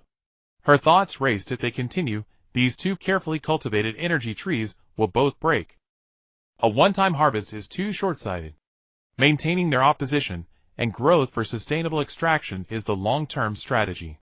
Her lightning perception, I had already seen through both their states. She could see deep in Naruto's heart the obsession with Sasuke, a mix of friendship, unwillingness, and rivalry. He didn't want to lose the only acknowledged opponent here. She could also see within Sasuke, beneath the core wrapped in hatred and pride, a slight stirring moved by Naruto's persistence, and a struggle he himself hadn't noticed, a reluctance to let this idiot fall. The timing is perfect. The Raikage sat calmly, her right hand hidden in the wide sleeve, her index finger lifted slightly, the tip aimed at the chaotic battlefield below. A thread of purple lightning finer than a hair silently slipped from her fingertip. It made no sound, caused no chakra fluctuation, and left no trace in the air. It instantly crossed tens of meters, as if piercing through another dimension, and split into two upon reaching the field, plunging into the backs of Naruto's and Sasuke's necks. This force was not domineering chakra, but an intervention at a higher dimension touching the laws of reality. It did not affect the energy structures of the Rasengan or Chidori. Such a crude method would inevitably be detected by Kakashi's Sharingan or the Hyuga's Bakugan. I will defeat you. End this. Two roars erupted simultaneously. Naruto and Sasuke vanished from their spots, turning into a blood red and a dark purple after image, charging straight at each other. The blue sphere and the white lightning, under the gaze of tens of thousands in the arena, were about to engage in the most brutal collision since their creation. In the stands, Kakashi had one hand on the railing, the three tomo of his Sharingan spun rapidly, locked onto the field, ready to dash down the moment the collision occurred. From the main seat, Sarutobi Hiruzen also stood up, his pipe clenched tightly in his hand, his expression more serious than ever. In that split second, an unforeseen change occurred beyond everyone's expectations. Naruto, charging forward with all his might, stumbled inexplicably, as if tripped by a non-existent stone. This extremely minor mistake tilted his body by a fraction of a degree. This negligible deviation caused the furious Rasengan in his hand to graze Sasuke's shoulder and slam into the ground behind him. Boom! The hard ground was blasted into a huge bowl-shaped crater, rubble mixed with mud spraying into the sky. Meanwhile, Sasuke's Chidori, which had gathered all his will and could pierce steel, struck toward Naruto's heart, but at the last moment, the muscles of his left arm experienced an inexplicable brief paralysis and weakness. This caused a momentary lapse in his precise control of the Chidori. The white lightning that tore through the air only slashed through Naruto's chest clothes, leaving a scorched mark, and struck the empty space with a reluctant screech. Zzz. The uncontrolled lightning dissipated in the air, exploding into a blinding electric web. The two massive energies, enough to kill each other instantly, narrowly avoided each other's vitals in an almost absurd manner. The entire arena fell into a silence, so profound you could hear a pin drop. The wind blew, lifting the dust, brushing past the two frozen figures. Naruto and Sasuke remained in their attacking stances, bodies rigid. After a few seconds, as if drained of the last ounce of strength, they both collapsed, their knees hitting the ground, unable to move an inch. The tens of thousands in the audience, from extreme tension to extreme shock, had blank minds. They opened their mouths, looked at each other, utterly unable to comprehend what had just happened. Such a thrilling all-or-nothing duel ended like this. The examiner Shiranui Genma stood frozen, the saban in his mouth clattering to the ground. What? What was that? A draw? A masterful manipulation? The Raikage internally evaluated her own performance. This plot protection works quite well. What she had done was merely a millisecond-level fine-tuning at the level of physical laws. For her, this consumed more mental energy than summoning a thunderbolt to strike them both dead, but the gains were vastly different. This intervention ensured the asset safety of Naruto and Sasuke, allowing this golden pair to continue contributing energy on the future stage, while also leaving a huge inexplicable mystery for everyone, especially the Konoha higher-ups. A miraculous draw. Sarutobi Hiruzen and the elder advisors were now filled with confusion and gravity. The medical team rushed into the field first, and after an examination reported that both were only suffering from chakra exhaustion and external injuries, with no life-threatening danger. But the tangible power of their attacks, the destructive energy, had been clearly sensed by all the Jonin present. How could it be just scratches? This defies the logic of ninjutsu. A seasoned A&B whispered to his companion, his voice full of shock. Kakashi's Sharingan had caught a faint, extremely subtle wrinkle in space at that moment. The sensation was fleeting so fast, he almost thought his eyes were playing tricks. His gaze subconsciously fell once again on the purple figure sitting high on the examiner's seat, expressionless, like a statue from beginning to end. Was it her? It must be her. But how did she do it? The Raikage's consciousness had already sunk into the Pure Land, taking stock of the gains from this intervention. She discovered that creating such a miracle, evoking confusion, suspicion, shock, and awe from both those who knew and those who didn't, produced a spiritual energy of a quality far beyond mere battle emotions. It was a top-tier nourishment mixed with the unknown mystery and subversion of cognition. The purple light within the divine core perceptibly brightened by a fraction. If the outcome were decided too early, with one of them completely down, the subsequent drama would be impossible to stage. Whether it's Naruto chasing Sasuke or Sasuke defecting, an evenly matched opponent is needed to push the play to its climax. Inside the arena, medical ninjas carried away Naruto and Sasuke on stretchers, both unconscious from depleted chakra after their absurd draw. The bizarre tie left the entire audience in a strange, eerie silence. Murmurs rose and fell, all deliberately hushed as people exchanged bewildered glances. Genma Shiranui picked up the saban from the ground, put it back in his mouth, and tried to steer the atmosphere back to order. He cleared his throat, his voice echoing through the venue. Since Uzumaki Naruto and Uchiha Sasuke have exhausted their chakra, and both lost combat capability, this match is a draw. Then proceed to the next match. The huge electronic display screen began to scroll names again. Yet unnoticed at the highest point of the arena, a pair of serpentine golden vertical pupils pierced through the crowd, ignoring the new battle on the field, locking onto the direction where Sasuke was being carried away. Under the disguise of the Kazekage, Orochimaru's tongue licked his dry lips, emitting a low hissing chuckle from his throat. The power that erupted from the clash between Sasuke and the Ninetales Jinchuriki, and the unnatural conclusion, made the blood in his body surge with excitement. What an excellent child, Sasuke-kun! To have already utilized the power of the curse mark to this extent, he murmured inwardly. But it's not enough. Far from enough. You need more stimulation, more pain to truly understand the greatness of this power. The Konoha Crush plan was about to begin its true prologue. Orochimaru's hand, hidden within his wide sleeve, silently formed a single-hand seal. Inside the medical emergency room of the arena, the smell of disinfectant filled the air. Sasuke lay on the pristine hospital bed, breathing steadily, deeply unconscious. A female medical ninja carefully used a cotton ball soaked in medicine to treat the wound on his shoulder grazed by the Rasengan. The injury looked horrifying, flesh and blood, but did not damage the bones.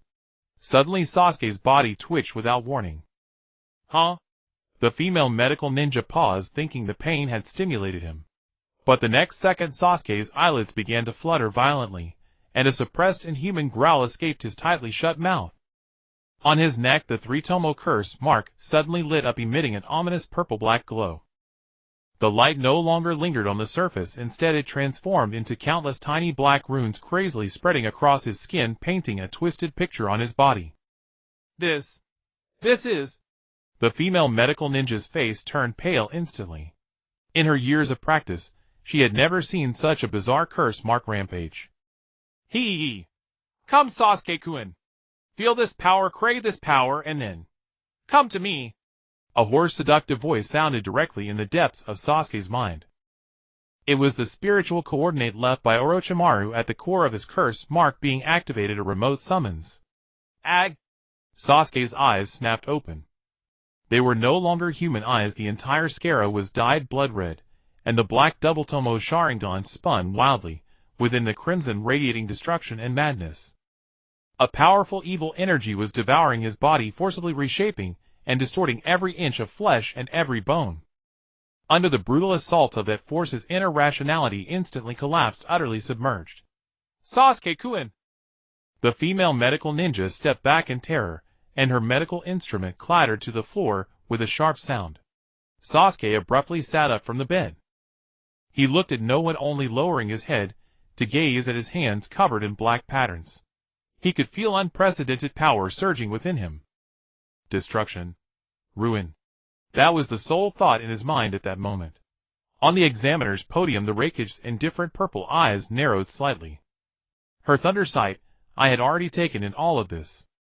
In her vision, a cold viscous thread of chakra extended from a corner high in the arena, precisely piercing into Sasuke's body in the medical room.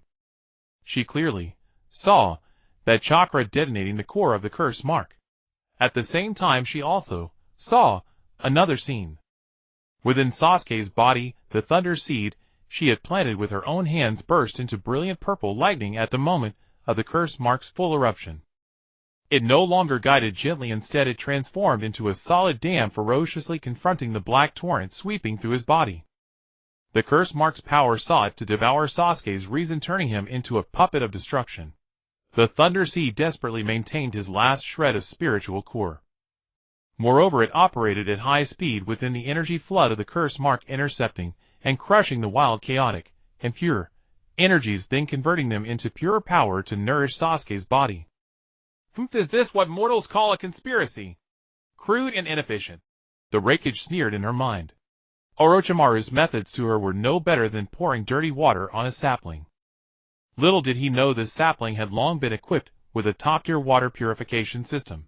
The more dirty water poured in, the more purified water the system filtered out. Waves of immense plot energy burst forth from Sasuke, surging into the Raikage's body.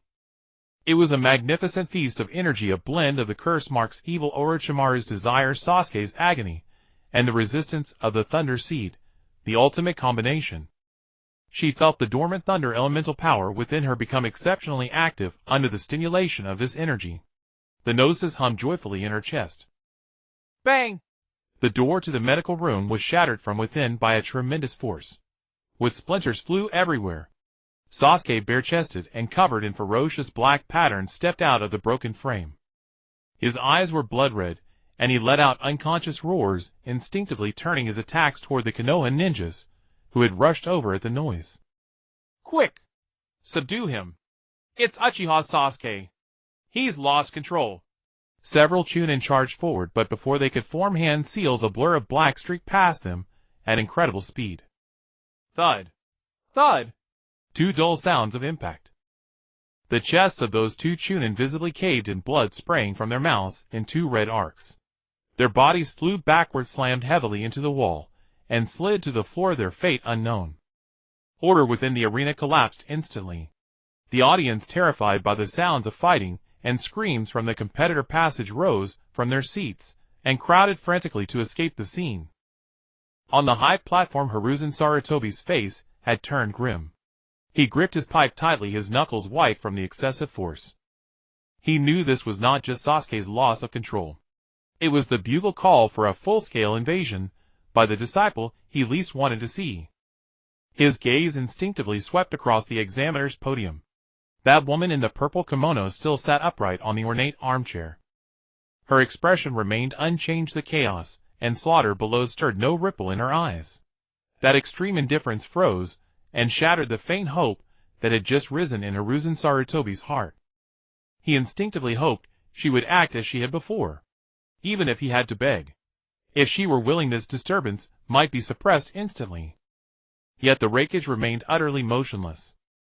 The roars and sounds of bone cracking within the arena's competitor corridor had not yet subsided, when a sharper, piercing sound broke the stillness of the high platform. Deshiwan, disguised as the Wind Shadow, moved. His movement was completely without warning. The kunai hidden in his sleeve traced a cold arc, precisely pressing against the neck of Yuan Fei Risen. The icy sensation made the old Fire Shadow's body stiffen. Lord Fire Shadow! A nearby ANBU exclaimed, about to step forward. Don't move! Deshiwan's voice was hoarse and mocking. The 4 sound ninja guards beside him simultaneously scattered their hands, rapidly forming seals, and pressed heavily on the 4 corners of the roof. Ninja Art 4 Violet Flame Formation. 4 violet light walls rose from the ground, converging at a speed imperceptible to the naked eye, forming a massive cubic barrier that tightly enclosed Da Shi-Wan and Yuan Fei Risen. The surface of the light walls emitted a low hum, radiating an ominous high heat. An impulsive ANBU, unable to stop his momentum, touched the violet wall. His shrill scream lasted only half a note before his entire arm was burned away, turning into charcoal. The incident on the high platform became the final spark that ignited the powder keg. Strike! A cold, sinister command rang out from all corners of the spectator stands. The spectators, who had been mingling in the crowd dressed in civilian clothes, simultaneously tore off their disguises. Their eyes instantly turned cold and professional, and as if by magic, kunai and short swords appeared in their hands as they lunged at the unsuspecting residents of Muyi. Ah! The scream of a noble merchant tore through the air. He looked down in disbelief at the blade tip protruding from his chest. In front of him, a vendor, who had just been selling him souvenirs, now stared at him with a pair of emotionless gray eyes. For Shain! The ninja growled, withdrawing his weapon as warm blood splattered out. At the periphery of the arena, the already placed explosive tags were detonated simultaneously. Successive explosions shook the entire village, with flames and black smoke towering into the sky. Houses collapsed under the thunderous noise, and the peace of Muyi was shattered at this moment. The VIP seats of the daimyo's mansion fell into complete chaos. The pampered nobles made a spectacle of themselves, crying and pushing, trying to escape this earthly hell. Their guards drew swords and nervously formed a human wall, but were instantly overwhelmed by waves of enemies. Protect the daimyo! Enemy attack! It's ninjas from Sha-in and In-in. On the examiner's seat, the lightning shadow remained motionless. The hem of her kimono sleeves did not even stir a single wrinkle from the surrounding shockwaves. In the instant war broke out, her lightning detection eye had raised its power to the limit. The energy flow of the entire Muyi village on the mental sand table constructed in her mind presented a magnificent and cruel picture. Countless blue chakra light points representing Muyi ninjas were frantically intertwining, colliding, and annihilating with the yellow light points of Sha-in and the purple light points of In-in. She saw a commercial street leveled by dense earth release techniques. She sensed countless chakra light points representing lives after flickering, violently extinguished completely. This feeling was cold and precise, like accounts being deleted one by one on a server. She heard the cries of children, the screams of women, the roars of dying men, and the crackling of wood burning in flames. These sounds converged into a vast invisible torrent of energy pouring into her body. Oh, the main course has finally arrived. This is the kind of scene a top-tier buffet should have. The lightning shadow let out a satisfied sigh inwardly, but on the surface her exquisite face remained as icy as frost. War and all the negative emotions it spawned, panic, anger, despair, hatred, things that seemed like hell to mortals, were to her the most refined and delicious nourishment. The divine heart in her chest was humming joyfully, at an unprecedented speed, greedily devouring this feast named Collapse of Muyi. Roar! At that moment a beast-like roar exploded from a corner on the other side of the arena. This sound was filled with primal brutality and madness, instantly overwhelming all the noise of the battlefield. It was Wei Luo. He was clutching his head tightly, with both hands kneeling on the ground in agony, his body trembling violently like a sieve. The killing intent, the smell of blood, and the explosions outside completely shattered his fragile mental defenses, awakening the monster that had been suppressed within him for years. Kill! Kill them all! Mother is calling me! He muttered unintelligibly, his eyes completely unfocused. The gourd on his back shattered on its own, and dark red sand gushed out like a flood from a broken dam. They were no longer weapons, but had gained life, transforming into countless sand tentacles that wrapped around and devoured Wei Luo's body inch by inch. The sand gathered more and more, piling up into an unimaginable behemoth amidst Wei Luo's painful and twisted howls. A giant tanuki made of sand burst through the arena's stands, slowly rising its tens of meters tall body amidst rubble and dust. One tail showed he. Its enormous yellow eyes covered with black curse marks flickered with a pure irrational desire for destruction.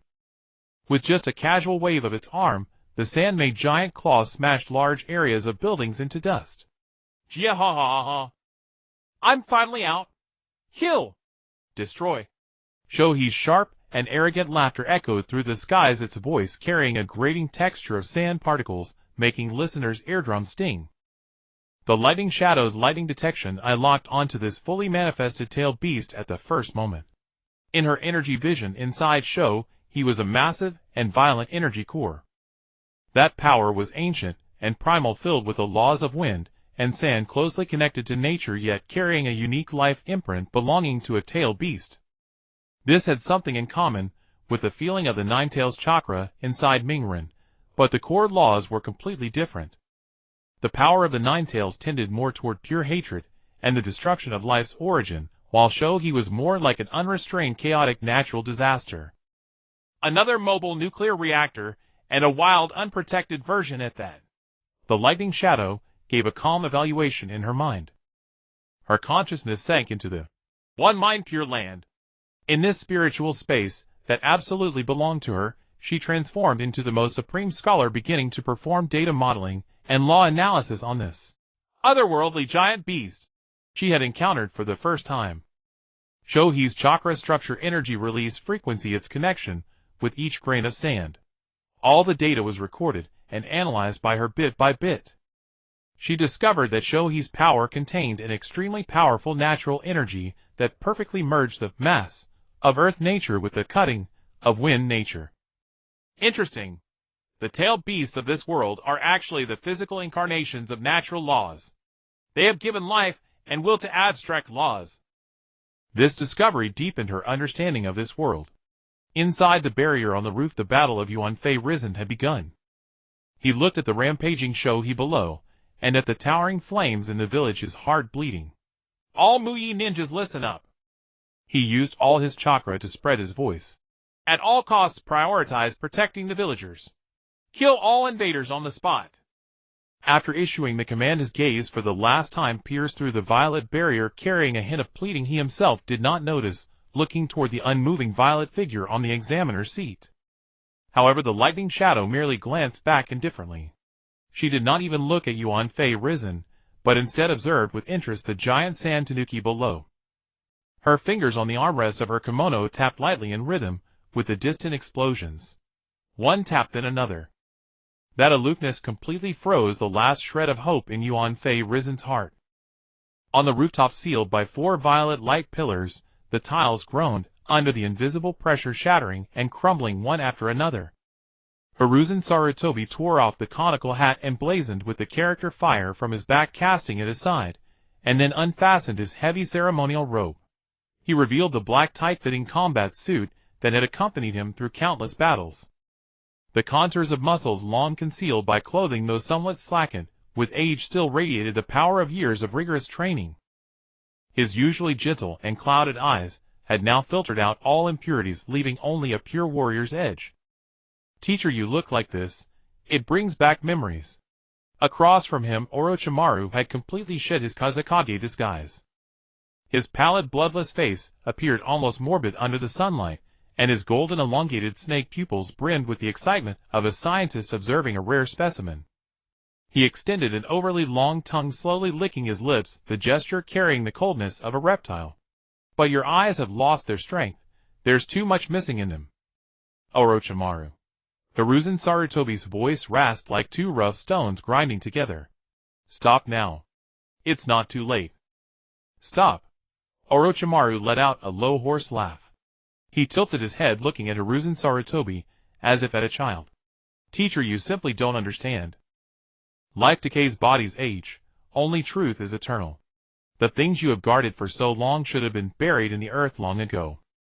His words trailed off as his hands came together, forming a complex seal. Forbidden technique and pure world reincarnation. The ground shook and 2 massive coffins burst forth from the earth, standing upright in the open with a heavy aura of soul. The coffin lid slammed backward with a loud bang, and the 2 figures that emerged made Hiruzen Sarutobi's breath catch for a moment. The first Hokage, Hashirama Senju. The second Hokage, Tobirama Senju. Both legendary shinobi now had hollow eyes, their skin an unnatural ashen gray covered with cracks formed by dust. They were dead yet alive. The bond between former teacher and student was now beyond any redemption. The fate of Konohagakure hung in the balance on this small rooftop. On the examiner's platform, the Raikish's violet eyes were flooded with silent streams of data. The barrier of the four violet flames formation was transparent to her thunder perception eye. In her energy vision, the scene on the rooftop was far clearer and more complex than the chaotic destruction caused by the one-tailed Shikaku below. Inside Hiruzen Sarutobi's body, the chakra he called the Will of Fire was operating with unprecedented efficiency. It was a composite energy, a fusion of personal conviction, protective responsibility, and the very essence of life. Its nature was warm, its radiance blazing, but the cost was a rapid depletion of Hiruzen Sarutobi's already limited life force. Orochimaru's energy core was the polar opposite, cold, twisted, filled with the violation and alteration of the laws of life. His very body was like a patchwork golem cobbled together from countless forbidden techniques and foreign cells riddled with rejection reactions, yet forcibly suppressed everywhere, maintaining a precarious balance. The two impure world reincarnated bodies were hollow inside, merely puppets filled with Kage-level chakra and remotely controlled by the caster. The imminent collision of these distinct top-tier energy entities sent a faint tremor through the Raikish's divine core, rippling from the disturbance in the laws of the world. The pinnacle of mortals: burn yourself, illuminate others, then return to nothingness. A calm thought passed through the Raikish's consciousness. She saw that the candle flame of Hiruzen Sarutobi's life was visibly waning. He was now sustaining himself purely by willpower, forcibly squeezing out the last remnants of his body's potential. But his eyes blazed with an astonishing brightness. For the village, for those he needed to protect, for the Will of Fire he had spoken of all his life. From the moment he stepped onto that rooftop, he never expected to leave alive. This reckless determination, this mortal obsession, barely touched the Raikish's divine core, which eternally pursued eternity. But it was only a touch, a snowflake falling on a glacier that had never thawed for millennia, leaving not even a trace. The battle was brutal. Hiruzen Sarutobi fought three opponents alone, utilizing Earth Release, Fire Release, Shadow Shuriken Jutsu, and every technique he had mastered to the fullest. His body was battered with wounds from the relentless force of chakra exertion. Finally, when the last vestiges of chakra within him were drained to nothing, and his bodily functions were on the verge of total collapse, he made his final choice. Sealing Jutsu, Dead Demon Consuming Seal.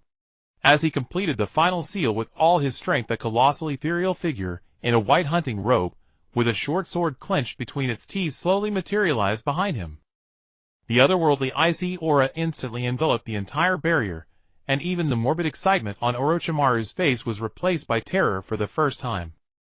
This was the ultimate forbidden technique, which offered the caster's soul as a sacrifice to summon the death god for absolute sealing. Old man, you're throwing your life away. Orochimaru let out a piercing shriek. He tried to retreat, but found his body locked by an invisible force. A relieved smile spread across Hiruzen Sarutobi's face. The death god's ethereal hand reached out past through Hiruzen Sarutobi's chest, then emerged from his body again, transforming into a soul hand glowing with a purplish light. That hand precisely grasped the souls of the first and second Hokage, yanked them out of their impure world reincarnated shells, and devoured them directly. Having done this, Hiruzen Sarutobi used his last remaining strength to direct that soul hand toward Orochimaru. Under the threat of death, Orochimaru erupted, with a fierce will to survive, struggling desperately. In the end, the death god's hand could not seize his entire soul, but caught the soul images of his arms, and yanked hard. My arms? My techniques? A scream that was scarcely human rang out across the rooftop. Orochimaru's two arms, visibly withered, turned black, lost all luster, and hung limp. All the chakra pathways and nerves within the arms were severed at the soul level. And Hiruzen Sarutobi, his body began to grow translucent in the sunlight. His life, his soul, were being slowly drawn into the belly of the death god behind him, as the price of the sealing. In the final moment, before his consciousness faded, his gaze passed through the barrier, and fell upon the village ravaged by war, filled with infinite longing.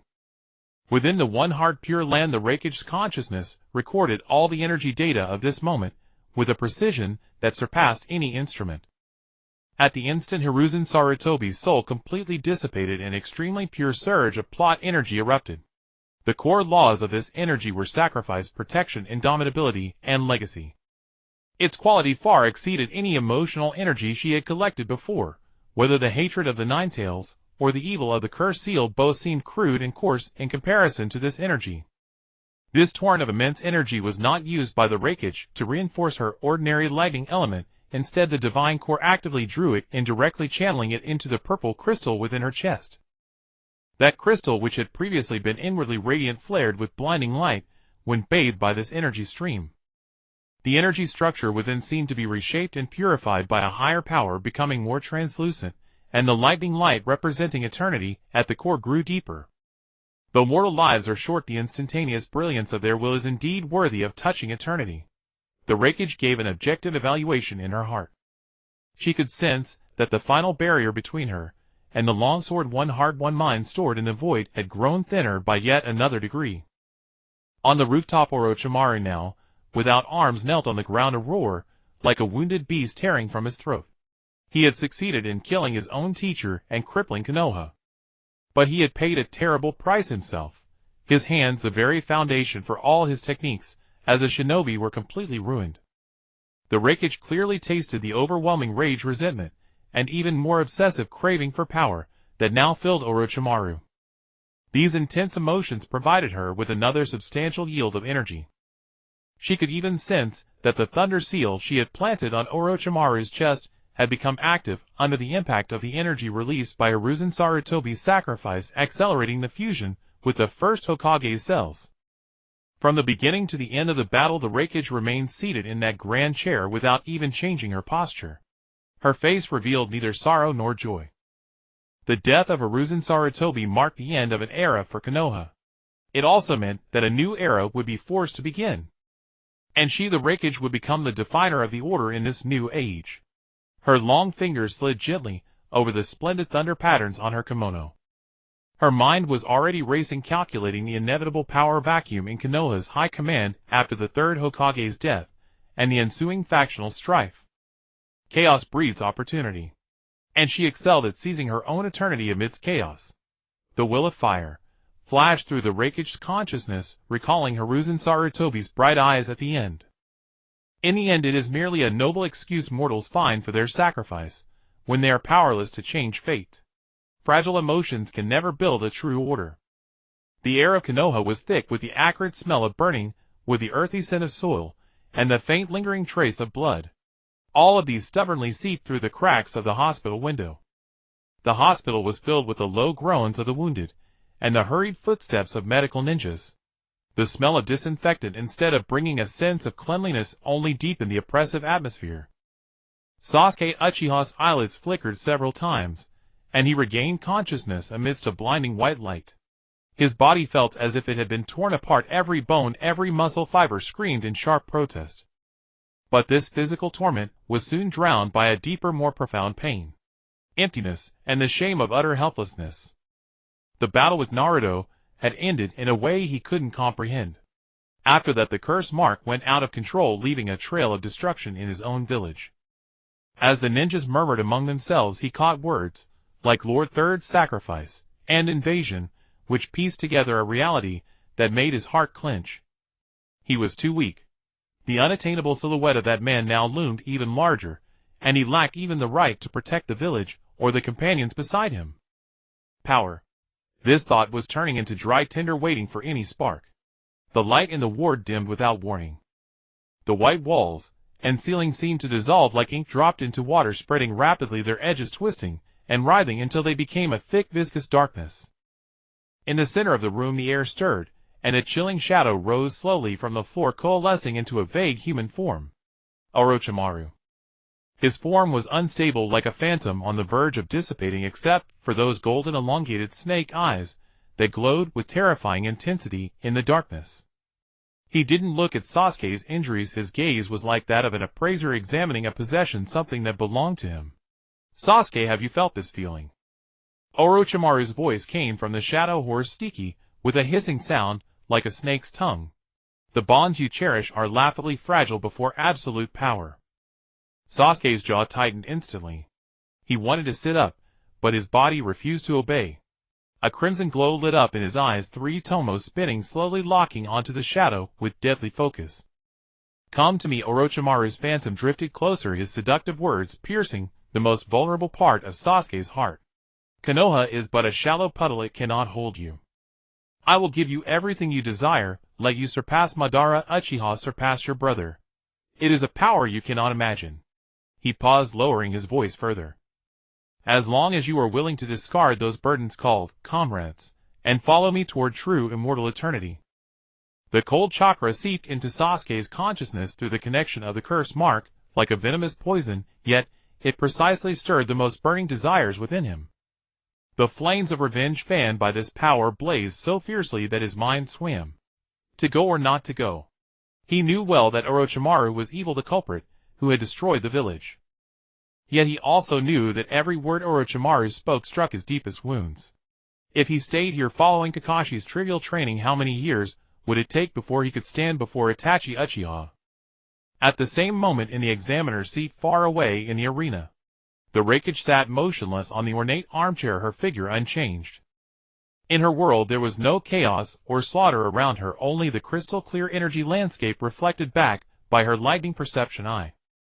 The cold, twisted chakra fluctuation of Orochimaru and the violent emotional storm within Sasuke appeared as 2 fiercely colliding lights on the mental sand table she had constructed in her mind. Desire is the finest nourishment. The Raikage's consciousness was as calm as a still pond.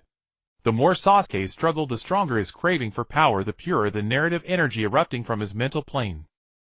This invisible torrent of energy through the thunder seed flowed unceasingly into her divine core, causing the crystal, which had brightened from absorbing the 3rd Hokage's sacrificial power, to hum with a cheerful frequency. The timing is just right. She moved her mind slightly. Inside the ward, Sasuke, who was being pressed hard by Orochimaru, and on the verge of mental collapse, suddenly felt a completely different sensation at his chest.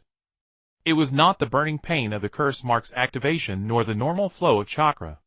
It was a warmth, pure and vast, spreading from the deepest part of his chakra circulation system. It precisely neutralized part of the coldness brought by Orochimaru, like a barrier shielding his wavering sanity. Then a stream of information, without sound, without words, but a pure concept, unfolded directly in his consciousness. All mortal power has its limits. The snake's so-called immortality is but a lingering existence in vessels abandoning dignity. Within you lies the stairway to a higher realm. Its name is eternity. What is this? Sasuke's pupils contracted sharply, and the 3 tomo in his eyes spun at an unprecedented speed. He could see it. Under the perception of his Sharingan, he could see a completely different power awakening within him. It was utterly unlike the parasitic predatory evil of the curse mark, and diametrically opposed to Orochimaru's cold twistedness. It was a light composed of the purest lightning. It was majestic, clear, as if it were the very law that defined the order of the world, carrying an unquestionable authority. The emergence of this power made him look at Orochimaru's phantom for the first time with scrutiny and doubt. Within the one-mind pure land, the Raikage's consciousness floated above a sea of stars woven from lightning. She extended her fair slender fingers, and gently nudged a 3-dimensional star map composed of countless runes. The core rune representing the thunder seed flashed once. An extremely pure lightning element force, after being compiled and transformed by the star map, became the concept that Sasuke had just received. She had no interest in stopping Sasuke's defection. This was a crucial part of the plot, the next high-yield vein of narrative energy. Why would she stop it? All she needed to do was lay another track of her own alongside this predetermined path. She wanted Sasuke to understand that Orochimaru was not his only choice. That shortcut to darkness was not the end. At the end of the road there was a door leading to a higher, purer state, closer to eternity. And the key to that door was in her hands alone. Inside the ward, Orochimaru's phantom also sensed the anomaly. With extreme perceptiveness, he sensed that besides his heavenly curse mark there was a faint, but incredibly high-level power emerging within Sasuke. Heh. Heh heh heh. He was startled at first, then let out an even more excited low laugh, his golden snake eyes blazing with fanatical light. Unable to analyze the source of this power, he naturally attributed it to Sasuke's extraordinary potential. As expected of the Uchiha. As expected of the perfect vessel I chose. Sasuke, your talent is even more remarkable than I imagined. Orochimaru's voice was filled with admiration. Hesitate no more. Only I can make this unrivaled jade shine with its true brilliance. Come follow me, and obtain true power. The short-sightedness of mortals always makes them interpret the incomprehensible in the most favorable way for themselves. In the depths of the Raikage consciousness, a cold thought flashed. This misjudgment by Orochimaru was perfect. It completely concealed the existence of the Thunder Seed under the halo of Sasuke's own talent. From now on, whether Sasuke sank into the curse mark or turned to explore the mysteries of the Thunder Seed, he would be the most thriving crop in her experimental field. Every step he took to become stronger would bring her an endless stream of returns. Sasuke's hands unconsciously clenched into fists, his sharp nails digging deep into his palms, sending sharp pains through him. On one side was the dark shortcut Orochimaru promised, which would allow him to quickly gain the capital for revenge. On the other side was the mysterious, majestic yet distant and indistinct voice of eternity in his chest. The flames of revenge urged him to choose the former, but the innate pride of the Uchiha bloodline made him unable to suppress his longing and curiosity for the latter. Two completely different forces clashed violently in his mind, pulling at his soul. The wails of Konoha seemed poised to pierce the heavens. Ninjas from Suna and Odo swarmed across the village, like locusts unleashing their jutsu with reckless abandon. Earthen walls crumbled, homes were engulfed in flames, and the cries of terrified civilians merged into a dirge of apocalypse. With the sacrifice of Hiruzen, Sarutobi Konoha had lost not merely a Hokage, but its spiritual pillar. Kakashi, Asuma, and the other Jonin fought valiantly, but faced with a meticulously planned full-scale invasion, they were scattered across multiple battlefields, exhausted and overwhelmed. The entire village resembled a battered ship on the verge of shattering in a furious storm. In the examiner's stand the Raikage remained seated. That opulent throne-like chair appeared as the sole calm within the eye of the tempest. Since the outbreak of war, her thunder reconnaissance, I had never ceased its vigil. Energy collection is nearly complete. The Raikage's consciousness calculated calmly. The lightning elemental force within her body had in this brief span of time already recovered to a considerable level. If this chaotic disorder is allowed to spread unchecked, it may well disrupt the establishment of my subsequent order. Moreover, her gaze pierced through the smoke and dust, settling on a group of promising candidates still engaged in fierce combat nearby. My assets cannot afford to suffer losses in such a crude and mindless chaos. It was time to intervene. She rose slowly. Her movements were languid, almost leisurely, yet carried an incomparable authority. Her magnificent purple kimono stood in stark contrast against the chaotic battlefield, out of place, yet utterly captivating. All who noticed her movement, whether Konoha ninja or invaders, involuntarily paused for a moment. She disregarded every gaze and strode purposefully toward the edge of the arena. There a squad of more than a dozen sound and sand ninja were advancing with cruel grins toward a trapped shelter. Shurikens and short blades gleamed coldly in their hands, ready to unleash a bloody massacre upon the defenseless civilians sealed inside. Order alone is eternal. A clear, tranquil voice, soft yet cutting through all the cacophony of the battlefield, resonated distinctly in every ear. The rampaging ninja faltered, instinctively turning their heads. They saw that divine-like woman extending a slender jade-perfect finger toward them. At her fingertip a wisp of purple lightning arc condensed, a trace so minute it could barely be perceived. It emitted no sound, radiated no intimidating chakra fluctuation, it simply existed. Then, with a gentle tap of her finger, that purple arc vanished instantaneously. In its stead a thread so fine, it was nearly invisible to the naked eye swept across, moving at a speed beyond human reaction. No explosion. No thunderous roar. The cruel smiles on the faces of those dozen or so sound and sand ninja froze forever. The next moment, the metallic weapons clutched in their hands, the Shuriken's short blades and shuriken, simultaneously disintegrated into the finest black dust scattered by the wind. And then, their bodies. From head to toe, from skin to bone, every part was reduced to fundamental particles the instant that thread passed through them. As though they had never existed in this world at all, they evaporated into nothingness. Where they had stood, only empty ground remained. Not a single drop of blood or fragment of flesh was left behind. As if an invisible hand had pressed delete. All within and beyond the arena fell into sudden absolute silence. The warring ninja stopped their slaughter. The fleeing civilians forgot to cry out. All stood frozen, staring in dazed astonishment, as those dozen or so capable ninja were obliterated in an instant through a method beyond their comprehension. That was not ninjutsu. No technique they had ever witnessed could produce such a clean death. It was a power beyond the limits of their understanding. An absolute unreasonable godlike dominion. A fear rooted deep within their souls seized the hearts of every survivor. The Raikage slowly withdrew her fingertip, her breathtakingly beautiful face remaining utterly expressionless. Her thunder reconnaissance, I perceived that the countless gazes cast upon her had shifted, from prior wonder or curiosity, to profound unadulterated terror and reverence. This emotion differed from the fear people had once held for Gaara. That had been nothing more than terror of a powerful monster. Now what gleamed in their eyes was reverence for divine retribution. A tremor arising from the most primal instincts of life itself, confronted by a presence of a higher dimension. These high-quality spiritual energies surged into her divine heart, like a breached dam, causing the lightning elemental force within her to thrill and churn. Mortals always require a more formidable order to bind them. The Raikage's consciousness turned coldly. This clearing was not merely to quell the chaos. It was a display of authority, a proclamation to this world in the name of a deity. She would make all understand that upon this mundane land existed a force beyond fathom and defiance. She would plant within the hearts of these struggling mortals a seed named reverence.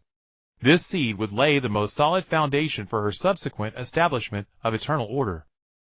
The Raikage turned slowly, and walked back toward her examiner's seat. With each step the throne-like chair overturned by the shockwave righted itself, as if paying homage to its sovereign. She sat once more gazing down. The chaos within the arena was completely suppressed by this sudden display of divine retribution. The surviving enemy ninja, their courage utterly shattered, lacked not only the will to continue fighting but even the courage to move a single finger. The Thunder Shadow's finger of divine punishment was like a basin of ice water extinguishing the most rampant arrogance on the central battlefield of Konoha. However, the slaughter continued in other corners of the village. Naruto Uzumaki was leaning against a broken wall, breathing heavily. Opposite him were 3 elite Sand Village Jonin working in perfect coordination. He had just learned from a retreating Konoha shinobi that the 3rd Hokage had died in battle. The old man who always smiled at him, gave him his living allowance, and let him eat a chiraku ramen, was dead. The village was destroyed, comrades were injured, Irika-sensei was missing, and now even the Hokage grandfather. An indescribable sorrow and anger like a magma out of control exploded within his chest. I will never let you hurt anyone in Konoha again. Naruto let out a deafening roar, his voice hoarse from extreme rage. The next moment a violent blood-red chakra, like a breached flood, burst forth from his body, instantly engulfing his entire form. The power of the Ninetales. But this time, unlike previous rampages, this power, though still brutal, was tightly bound by a stronger will, the will of protection. Naruto's eyes instantly turned into bestial blood-red vertical pupils, and the 3 whisker-like marks on his cheeks became thick, black, and ferocious. His body crouched slightly like a young beast poised to strike. The eyelid of the Thunder Shadow, who was supposedly resting with eyes closed, twitched almost imperceptibly. Her lightning perception, I had immediately captured the torrent of immense plot energy erupting at the other end of the village. Oh! Here it comes! In her energy vision, Naruto's small body had become like a light bulb suddenly connected to an ultra-high-voltage power source emitting a dazzling red glow. A fully operational superpower bank was frantically discharging outward. With a thought from the Thunder Shadow, the hidden connection that had been planted in Naruto's body to absorb stray energy was instantly activated. If before it was like sipping soup carefully with a straw, now it was like directly installing an industrial-grade suction pipe. In the one pure land, the sea of lightning element power, which had been somewhat depleted from previous consumption, was now visibly refilling and becoming vibrant again, like parched land receiving a long-awaited rain. The Thunder Shadow could clearly feel her power rapidly recovering. On the battlefield, Multiple shadow clone technique. With Naruto's shout, hundreds of shadow clones, each wrapped in blood-red chakra, appeared blanketing the street. They were no longer the fragile cannon fodder of before. Every clone carried the violent power and astonishing speed of the Ninetales chakra. The three Sanjonins' faces changed drastically. They were no longer facing a Genin, but an army of monsters. Go! At the original Naruto's command, hundreds of red Narutos surged, like a flood, charging at the enemy from all directions. Fists, claws biting. The combat style was primitive and savage, yet carried an overwhelming pressure. One Sanjonin had just cut open two shadow clones with wind release, when three more clones pounced on him from behind, their claws tearing through his defenses. Another earth release Jonin had just raised an earthen wall, when dozens of clones struck it together, shattering it into dust. At this moment, Naruto was no longer the clumsy underdog. He was the incarnation of Konoha's wrath, the furious guardian deity. Every attack carried the determination to protect his home, violently breaking through the enemy's lines. I see. In the Thunder Shadow's consciousness, vast amounts of data were being analyzed and categorized. She discovered an interesting pattern. When Naruto was angered by personal humiliation, the Ninetales chakra he released was filled with hatred and destruction, its energy quality impure like crude oil. But when he fought to protect someone or something, as pure will acted like a filter, purifying the negative energy within the Ninetales chakra to a certain extent. The power he unleashed at this moment, though still violent, had a core of tenacity and heat belonging to life. This kind of energy was far more nourishing to the divine heart than the former. The will of protection is the most efficient, fast-charging protocol. For this power bank, the Thunder Shadow evaluated precisely in her mind. In the end, under Naruto's fearless and mad attacks, those three elite Sanjonin were completely overwhelmed by the wave of shadow clones, and never stood up again. With the enemies defeated, the powerful will that had sustained Naruto also relaxed. The blood-red chakra covering him receded like a tide, and the hundreds of shadow clones dissipated into white smoke. The immense exhaustion left him without strength to stand. Naruto's vision went dark, and his body collapsed limply among the ruins, reverting to the weak, ordinary blonde boy. The Thunder Shadow sensed Naruto's weakening vital signs, feeling no pity in her heart. In her view, this was merely a normal recharging period after high-power discharge. Each such outburst was a tempering of Naruto's body, and will a crucial step toward deeper fusion with the Ninetales power. This charging process would only increase the capacity of this power bank and enhance its output. She even began to look forward to Naruto's next full discharge scene. The Thunder Shadow's slender fingers lightly tapped on the armrest of the kimono. Through this high-quality charge, a research project in her one pure land had achieved a breakthrough. She had been trying to fuse her own lightning element power with the chakra system of this world. Previous simulations of directly merging Ninetales chakra had all failed due to violent elemental rejection.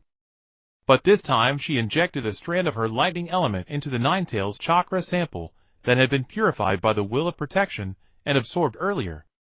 A wondrous reaction occurred.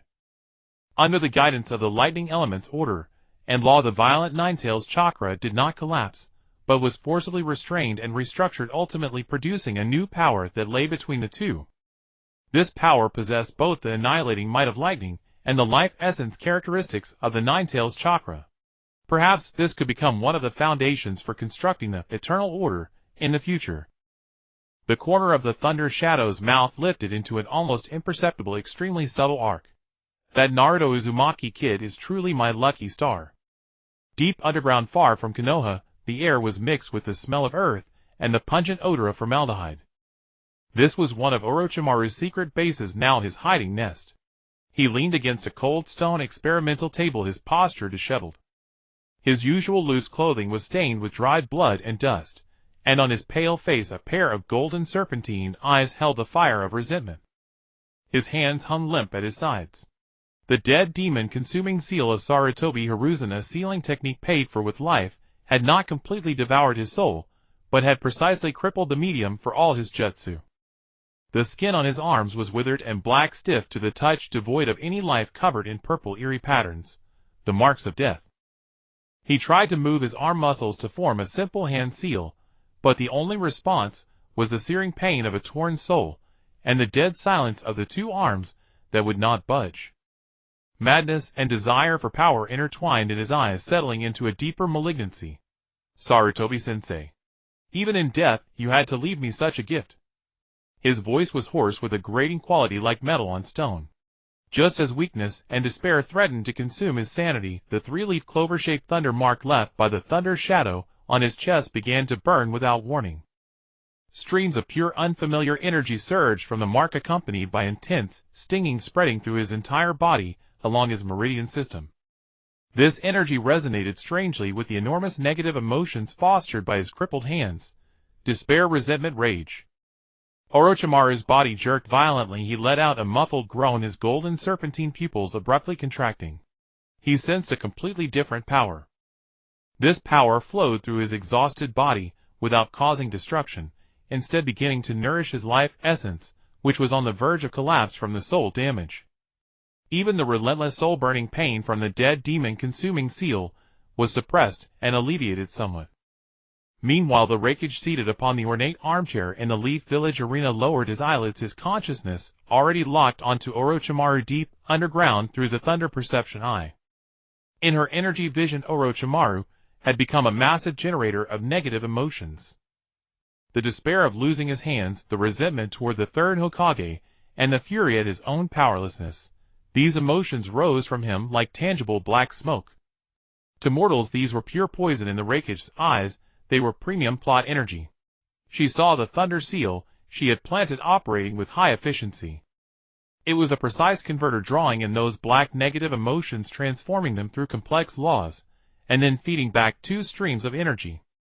One stream, pure directly absorbable plot energy, flowed across space, continuously pouring into the divine heart in her chest. The other stream of foreign energy, infused with the laws of lightning element, after being localized by the Thunder Seal, was injected into Orochimaru's body, sustaining the basic operation of this generator. A perfect moment for harvesting. A cold voice echoed in the Raikage's consciousness. She didn't even bother to lift a finger, only using a single thought. Deep underground in the base, the Thunder Seal within Orochimaru's body instantly changed its mode of operation. The frequency of absorbing negative emotions sharply increased, while the intensity of nourishing energy fed back to him rose correspondingly. Pain and a faint glimmer were precisely blended and intertwined, becoming the most exquisite poison injected into Orochimaru's perception. Orochimaru immediately sensed this subtle change. Whenever his desire for power and obsession with revenge reached their peak, the mark on his chest would send a numb burning pain, followed by a more violent surge of that strange energy into his meridians, restoring a trace of vitality to his weakened body, and granting a moment of peace to his tormented soul. This sensation was addictive. Whenever he teetered on the brink of despair, that power would emerge, pulling him back from the edge of collapse. This bittersweet agony enmeshed him beyond escape. I see. Orochimaru chuckled softly, the laughter growing louder, until it became a manic cackle that echoed through the empty underground base. He extended his tongue, licking his cracked lips, his eyes gleaming with the light of a new truth discovered. He had completely misunderstood this phenomenon. He believed that this was not some external mark, but rather his own extreme pursuit of immortality and truth, combined with the power of the first Hokage's would release cells, and the curse mark fused within him, that had touched upon a higher law transcending bloodline limits. This power was the very key to the immortal body he had always dreamed of. And the torment of the dead demon-consuming seal, the despair of losing his hands, these were but the offering of allegiance to open that door, the baptism that must be endured in the process of evolution. This is the eternal transaction. The definition flowed calmly through the Raikage's consciousness. She precisely quantified every moment of Orochimaru's despair, and every frantic pursuit of power into progress bars, for the restoration of her divine heart. This former Sannin, once feared throughout the Leaf Village, was now her personal generator, an excellent employee whose efficiency increased with emotional instability. A never-stop worker firmly chained to her assembly line. Orochimaru's fervor was precisely controlled by the Raikage through the Thunder Seal. He had sunk completely into the study of this new power.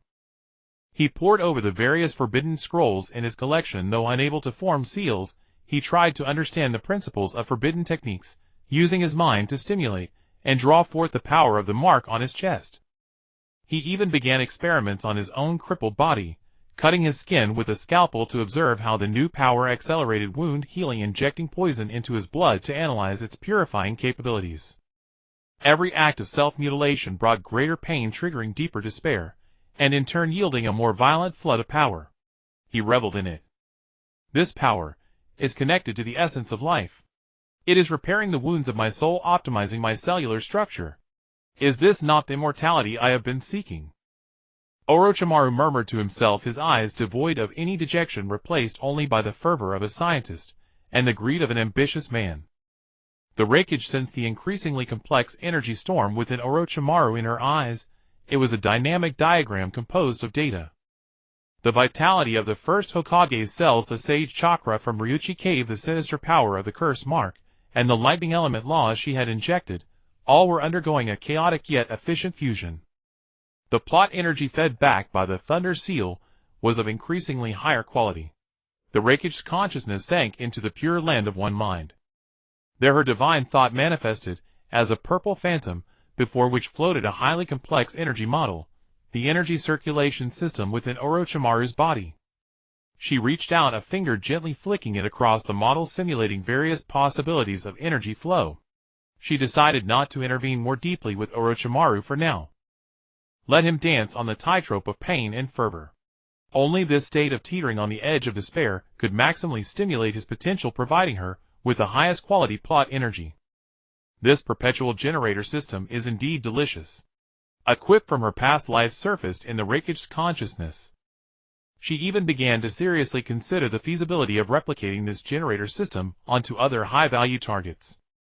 For example, the one-tailed Jinchuriki Gaara, who had just stirred up chaos in the Leaf Village's collapse, and was now being taken back by the Sand Village.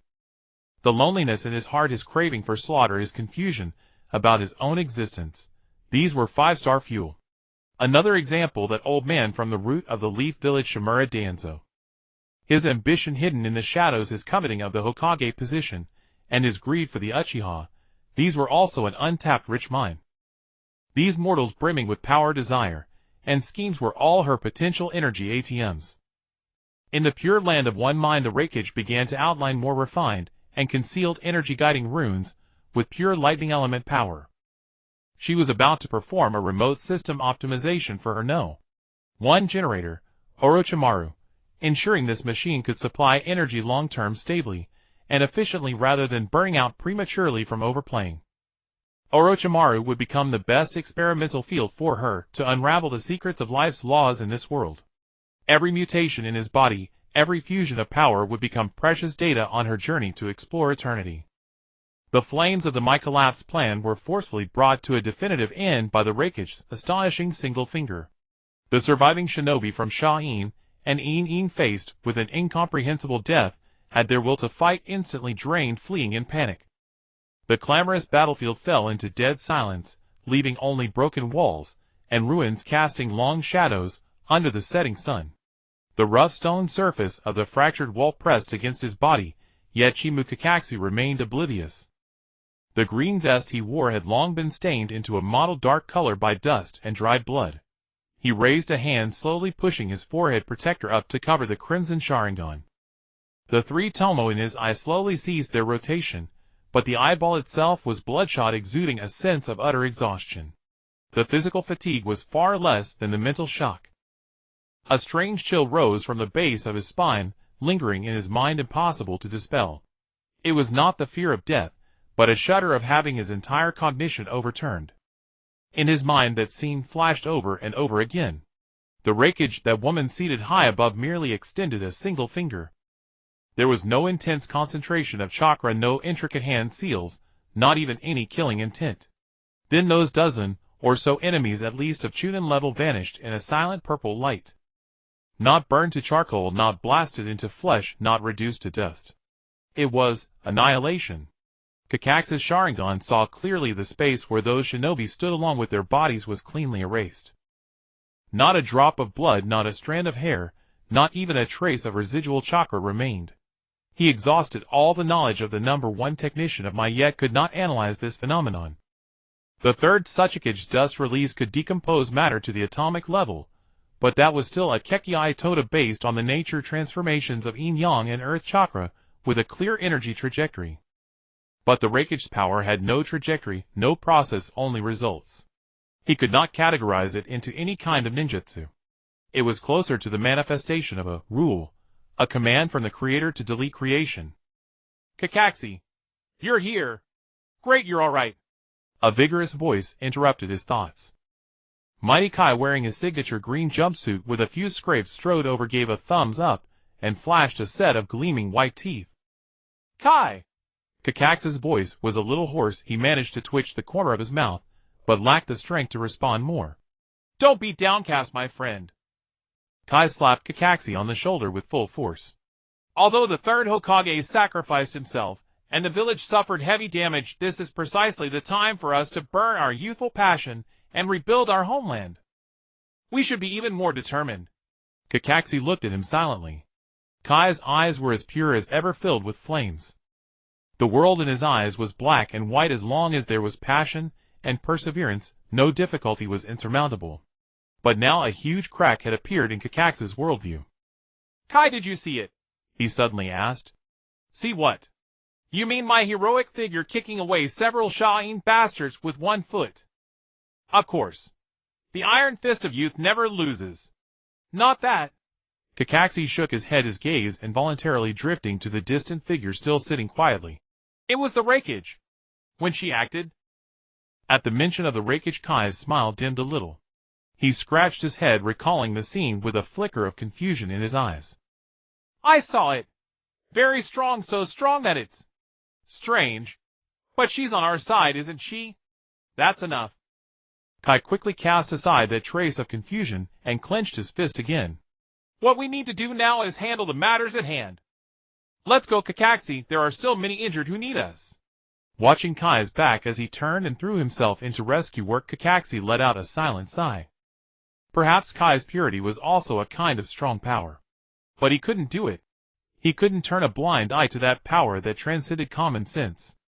The Raikage's thunder perception eye spread out from above, an invisible net of perception enveloping the entire ruins of Mai.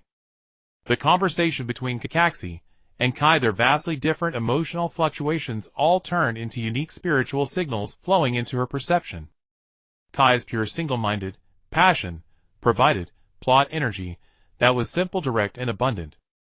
Meanwhile, Kakashi's complex thoughts, a mixture of fear, confusion, vigilance, and curiosity, produced energy that, though weak, was of purer quality. The wisdom of mortals always tries to force things they cannot understand into their narrow cognitive framework. In the Raikage's consciousness, a thought flowed calmly. Kakashi's Sharingan reputed to see through all things, but analyzing her thunder element power was like asking a primitive tribesman to understand the structure of a microchip. They were entirely from two different dimensions. The powerlessness brought by this dimensional reduction was the root of shaking his worldview. Kakashi began to sort through the intelligence about the Raikage again. In the land of waves, the blade light that split heaven and earth. In the Chunin, examined the invisible force that repaired Luaka Lee's meridians. And now the divine miracle of annihilating over a dozen shinobi with a single finger. Each time she displayed an absolute power that transcended the chakra system. The eternity, she spoke of the thunder element power. She used these unfamiliar words, swirled in his mind, forming a huge mystery. An absurd yet irrepressible thought arose in his heart. That woman. Was she a god? The moment this word surfaced, the Raikage precisely captured this spiritual fluctuation. Mortal struggle and contemplation of divinity was to her a uniquely flavored spiritual nourishment. She even found it somewhat amusing. Here she was, a living god, sitting right here, yet these mortals had to repeatedly guess and verify her existence through various clues and traces. It reminded her of the simulation management games she played in her past life, watching the virtual little people on the screen discuss. Are we living in a program? Which had a peculiar charm. Kakashi recalled in the Hokage's office the Raikage's contempt for the will of fire, her criticism of the Mai training system, and the order she proclaimed to establish. At the time, he only thought she was arrogant. Now that he thought about it, perhaps it was not arrogance at all. It was a prior declaration from a higher existence about the backward civilization It was about to transform. The wreckage withdrew most of her perception, leaving only a thread still locked on Kakashi. She was very interested in this sample. Juan was a madman in the field of life sciences, while Kakashi was an expert in the realm of rules and applications. She had already begun to conceive how to guide Kakashi. Let him research, analyze, compare. Let him include the power system of this world, bloodline limits, and political structure into his research scope. The deeper he delved, the more he would discover the limitations of the existing system, and the more he would understand the necessity of her so-called eternal order. He would become her finest field investigator, actively collecting detailed data on the mortal rules of this world for her.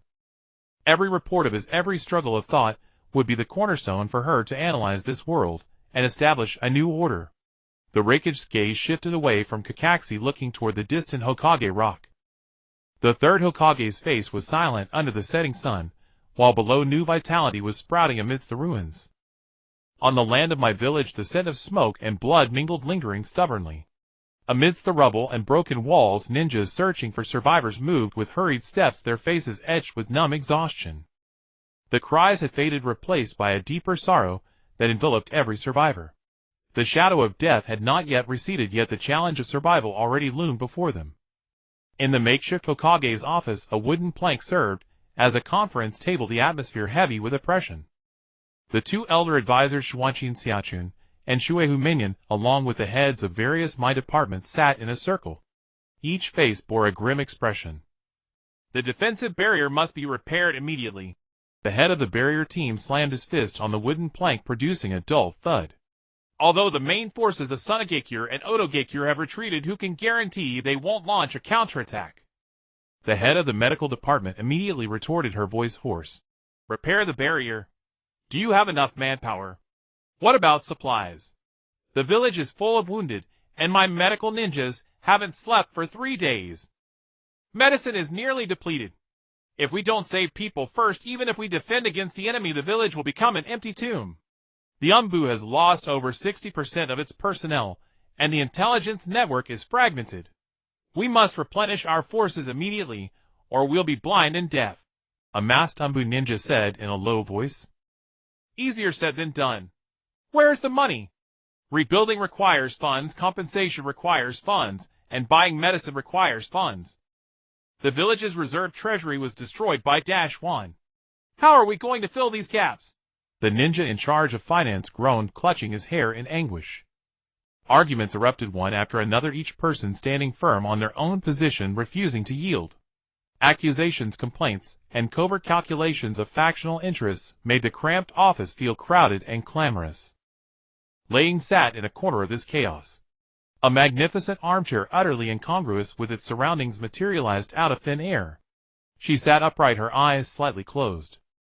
She had been invited to the meeting by the two elder advisors in the capacity of a special advisor, a role no one dared to define, let alone oppose. Through her Lei Ying's eye perception, the people in the meeting room were no longer human forms, but tangled, twisted threads of energy. Deep crimson light representing departmental interests interlaced with gray lines of factional strife, and pale blue mist of uncertainty about the future, all merged into a chaotic, disordered energy field. The politics of mortals are laughably inefficient. A thought flowed through the depths of Lei Ying's consciousness. She did not speak, but her mere presence, sitting there in silence, was itself an invisible pressure.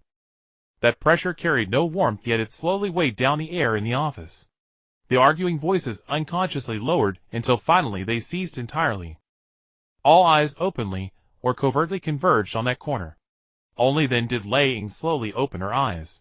Her violet pupils reflected no one's image, only a profound void. Rebuilding requires efficiency.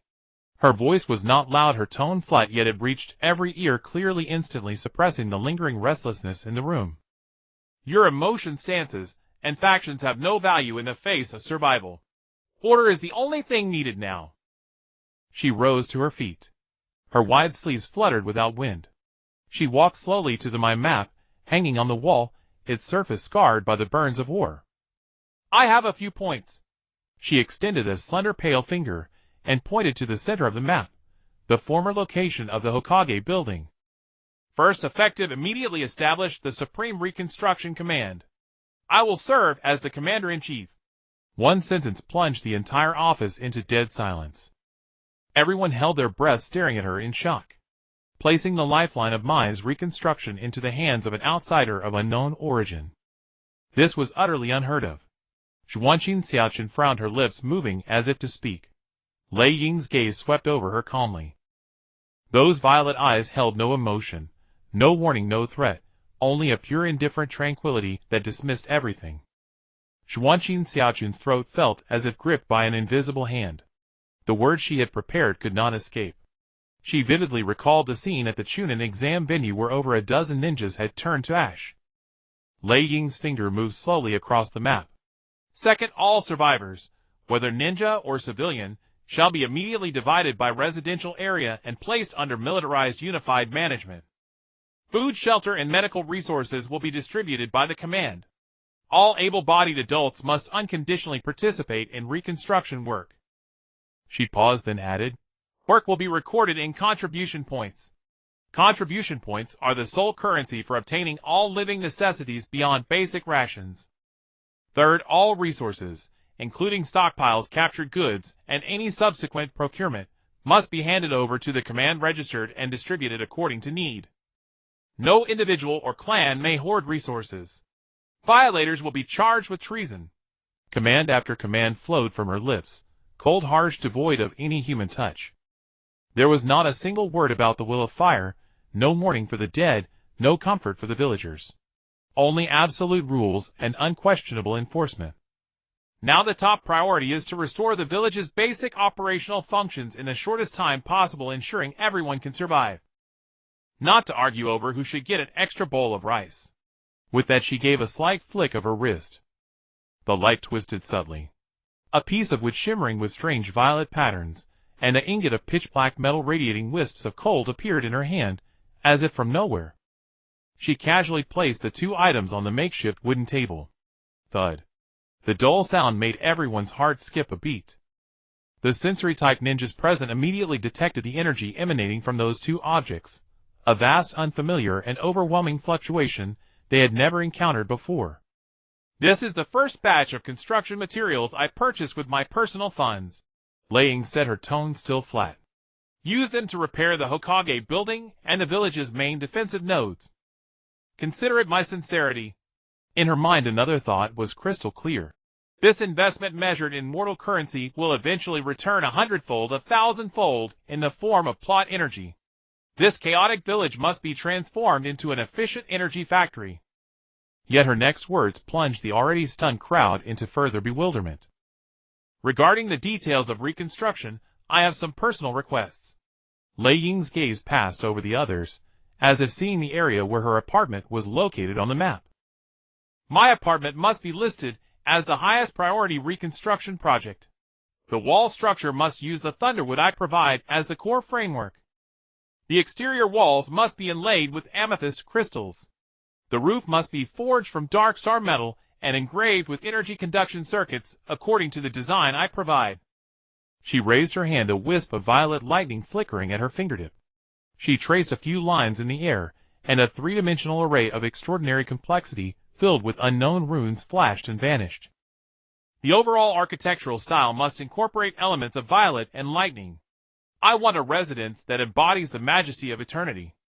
Additionally, she added, the new Hokage building, the Ninja Academy, my hospital, and all newly constructed defensive watchtowers must have energy interfaces reserved in their design to connect with my apartment.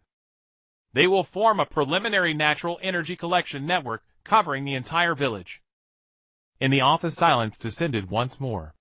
This time, it was not born of fear, but of utter incomprehension. At the critical juncture of the village's survival, you demand that the finest materials be prioritized to construct a private residence as opulent as a palace. And you want the village's most essential public buildings to become mere accessories to your mansion. What absurd notion is this? Yet this time no one raised any objection. The purple lightning that danced upon the block of thunderwood, and the power that lurked behind the woman's calm gaze extinguished all dissenting thoughts the moment they sprouted. The meeting ended in a strange silence. The advisory council immediately convened a private session. Preposterous. This is utterly preposterous. Mitokado Hamura finally could not contain himself, his voice a low growl. What does she intend? To turn Konoha into her personal villa? Hamura calmed down. Yudatane Koharu's face was ashen, her voice drained of strength. Do we currently have the leverage to refuse? Her fingers are sharper than Orochimaru's blade, and they are already pressed against our throats. Those words turned all of Mitokado Hamura's fury into a chilling coldness. Jiraiya, who had just returned to the village, and listened to the entire meeting, remained silent, leaning against the corner wall. He watched the departing figure of the lightning shadow, that purple silhouette standing out against the ruins, appearing both aloof and ominous. His former comrade Orochimaru harbored the ambition to pursue immortality, and master all the techniques of the world. That ambition, though mad, was still within the realm of understanding. But this woman, her actions of order and eternity, she spoke of, completely exceeded the limits of what he could imagine. She was not trying to win within the rules of this world, she was going to overturn the entire board, and establish a set of rules of her own. The lightning shadow stood atop a leveled hill overlooking the village below, which was beginning to take on an orderly appearance. Under her command, the chaotic survivors were swiftly organized. Teams of ninja-led reconstruction crews were formed, handed tools and tasks, and efficiently cleared the rubble. On the bulletin board, the rules for earning contribution points and a list of exchangeable supplies were posted, drawing a crowd of onlookers. The sky over Konoha was gray like burnt paper money. The post-war atmosphere was oppressive. The air was thick with dust, herbs, and a faint lingering scent of blood which crept into every nostril and weighed heavily on every heart. Uchiha Sasuke opened his eyes on the white hospital sheets. The monotonous pattern of the ceiling came into view, and after a long moment, he slowly moved his eyes. The dull ache throughout his body reminded him of everything that had transpired. The clash with Naruto, the collision of power that had drained him completely, and the irrepressible restlessness he had felt while watching Naruto from across the crowd at the third Hokage's funeral. But none of that compared to the crushing sense of defeat in his heart now. He had lost. Or rather, it was a draw. But to him, that was a loss. That dead last, that kid, who had always followed behind him, had actually unleashed such terrifying power. And he himself, his prized Sharingan, his hard-trained Chidori, were laughably fragile before a true powerhouse like Orochimaru. He closed his eyes, and the image, before he lost consciousness, surfaced again. Orochimaru's golden snake eyes, filled with mockery and condescension, had easily shattered all his dignity. Your power is still far from enough. Revenge. With such meager strength. Come to me, Sasuke. I will give you the power to destroy everything. Orochimaru's voice, not like a memory but more like a persistent whisper in his ear, carried an icy temptation seeping into his spirit through the three-tomo curse mark on his neck. Sasuke's breathing quickened, veins bulging on the back of his hand gripping the sheet. Power. He needed power. Not the basics taught at the Ninja Academy nor the Jutsu Kakashi had taught him. He needed absolute power.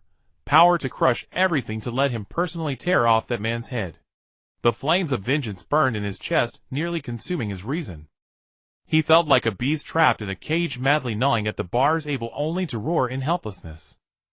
Mortal desires are truly an endless fuel. The lightning shadow sat on an exquisitely ornate armchair that had appeared out of nowhere within a pure white void, the pure land of the heart. Before her, a screen composed of purple light lines clearly displayed the scene inside Sasuke's hospital room, with even his every heartbeat acceleration and every chakra fluctuation jumping as data beside it. Her lightning perception, I had already locked onto this mortal seed she had selected. She could see that the desire for power within Sasuke was expanding at an unprecedented rate, like a volcano about to erupt. This intense emotional fluctuation, through some invisible connection, transformed into streams of pure plot energy, which the god's heart in her chest greedily absorbed.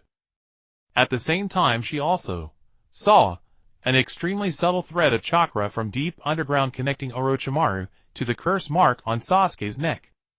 Orochimaru was using his crude yet effective method to constantly stimulate Sasuke, trying to drive him completely into darkness. The lightning shadow was satisfied with the results of this dual stimulation.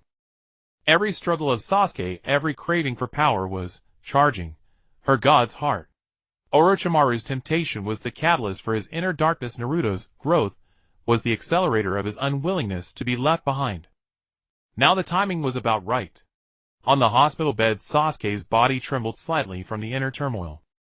The curse mark began to burn, and a cold evil power crawled up along his chakra pathways, attempting to completely take over his body and will.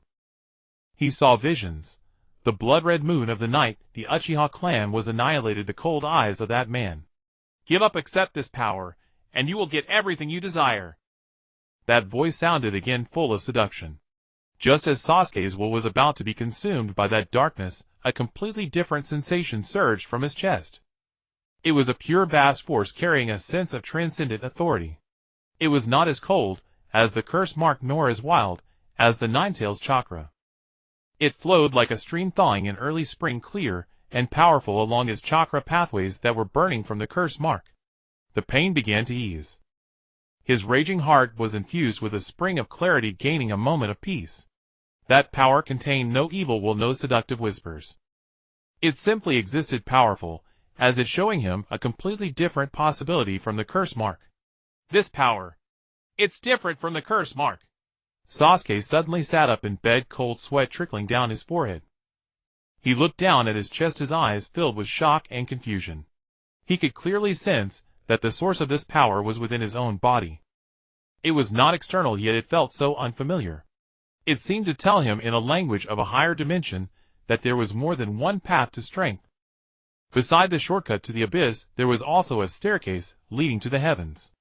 In the pure land of the heart, the lighting shadow's projection extended a slender finger and gently nudged the energy model before her. The power output of the thunder seed within Sasuke was precisely reduced by 3%. She did not stop Orochimaru's temptation. For that temptation was the best nourishment to stimulate Sasuke's growth. She did not want a pure, flawless saint, but a high-quality asset that would repeatedly struggle between light and darkness, thereby unleashing the maximum plot energy. She merely gave him a hint at his most critical moment, showing him another option. Let him choose for himself. In the underground base, Orochimaru, who had just injected himself with a nutrient solution, suddenly narrowed his golden serpentine pupils. Through the spiritual coordinates left by the core of the cursed seal, he clearly perceived the anomaly within Sasuke's body. That sinister power of the cursed seal on the verge of completely dominating Sasuke's will encountered a stubborn resistance. It was a force, pure and profound, imbued with the essence of thunder. Oh! Orochimaru extended his long tongue, licking the corner of his mouth, his face alight with extreme excitement. Could the power of the cursed seal be stimulating a deeper strength latent in his bloodline? This body is even more perfect than I anticipated. Truly a genius of the Uchiha clan.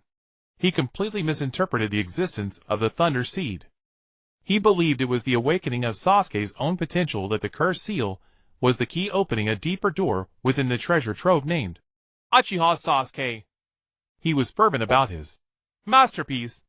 He thought he had created for Sasuke the ultimate vessel, one capable of ceaseless evolution, absorbing pain and hatred and converting them into power. The cognitive bias of mortals is truly my greatest ally. Within the consciousness of the thunder shadow, this thought flashed by, tinged with a barely perceptible pleasure. Orochimaru's misunderstanding was the most perfect element of her plan. He would devote himself even more fervently to cultivating Sasuke, using every means to tempt and torment him.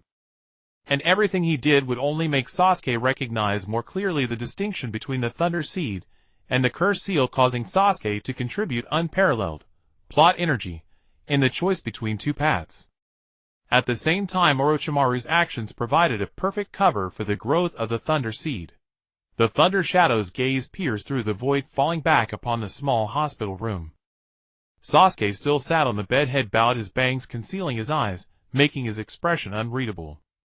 His left hand caressed the ominous cursed seal on his neck, while his right hand pressed against his chest, feeling the cold and majestic power of thunder.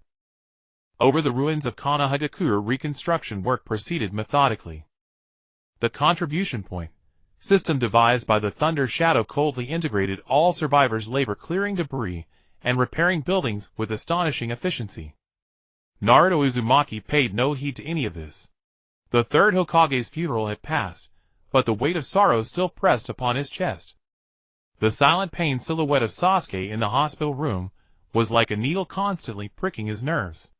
Each day after visiting Sasuke and Kakashi at the hospital, he would plunge into the 7th training ground on the mountain, training until his last ounce of strength was spent. He must grow stronger. Not to prove anything to anyone, but to have enough power next time to grasp those he wished to protect. Ha! Ha! Ha! Naruto gasped for breath, his feet awkwardly clinging to the trunk of a tree tens of meters high. Sweat soaked his orange jacket, gathered along his jawline, and dripped down, forming small pits in the earth below. Tree climbing, the most basic chakra control exercise. This technique, which posed little difficulty for most genin, was exceptionally hard for him. The immense Ninetales chakra within him was too vast, and any slight misstep in output would cause him to lose control. If the output was too weak, the adhesion on his soles would be insufficient, and he would fall directly. If too strong, the tree trunk beneath his feet would be instantly blasted into a hole. Damn it! One more time! He growled, remobilizing his chakra, carefully controlling the output as he attempted to move upward a small step. Just as he lifted his foot, the solid bark he had been stepping on suddenly seemed coated with an invisible oil, and the chakra's adhesion vanished into thin air. What?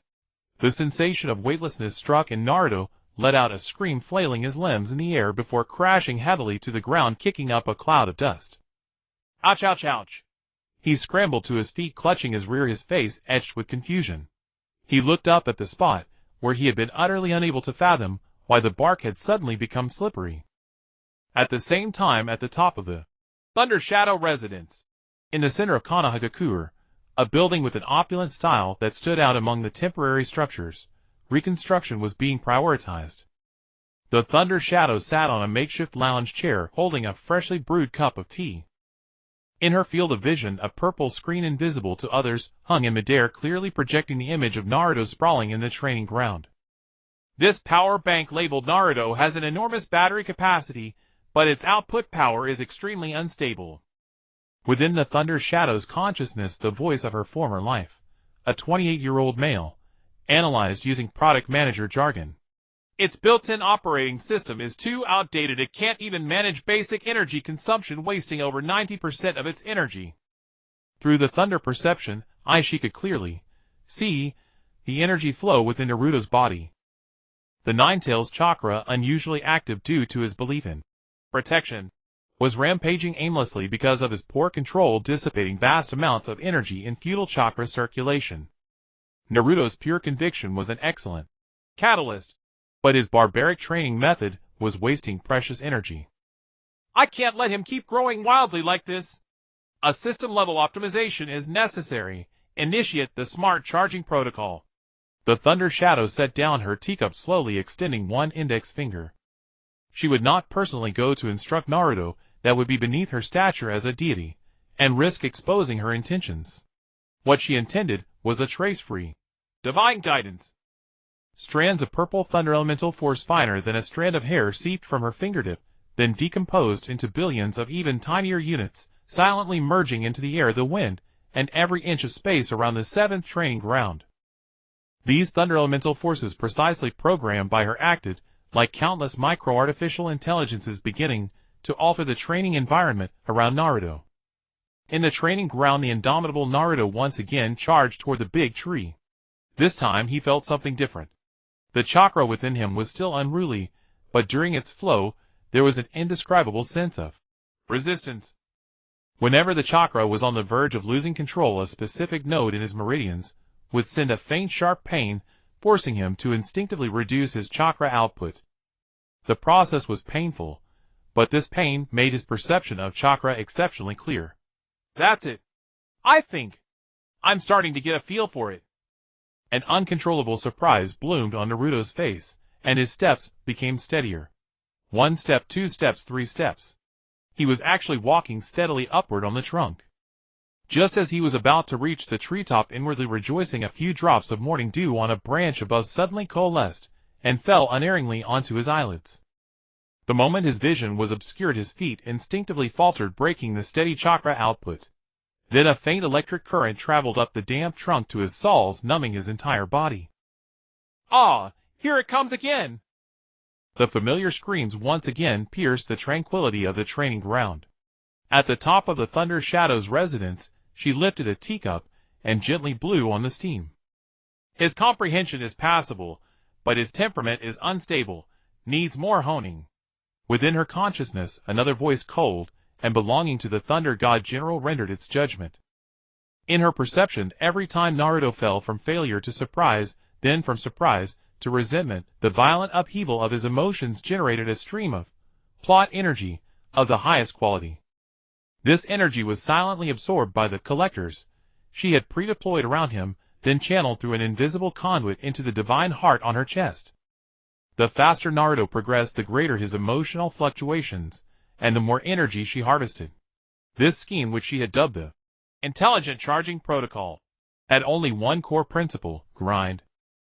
She would persistently create all sorts of minor accidents during Naruto's training. For instance, as he practiced walking on water, an inconspicuous little whirlpool would suddenly emerge from the surface beneath his feet, disrupting the adhesion of his chakra. When he practiced throwing shuriken, a sudden gust of wind would blow from the most treacherous angle, precisely altering the trajectory of the blades. Even when he was exhausted late at night sitting by the training ground eating instant noodles, a tiny crack in the disposable chopsticks would make it impossible for him to pick up the noodles, forcing him to train his fingers with finer control. The intensity and timing of these accidents were meticulously controlled. They caused him enough trouble to compel him to perceive and control his power more deeply, yet never drove him to utter despair, always leaving him a glimmer of hope for progress. Half a month later, Naruto lay sprawled on the grass, his chest heaving violently. In these 15 days of training he had encountered all sorts of misfortunes every day, and his body bore many new bruises. Yet he could clearly feel that he had grown stronger. Now blindfolded, he could navigate the perilous forest, dodging the inexplicably appearing falling rocks and tripping vines, while precisely adhering his chakra to any surface he wished. His control over the Ninetales chakra had ascended to an entirely new level. He had no idea what had caused all these changes. He simply attributed his progress to his own sweat and his determination to protect his comrades. His heart was filled with a steady motivation. He sat up from the grass, clenched his fists, and fixed his gaze in the direction of the Konoha hospital. Wait for me, Sasuke. I will become stronger, strong enough to drag you back from that bastard. The reconstruction site of Konoha was bustling day and night, the sounds of hammering and shouts mingling into the background music of the village's survival after the disaster. Compared to the noise outside, the temporary Hokage's office was so quiet that only the suppressed breathing of each person could be heard. The tea on the table had long gone cold, untouched. On one side of the negotiation table, the two elder advisors Yuta Koharu and Mitokado Hamura sat upright, with solemn expressions. Beside them, Naruto Shikaka leaned back in his chair, hands crossed over his abdomen, eyes half closed, as if dozing. Across the table sat the Suna delegation led by Baki. Their postures were stiff, and the collars of each person's shirt seemed soaked with sweat. We reiterate, Sasuke is also a victim. Baki's voice was hoarse. He licked his cracked lips. Orochimaru deceived us. The previous Kazekage was killed, and the village itself was severely weakened. The compensation terms proposed by Konoha, we simply cannot bear. This argument had been repeated in this room for 3 days. The Kazekage was killed. Naruto Shikaka finally opened his eyes. Those seemingly lazy pupils held no emotion. He merely stated a fact calmly. According to the intelligence we received, the body of the fourth Kazekage Raza was discovered by your village's ninja only after the Konoha Crush plan was launched. This means that during the entire planning and execution phase you were all following the orders of an imposter. He raised a finger and tapped lightly on the table, producing a faint thud. To raise a blade against an ally while failing to even identify the true identity of your commander, Lord Baki, is this not an undeniable dereliction of duty by Suna's upper echelons? Baki's face turned ashen. Naruto Shikaku's words carried no anger, yet they stripped Tsunageki's last defense bare. The so-called victim argument could not stand before the fact of dereliction of duty. A Suna representative could not help but interject. but our losses are real. The village. Then how should we account for the sacrifice of the third Hokage? Mitokado Hamura interrupted coldly. The Konoha ninja who died, the homes destroyed, who shall bear those losses?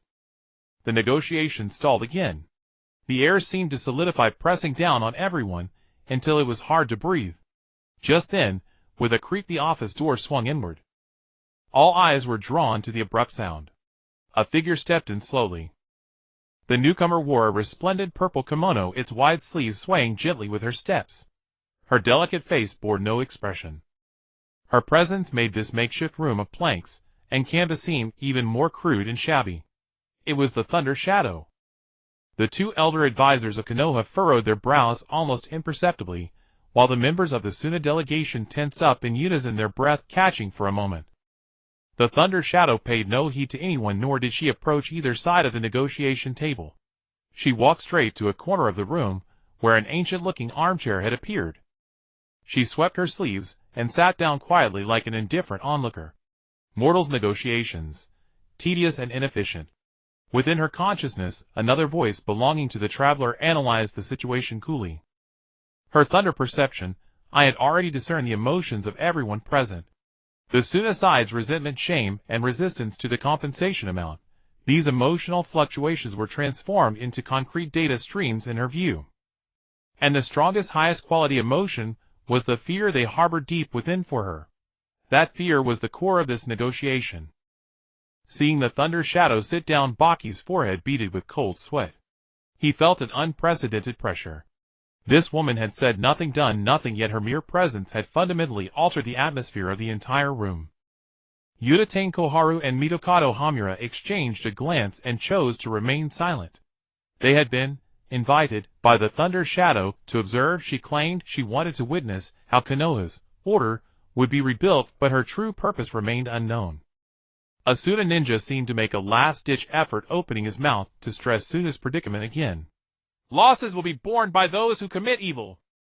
A cool, clear voice rang out, not loud, yet it reached every ear distinctly. It was the Thunder Shadow speaking. Her words were devoid of inflection, empty of warmth, as if she were pronouncing an unchangeable theorem. The temperature in the room seemed to drop a few degrees further. The price of chaos is order. Sunagakure, your choice in the coming moments will determine the village's survival. She stated it calmly, but to Baki and his companions it sounded no less than a final judgment. Laying slowly raised his right hand, and his pale, slender index finger gently tapped the air before him. There was no sound, no light. But at that same moment, every battle-hardened ninja in the room felt a faint prickling sensation on their skin. The dust dancing in the air abruptly paused for an instant. On the table, the surface of the glass of cold tea inexplicably rippled with a tiny circle. A tremor from the very instinct of life crawled up from the base of Maji's spine to the nape of his neck.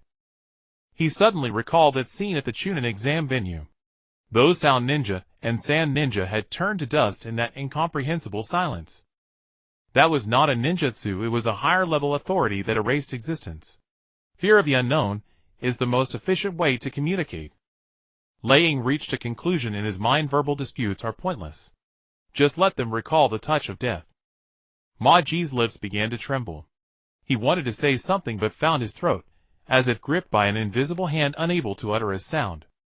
The several elite ninja from Sunagakure behind him were even paler than paper, their eyes fixed firmly on the ground before them, not daring to lift them in the slightest. All excuses, grievances, and hopes of luck collapsed in that moment. In the face of absolute power that could easily decide their life or death, any words were superfluous. Finally, Maji took out a scroll from his bosom with trembling hands. He stood up, walked to the center of the negotiation table, bent down, and respectfully offered the scroll. His head was bowed deeply, never daring to lift it again. Sunagakure accepts all the conditions proposed by Konoha. His voice was intermittent, filled with humiliation and despair. The negotiation was over. As the Sand envoy departed dejectedly, Lei could clearly sense a vast and complex plot energy surging into the divine heart on her chest. It was mixed with the humiliation and fear from the Sand side, and the pent-up resentment from the Leaf side, finally released in satisfaction. A bountiful harvest. Nara Lugio let out a long breath. He looked at the figure of that woman in the corner, his eyes filled with extreme complexity. This woman with just 2 sentences and 1 gesture had solved a problem that the least high-ranking officials had debated for days without resolution. Her methods had completely transcended the realms of diplomacy and politics. She was setting the rules. Lei Ying stood up, ignoring the several complex gazes behind her. Her consciousness was already immersed in planning the spoils of this encounter. The astronomical compensation from Sunagekure could be converted into a vast amount of eternal gold used to procure and forge the special materials needed for the construction of her eternal abode. And the high-quality plot energy just harvested could further repair her damaged divine core. Material foundation and personal strength advancing on 2 fronts. Her fingers tapped lightly under the wide sleeve, and her mind was already conceiving the next steps. This negotiation had planted a seed named fear in the hearts of the Sands' high-ranking officials. And this seed would become an excellent springboard for her to interfere in the internal affairs of Sunagekure. For example, the one-tailed Jinchuriki Gaara. That child's heart was filled with the loneliness of being hated, a craving for killing and confusion about his own existence. If under the guise of post-war humanitarian aid, she could send Konoha's medical ninja to contact him, and then find an opportunity to plant a thunder seal on him as well. The Sand delegation signed the nearly land-sacrificing agreement with humiliation and fear. When Ma Ji and his group left with unsteady steps, the frozen air in the office began to loosen slightly. Finally resolved. Xuanqin Xiaoqun let out a sigh, rubbing her tight temples. Her gaze fell on the woman in the corner, who had maintained an elegant posture throughout. Nara Lugio said nothing, just staring at Lei Ying's back, his eyes filled with deeper contemplation than before.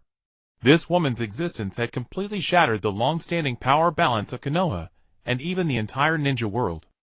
She did not reason, she did not play games, she simply displayed power, then set the rules.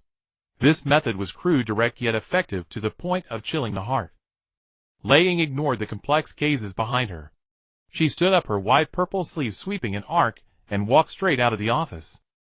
For her, a low-level political negotiation was over. It was time to turn her gaze to deeper, more interesting realms. The Sands compensation can be used to upgrade my residence and initially build an energy collection network covering the entire village. The plot energy mixed with fear and release that I just harvested is of quite good quality. The repair progress of the divine heart has advanced another notch. Lei Ying's consciousness was conducting a review and planning. Next, the power vacuum within Konoha will be a truly grand drama. The death of the third Hokage Sarutobi Hiruzen was not just the end of an era, it was like prying off the most crucial gear from a precisely running machine. The machine did not stop immediately, but the internal transmission structure began to emit creaking sounds of strain. To certain lurking in the shadows, this sound was the most beautiful music in the world. Konoha underground. The cold, damp air was filled with a strange odor of disinfectant and mud. There was no sunlight here, only the flickering shadows cast by torches on the walls, stretching people's silhouettes into distorted shapes. Shimura Danzo sat on a stone chair, his bandaged right face expressionless, his exposed left eye murky and deep, fathomless. The position of Hokage cannot remain vacant for a day. His voice was hoarse and dry. Jiraiya is too carefree and unreliable. Tsunade is immersed in gambling far away. The village is now beset with internal and external troubles. It needs a strong leader. Before him, 2 ninjas wearing faceless masks knelt on one knee. They had no living aura, only a tool-like deadness. We have increased our personnel, as you instructed, conducting round-the-clock surveillance on the woman named Lei Ying. One of the root ninjas reported in a low voice devoid of any inflection. Danzo responded from his nose. The source of that woman's power must be uncovered. She is like an uncontrollable bomb placed in the village. I cannot rest easy. Find her weakness, or find a way to completely eliminate her. Yes. The 2 ninjas melted into the shadows and vanished without a sound. Danzo slowly stood up and walked to a row of glass jars filled with green nutrient solution. Inside the jars, blood-red Sharingan eyes floated quietly in the liquid. His palm pressed against the cold glass, feeling the dark power originating from the Uchiha. The position of Hokage must be mine, he muttered to himself, his eyes filled with undisguised lust for power. Only I can lead Konoha to true strength. For that any sacrifice is necessary. His chakra fluctuated violently due to this twisted ambition. A rotten energy mixed with greed and jealousy, sticky and filthy. Meanwhile, at the top of the Lei Ying's residence, under reconstruction, Lei Ying was leisurely reclining on a lounge chair just delivered, crafted from laning wood. She slightly closed her eyes, as if taking a nap, but her consciousness had already enveloped the entire My Village through the thunder detection eye. Just a moment ago, a unique energy fluctuation, exceptionally clear in the darkness, caught her attention. Oh! Isn't this the same ambitionist, brand plot energy as Uncle Snake's? In Lei Ying's consciousness, her previous life's voice echoed with the delight of discovering a new toy. Dark, twisted, and with a whiff of old man stench. Yes, it's Shitsu and Tuanzang, no doubt. In her thunder detection eye's perception, Tuanzang's greed for power was like a kilowatt searchlight in the dark night, impossible to ignore. His chakra fluctuations were foul and stagnant, yet the negative emotional energy within them was exceptionally dense. Mortal scheming is always full of calculations and betrayals. Another cold voice belonging to the General of Thunder echoed in the depths of her consciousness, tinged with disdain. This lowly politic, sacrificing the village's interests for personal gain, in her view, was an insult to the word order. Immediately after, she sensed several well-concealed chakra signatures stealthily approaching her location. The owners of those chakras moved silently, their auras suppressed to the utmost, making them undetectable to any ordinary sensory ninja. But under the observation of the thunder detection eye, these so-called root elites were like running naked in an infrared camera while wearing an invisibility cloak. Their movement trajectories, chakra frequencies, and even their accelerated heartbeats from tension were all presented clearly to Lei Ying's consciousness as data streams. Here they come, the sneaky bunch is starting their work. Lei Ying's male consciousness remarked with gusto, attempting to pry into the secrets of a deity. This is practically delivering KPI right to my door. She could clearly see Tuanzang in his underground base, remotely observing everything through some secret technique. That interweaving of fear and desire for control hidden beneath his cold exterior, tinged with an undeniable greed, formed a high-quality plot energy that was continuously absorbed by her. Foolish mortals! The General of Thunder's voice remained icy. Lei Ying even found it somewhat amusing. These mortals, thinking they could control everything, were unaware that every move they made had long fallen under the deity's gaze.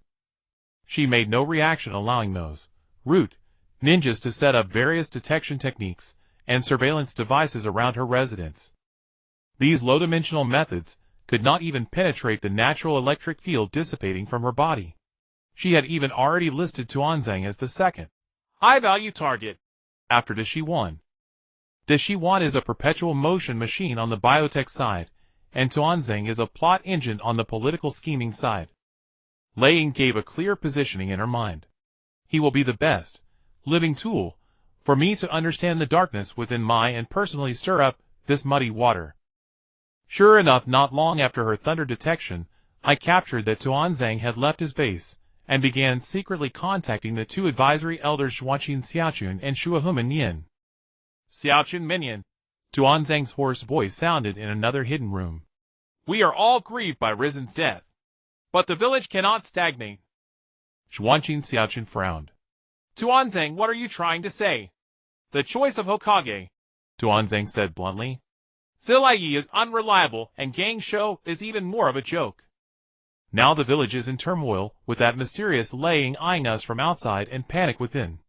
We need someone who can stabilize the situation with an iron fist. He paused, letting his words ferment in the minds of his former comrades. Every one of his persuasions, every test, every secret meeting with other clan heads was completely exposed under Lei Ying's perception. These power struggles among mortals, with their emotions of suspicion, alliance, and betrayal, provided her with a rich and continuous supply of plot energy. Lei Ying's consciousness sank into the one mind, pure land. In this mental space, she began a high-speed sand table simulation based on Tuanzang's behavior patterns. She simulated Tuanzang's schemes and the various chaos he might stir up in the village in the future in order to seize the position of Hokage. The result was very satisfying to her. Although Tuanzang's actions were evil, he was like a disruptor that could greatly stimulate conflicts within my, bringing the struggles between factions to the surface, thus generating a much larger amount of plot energy than during the current peaceful reconstruction period. Chaos is the breeding ground of order. Laying made a summary in her mind. She decided not to directly interfere with Tuanzang's actions for now. Let him continue to shine and radiate heat, stirring the waters of my even murkier. She had even begun to conceive at some critical moment in the future when Tuanzang's schemes reached their peak and Maya's chaos was at its extreme what kind of deity form she would descend in to completely shatter his machinations. In the ward of my hospital the smell of disinfectant was pungent. Yuzebo's Waju sat by the window, his back to the door. Moonlight streamed through the glass, casting a pale white patch on him, stretching his shadow long. The interrupted duel in the arena, the cold corpse of the third Hokage, the scene of the village reduced to ruins. These images flashed alternately in his mind. Everything converged into a conclusion that suffocated him. He was still too weak. Weakness is the original sin. Do you want powers, Waju? A cold hoarse voice seeped from deep within the cursed seal, under the skin of his neck. This voice whispered in his mind day and night. Come to me. I can give you the power of revenge, the power to destroy that man. It was Dishiwan. Zwiju's hand clenched into a fist, his nails digging into his palm, bringing a sharp pain. He craved power, a craving that burned like fire in his organs. But whenever he thought of Dishiwan, of that slimy, unscrupulous evil, he felt a wave of physical nausea. He reached out and picked up a kunai from the cabinet. The cold metal spread through his palm, calming his chaotic thoughts slightly. The blade of the kunai reflected his face. In those black eyes 3 Tomo were spinning uncontrollably, filled with confusion. Stay in Mai and continue this training that leads to a predictable end. Or follow Dishiwan and embark on that shortcut to darkness. Both paths seemed incapable of filling the void in his heart, much less extinguishing the bone-deep hatred he harbored toward Uchiha Itachi.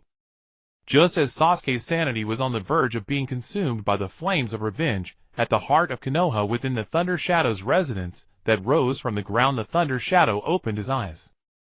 Within her thunder surveillance eye, the scene in Sasuke's hospital room was crystal clear. His wildly fluctuating mental state resembled a report nearing maturity, with all metrics reaching their peak. The asset designated Sasuke has reached an emotional critical point. The Thunder Shadow's male consciousness analyzed with cold precision. The craving for power has overridden his reason, while his aversion to Orochimaru provides a counteracting force. The timing is just right. Divine guidance can proceed. What she needed to do was offer a third option, an option that transcended both Orochimaru and Konoha. The bewilderment of mortals is the opportunity for divine guidance. The chilling voice of the Thunder Shogun resonated within the consciousness. The Thunder Shadow sat upright from the recliner, and gracefully extended an index finger, making a gentle gesture in the air before her. The movement was soundless, with no luminescence from her fingertip. An imperceptible spiritual link brimming with immense information flow directly pierced through the barriers of physical space, and knocked upon the deepest recesses of Sasuke's consciousness. In the hospital room, Sasuke's body convulsed violently. He felt as though an invisible colossal hammer had struck his brain. The world spun wildly around him, and a cacophony of static noise filled his ears. Immediately afterward, a segment of pure message, devoid of all language and imagery, was forced into his mind. It was vast and immaculate, radiating the absolute order and majesty akin to the cycles of celestial bodies. Though devoid of any malicious aura, it exuded a mighty presence that looked down upon all beings and commanded absolute control. At the core of this message lay 2 concepts: eternity, transcending birth, aging, sickness, and death, transcending the bonds of emotion, transcending all mortal confines. This was eternity. What is this? Sasuke's pupils contracted sharply. The 3 Tomo Sharingan in his eyes spun frantically, attempting to decipher this suddenly intruding torrent of information.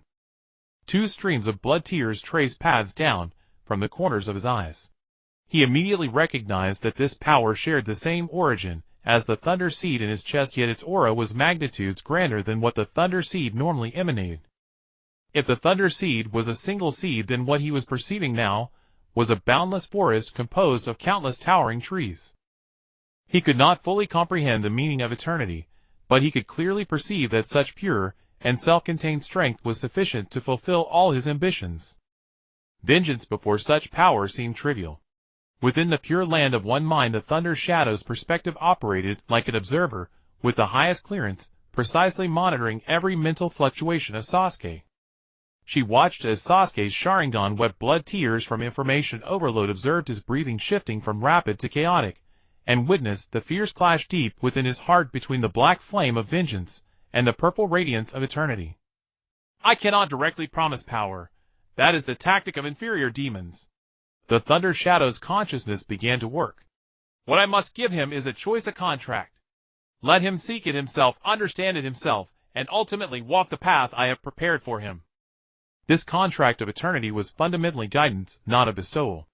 It was at this moment that far away, in the Sound Village's secret base, Orochimaru, through the connection of the curse seal, detected abnormalities within Sasuke's body. Orochimaru extended his long tongue, licking his lips, as confusion and excitement flashed in his eyes. He could sense that the chakra fluctuations within Sasuke's body had become extraordinarily intense. But unlike the violent and sinister cold that surged when the curse seal manifested this time, the chakra in Sasuke's body carried a pure and highly resilient strength, even appearing to actively purify and guide the energy of the cursed seal. He. As expected of the vessel I have chosen. Orochimaru let out a hoarse laugh. It seems my stimulation has taken effect. He has begun to actively understand and integrate the power of the curse seal. This rate of evolution, truly magnificent. He attributed all of this to the curse seal he had planted and Sasuke's unparalleled genius. The arrogance of mortals serves as the finest cover for deities. Within the Thunder Shadow's residence, a sense of satisfaction flashed across the Thunder Shadow's consciousness. Orochimaru's misjudgment was the most perfect link in her plan. This would render the existence of the Thunder Seed more concealed, and also provide a reasonable external explanation for Sasuke's subsequent evolution. She had already planted a seed named Eternity within Sasuke's heart. This seed would intertwine, entangle, and contend with Orochimaru's curse seal power, ultimately bearing the fruit she desired. In the hospital room, Sasuke tightly gripped that kunai, its metallic edges biting into his palm. His heart had never before been so profoundly shaken. The path Orochimaru offered was a dark shortcut to vengeance, efficient and direct. Yet that mysterious whisper from eternity revealed a path that was grander yet far more unknown. The temptation of power, the thirst for revenge, the bonds with companions, and the curiosity and yearning for eternity clashed fiercely within his mind. Each collision generated massive and refined spiritual energy. Deep into the night, when all sounds fell silent, a shadow flashed from the window of Konoha Hospital, landing without a sound, none other than Uchiha Sasuke. He did not look back, nor did he harbor any lingering attachment. The rebuilding streets rushed beneath his feet, and finally his figure disappeared into a tranquil bamboo grove at the village's edge. This was a place he occasionally visited with his elder brother during his childhood. Sasuke sat cross-legged, planted the kunai he never parted with into the soil before him, and closed his eyes. Within his heart a decision had already been made. The power Orochimaru offered was steeped in evil and domination, a single plank bridge leading to the abyss. Yet that mysterious contract of eternity, though unknown, carried a pure, vast strength akin to natural law that drew him closer to the pinnacle he pursued. He wished to respond to the call from the Thunder Seed. "Come!" he whispered within. Completely submerged into himself, for the first time he actively attempted to guide the sinister cold curse seal power at the nape of his neck. The black markings writhed on their own, rapidly spreading from his neck across half his body.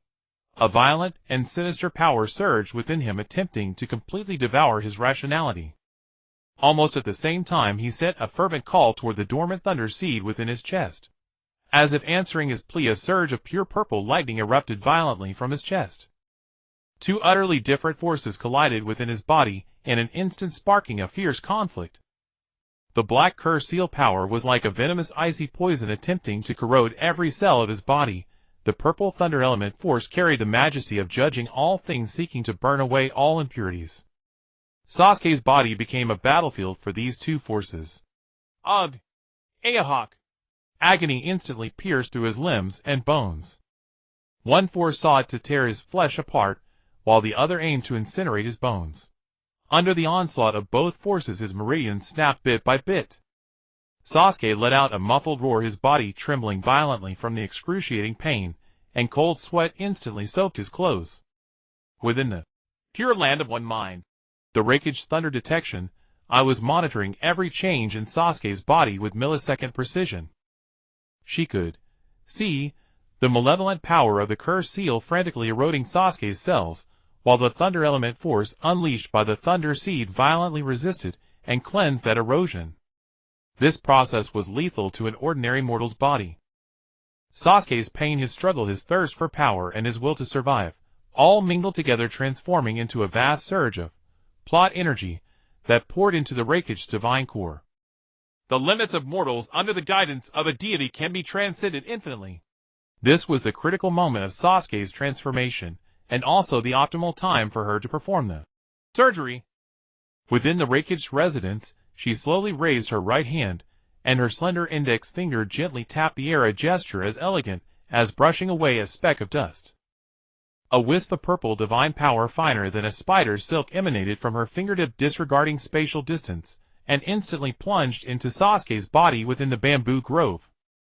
This wisp of divine power did not directly engage in the battle, instead it transformed into countless tiny runes, imprinting themselves on the nodes of Sasuke's meridians, forcibly rewriting the energy laws within his body. It forcibly intervened in the war between the cursed seal's power and the thunder seed, no longer letting them simply clash and annihilate, but instead decomposing, purifying, and recombining them. The will and malevolent aura belonging to Orochimaru within the cursed seal were instantly erased and decomposed by this higher dimensional power. Meanwhile, the portion of sage art power within the cursed seal that originated from the Yugo clan was completely stripped away and broken down into the most primitive energy units. Then, under the guidance of the thunder element law, this energy was forcibly formatted and fed bit by bit into the thunder seed. In the bamboo grove, Sasuke's roars gradually subsided. He could feel the excruciating pain within his body weakening. An indescribable tingling sensation took its place, as countless tiny electric currents were repairing and reshaping his body. The black cursed seal patterns on his skin, which had been sprawling and menacing, began to flicker, rapidly brightening and dimming until finally, starting from the edges, they turned into black specks of light and dissipated into the air. In their place emerged pure purple lightning patterns imbued with a sense of order. These patterns spread from his chest along his arms and back, tracing intricate and mysterious designs before finally sinking beneath his skin. His chakra circulation system underwent a qualitative transformation at this moment. His meridians were widened and strengthened, and what flowed through them was no longer mere chakra, but a new power that integrated the law of thunder elements. Huh! Sasuke suddenly opened his eyes, exhaling a long turbid breath that carried sparks of electricity. In his eyes, the three tomo of the Sharingan still rotated slowly, but the base color of his pupils was now shrouded in a layer of profound purple lightning. So this is power. He looked down at his hands, slowly clenching them into fists. An unprecedented sense of might filled his entire being. Every cell of his body brimmed with explosive vitality, and the new energy within him flowed as smoothly as an extension of his will. He raised his head, and the world was completely reconstructed in his perception. The air was no longer empty, it was filled with countless tiny dancing specks of electric charge. He listened intently above the wind and the chirping of insects. He could hear the sound of sap flowing within the bamboo, accompanied by a faint hissing of electric current. His perception even extended beneath the ground. An ant crawling in its nest dozens of meters away, the static field generated by its antennae rubbing against the soil formed a clear image in his mind. His perception had been multiplied exponentially due to this thunder rebirth. Sasuke stretched out his right hand, spreading his fingers. Chidori, he muttered in a low voice. Without a running start, without forming hand seals, a ball of deep purple lightning gathered and compressed in his palm out of thin air. There was no ear-piercing screech of the Chidori, only a dull thunderclap echoing within his hand, filled with destructive majesty. This power was far stronger than the Chidori he had been able to use before. Within the Raikage residence, the Raikage sensed the complete awakening of the power within Sasuke, and with it an unprecedented torrent of plot energy. This energy was imbued with rebirth breakthrough, and the subversion of the old power system. Its quality was of the highest order. The dim, divine core, crystal on her chest under the wash of this energy had its internal cracks rapidly repaired and filled. The crystal itself burst forth, with unprecedented radiance illuminating the entire pure land of one mind, into a pure purple day. This awakening of Sasuke was a crucial step for him to fully integrate into her system of eternal order. He would become her spokesperson in this mortal world, a thunder divine son, walking among the living. The rakish slender fingers tapped lightly on the armrest of the Thunderwood chair. Sasuke's Thunder Rebirth. He now possesses power surpassing the original story. His relationship with Naruto, his bond with Kakashi as master and disciple, and his destined confrontation with Uchiha Itachi, all will undergo unpredictable changes. This deviation from the original trajectory of the plot will trigger a chain of reactions, and each reaction signifies richer and more abundant plot energy. Orochimaru, when you see your long-cherished Sasuke-kun once more, I wonder what a splendid expression you'll have. Sasuke suddenly threw his eyes open. The entire world was redefined before his vision. The air was no longer empty. Countless tiny flickering points of electrical charge filled every inch of space. Within the bamboo grove, each leaf and every joint emitted its own faint bioelectric field. As the wind swept across the foliage, the static electricity generated by friction wove together into a silent tide of electric light within his perception. He tilted his head, and all his senses grew calm. The wind whispering, the insects chirping, those familiar sounds persisted but were pushed to the periphery of his consciousness, relegated to background noise. Deeper, more subtle sounds flooded his mind. Within, the bamboo sap flowed slowly along the vascular bundles, producing a faint hiss of electrical current. His perception ignored the barrier of soil penetrating directly tens of meters underground. Far away, an ant moved within its nest. The friction of its 6 legs against dry soil, the gentle touch of its antennae against a companion, the resulting fluctuations in its electrostatic field formed a clear 3-dimensional silhouette directly within his mind. This was not the inside of the Sharingan nor any perception technique within the ninja system.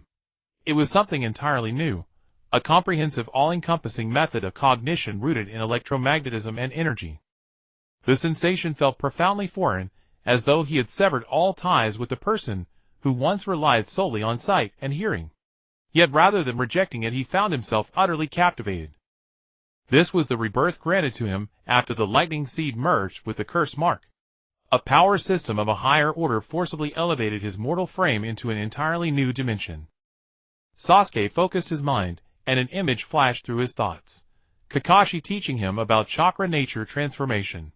His hand instinctively rose to form a seal, but stopped with the slightest movement of his fingers. Those cumbersome hand signs of the past now seemed primitive and inefficient against this new power system. He simply willed it with a thought. A thread of deep violet electricity danced at the tip of his extended index finger, materializing from nowhere. It emitted no crisp chirping, only a heavy hum, as if originating from distant void. This electricity was no longer the elusive lightning release born of chakra conversion, but something solid, pure, radiating undeniable authority. Sasuke could clearly sense that within this slender strand of light lay terrifying power capable of piercing thick steel plates. He slowly extended his right hand, fingers spread, palm facing upward. He needed to confirm whether this power truly belonged to him. Chidori, he whispered in a voice only he could hear. There was no speed boost from a running start, no chakra flow guided by hand seals, and certainly no piercing screech of 1,000 birds singing in unison. A sphere of deep violet lightning roughly the size of a basketball materialized above his palm, forming, converging, compressing from nothing. Inside the sphere, countless thin purple electric snakes churned, collided, and annihilated, birthing a miniature thunderstorm, nebula compressed to its absolute limit within his hand. He felt neither intense heat nor numbness, only the certainty of absolute power coursing through him. The surrounding air warped visibly under its influence, and even moonlight could not penetrate it normally. He could clearly assess that this power would effortlessly pierce any defense he knew of, including Gaara's indestructible sand armor. Sasuke's gaze fell upon a massive boulder several meters high nearby, the very target he had practiced shuriken jutsu against as a child. Its surface crisscrossed with dense, weathered scratches. With a casual flick of his wrist, he pushed the violet lightning sphere from his palm without exerting full force. Upon release, it made no sound of tearing through the air. It drifted forward at a steady pace, weightless and ghostly, pressing against the hard boulder. There was no thunderous explosion, no shower of shattering rock fragments. The boulder's surface rippled like still water struck by a stone, concentric rings of violet spreading outward. The ripples expanded rapidly, engulfing the entire rock. Then an invisible force permeated the massive boulder from within, completely dismantling it at its most fundamental molecular structure. Before Sasuke's eyes it silently and swiftly dissolved into a cloud of fine gray powder. An evening breeze swept through, and the particles drifted lazily through the air. In its place remained only a perfectly flat imprint, matching the boulder's base contour, as though the rock had never existed. Sasuke gazed at his right hand, his eyes filled with barely contained shock. This was not destruction. This was decomposition. Eradication. As he sank into the powerful sensation brought by this newfound strength, his body suddenly tensed without warning, every muscle locking rigid. An icy, detached gaze, devoid of any emotion, spanned vast distances, piercing through the bamboo grove to pin him with pinpoint precision. His newly awakened lightning perception screamed a sharp warning at that moment. Within his perceptual realm, an impossibly thick pillar of violet energy projected from the apex of an eerie purple palace rising in the heart of Konoha, locking onto him completely. Before this gaze, his newly awakened surging lightning power became insignificant. Every action, every thought was laid bare, leaving him utterly exposed. He could not resist, could not evade, and could not even summon the impulse to move a single finger. This was absolute suppression stemming from a fundamentally higher level of existence. He could only passively endure this judgment from a deity. His shock quickly transformed into profound reverence and yearning. This was true power, this was the eternity he should pursue. The gaze lingered only briefly, sweeping over him, as if assessing the state of his internal energy, then withdrew silently. Sasuke's body relaxed, and he only then realized his back was drenched in cold sweat. Almost simultaneously, his newly awakened perception detected another movement. From another direction of the village, two weak but familiar chakra signatures were rapidly approaching him. He did not need to look with his eyes, he could immediately identify the visitors by their chakra flow patterns and intensity. It was Kakashi and Naruto. Sasuke's eyes instantly hardened. He glanced at the powdered ground before him, then looked up toward the direction of the purple palace. Bonds and friendship would only become obstacles on his path to power. He suppressed all the newly awakened power within him, and the violet lightning patterns flowing beneath his skin quickly faded. His figure flickered once, then dissolved into a blurred afterimage, vanishing silently into the depths of the dark bamboo grove. Only powdered stones scattered across the ground remained gleaming coldly under the moonlight. A moment later. "Sasuke. Are you here, you bastard?" Naruto's loud voice shattered the silence of the bamboo grove, as he and Kakashi arrived in quick succession. Damn it, he got away again. Naruto scanned the empty clearing in frustration, and kicked the nearby bamboo in anger. Kakashi paid him no mind, his attention immediately drawn to the fine stone dust on the ground. The air still carried traces of an unfamiliar lightning nature energy that made his heart race, a power whose nature was profound and pure, embodying both destruction and rebirth. Kakashi slowly crouched, the three tomo in his left eye spinning rapidly, as he attempted to analyze the residual energy. He extended a gloved finger and pinched a small amount of the stone dust. The powder was as fine as flour, crumbling completely between his fingertips. His gaze swept the surroundings. The ground was smooth with no explosion craters, and nearby bamboo and grass showed no signs of shockwave damage. Kakashi rose to his feet, and beneath the Sharingan visible outside his mask, his expression grew grave. This is not Sasuke's Chidori. To be continued. What do you mean it's not Zabuza's Chidori? Teacher Kakashi, where in the world did that guy go? Mingern paced anxiously, shouting loudly, his voice standing out sharply in the silent bamboo forest. Kakashi ignored his shout, still crouching on the ground, his crimson Sharingan carefully observing every detail of the scene. His gaze swept from the stone powder on the ground over the surrounding undamaged bamboo, and finally settled on the invisible energy residues in the air. In his Sharingan's vision, countless pale purple particles floated in this space. After a long while, Kakashi stood up and spoke to Mingren, who was still searching around. Mingren, look here. He pointed at the evenly spread stone powder on the ground. This is not destruction, it's disintegration. Mingren scratched his head, looking bewildered. Disintegration? What does that mean? Kakashi's tone became unusually serious. He pointed at the surrounding bamboo and grass, guiding Mingren's gaze. Look, the surrounding plants show no signs of being affected by a shockwave. If this were an explosion, no matter how small the power, it would leave traces. But here there are none. He paused and pointed at the ground. More importantly, that huge rock vanished as if into thin air without even leaving a decent crater. Mingren, half understanding, leaned in to look, but he really couldn't see anything special.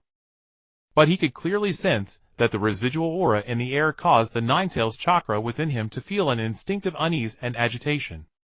Kakashi slowly closed his Sharingan, conserving his remaining dojutsu power. In his ordinary black eye, the deep bamboo shadows were reflected, but in his mind the scene from the Chunin exam arena uncontrollably emerged.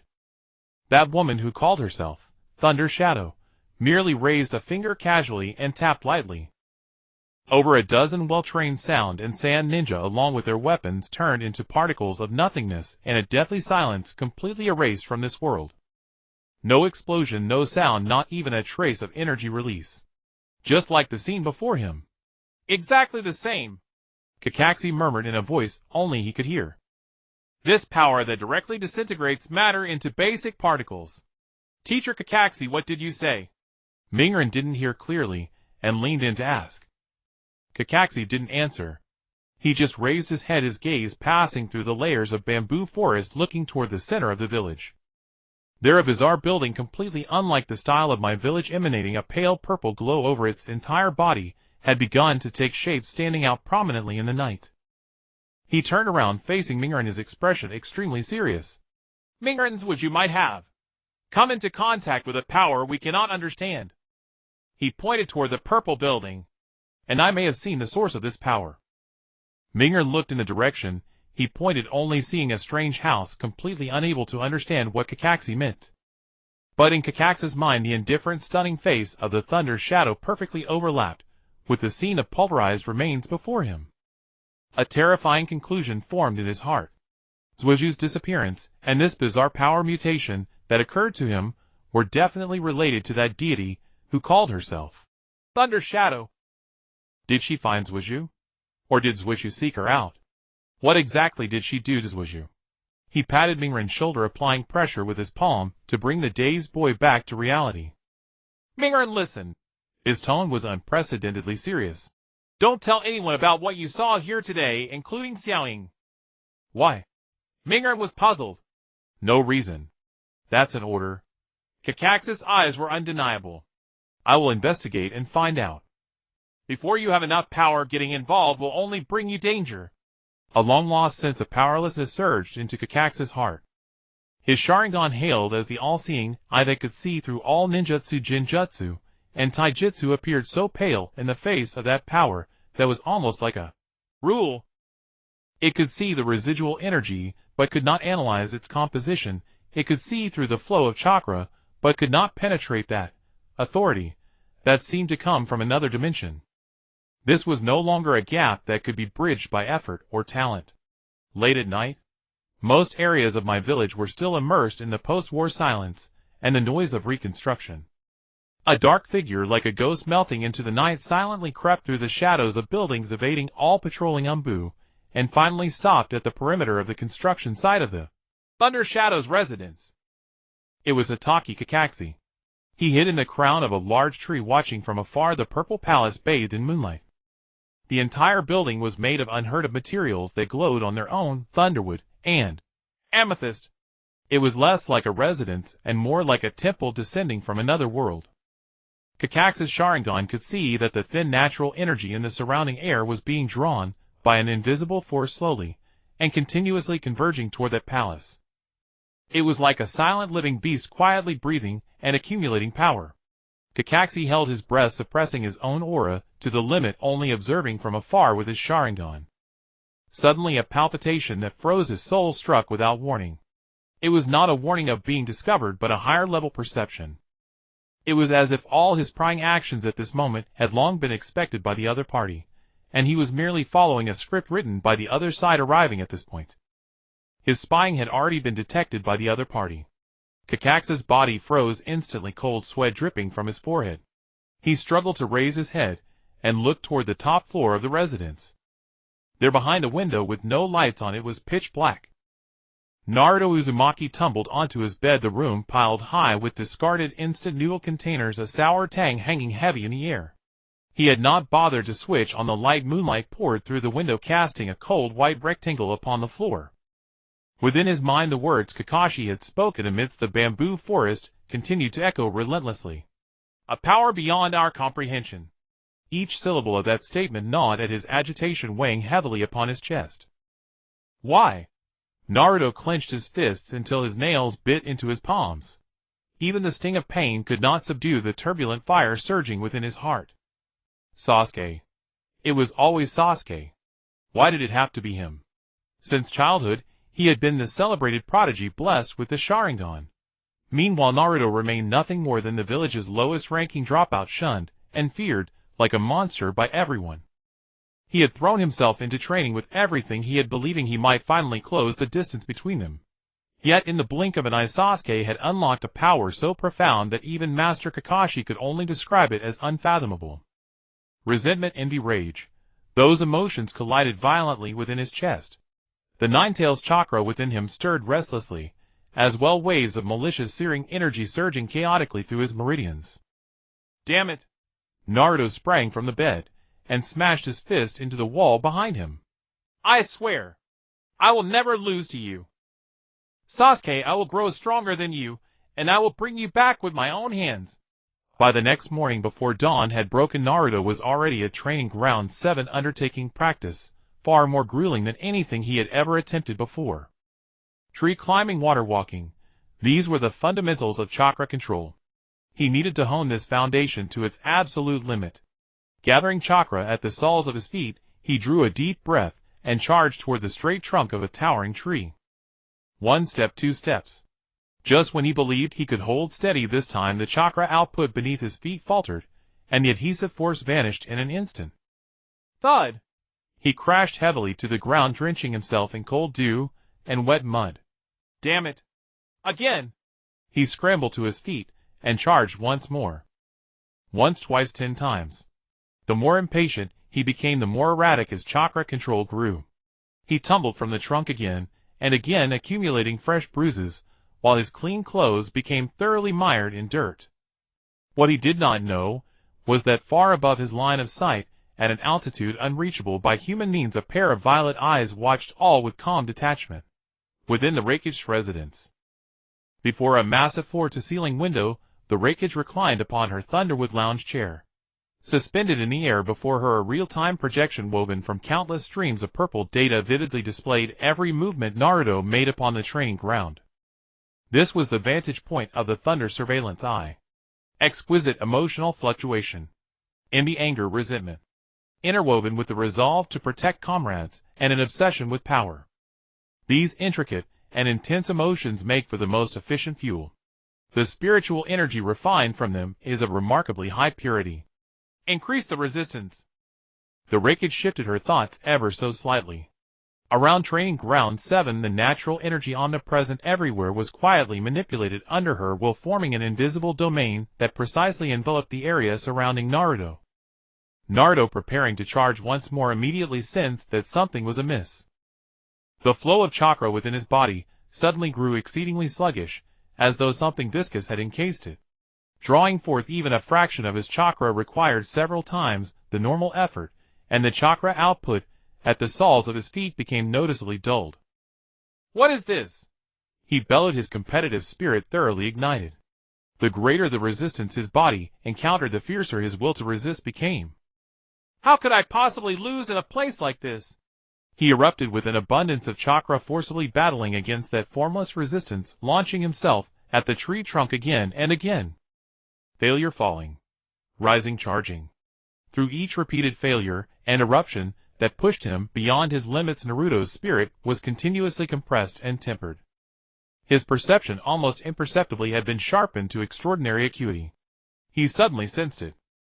Beyond the familiar warm chakra coursing through his own body, there seemed to exist another entirely different kind of energy, permeating the surrounding air, the earth beneath his feet, and the trees beside him.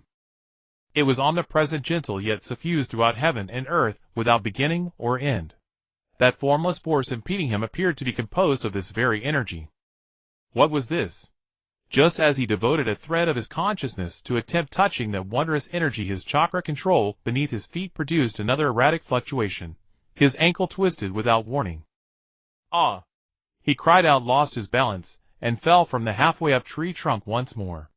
This was the Raikage precise intervention. The timing was impeccable. It allowed him to brush against the threshold of sage art, yet interrupted him with a failure before he could delve deeper, driving his emotions to another peak of frustration and resentment. "Ha! Ha!" Naruto lay sprawled on his back upon the ground, gasping for breath. Sweat mingled with mud, rendering him utterly disheveled. Yet this time, the anger that had consumed him before was nowhere to be found in his eyes. In its place rested deep confusion, and a spark of barely contained excitement. What was that sensation just now? What he failed to notice was that throughout this entire process of violent emotional upheaval, streams of pure spiritual energy were being continuously siphoned from him, traversing vast distances, to converge within the mysterious palace at the heart of the village. The purple radiance within the divine heart brightened a fraction more. After resting for a moment, Naruto sprang to his feet. This time he did not recklessly charge toward the tree again. He closed his eyes, ceasing to dwell upon Sasuke, or that damned sense of powerlessness. Fully concentrated, he strained to recollect that wondrous perception of having brushed against another kind of energy. He slowly extended his hand, as though attempting to grasp some invisible presence lingering in the air. That different energy! Just as he was on the verge of sinking back into that mystical state. Boom! A muffled report rang out, and a cloud of white smoke exploded before him. A toad bearing an enormous scroll materialized before his eyes. Almost immediately, a familiar yet carefree voice issued from the toad's mouth. "Naruto, quit training and come with me." Mingren stood frozen in place, staring at the toad before him, which held a massive scroll in its mouth, with a stern expression. For a moment, he couldn't snap out of his irritation at having his training interrupted. Zillaya's voice. He was all too familiar with it. The white smoke dissipated, the scroll fell to the ground, and the toad let out a short croak, before vanishing into another puff of smoke. Pervert hermit! Mingren looked around suspiciously. The training ground was empty, with no other person in sight but himself. Sending a message via summoning beast? What kind of entrance was that? Before his anger could subside, this inexplicable move left him utterly bewildered. But he still bent down to pick up the scroll and tore open its tie. The scroll had no words, only a hastily drawn map with a destination marked by a bold black cross at the village gate. Beside the map there was an even cruder drawing of a steamed bun, with a few wavy lines indicating steaming heat. Mingren curled his lip. Was this how you trick a 3-year-old? However, the pent-up frustration in his chest did need an outlet. He had many questions for Zillaya, the most urgent being what he had to do to catch up with that guy Musou. He rolled up the scroll haphazardly, and stuffed it into his robe. Casting one last glance at the tree that had made him fall half the morning, he turned and ran toward the village entrance. He did not notice that after he left, the faint sense of stagnation in the air around the training ground quietly dissipated, returning to normal. The night grew deeper, the moonlight like water. Most of my village was still shrouded in the dust and silence of post-war reconstruction. Crumbling roofs and temporary scaffolding cast jagged interlocking shadows under the moonlight. The only exception was the very center of the village. There, a building rising from the ground was emitting a faint purple glow, tinging the surrounding night sky with a mysterious hue. Yuen Fayasama stood on a distant unrepaired rooftop, the cigarette in his mouth flickering in the night breeze. His gaze was fixed firmly on the topped-out Laying residence. The entire building had cold, sharp lines devoid of any curves, and was a deep purple throughout, as if carved from a single massive amethyst. It clashed with the style of every other building in my village. There were no traditional eaves or brackets of the fire country, not a trace of mundane human warmth. It was like a fortress descended from beyond the heavens, standing silently, its very presence an unspoken aura of pressure. This thing has transcended the realm of architecture. A voice came from behind him, carrying a peculiar tone of indifference, as if nothing could rouse its interest. Nai Leon Luwan had somehow appeared, their hands in his pockets, also looking up at the colossal structure. My father said the wood used to build it is called Thunder War wood. Luwan's tone was calm, but there was no laziness in his eyes. At first, the village organized civilians to cut and transport timber from the designated forest. As it turned out, just approaching those trees caused the surrounding air to be charged with electricity, and several workers had been knocked unconscious. Later, Lord Lang sent her people to take over, and there were no more incidents. Asama took a deep drag of his cigarette, the nicotine calming his chaotic thoughts somewhat. Smoke slowly billowed from his mouth and nose. I heard about that. And those black metals, they are the foundation of the building. He gestured with his chin toward the base of the building, where intersecting black metal structures resembling skeletal bones were visible. Ding Si's father Chiu Dao Dings would tried using the multiplication technique on it. He struck with all his might but didn't even leave a scratch on it.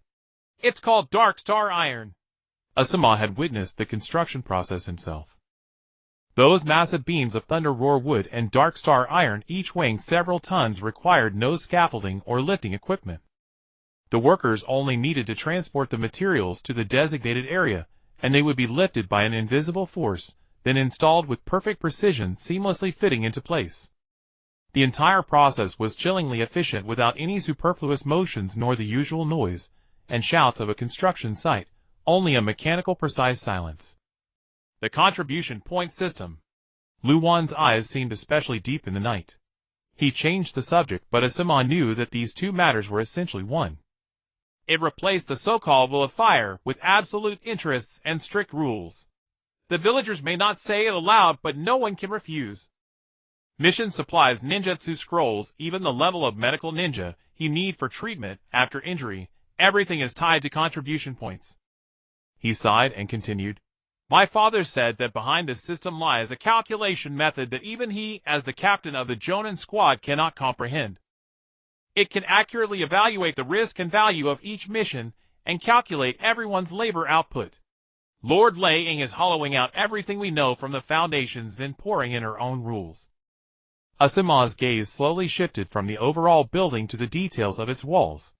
Under the cold moonlight, he saw countless intricate runes carved into the mirror-like purple surface, which he could not understand at all. Those runes were not static, they seemed to flow slowly under the moonlight as if alive. He could clearly sense that the runes were constantly drawing some kind of energy from the air, making the entire building resemble a giant beast breathing slowly. Even his own chakra within the building's radiation range became sluggish, as if trapped in a thick quagmire. This is not a residence. Asama took the half-burned cigarette, but from his mouth, and crushed it between his fingers. The spark vanished in the night breeze, and his expression became extremely grave. It's a fortress, or rather, an altar. He looked at the silent purple palace, and a ridiculous yet utterly real thought arose in his mind.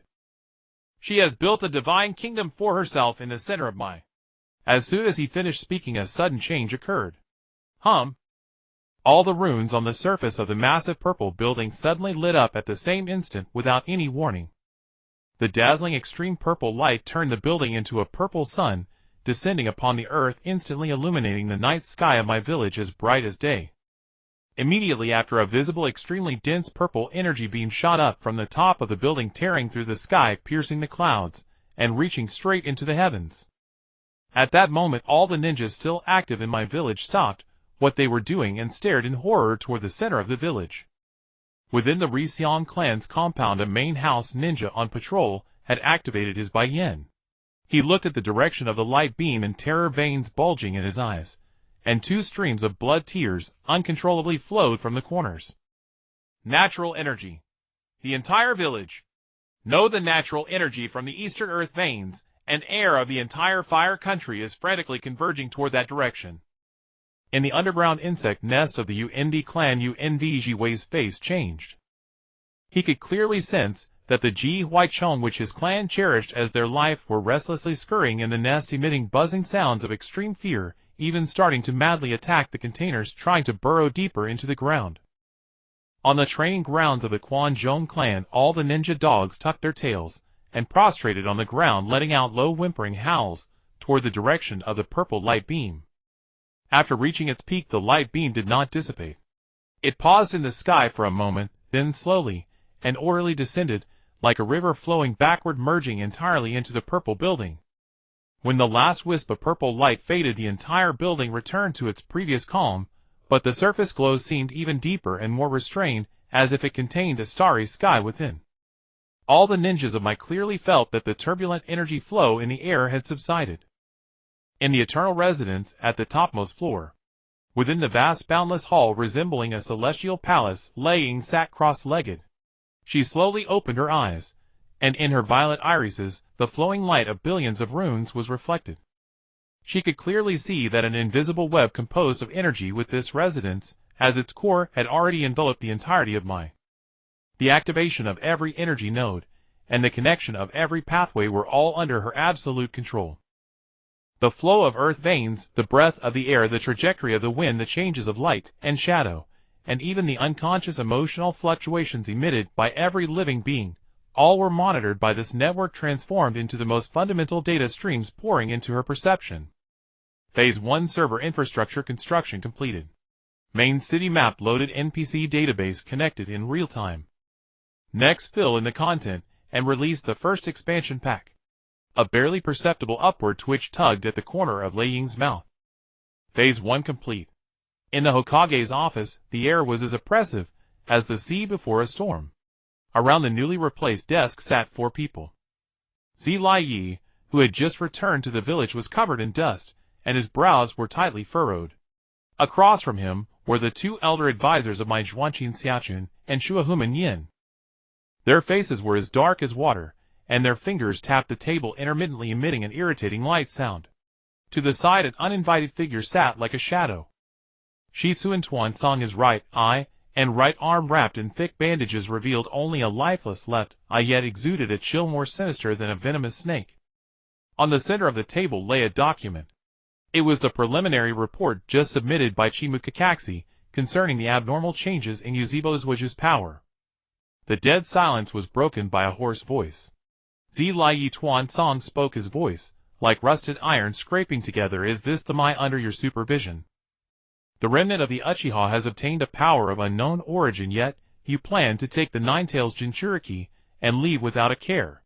His single eye stared fixedly at Zilai Yi, full of accusation and aggression. Zilai Yi's frown deepened. He disliked this kind of occasion, and even more he disliked dealing with Tuan Song. The nature of that power has not yet been determined, but Kakashi's report makes it very clear. It is a higher level of lightning release, pure, but not evil. He countered in a low voice. And what does that have to do with me taking Naruto out for training? It has everything to do with it. Zhuanqin Xiaochun pounded the table forcefully, her aged face filled with urgency. Zilai Yi. Now the village is in ruins, and that woman who calls herself Lei Ying sits at the center of the village. Her power is a complete mystery, and her purpose is utterly unknown. And now the Uchiha brat has clearly become entangled with her. Mai needs a strong Hokage who can stabilize the situation, not a wanderer who spends his days gathering material outside, and whose mind is not on the village at all. Shuahuman Yin nodded in agreement beside her, his stance already clear. The dagger was drawn. Tuan Song's intention was exposed in that moment. He intended to use the matter of Zuishu in collusion with the 2 advisors to deny Zilai Yi the qualification to succeed as the 5th Hokage, paving his own way to become Hokage. In the pure land of one mind that they could not see, Lei Ying was watching all this with keen interest. Before her a clear image floated in the void, the scene inside the Hokage's office. Every expression, every acceleration of a heartbeat, every fluctuation of emotion was transformed into streams of data in different colors. The energy surging from Tuan Song was the most intense, a dark red mixture of ambition, greed, and jealousy. The 2 elders showed an indecisive gray-yellow representing their worry and conservatism. From Zilai Yi emanated a blue tinge with helplessness and irritation. These pure spiritual energies were drawn by an invisible force converging into the heart of the divine within Lei Ying's chest, making the light of that violet crystal shine a little brighter. Not a bad little drama, Lei Ying's male consciousness commented. That old man is truly an excellent plot engine, always actively creating conflict to push the version forward. In the office, Zi Laiyi was silent for a moment. He looked at Tuan Song's face full of desire, then at the two advisors driven by fear and unease, and suddenly laughed. The laughter carried a hint of self-mockery, and a hint of understanding. A tough Hokage. He leaned back in his chair, spreading his hands. Tuan Song, do you think anyone in my now is tougher than that? Lady Lei Ying. At the center of the village. He pointed out the window where the silhouette of the purple building was clearly visible even in daylight. She sits there overlooking the entire village. Do you think she can't see these petty little maneuvers, these self-righteous schemes of yours? Zi Laiyi's words were like a bucket of ice water dousing the three of them. Xuanqin Xiaochun and Shuahuman Yan's faces instantly turned somewhat ugly.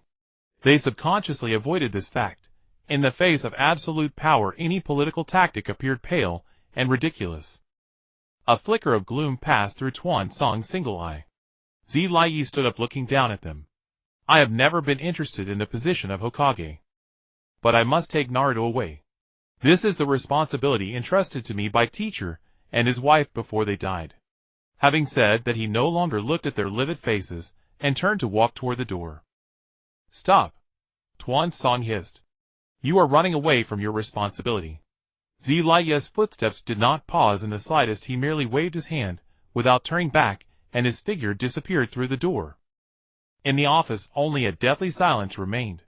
Tuan Song stared at the vanishing back of Zi Laiyi, and beneath his bandaged right arm his fist clenched with a cracking sound. Fool! Naive fool, he cursed in his heart.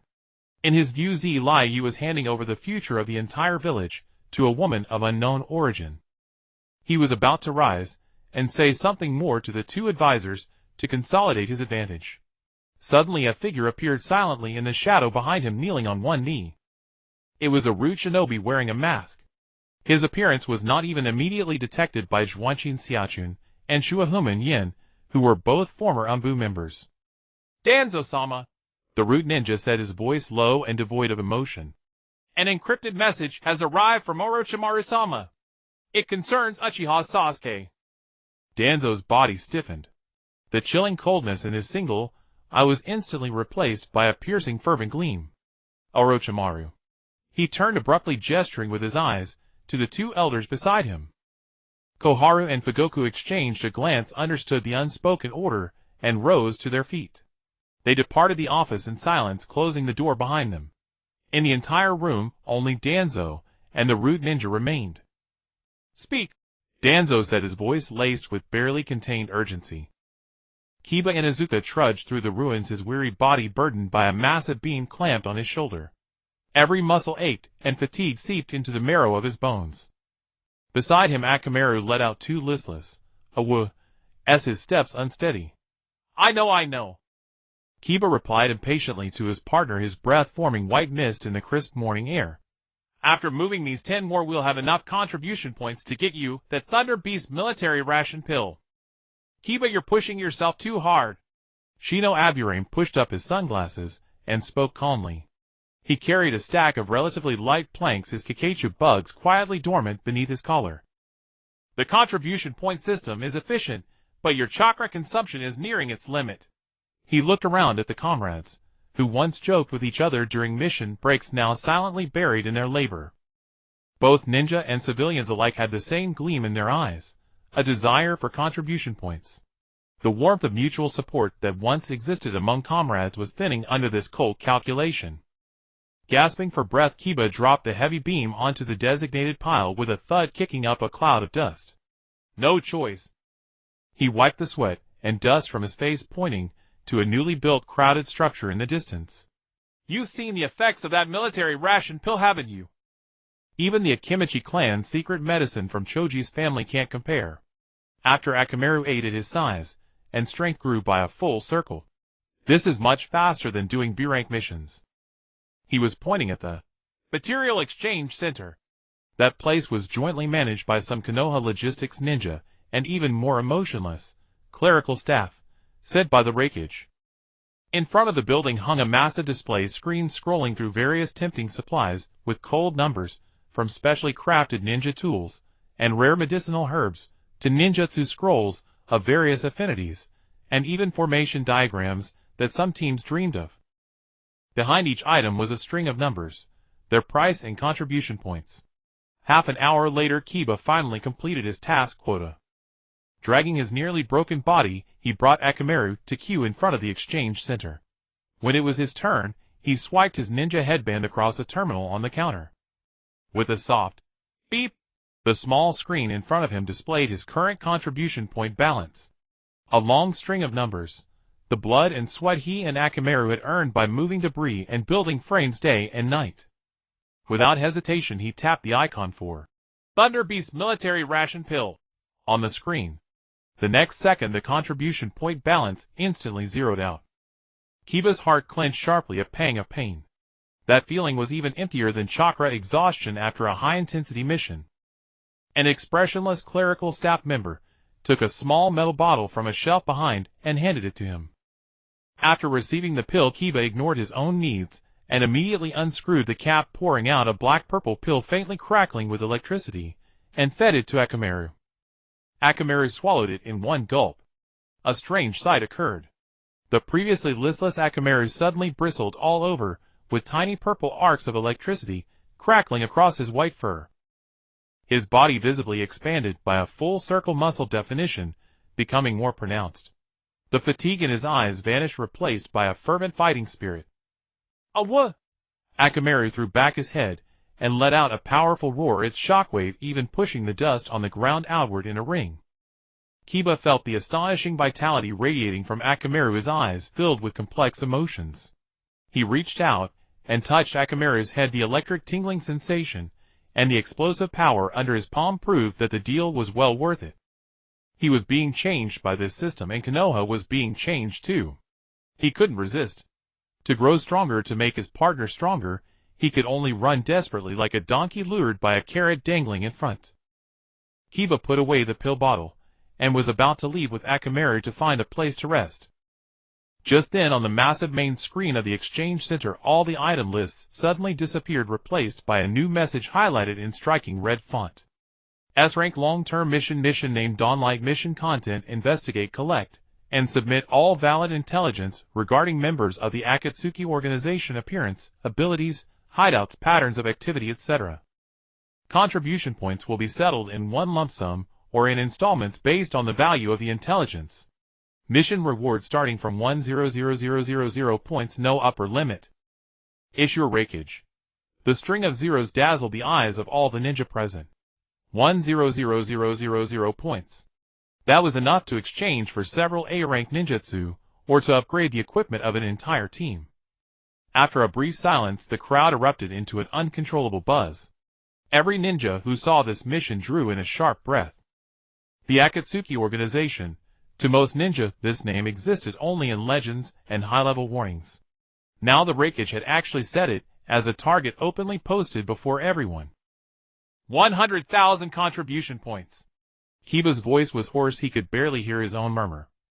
Beside him, Akamaru's muscles bulging from the Thunder Beast Military Ration Pill trembled slightly.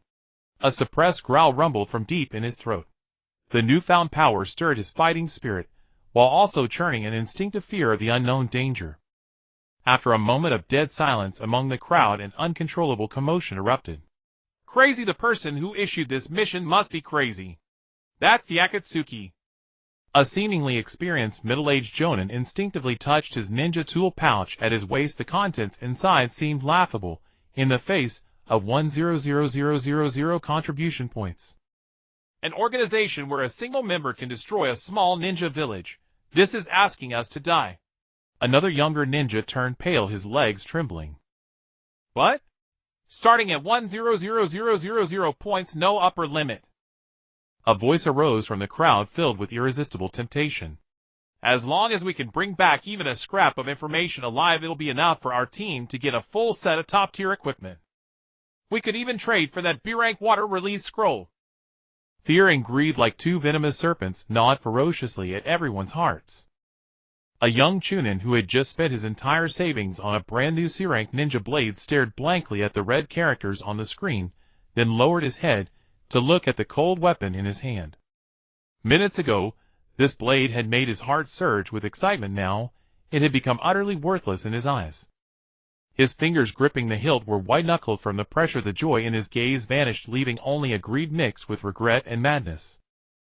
Inuzuka Kiba's breathing grew heavy. He could feel Akamaru's agitation, that wild power almost bursting from his throat. His own blood was heating up. His competitive spirit, unwilling to be outdone, was thoroughly ignited by the number. Kiba-kun! A faint concerned voice came from behind him. Kiba turned around and saw Hyuga Hinata. She was also here, originally intending to use the meager contribution points earned from helping her family clean up the ruins to exchange for some medicinal herbs for her younger sister Hanabi. In her white eyes, there was no greed, only pure unadulterated fear of that red screen. The Akatsuki organization. They are the ones who captured Naruto-kun. Her words were soft, but every word reached Kiba and the nearby Aburame Shino clearly. The fire in Kiba's heart was doused by a bucket of cold water. He thought of Naruto, that perpetually loudmouthed loser, and of Sasuke, that bastard who defected for power. Then he remembered the organization called Akatsuki. That's right, they were after Naruto. This reward was bait, using the safety of comrades as a lure. Shino, what do you think? Kiba turned to ask his always silent companion. Aburame Shino adjusted his sunglasses, concealing all his emotions. He didn't look at the screen, but at the surrounding ninjas whose eyes were red and breathing rapid. The reason is this is a selection. Shino's voice was as calm as ever. Using enormous benefits to screen out the greediest, boldest, and most death-defying people in the village. They will become tentacles of intelligence, trading their lives for any trace of the Akatsuki. Very efficient and also cold. He paused. The Kakechu under his collar stirred imperceptibly. The Raikage is using contribution points to redefine value for the entire village. The value of missions, the value of life, all quantified on this screen.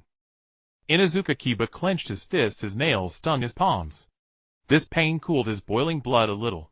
He glanced at the uneasy Hinata beside him, then felt Akamaru's low growl mixed with excitement and fear. He remembered his mother Inuzuka warning him more than once in the sternest tone that some dangers cannot be sniffed with the nose, because the scent itself carries deadly poison. Akamaru, let's go, he said in a low voice, forcibly suppressing the impulse that was about to burst out, and turned to push through the crowd. Akamaru let out a confused woof, but obediently followed his master's steps. Hinata watched Kiba's retreating figure and hurriedly followed. She didn't want to look at that screen again. Every word on it made her heart flutter with panic. Aburame Shino remained where he was. He adjusted his sunglasses, the lenses reflecting the scarlet numbers on the screen. The Kakechu around him vibrated at an imperceptible frequency, collecting the pheromones emitted by every ninja in the air due to their intense emotional fluctuations.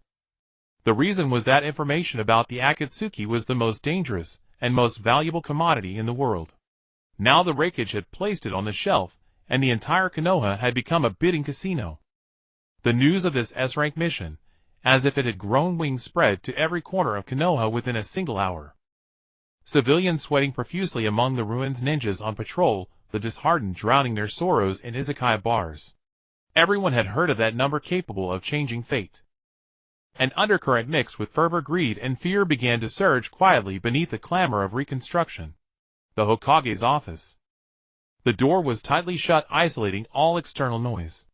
The soft click of the door, as Yudatane Koharu and Hamura Mitokado left, seemed to have not yet faded. In the room, only Shimura Danzo and the root ninja kneeling before him remained. The air was oppressive, carrying a stale and chilling aura. What did Orochimaru say? Danzo's voice was hoarse, as if he were struggling to suppress something. His exposed single eye fixed tightly on his subordinate's white mask. Lord Orochimaru discovered an abandoned stronghold in the land of rice fields. The root ninja reported in a flat tone, his voice as if coming from a deep well devoid of any human emotion. 2 distinct types of chakra remain in the stronghold. One belongs to Uchiha Sasuke with a cold chakra nature and a strong lightning release reaction. The other... The root ninja paused. belongs to the Akatsuki member Sasori of the Red Sand. The hand under Danzo's bandaged right arm suddenly clenched. Sasuke and Akatsuki. How could they be mixed up? Wasn't Orochimaru supposed to keep a tight watch on Sasuke? Continue. He commanded, his voice exuding an undeniable authority. There are signs of battle in the stronghold, but on a small scale, more like a spar after a technical exchange. Lord Orochimaru analyzed the scattered puppet core parts and a previously unseen neurotoxin residue at the scene, and deduced that Uchiha Sasuke had in-depth contact with Sasori of the Red Sand, and he might have obtained some kind of technology transfer regarding the puppet core from Sasori. Puppet core. Danzo's single eye narrowed. He had never heard of this term. Yes. Lord Orochimaru suspects that the peculiar lightning release power on Uchiha Sasuke's body does not originate from a direct grant by the Raikage himself, but from a device he calls the Artificial Meridian Core. The root ninja took out a tiny scroll from his bosom and presented it with both hands. This is a reverse engineering structural deduction diagram drawn by Lord Orochimaru based on the debris at the scene. He believes that this device can be implanted into the human body as a second chakra engine. It can efficiently absorb and convert natural energy, then mix it with the ninja's own chakra, transforming and amplifying its quality. Uchiha Sasuke's lightning release was achieved through this method, and the key technology to manufacture this core very likely comes from the former Akatsuki prodigy puppeteer Sasori of the Red Sand. Danzo snatched the scroll and quickly unrolled it.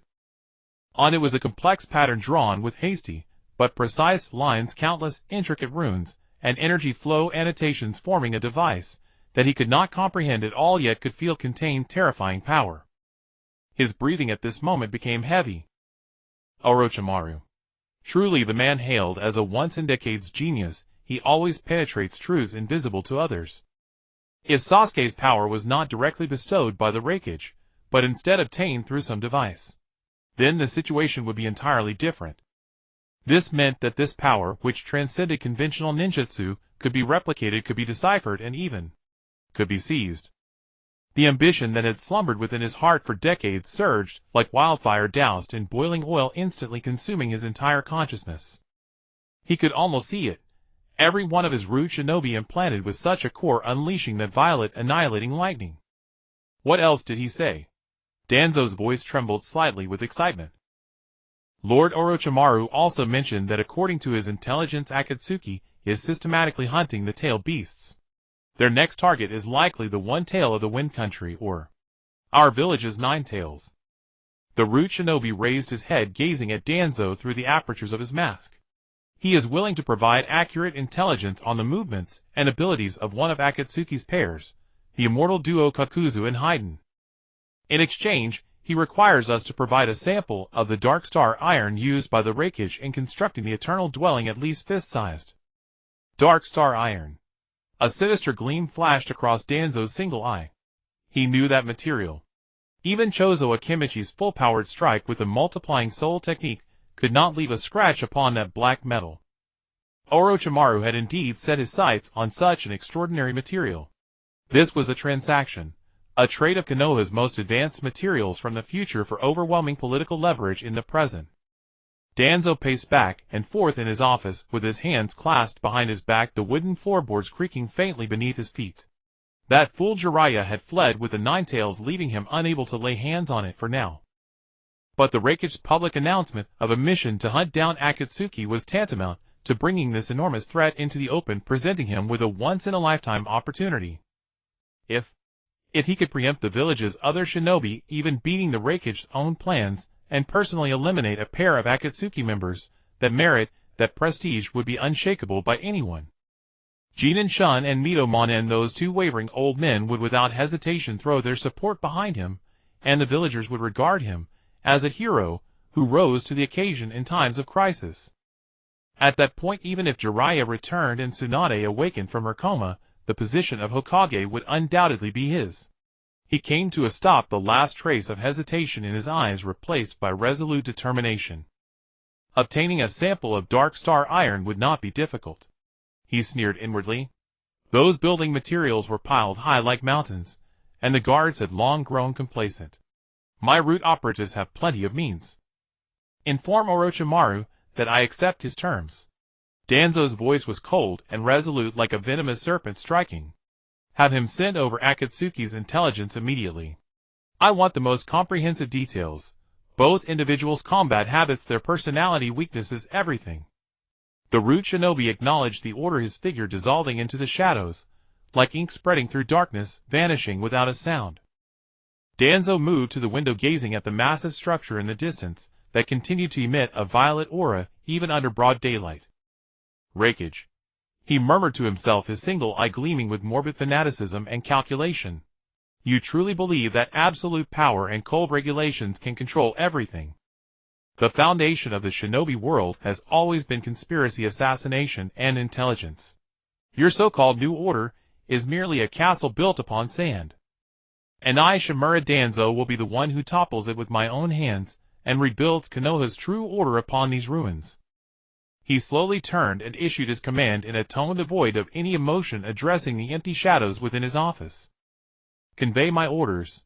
Summon the elite squads designated Jiai and Bing, equipped with all specialized gear, to assemble at Training Ground 3 in 1 hour. His voice echoed through the cavernous room. Prepare for the hunt of Akatsuki.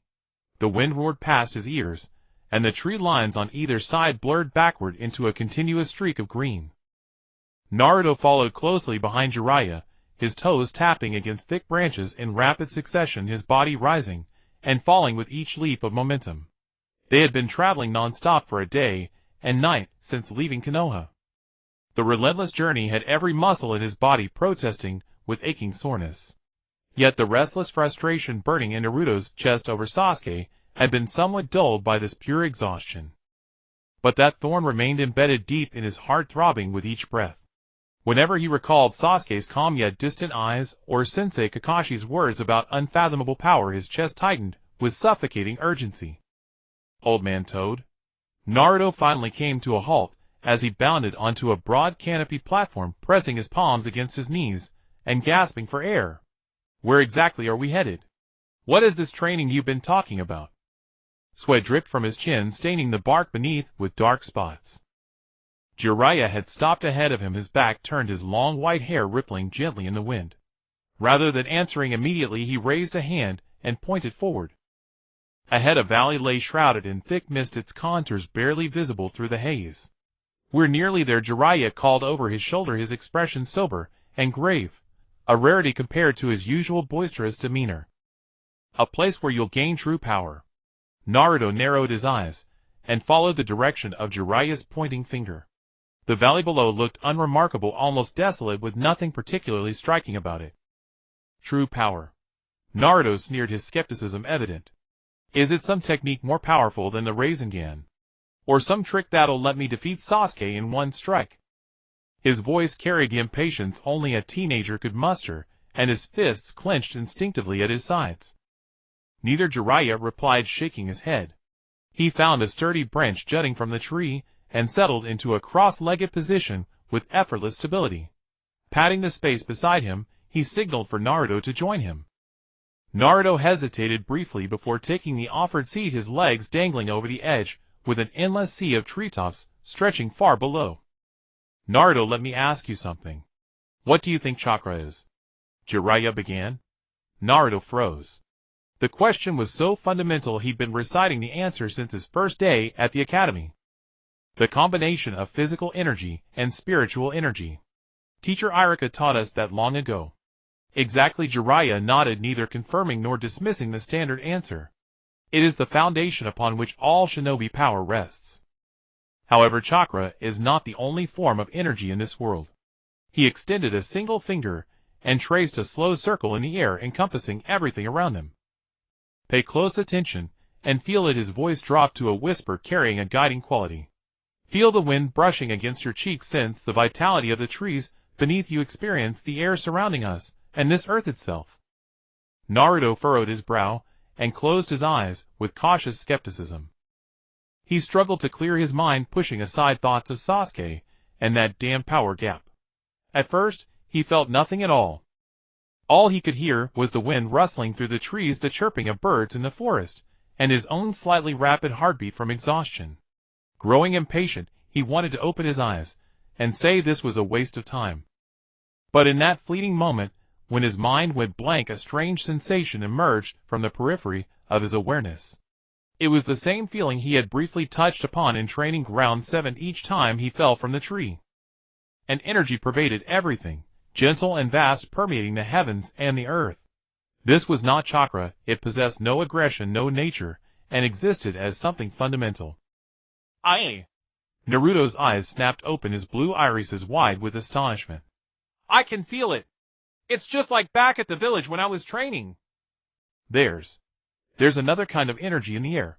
The sensation of chakra moving sluggishly against an invisible resistance surged back into his memory with perfect clarity. So this was what had been holding him back. A flash of unmistakable approval crossed Jiraiya's eyes, tinged with a hint of surprise. It appears you've already brushed against that door without even realizing it. Rising from the branch, Jiraiya's expression grew increasingly grave. That energy, we call it natural energy.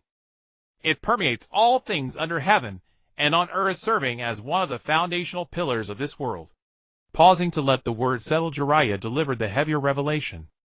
By drawing this omnipresent natural energy into oneself and perfectly merging it with one's spiritual and physical energies to forge an entirely new, far more powerful form of chakra, that technique is called Senjutsu. Senjutsu? The word struck Naruto like a thunderclap, his heart leaping as blood surged through his veins. This was precisely what he had been dreaming of. Senjutsu. He leapt to his feet from the branch, his body trembling with barely contained excitement. If I master Senjutsu, will I be able to defeat Sasuke? Will I be able to bring him back? The power of Senjutsu far exceeds anything you can imagine. But it is not a fighting technique one can master overnight. Jiraiya studied the eager gleam in Naruto's eyes, and spoke with growing gravity. To master Senjutsu, the most crucial element is neither your natural talent nor the vastness of your chakra reserves. He extended a finger and pressed it against Naruto's forehead. It is here. It is the stillness within your heart. Jiraiya spoke each word deliberately.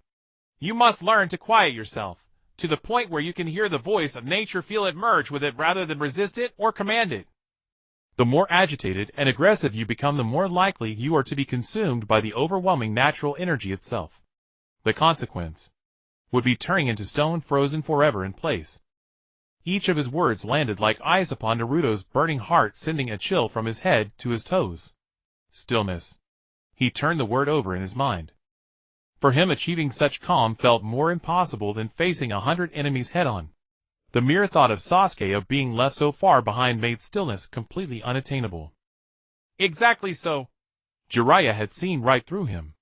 He withdrew a massive scroll from within his robes and unfurled it upon the branch. Upon its surface lay an extraordinarily intricate design, its edges inscribed with names written in fresh blood, the summoning contract of the Toad clan. Come along. I have already reached out to the Toad sages. Whether you succeed depends entirely on your own fortune. Jiraiya formed hand signs with blinding speed, then pressed both palms firmly against the scroll's center. Your Senjutsu training will take place at Mount Myaboku, one of the 3 great sage traditions. Reverse summoning technique. A thunderous blast erupted, far denser than any previous summoning, engulfing them both in a billowing white cloud. Naruto felt the world spinning violently beneath him, his feet losing all sense of solid ground, as an irresistible force dragged him through an indescribable space. When the smoke cleared and solid ground returned beneath his feet, he realized he was no longer in the original forest. He stood upon an enormous lotus leaf, its surface yielding and springy under his weight. Surrounding him stretched an endless expanse of crystal-clear water dotted with similar colossal lotus leaves. In the distance, bizarre and vividly colored giant plants rose above every structure in Konoha. The air itself brimmed with natural energy, so dense it was nearly tangible, the very energy he had only just learned to sense. A single deep breath washed over his with gentle power, dissolving most of the exhaustion from days of travel. Everything about this place defied his understanding. Yet, what truly rendered his mind completely blank was whatever lay directly ahead of him. Before him, seated upon an equally massive lotus leaf, rested a toad, an enormous one, its size rivaling the Hokage rock faces carved into the mountain. Deep wrinkles covered its weathered skin, and around its neck hung a strand of enormous spherical beads. A pendant bearing the character for oil rested against its chest. Beneath a graduation cap its eyes remained tightly shut, in a meditative state resembling an ancient sage in deep contemplation. Naruto's jaw dropped, as he craned his neck upward, certain it might snap from the strain. Just then a voice, ancient and resonant, echoed not through the air but directly within the depths of his mind. "Jiraiya, you brought the Nine-Tails brat." The colossal toad kept its eyes closed, its mouth unmoving. "Great Toad Sage." Jiraiya bowed respectfully beside Naruto, his posture displaying a humility Naruto had never witnessed from him before. Staring at this surreal scene, Naruto stood frozen, utterly speechless. He felt his mind unable to process the information flooding in. "This child." The great Toad Sage's voice returned, carrying the timeless wisdom of one who perceives all as though echoing through eternity. "From him, I see two entirely different futures." It fell silent at those words. A profound and eerie silence enveloped all of Mount Myaboku. Both Jiraiya and Naruto held their breath. Under their gaze those eyelids, sealed shut for countless ages, as though fused with the skin, began to tremble upward with excruciating slowness. A narrow slit opened. The cloudy eyeball within laboriously rotated before finally fixing upon Naruto. That gaze seemed designed to pierce through Naruto's body, past the nine-tails sealed within him, into the deeper strata where threads of fate became hopelessly entangled. "Something is amiss." A trace of pure bewilderment, a feeling foreign to wisdom itself, entered the great Toad Sage's voice for the first time. The slitted eye widened further. "Beside his thread of fate, why does another thread, one not belonging to this world, remain entwined?" The top floor of the eternal dwelling. Here there were no walls, no ceiling, only endless profound darkness, with countless star-like points of light flowing slowly within it. At the very center of the space, Laying sat cross-legged, floating, her eyes tightly shut. Beneath her was a floor like black glass, reflecting the sea of data stars above, making it impossible to tell where reality ended and illusion began. Before her, countless pale purple data streams cascaded silently like waterfalls, without a source, weaving together into a massive light screen that covered the entire field of vision. At the center of the light screen was a real-time three-dimensional map of my village. The map was composed of countless tiny rays of light, every building and every street restored with astonishing precision. Above the map, tens of thousands of light points of various colors moved ceaselessly. Green represented civilians, blue represented Genin, yellow represented Chunin, and red represented Jonin.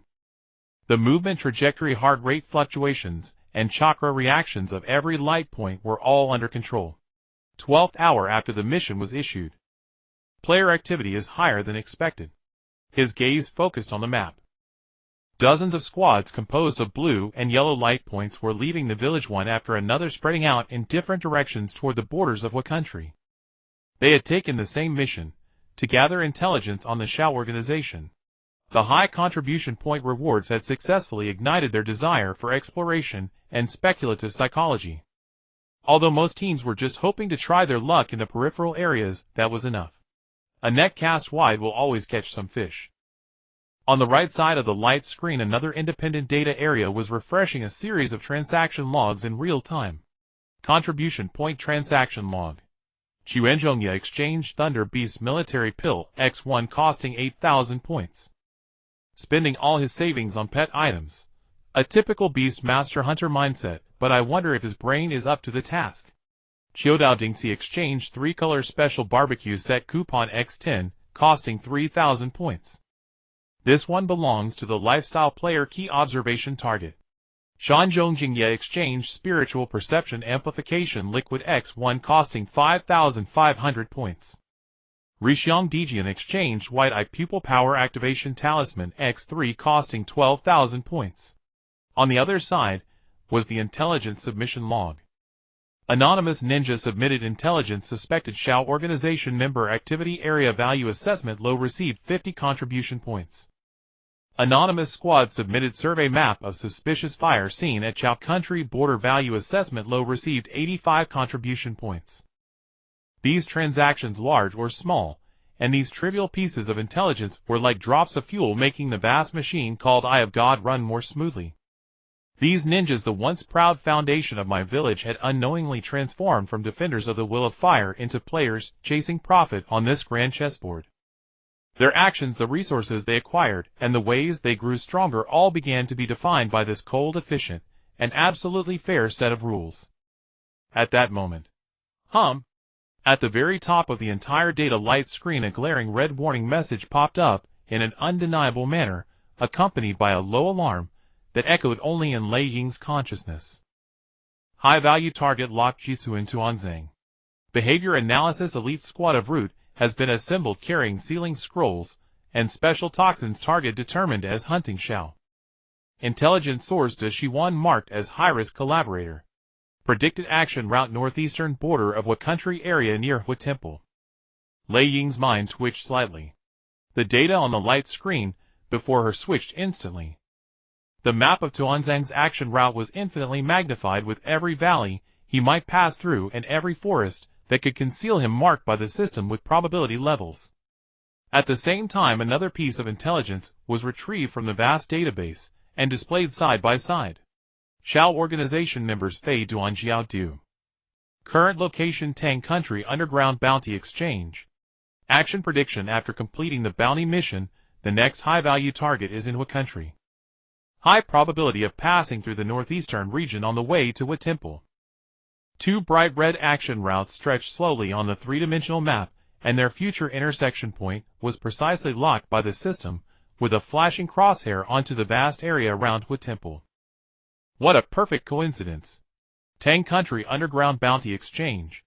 In the dark, damp room, a unique smell of money and blood lingered. Jiao Du threw a heavy head onto the counter, producing a dull thud. Across from him, Fei Duan was impatiently scraping his three-section scythe on the ground, creating a harsh screeching sound. Hey Jiao Du, can you hurry up? I'm not interested in counting money. I really want to sacrifice everyone here to Lord Evil God. Shut up, Fei Duan, this is our sacred ritual. Jiao Du didn't look back, his eyes fixed only on the clerk behind the counter counting gold coins. The manager in charge of the bounty exchange was checking the bounty list when his movements suddenly paused. A thought emerged from the depths of his mind without warning, as if it had occurred to him spontaneously. He looked up and habitually added an extra comment to Jiao Du: the next big bounty is in Hua Country. The guardian ninja of Hua Temple, a monk named Dilu's head, is worth 30 million Rio. A glint of greed flashed in Jiao Du's green eyes. At the same time, on the patrol route outside my village, Hua Country, Yuan Fei Asimal walked at the front of the team, a cigarette dangling from his mouth. Behind him, Niliang Luan still wore that sleepy look, hands in pockets, his shadow stretching long on the ground. Hey Luan, what do you think of the current situation in the village? Asimal blew out a smoke ring, which quickly dissipated in the wind. Luan yawned and spoke slowly. What else can I think? It's such a pain. That Lord Lei Ying with a contribution point system has got everyone hooked. Before, everyone fought for the village for the will of fire. Now it's for a better potion, for a stronger ninjutsu scroll. The essence hasn't changed, but the feeling is completely different. Yeah.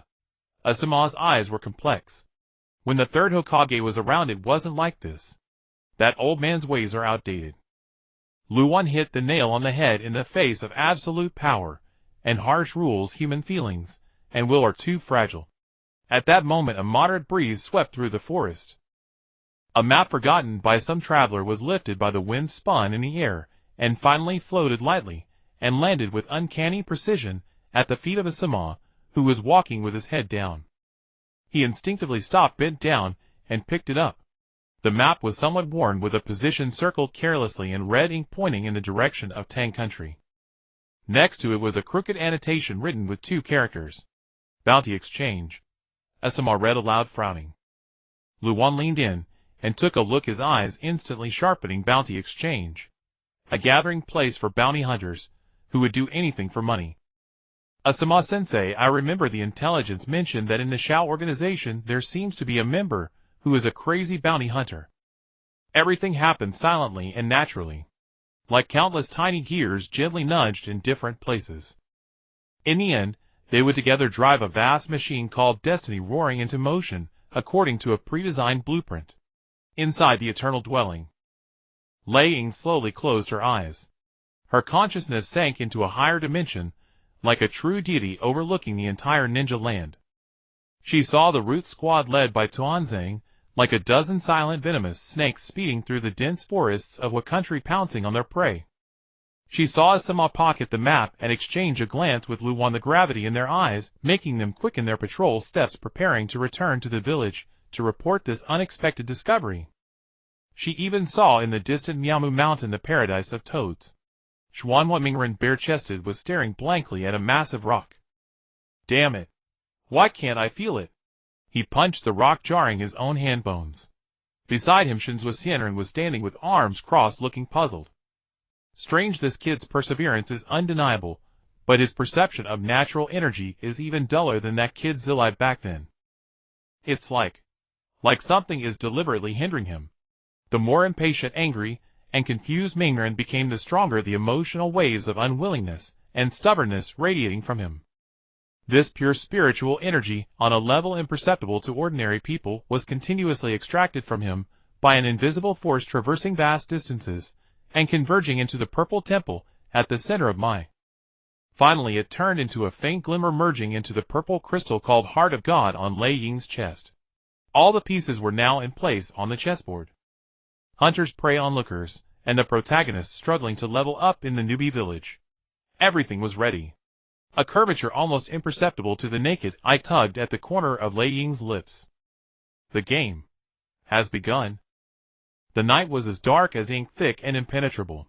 In the dense forest surrounding the fire temple, 3 black figures descended silently, their movements as light as falling leaves, stirring not a single breath of wind. They wore identical black combat suits and featureless white masks, with only an inconspicuous root symbol tattooed on their left shoulders. The leading ninja made a gesture, and the other 2 immediately dispersed, one climbing a tall tree, the other crouching in the grass. In an instant, the 3 formed a perfect triangular encirclement, completely sealing off the only path to the fire temple. Captain, the target hasn't appeared yet, reported the ninja perched in the high tree, his voice merging seamlessly with the environment transmitted through faint waves of chakra. Patience. The captain's voice was equally low. Lord Danzo's intelligence is never wrong. Those 2 monsters of the Akatsuki are targeting Chiriku, the guardian shinobi of the fire temple. They will come. Remember, this mission must succeed at all costs. We will use their heads to pave Lord Danzo's path to the Hokage position. His tone was filled with fanatical devotion to Danzo and absolute confidence in his own strength. As the elite assassination squad of the Root, they had executed countless missions of elimination, infiltration, and murder without ever failing. In their eyes, the Akatsuki, though notorious, were merely rogue ninjas. Compared to professional killers born for the darkness, they were nothing more than slightly troublesome prey. They were the Oriole quietly awaiting the Mantis's appearance. However, these self-proclaimed hunters of Root's elite did not know that in the shadows of the higher canopy above them 2 figures had already observed their every move. One of them was tall, carrying a large bundle on his back, his face covered with black cloth, only a pair of eerie green eyes exposed. He stood motionless like a stone statue merged with the darkness. The other figure was restless. He had a flashy silver pompadour, wore a necklace of the Jashin cult, and dragged a massive 3-bladed blood-red scythe. He extended his long tongue, licking his dry lips, a sick excitement spreading across his face. Hey Kakuza, how long are we going to wait for those rats down there? My scythe is already itching to taste blood. Lord Jashin must be expecting a grand festival. Haydn lowered his voice, but his impatience and bloodlust were unmistakable. The man called Kakuzu slowly lowered his head, pulled out a crumpled stack of bounty posters from his chest, and carefully counted them under the moonlight. Shut up, Haydn. Don't forget our primary target is Chiriku, worth 30 million ryu. Kakuzu's voice was hoarse and cold, devoid of any emotion. Those 3 down there aren't on the bounty list. Killing them won't earn a single coin and will alert the prey. Once we capture Chiriku, you can play as you like, but don't dirty the merchandise. It affects the price. Money, money, money. Is there anything else in your head besides money? Haydn clicked his tongue in dissatisfaction, but he obeyed Kakuzu's orders and turned his gaze back down the mountain. Money was the only thing that could restrain this madman. As the 2 opposing forces lurked in ambush, a third party of actors stepped onto the stage. On another path leading to the fire temple, Sarutobi Asuma, cigarette dangling from his lips, led his team at a leisurely pace. Man, what a pain. Nara Shikamaru, hands in his pockets, grumbled, as usual, but his eyes were sharp, scanning the surroundings. Asuma-sensei, are you sure this map is accurate? It's too convenient. We just happened to find a map marked with a bounty exchange location on our patrol route, and it's right here near the fire temple. Don't overthink it, Shikamaru. Asuma exhaled a smoke ring. Whether it's a trap or not, since the clue points here, we have to check it out. The Akatsuki has already started operating in the Land of Fire. We can't afford to be careless. Izumo and Kotetsu followed behind, alert. They all sensed the unusual stillness of this area. Not even the chirping of insects or birds remained. Shikamaru's brow furrowed deeper. His intuition warned him that this silent forest concealed immense danger. This didn't feel like a coincidence, it felt like a carefully laid trap, and they were walking straight into its center. Root of Konoha, a patrol squad of Konoha, and the rogue ninja organization Akatsuki. 3 forces from different factions, each with their own motives, unknowingly driven by an invisible hand toward the same destined convergence, the Fire Temple. In the distant Konoha within the Purple Palace rising from the ruins, the eternal abode. The Raikage sat upon a throne forged of dark star iron and amethyst, adorned in an elegant purple kimono, her demeanor majestic, like a deity overlooking the mortal world. Before her, a massive holographic screen displayed a real-time 3-dimensional energy map of the Fire Temple's surroundings. 3 lines representing different forces: deep gray for Root, emerald green for Asuma's squad, and scarlet for the Akatsuki, converged from multiple directions toward the very same coordinate point. Interesting. The hunters, the prey, and the accidental spectators. All actors are in position on time. The Raikage's violet eyes betrayed no emotion as she calmly observed the converging light points on the screen. Danzo's ambition, Asuma's sense of duty, the Akatsuki's greed and madness, all of it was within her calculations. Their self-righteous actions were merely fulfilling their roles in the grand drama she was about to stage. And the vast amount of plot energy this play would generate was her true goal. As the 3 lines completely overlapped on the map, the Raikage's slender finger lightly tapped the armrest of the throne. The hunting festival begins. The cold, emotionless voice echoed through the empty palace, raising the curtain on the impending drama of death. The silence of the forest was shattered by a sharp, piercing sound of something cutting through the air. The Root ninjas who had been lying in ambush seized the fleeting moment when Raiden turned to argue with Kakuza, launching a decisive surprise attack. 3 shadows, like arrows released from a bowstring, shot out from 3 different angles. The short swords in their hands traced icy arcs under the moonlight. Their movements were silent and seamless, executing the art of assassination with flawless coordination. Thud. Thud. 2 muffled sounds of blades piercing flesh rang out almost simultaneously. One short sword precisely pierced through Raiden's neck from behind, the tip emerging from his throat. The other blade penetrated his heart from the side. The Root captain landed before Raiden, his short sword pressed against the latter's forehead. A mere inch further would have ended the target's life. It's over, the captain declared in a tone devoid of emotion. In his eyes, no matter how powerful a ninja might be, with both heart and brain destroyed, survival was utterly impossible. It was a flawless assassination. Yet the anticipated scene of the target collapsing did not occur. Raiden, with his vital points pierced, merely stiffened momentarily. Slowly, in an eerily contorted manner, he twisted his head 180 degrees to face the Root ninja behind him. There was no trace of pain on his face. Instead, it bloomed into a smile of extreme ecstasy and madness. It hurts so much. This feeling is absolutely wonderful. Under the horrified gazes of the 3 Root ninjas, Raiden raised his hands, carelessly gripped the short swords embedded in his neck and heart, and yanked them out with a violent motion. Blood gushed out, staining his garments, but he acted as if nothing had happened, even extending his tongue to savor the blood on his hands, with a look of rapture. This sight utterly shattered the Root ninjas' understanding of the world. Their pride in their assassination techniques, their profound knowledge of human vital points, all became a pathetic joke before this unkillable monster. Impossible, one Root ninja whispered, his voice trembling. Decades of brutal training had numbed his heart, yet now he felt a bone-chilling dread. Monster! Another gritted his teeth, but the hand gripping his sword trembled involuntarily. Nothing is impossible, mortals.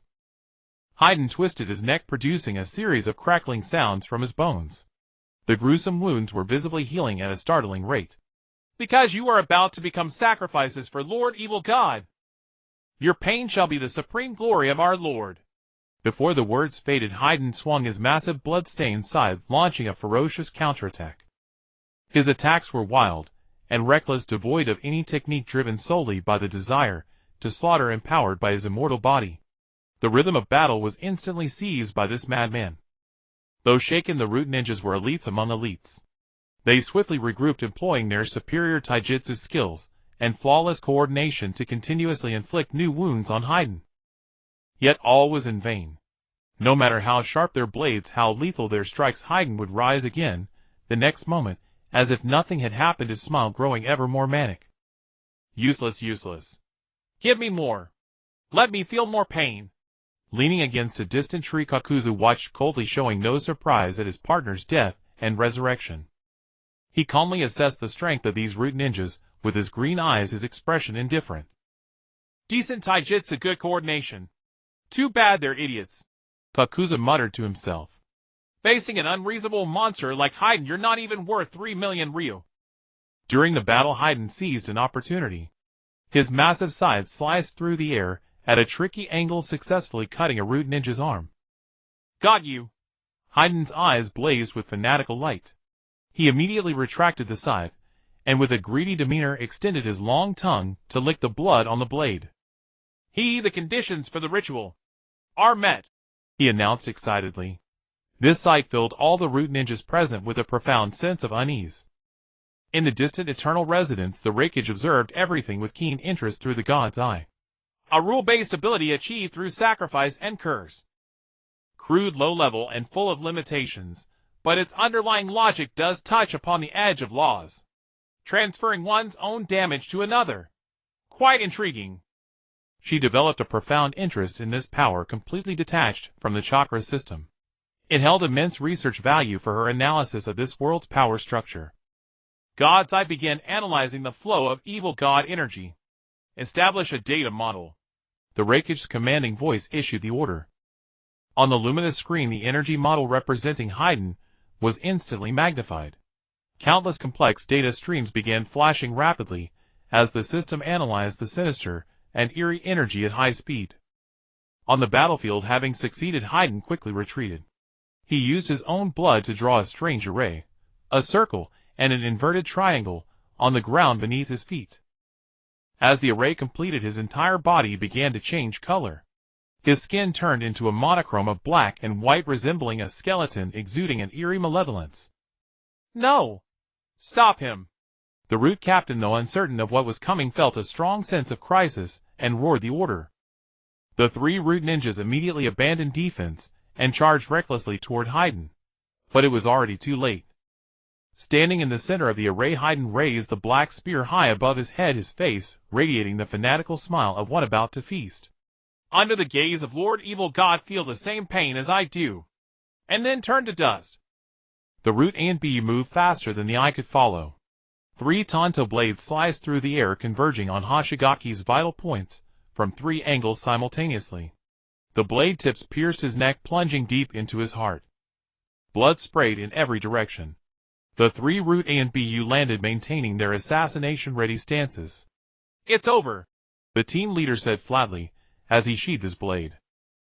But in the next instant, his pupils contracted sharply. Hoshigaki had not fallen. He slowly turned his head, his neck twisted at an unnatural angle, a manic grin plastered across his face. It hurts, but this sensation is absolutely magnificent. Hoshigaki reached down, gripped the tanto embedded in his neck, and wrenched it free with brutal force. Blood gushed from the wound, drenching his chest. He licked the blood from his fingers, his eyes filled with ecstasy. The 3 root and BU froze, their breath catching in their throats. How is this possible? One whispered, his voice trembling.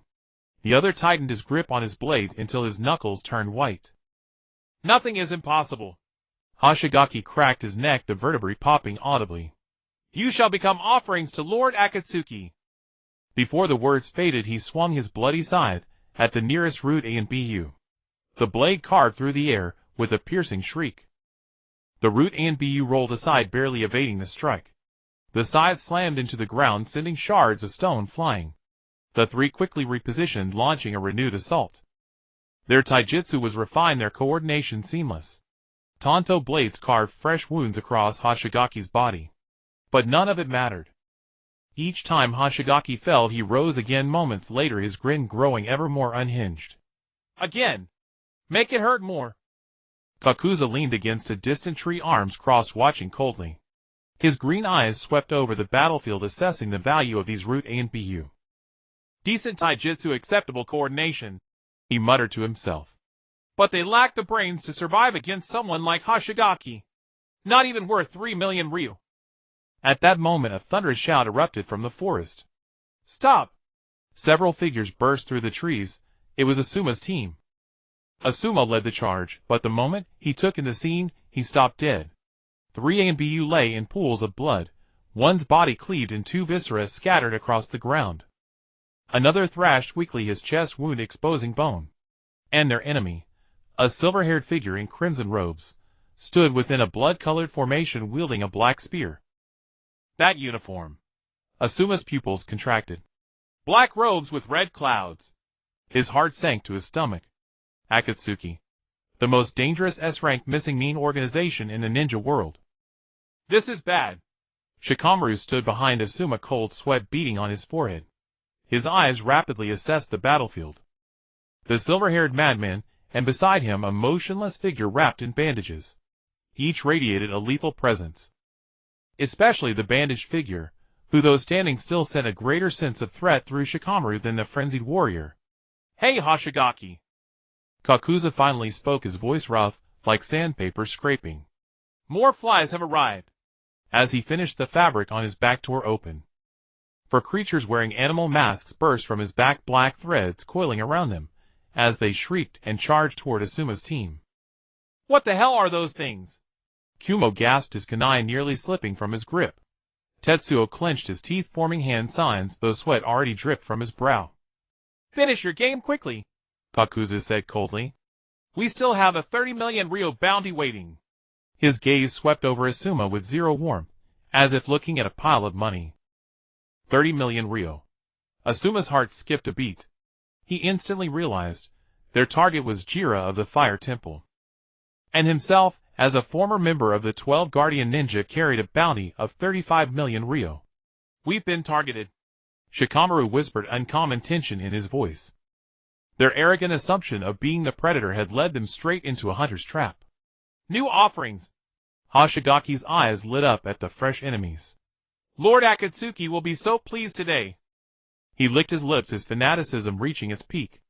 Asuma slowly drew his dual Kusarigama from his tool pouch. Chakra surged into the blades, extending them into meters-long energy edges.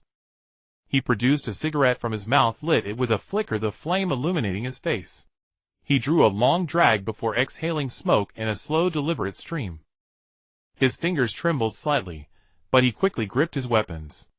Shikamaru, Kumo, Tetsuo. Asuma's voice was grave. You three hold off the silver-haired one. I'll take the other. He paused, his gaze sweeping over his three teammates. Remember, your primary objective is to retreat. Get the intelligence back to the village. No matter what, survive. Shikamaru opened his mouth, wanting to say something, but stayed silent. He understood Asuma's meaning. This was their chance to escape, while Asuma stayed behind to hold them off. Sensei! Kumo's voice trembled. Save it! Asuma exhaled his last puff, crushing the cigarette underfoot. Move out! In an instant, he vanished and charged toward Kakuzu. His blades cut through the air, their chakra edges gleaming in the darkness. Kakuzu looked up, his green eyes locking onto Asuma, a mocking smile forming on his lips. 35 million ryo delivered right to us. The four beasts on his back roared in unison, launching themselves at Asuma. Shikamaru gritted his teeth, forming hand signs with lightning speed. Shadow Possession Jutsu. Black shadows surged from beneath his feet, stretching toward Hoshigaki. Kumo and Tetsuo struck simultaneously, kunai and shuriken flying from different angles at their target. Hoshigaki laughed maniacally, swinging his scythe to meet the assault. Come on! Let me really enjoy this. The battle erupted instantly. Fire release ash pile burning. Asuma's hands blurred as he formed seals. A torrent of scorching ash and embers erupted from his mouth, distorting the air. The deadly cloud engulfed Raiden. The ash was hot enough to sear skin and suffocate with sustained exposure.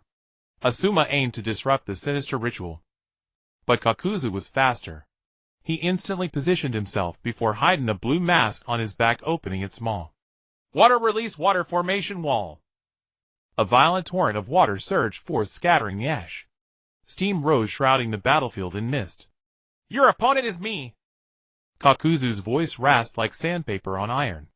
The four masked beasts behind him roared in unison, and black tendrils erupted from his body, encircling Asuma from all sides. The battle split into two fronts.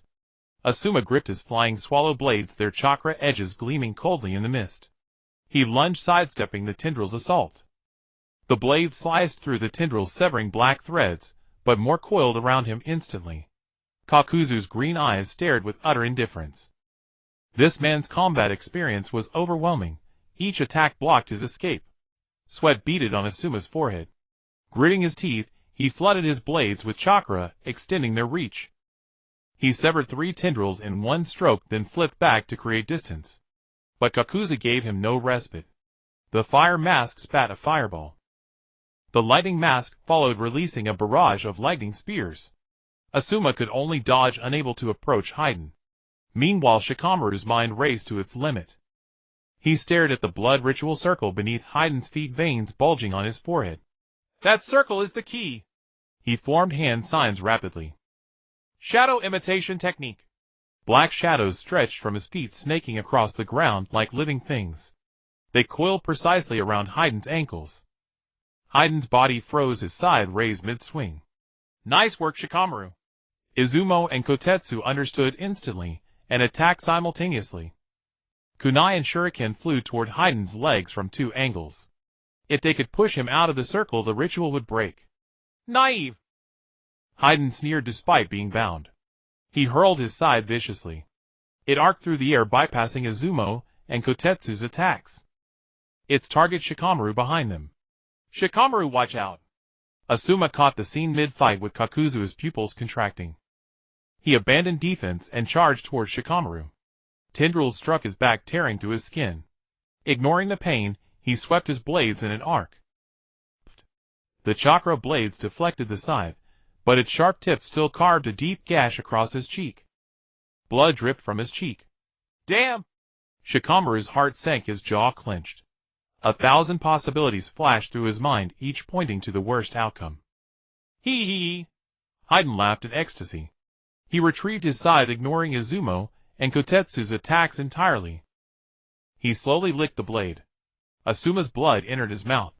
His eyes grew wilder as sickly flush spreading across his face. Watch out! Shikamaru's scream came too late. Raiden stood at the center of the circle, arms spread, head tilted back. His skin transformed, shifting from normal to an eerie black and white pattern. A skull emblem emerged on his face, his eyes brimming with fanatical devotion. Feel it! This is the supreme pain offered to Lord Jashin. He raised the black spear high, aiming it at his own chest. The next instant the spear plunged down. It pierced through Raiden's chest. Blood gushed out, staining the ground. Raiden's face was ecstatic, a moan of pleasure escaping his lips. But Asuma's body convulsed. A geyser of blood burst from his chest without warning. The pain was as if his heart had been pierced directly. Agony forced him to one knee, blood spilling from his mouth. The damage had been perfectly transferred. Asuma-sensei! Shikamaru's eyes were bloodshot. But rage did not cloud his mind. In a fraction of a second, he conceived a solution. If we attack Raiden, if we hurt him, we can break the synchronization. His brain worked furiously, countless tactics flashing and being discarded. Finally, he locked onto the only way. Izumo Kotetsu! Attack his legs! If they could make Raiden move, even a single step out of the blood circle, the ritual might be disrupted. This was their last chance. Izumo and Kotetsu reacted instantly, forming hand signs, just as they prepared to strike. Far away in Konoha within the eternal residence, the Raikage sat on her throne, violet eyes fixed on a light screen that displayed every detail of the Fire Temple battlefield. She watched Shikamaru about to give orders, saw Izumo and Kotetsu ready to attack. With a delicate flick of her finger. "Too slow." The two words echoed contemptuously in the empty hall. Her voice was devoid of emotion, as if stating a fact. The next instant, a strand of violet divine energy finer than a hair drifted from her fingertip. Invisible to mortal eyes, undetectable by any sensory jutsu. It ignored spatial distance, traversing hundreds of miles in an instant, to precisely inject into the core of the blood ritual circle beneath Haiden's feet on the Fire Temple battlefield. The blood circle trembled violently. The originally dark red patterns began to glow with a violet light. The violet lines spread from the circle's center, crawling over the entire formation like living things. The invisible curse line connecting Asuma and Haiden grew from ethereal to tangible. Its intensity surged. Its depth surged. Its strength surged. What was once a crude law of damage synchronization, instantly elevated into an absolute curse of soul resonance, under the catalysis of divine power. Haiden froze. He looked down at the circle, a flicker of confusion in his eyes. This felt different from previous rituals. Lord Jashin's power had never been so immense. "Is this a blessing from Lord Jashin?" he murmured, his eyes reigniting with fervor. Shikamaru's face turned deathly pale. He sensed the change in the circle.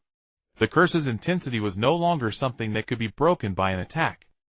"Impossible. This is impossible." Ah! A heart-wrenching scream burst from Asuma's mouth, so shrill it made the scalp tingle. This was no ordinary pain. His body writhed on the ground, his back arched into a grotesque curve, as he clawed at his chest with both hands, his nails tearing through his skin and blood seeping through his fingers. Blood began to ooze from his 7 orifices, his eyes bloodshot, and pupils dilated to the point of being nearly unfocused.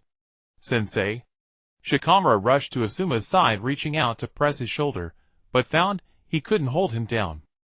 Asuma's muscles spasmed violently, his bones creaking and cracking as if an invisible giant hand were repeatedly crushing him. Izumo and Kotetsu stood nearby, their faces pale. They watched helplessly as gruesome wounds appeared on Asuma's body in sync with the distant Haiden, on his chest, arms, and thighs. Every wound was deep enough to reveal bone, flesh curling outward.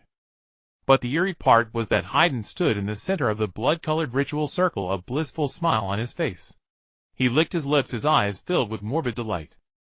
He thrust the black spear into his own shoulder, again letting out a moan of pleasure. At the same time, a cloud of blood exploded from Asuma's shoulder. "Why?" Shikamaru's voice trembled. "Why is the curse so powerful?" His mind raced furiously. Insufficient intel. Unable to analyze. No countermeasure found. For the first time in his 16 years of life, Nara Shikamaru felt the helplessness of his own intellect. This isn't right. This is absolutely wrong. He clenched his teeth, veins bulging on his forehead. Haiden's technique couldn't be this strong.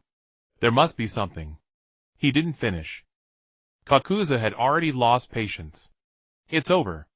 Behind him, 4 masked monsters simultaneously opened their massive mouths, beginning to fuse the 4 types of chakra: wind, fire, lightning, and water. The air twisted, the temperature plummeted, lightning danced within the water currents, and flames were compressed into white by the raging wind. Secret art, earth, grudge, fear, final shot. A devastating torrent of energy erupted. The Root Shinobi didn't even have time to form hand seals before being engulfed. He didn't even scream. His entire body turned to ash. Boom. The earth split, the forest exploded, and the shockwave kicked up dust that blotted out the sky. When the dust settled, only the 2 members of Akatsuki and Asuma's team kneeling in the blood remained on the battlefield. Cough, cough. Asuma lay on the ground, his chest caved and countless ribs broken. His breathing grew weaker, and blood continuously bubbled from his mouth. Shikamaru. Using the last of his strength, he turned his head to look at the student kneeling beside him. "About the jade. I haven't told you yet." His voice was halting, every word bringing up blood. "The future of Konoha." "Sensei." "Don't speak." Shikamaru knelt on the ground, tears and rain blurring his vision. "The medical team will be here soon." "Hold on." He reached out to press on Asuma's chest wound, but the blood wouldn't stop. Warm liquid gushed through his fingers, staining his palms red. Izumo and Kotetsu also knelt, their eyes reddening. Raiden flashed his final smile from within the circle. He raised the black spear, aiming at his own heart. "Farewell, heretic," his voice filled with devout madness. "Your soul will become a stepping stone at the feet of Lord Jashin." Thud. The spear pierced his heart. Asuma's body stiffened. His eyes bulged, white pupils rapidly dilating, leaving behind an incomprehensible terror and utter despair. The next second his breathing stopped. His heartbeat stopped. Sarutobi Asuma, son of the third Hokage Konoha Jonin, one of the 12 guardian ninja, fell in battle. Just as his soul was about to depart, an immense torrent of energy shot skyward. It was the purest form of negative emotion. Asuma's dying despair, Shikamaru's grief at losing his mentor, the fear of Izumo, and Kotetsu the terror of over a dozen rude elites, as they were instantly annihilated.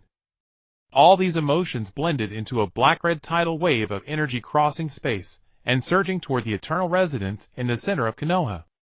On the throne, the Raikage slowly opened her eyes. The god's heart, riddled with cracks in her chest, hummed with delight upon absorbing the energy. A violet light erupted from the core crystal, spreading along the cracks like a living thing. The jagged fissures began to heal one after another at a speed visible to the naked eye. The dullness on the crystal's surface vanished. In its place was a dazzling, blinding violet radiance. The entire palace was bathed in purple. The emotions of mortals are truly the most efficient fuel.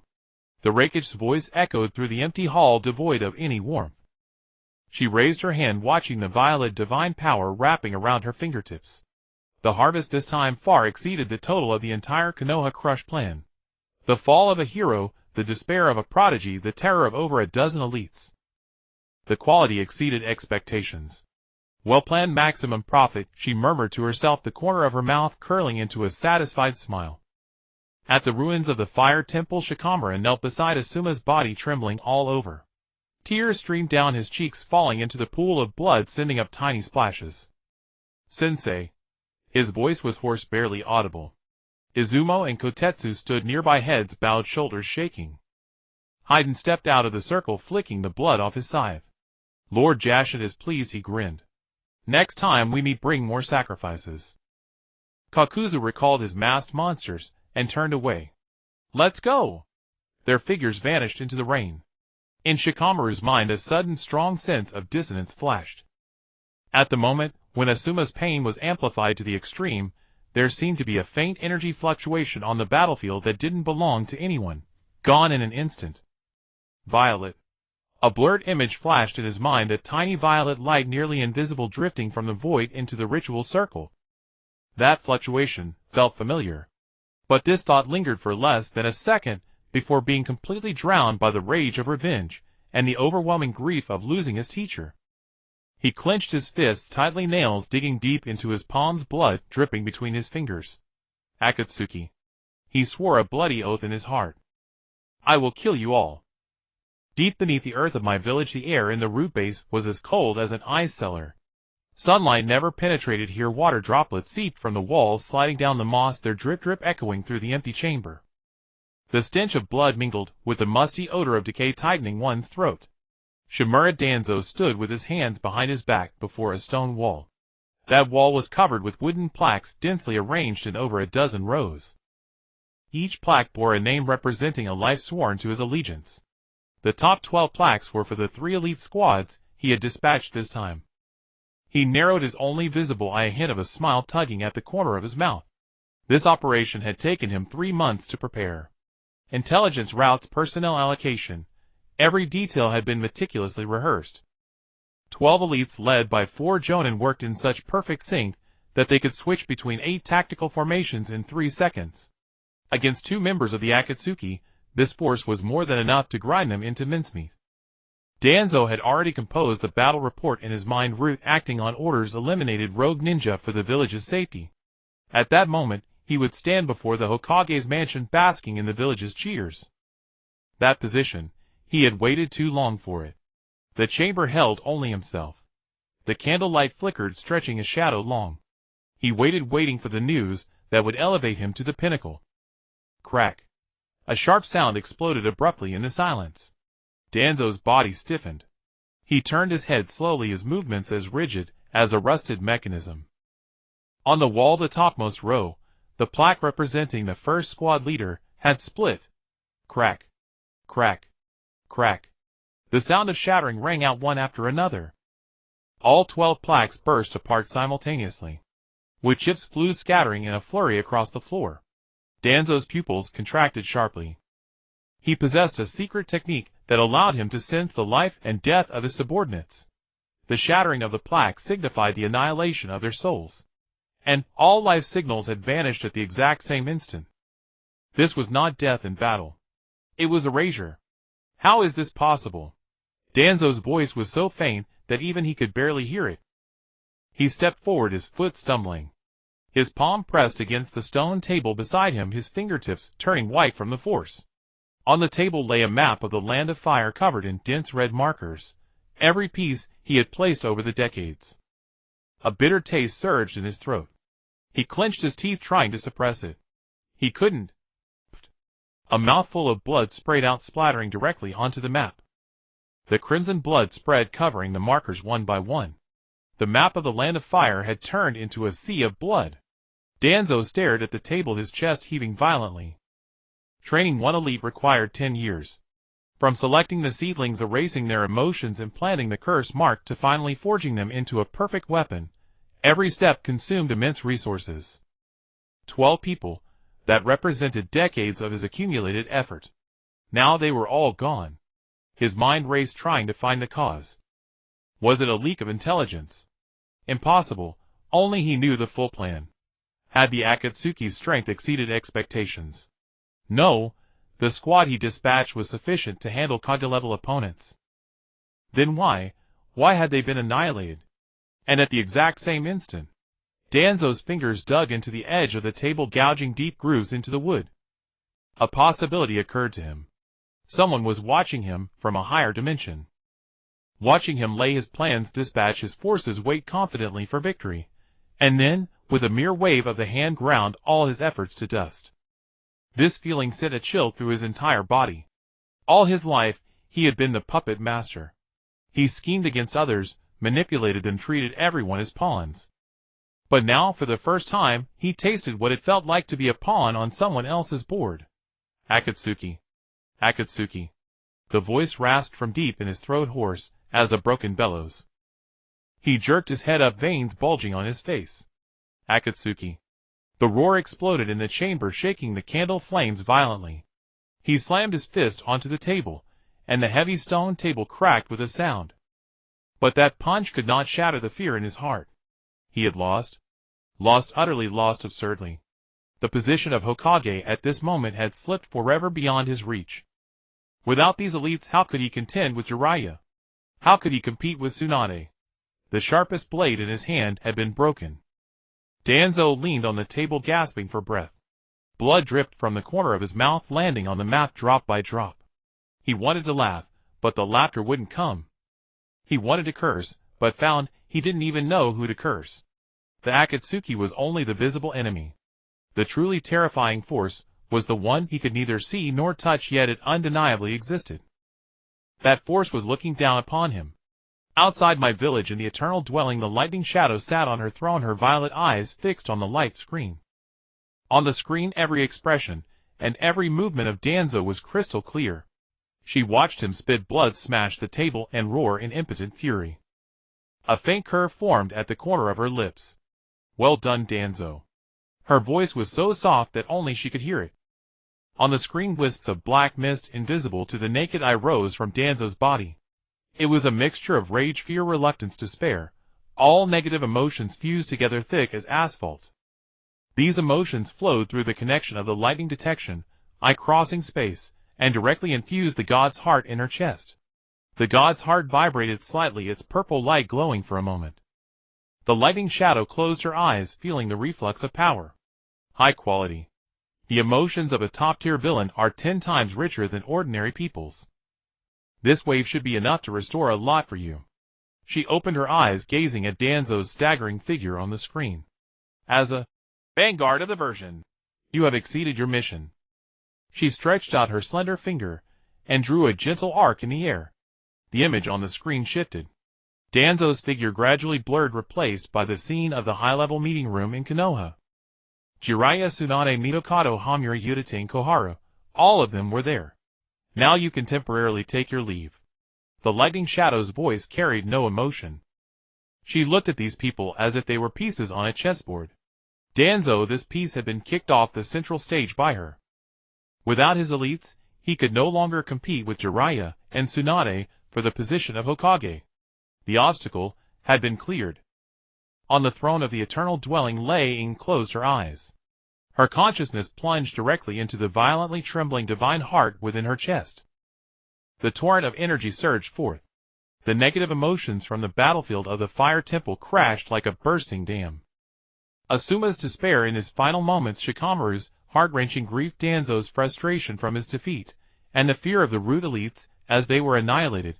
These top-tier characters in their extreme states produced emotions so pure that even the divine heart hummed. The crystal devoured wildly. Lei Ying could see that the core crystal, once cracked and dim, was now utterly submerged in purple energy. The fractures healed one by one from the edges at a speed that even she found astonishing.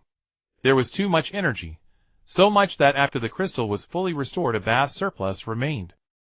The overflowing energy was not wasted. It seeped through the crystal's veins, forcing its way into every tiny crevice, forcibly expanding the crystal's capacity. Lei Ying felt a warmth in her chest.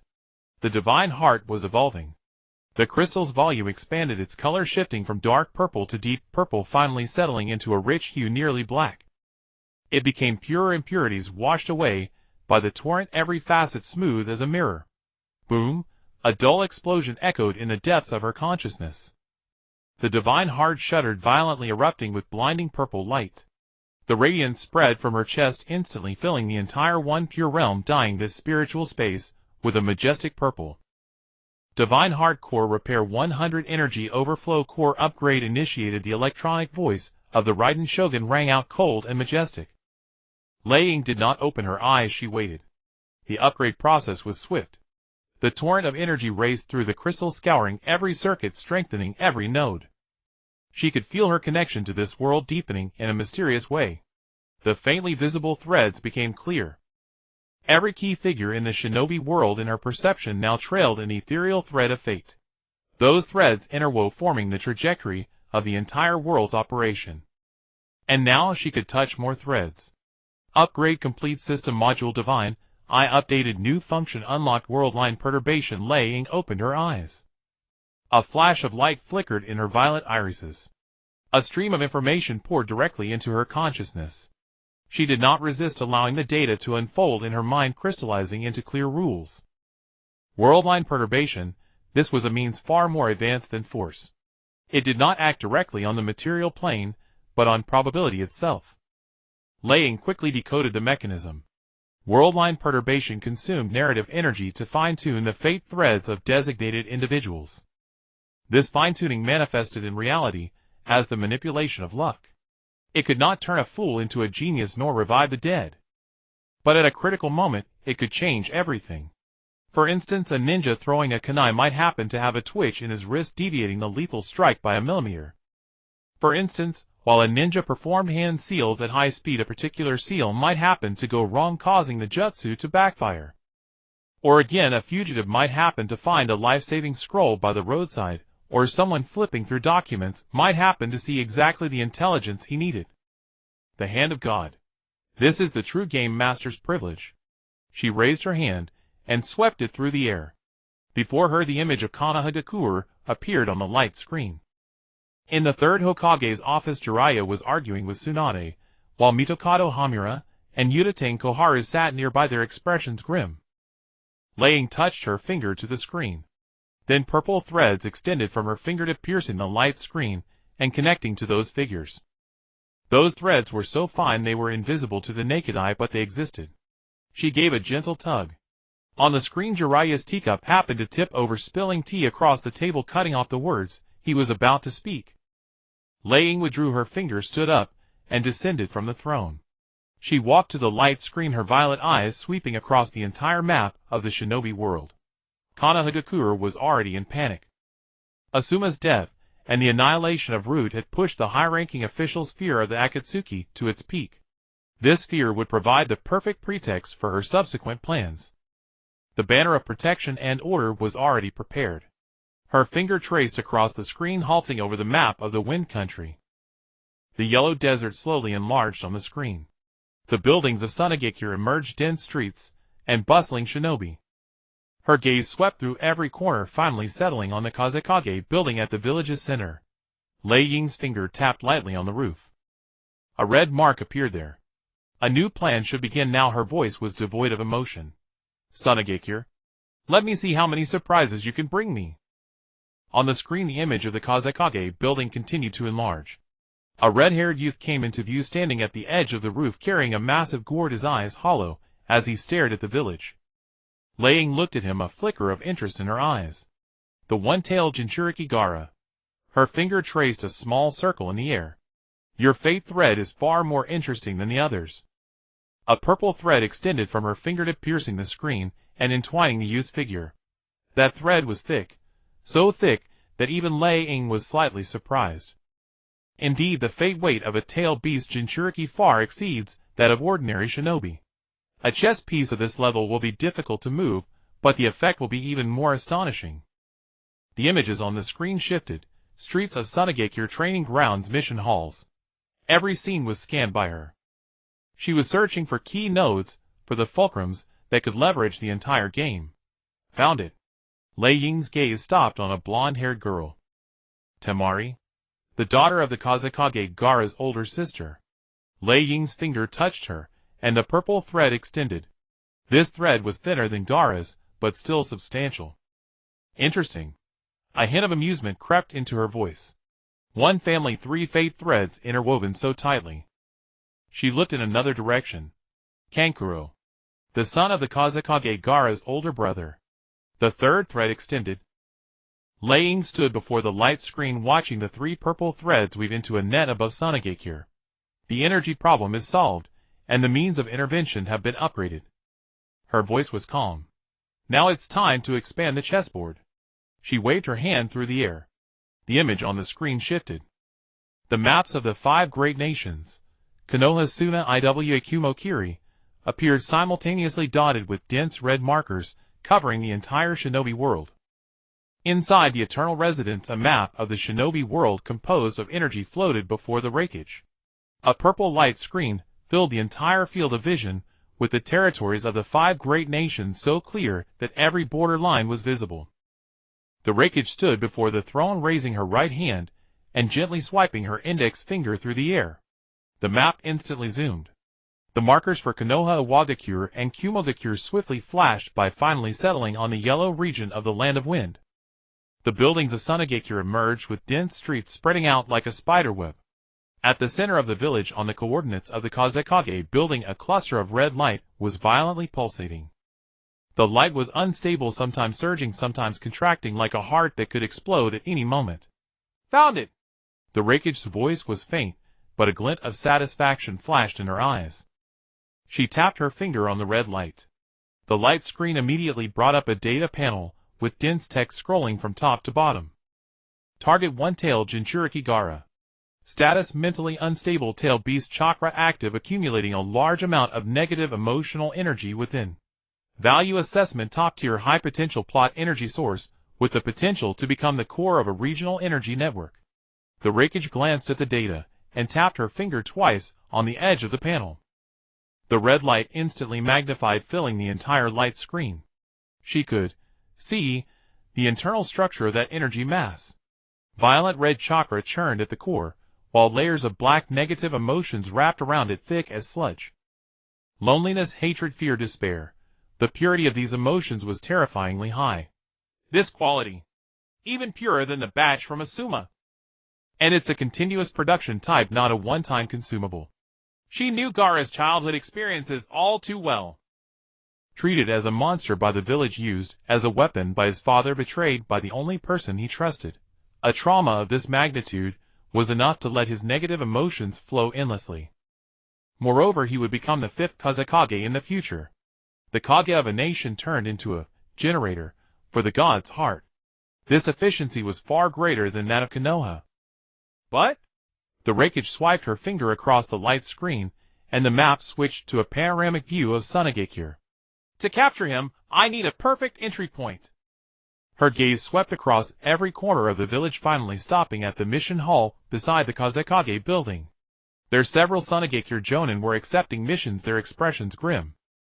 The Raikage could guess the reason. Sunagekure had been struggling in recent years. The Land of Wind's daimyo had cut military funding, leaving the village so poor that it could barely pay the ninjas' salaries. The high-ranking officials' control over the one-tailed Jinchuriki was also waning, and Gaara's mental state was deteriorating. Under these circumstances, what did the village need most? External support. The Akatsuki. The Raikage swiped her finger across the light screen, and a purple marker appeared on the desert outside Sunagekure. The Akatsuki will come to capture the One Tail. It's an inevitable event on the storyline. I just need to let Sunagekure fall into a desperate situation when they make their move, and then... She paused, tapping her finger on Gaara's marker. Intervene under the guise of aid and plant the Thunder Seal on him. I just need to ensure that when they make their move, Sunagekure doesn't have enough power to resist. Her gaze shifted to the other end of the map, stopping at the coordinates of the Land of Rice Fields. There a purple marker was blinking. Orochimaru. It's time to let this generator play a different role. The Raikage's consciousness sank into the god's heart in her chest, following the energy network to directly connect to the Thunder Seal on Orochimaru. Land of Rice Fields underground base. Orochimaru, with disheveled hair and bloodshot eyes, was bent over, his face almost pressed against the lab table, staring intently at the tube of purple liquid before him. The liquid flowed slowly in the test tube, emitting a faint glow. This was a sample he had extracted over the course of 3 full days from the energy feedback of the Thunder Seal, purifying it to a single strand. He discovered that this energy could not only nourish the soul, alleviating the burning pain caused by the dead demon-consuming seal, but also optimize cell structure. This is the key to immortality. Orochimaru's voice was hoarse, his trembling fingers reaching toward the test tube. At that moment, a will descended without warning. Vast, majestic beyond question. Orochimaru's body shuddered violently, his fingers freezing in midair. His pupils instantly shrank to pinpricks, and a fervent flush appeared on his pale face. It was him, the great being who had bestowed upon him the power of the gods. The will did not speak, it merely transformed into a command directly imprinted at the depths of his soul.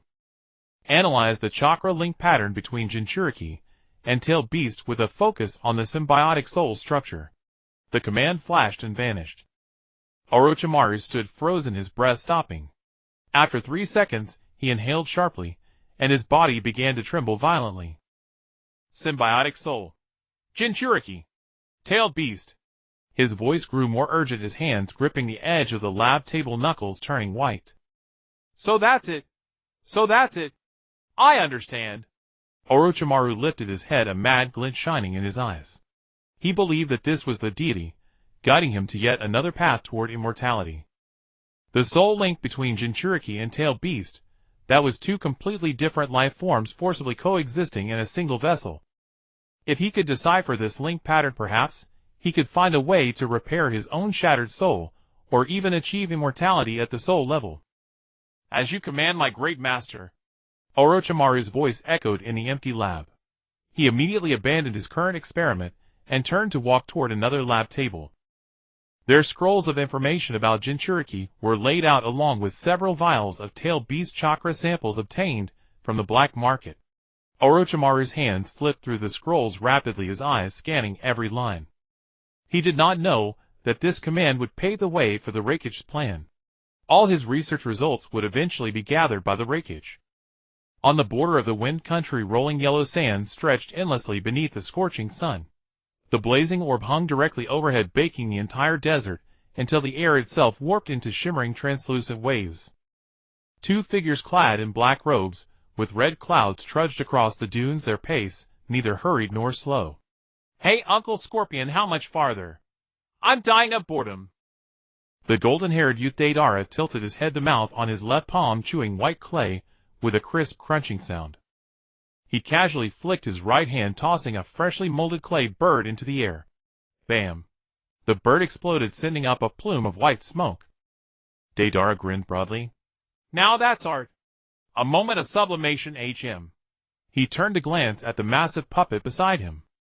The outer shell of Hiriko was hideous, and rough metallic gleams peeking from its joints, exuding an icy aura of death. Shut up, Deidara. A raspy voice emanated from within the puppet, utterly devoid of emotion. This mission is to capture the one tail, not for you to play with explosions. The target is Gaara, the current Kazekage. Sunagakure is heavily guarded. Don't mess things up with your recklessness. Sasori's tone was as cold as shards of ice. Deidara pouted. Uncle, you're way too rigid. Art is explosion. Art is the instant. Guards. In the face of my absolute art, they're all rubbish. His blue eyes fixed on the distant village silhouette shrouded by wind, and sand fingers trembling with excitement. My super clay has been itching for action. I'm gonna blow things up to my heart's content this time. Scorpion didn't reply. Through Hiriko's eyes, he coldly stared at the cluster of earth-colored buildings in the distance. That was where he was born. That was where he grew up. That was also where he betrayed. He felt no nostalgia for that place, only killing intent.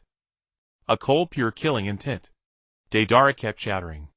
I heard that Gaara Guy is a monster sealed with the one-tailed Shikaku. He's got a violent temper and kills like it's nothing. Perfect. I love blowing up monsters. He pulled another lump of clay from his ninja tool pouch and stuffed it into the mouth on his palm. You know, Uncle Scorpion, I've been developing a new type of clay lately. The blast radius is 3 times larger than before, and the power is stronger too. Perfect for a test run. Scorpion finally spoke, his voice still frigid. Don't forget, we need to capture him alive, not blow him to pieces. Deidara chuckled. Don't worry, I've got it under control. I'll just blow him up a few less times and leave him breathing him. The two continued forward. Sand dunes rose and fell their footsteps, leaving a trail of uneven prints that were soon smoothed away by the wind. Suddenly Deidara stopped and looked up at the sky.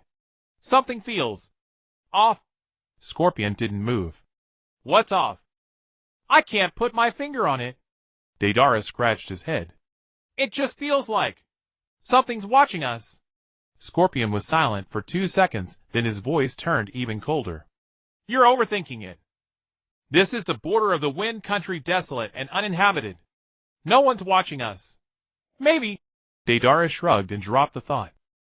They had no idea that high above them in the cloudless blue sky an eye invisible to mortals was coldly observing their every move. Eternal residence. The Raikage sat upon her throne, her right index finger tapping lightly on the armrest. 1 tap. 2 taps. 3 taps. The rhythm was steady like a metronome. Before her the figures of Deidara and Scorpion were clearly visible on a purple light screen. Every word of their conversation was heard with perfect clarity. A voice sounded tinged with amusement. Those two. They sure are confident. The Raikage said nothing, continuing to tap the armrest. On the screen 2 red markers were slowly moving, inching closer to Sunagakure's coordinates. She traced a line in the air with her finger.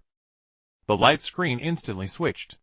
A panoramic view of Sunagakure emerged, dense streets spreading like a spiderweb, with the Kazekage building at the village's center standing out prominently. The Raikage's gaze fell upon the rooftop. There a red-haired youth carrying a massive gourd stood at the edge, his eyes vacant as he stared down at the village. Gaara. The Raikage touched his figure lightly with her finger. A thick purple line extended from her finger to pierce through the screen and coiled around the young man's silhouette. The line pulsed wildly like an unstable heart. The energy quality is impressive. This level of negative emotion is far purer than Asuma's batch. The Raikage withdrew her finger and shifted her gaze to other parts of the village.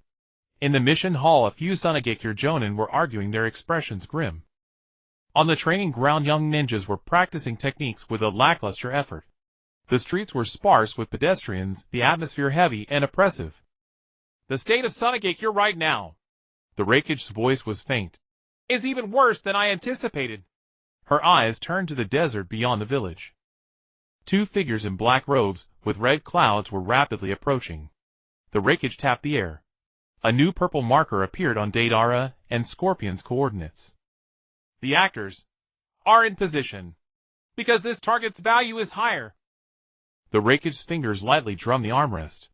The one-tailed Jinchuriki, the future 5th Kazekage, a pawn of this caliber, is worth my extra attention. She paused, her gaze shifting to another coordinate on the screen. The Land of Fields underground base. Orochimaru was bent over, his face nearly pressed against the lab table, staring intently at a tube of purple liquid. On the other side, Deidara and Scorpion were almost at the edge of Sanagekure. She traced a line in the air with her finger. The image on the screen switched. Inside the Kazekage building, a few Sanagekure high-ranking officials were in a meeting, their faces heavy with concern. One elderly man slammed the table. We must tighten surveillance on Gaara. His mental state is becoming more unstable by the day. If he loses control, the entire village will suffer. Another middle-aged ninja shook his head. What good is surveillance? He's our strongest combatant, and the only Jinchuriki. Without him, how can we stand against the other villages? The arguments escalated. The Raikage watched this scene, a faint, almost imperceptible smile curling at the corner of her lips. Sanagekure. Her voice was barely a whisper. From now on, your fate is no longer your own to decide. She waved her hand lightly in the air. The image on the screen shifted again. Deidara and Scorpion's figures had now appeared at the outskirts of Sanagekure. The mist of Mount Myaboku was exceptionally thick today. The roar of the toad oil waterfall cascading against the rocks was unceasing, and the droplets of spray refracted a spectrum of 7 colors in the sunlight. Uzumaki Mingren sat cross-legged on the massive boulder beneath the waterfall, his hands forming a seal, veins bulging on his forehead. He closed his eyes, desperately trying to quiet his mind. Natural energy surrounded him, gentle, vast, omnipresent. According to Sage Shinzua, if his heart was calm enough, he could absorb it like a sponge drawing water. But he couldn't. Every time he was about to touch the edge of that energy, a piercing thunderclap exploded in his mind. Purple, violent, and reeking of destruction. The sound loomed above him, as if looking down on him, mocking him, crushing him.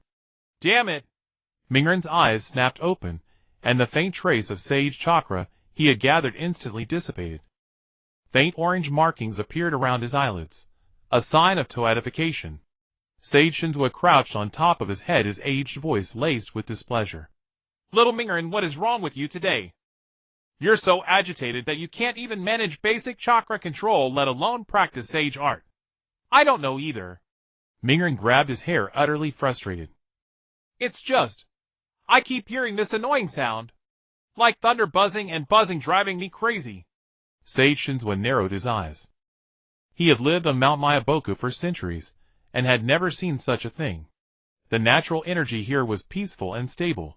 How could there be thunder? Where does the sound come from? Sage Shinzua asked. I don't know, Mingren said, punching the rock, cracking its surface. It just pops into my head, and... He paused, his expression darkening. And it reminds me of that guy Sasuke. Sage Shinzua was taken aback. Sasuke? Yeah. Mingren gritted his teeth, clenching his fists. Kakashi-sensei said he's gotten stronger recently. A lot stronger. I don't know how strong he is, but that sound. It feels just like him. Lofty, cold, as if looking down on me. Sage Shinzua fell silent. He didn't understand the bonds and rivalries of human use, but he could see that Mingren was in a terrible state. Jealousy, resentment, fury. These emotions churned within him, utterly uncontrollable. Normally such a state would make sage art training impossible. Yet strangely, Mingren's perception of natural energy had actually increased today. Sage Shinzua gazed at the sweat dripping from Mingren's forehead, and the faint orange lines at the edges of his eyelids. The lines appeared faster than yesterday, but they also faded faster. It meant Mingren was forcibly boosting his control over natural energy in an extreme way. This brat, Sage Shinzua muttered under his breath. How is he doing this? Mingren didn't hear him. He closed his eyes and formed the seal again. This time, he didn't try to make himself calm, because he had realized that the thunderous sound couldn't be suppressed. Since it couldn't be suppressed, he wouldn't suppress it. He turned all his resentment, fury, and jealousy into the driving force to fight against that sound. When the thunder boomed in his head, he gritted his teeth and charged forward. Natural energy surged toward him like a torrent, and he grabbed hold of it bit by bit, forcibly dragging it into his body. I won't lose to you, Sasuke. Mingren roared that line in his heart, his hands forming seals faster and faster. His chakra fluctuated. He forcefully suppressed the Ninetales chakra within him, and natural energy seeped in little by little. The two energies collided and merged inside him, creating a brand new power. Sage chakra. Sage Shin's eyes widened. He saw a faint golden glow emanate from Mingren's body, the hallmark of Sage chakra forming. Though it was only a thread, though it was unstable, it had indeed materialized. How is this possible? Sage Shinzo leaped off Mingren's head and circled around him. You brag your heart is in such turmoil, yet you can still gather Sage chakra. Mingren didn't answer. His consciousness was entirely focused on the newborn power inside him. It was faint, threatening to scatter at any moment, but it was real. He could feel his body growing stronger. Not an increase in chakra quantity, but a qualitative leap. Sage chakra flowed through his meridians, each one seemingly reforged. So, that's it. Mingren panted, a smile curling at the corner of his mouth. I get it now, Boss Toad. Get what? Sage Shinzo asked. A calm heart doesn't mean you have to suppress all your emotions. Mingren opened his eyes, blue irises gleaming. It means turning emotions into power, and then using that power to fight against the distractions. Sage Shinzo was stunned. This understanding was completely wrong, yet somehow not. He had lived for centuries and witnessed countless practitioners of sage art. Some were prodigies, others had minds like still water, but never had he seen someone like Mingren who trained sage art by sheer force. But the effect was undeniable. This brat. Sage Shinzo shook his head. What a freak. Mingren didn't hear him. He closed his eyes again. This time he no longer resisted the thunder in his mind. He treated that sound as Sasuke's silhouette, as the target he had to catch up to. The purple thunder exploded, and he surged forward. Natural energy came, and he absorbed it with all his might. His body trembled, sweat dripped down his cheeks, pattering on the rock. But he didn't stop, because he knew that Sasuke was also growing stronger. And Sasuke might be growing faster than he could imagine. I will never lose to you again. Mingren's voice echoed through the mist, carrying a stubborn, unyielding defiance. In the land of fields beneath the damp and shadowy earth, this was once one of Orochimaru's countless secret bases, now serving as a temporary refuge for Uchiha Sasuke. The air was thick with an indescribable mixture of medicinal agents and dust, a lingering odor that refused to dissipate. Cold droplets of water clung to the stone walls, occasionally falling, producing a clear sound in the dead silence. Sasuke sat cross-legged on the frigid stone bed, his eyes shut tightly. He was not refining chakra, but rather sensing the surging newfound power within him. It was a pure, domineering purple energy brimming with both destruction and rebirth. No longer did it require careful guidance through meridians, it had completely merged with his blood, bones, and every cell. His body was being reshaped into a higher form. Child of Lightning. The title bestowed upon him by the deity seated upon the throne, along with the power that matched it. He slowly opened his eyes. In the depths of his jet-black pupils, 3 crimson tomos slowly rotated. But unlike before, the background of the tomo was no longer pure blood red, it was shrouded in a layer of profound, majestic purple lightning. His world had become utterly different. With these eyes activated, he could see the free-floating charges in the air, the faint mineral reactions in the stone walls, and the weak bioelectricity of a rat crawling in the distance. The entire world in his vision had transformed into a dynamic three-dimensional map composed of countless energy particles. Was this the perspective of a god? No, it was not enough. Sasuke could sense that this was merely the tip of the iceberg. The seed of lightning within him was like an inexhaustible treasury. What he could currently utilize was only a sliver of light leaking through the crack of the open door. To obtain more, he needed more keys. And vengeance was the most important one. Uchiha Itachi. The image of that man flashed through his mind, bringing with it a bone-chilling cold and a seething murderous intent. He needed power, absolute power, to crush that man. Just then Sasuke's consciousness suddenly wavered. The underground chamber before him vanished. In its place appeared an endless void of purple lightning. At the center of that space stood a magnificent palace forged from amethyst and dark star iron. He saw the figure seated upon the throne within the palace.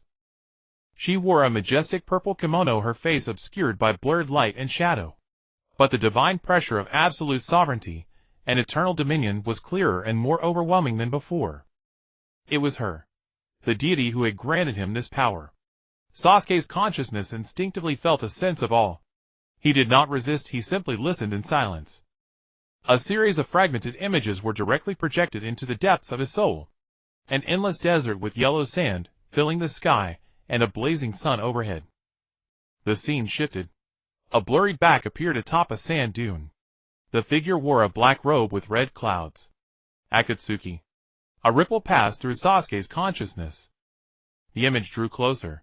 The chakra fluctuations of that back, though indistinct, carried a familiar icy sensation that instantly jarred Sasuke's nerves.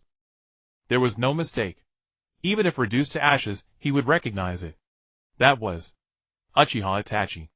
The image ended abruptly. Then a grand, dignified, emotionless voice resounded directly in the deepest recesses of his soul. Each word transformed into purple lightning runes, branding themselves into his consciousness. Seek. There lies the path to eternity, and the past you yearn for. The divine oracle ended.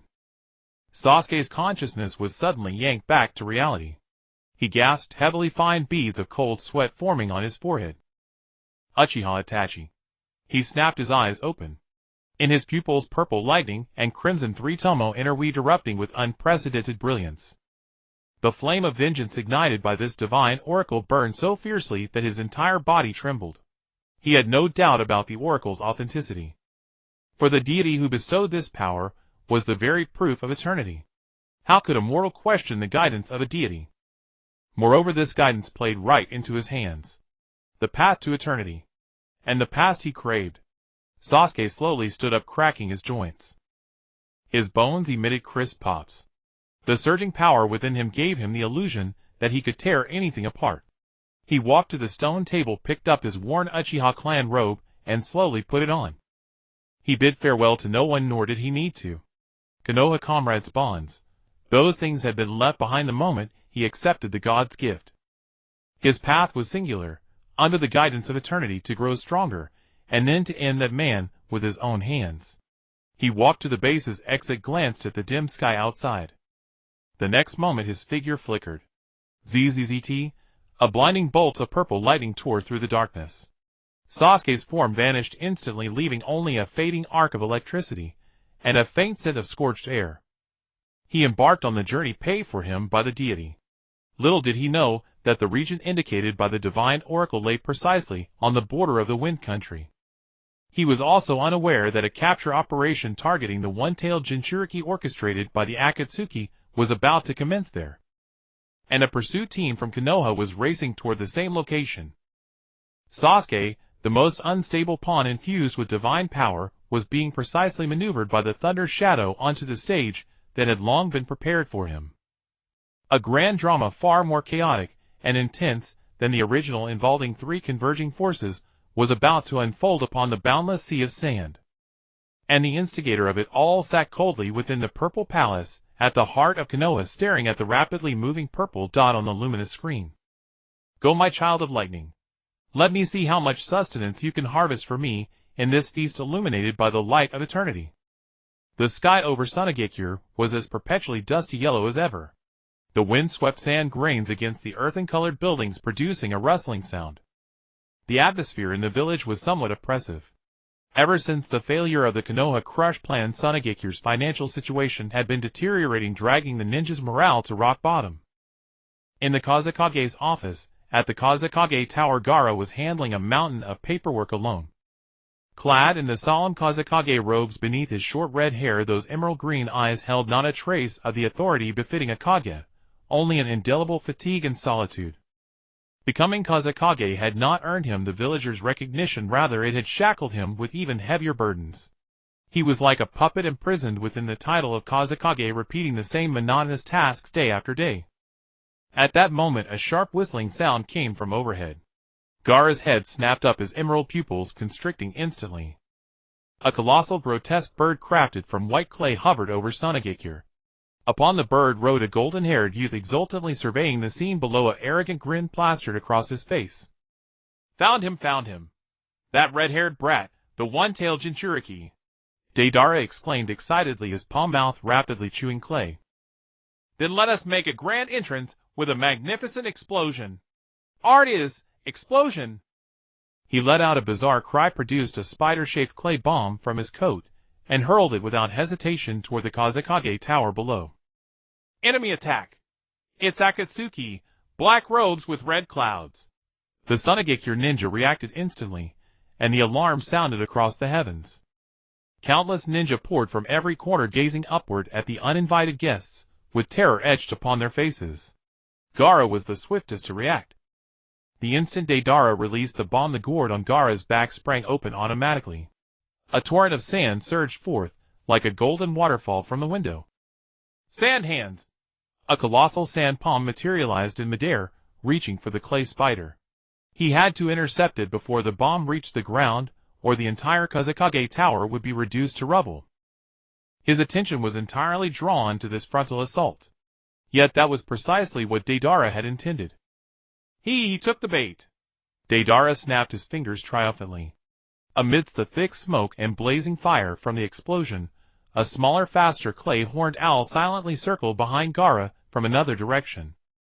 It moved with such lightness that it made not a single sound, perfectly evading the vision of all the Sanagekure ninja. Now! Just as Gaara's sand palm was about to seize the clay spider, he suddenly sensed a faint gust of wind from behind. No! Alarms blared in Gaara's mind. He attempted to summon his sand for defense, but it was already too late. The clay owl's claws precise, as a surgeon's scalpel clamped onto his body in an instant. Before Gaara could react, masses of C3 clay surged from within the owl, wrapping around him, from head to toe like a parasitic parasite, forming an enormous white sphere in moments. Damn it! Gaara furiously channeled his chakra within the clay binding, attempting to pry it apart with his sand. But the clay was extraordinarily resilient, infused with a peculiar explosive chakra that firmly suppressed his power. Got him! Deidara cackled with triumph in the air. Piloting his clay giant bird, he dove downward, his massive talons grasping the white sphere encasing Gaara, and ascended rapidly. Kazekage-sama! Stop them! The Sanagekure ninja below watched with burning eyes, hurling jutsu and weapons at Deidara in the sky without restraint. But Deidara merely sneered, and casually tossed several more clay birds. Boom! Boom! Boom! Consecutive explosions erupted in the air, forming an impenetrable wall of firepower that intercepted every attack. From invasion to luring to capture, the entire operation flowed like water, lightning fast, taking no more than a dozen seconds. Sanagekure's proudest defensive system proved as fragile as paper before Deidara's so-called artistic assault, unable to mount any effective response. In broad daylight, the leader of an entire village was snatched away before the eyes of all its people like catching a chick. This was the gravest humiliation Sanagekure had ever known since its founding. Panic and despair instantly enveloped every Sanagekure ninja's heart. Well then, Uncle Sasori, let's go. Deidara, thoroughly satisfied with his instant art, blew a whistle, and rode the clay giant bird toward Akatsuki's stronghold. Beside him, from within the massive puppet Baburkoku, came Sasori's hoarse and cold voice. Move quickly! Don't let the pursuers catch us! Two figures carrying their prize soon vanished into the yellow haze on the horizon. Gaara's capture marked the official beginning of the grand event dubbed the Sandstorm Sonatina by the Reikage. Konoha's reinforcements, the Divine Child following prophecy, and Akatsuki itself, all destinies tied to this conspiracy, would be thrown into tumultuous waves by that single stone cast into the pond. Far away in the eternal abode upon the throne, the Reikage watched the light screen showing Sanagekure engulfed in chaos, and Deidara's smug face, her violet eyes utterly unmoved. Stupid art!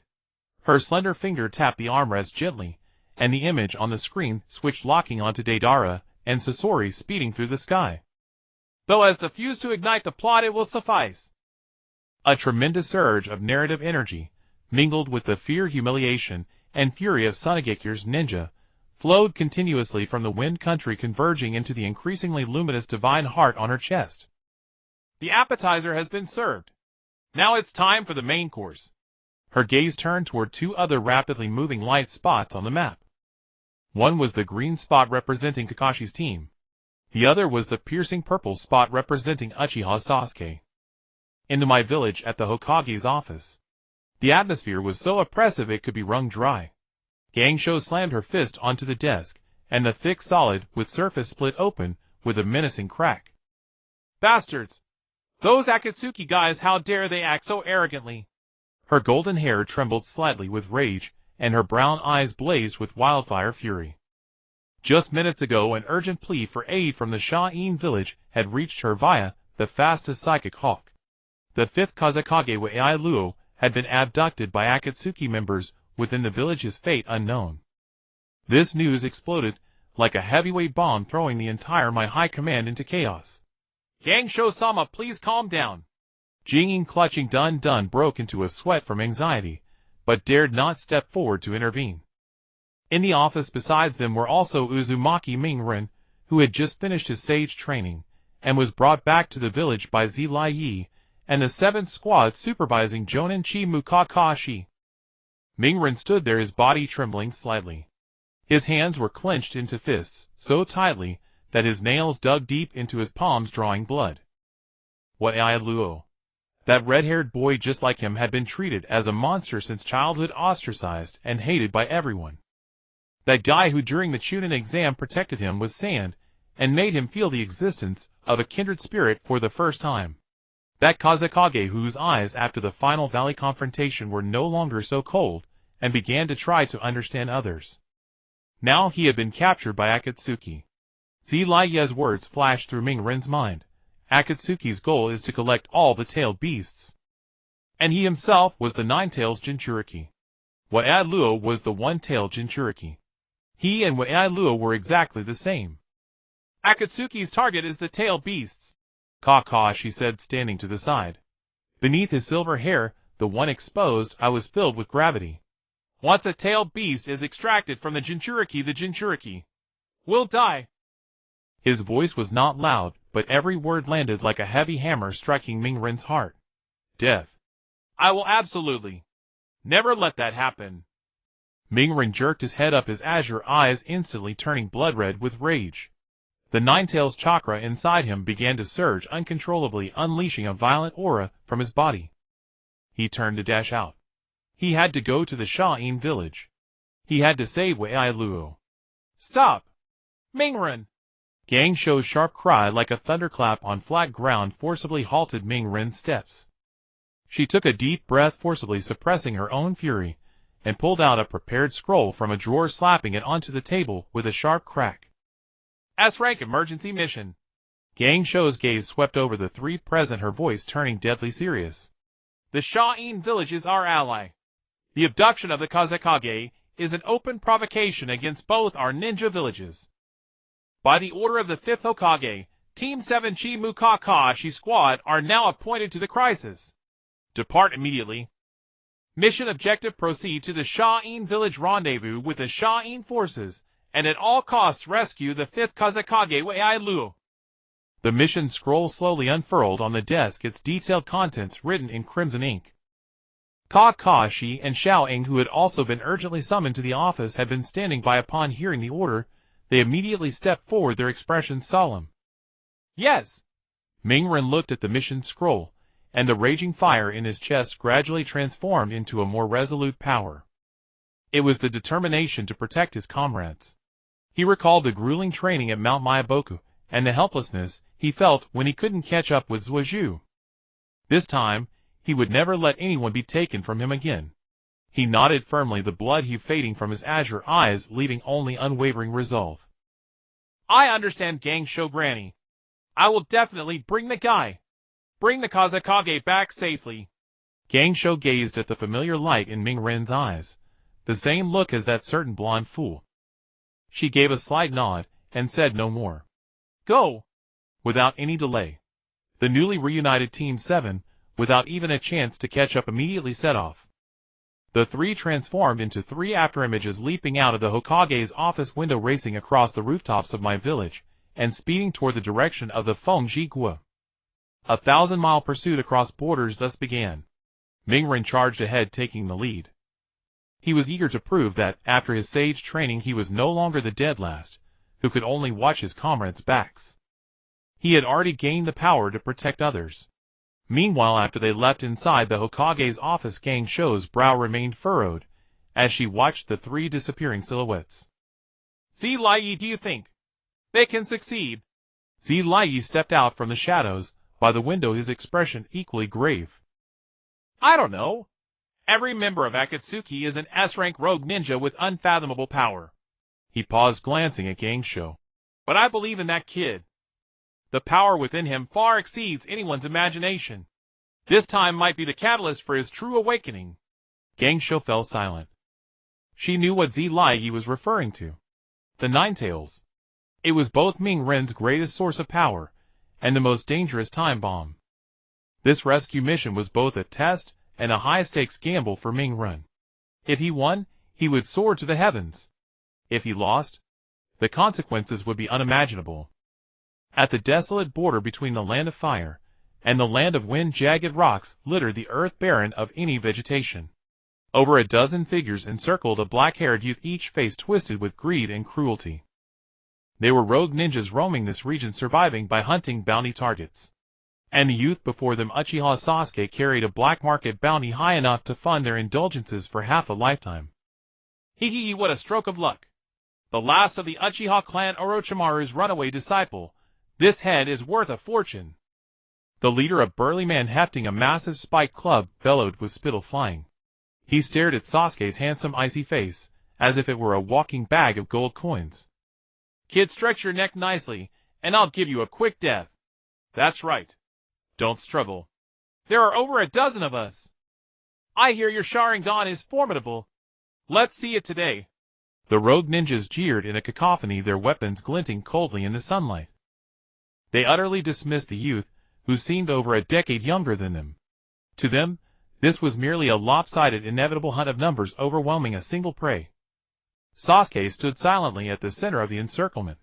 He hadn't even drawn the Kusanagi at his back. His gaze swept over the noisy flies, with the indifference one would show a pebble on the roadside. If you don't want to die, get lost. He rasped the words from his throat, soft yet carrying a bone-chilling thrust. His disdain thoroughly enraged the desperados. You're asking for it. The leader roared, attacking first. He swung his spiked club, with a whistling wind aiming straight for Sasuke's head. The others struck simultaneously. Earth release mud flow bullet. Wind release great breakthrough. Shadow shuriken jutsu. In an instant, shuriken, kunai, and ninjutsu of various natures converged, like a raging storm, descending upon Sasuke from all directions. They would make this arrogant brat pay for his hubris.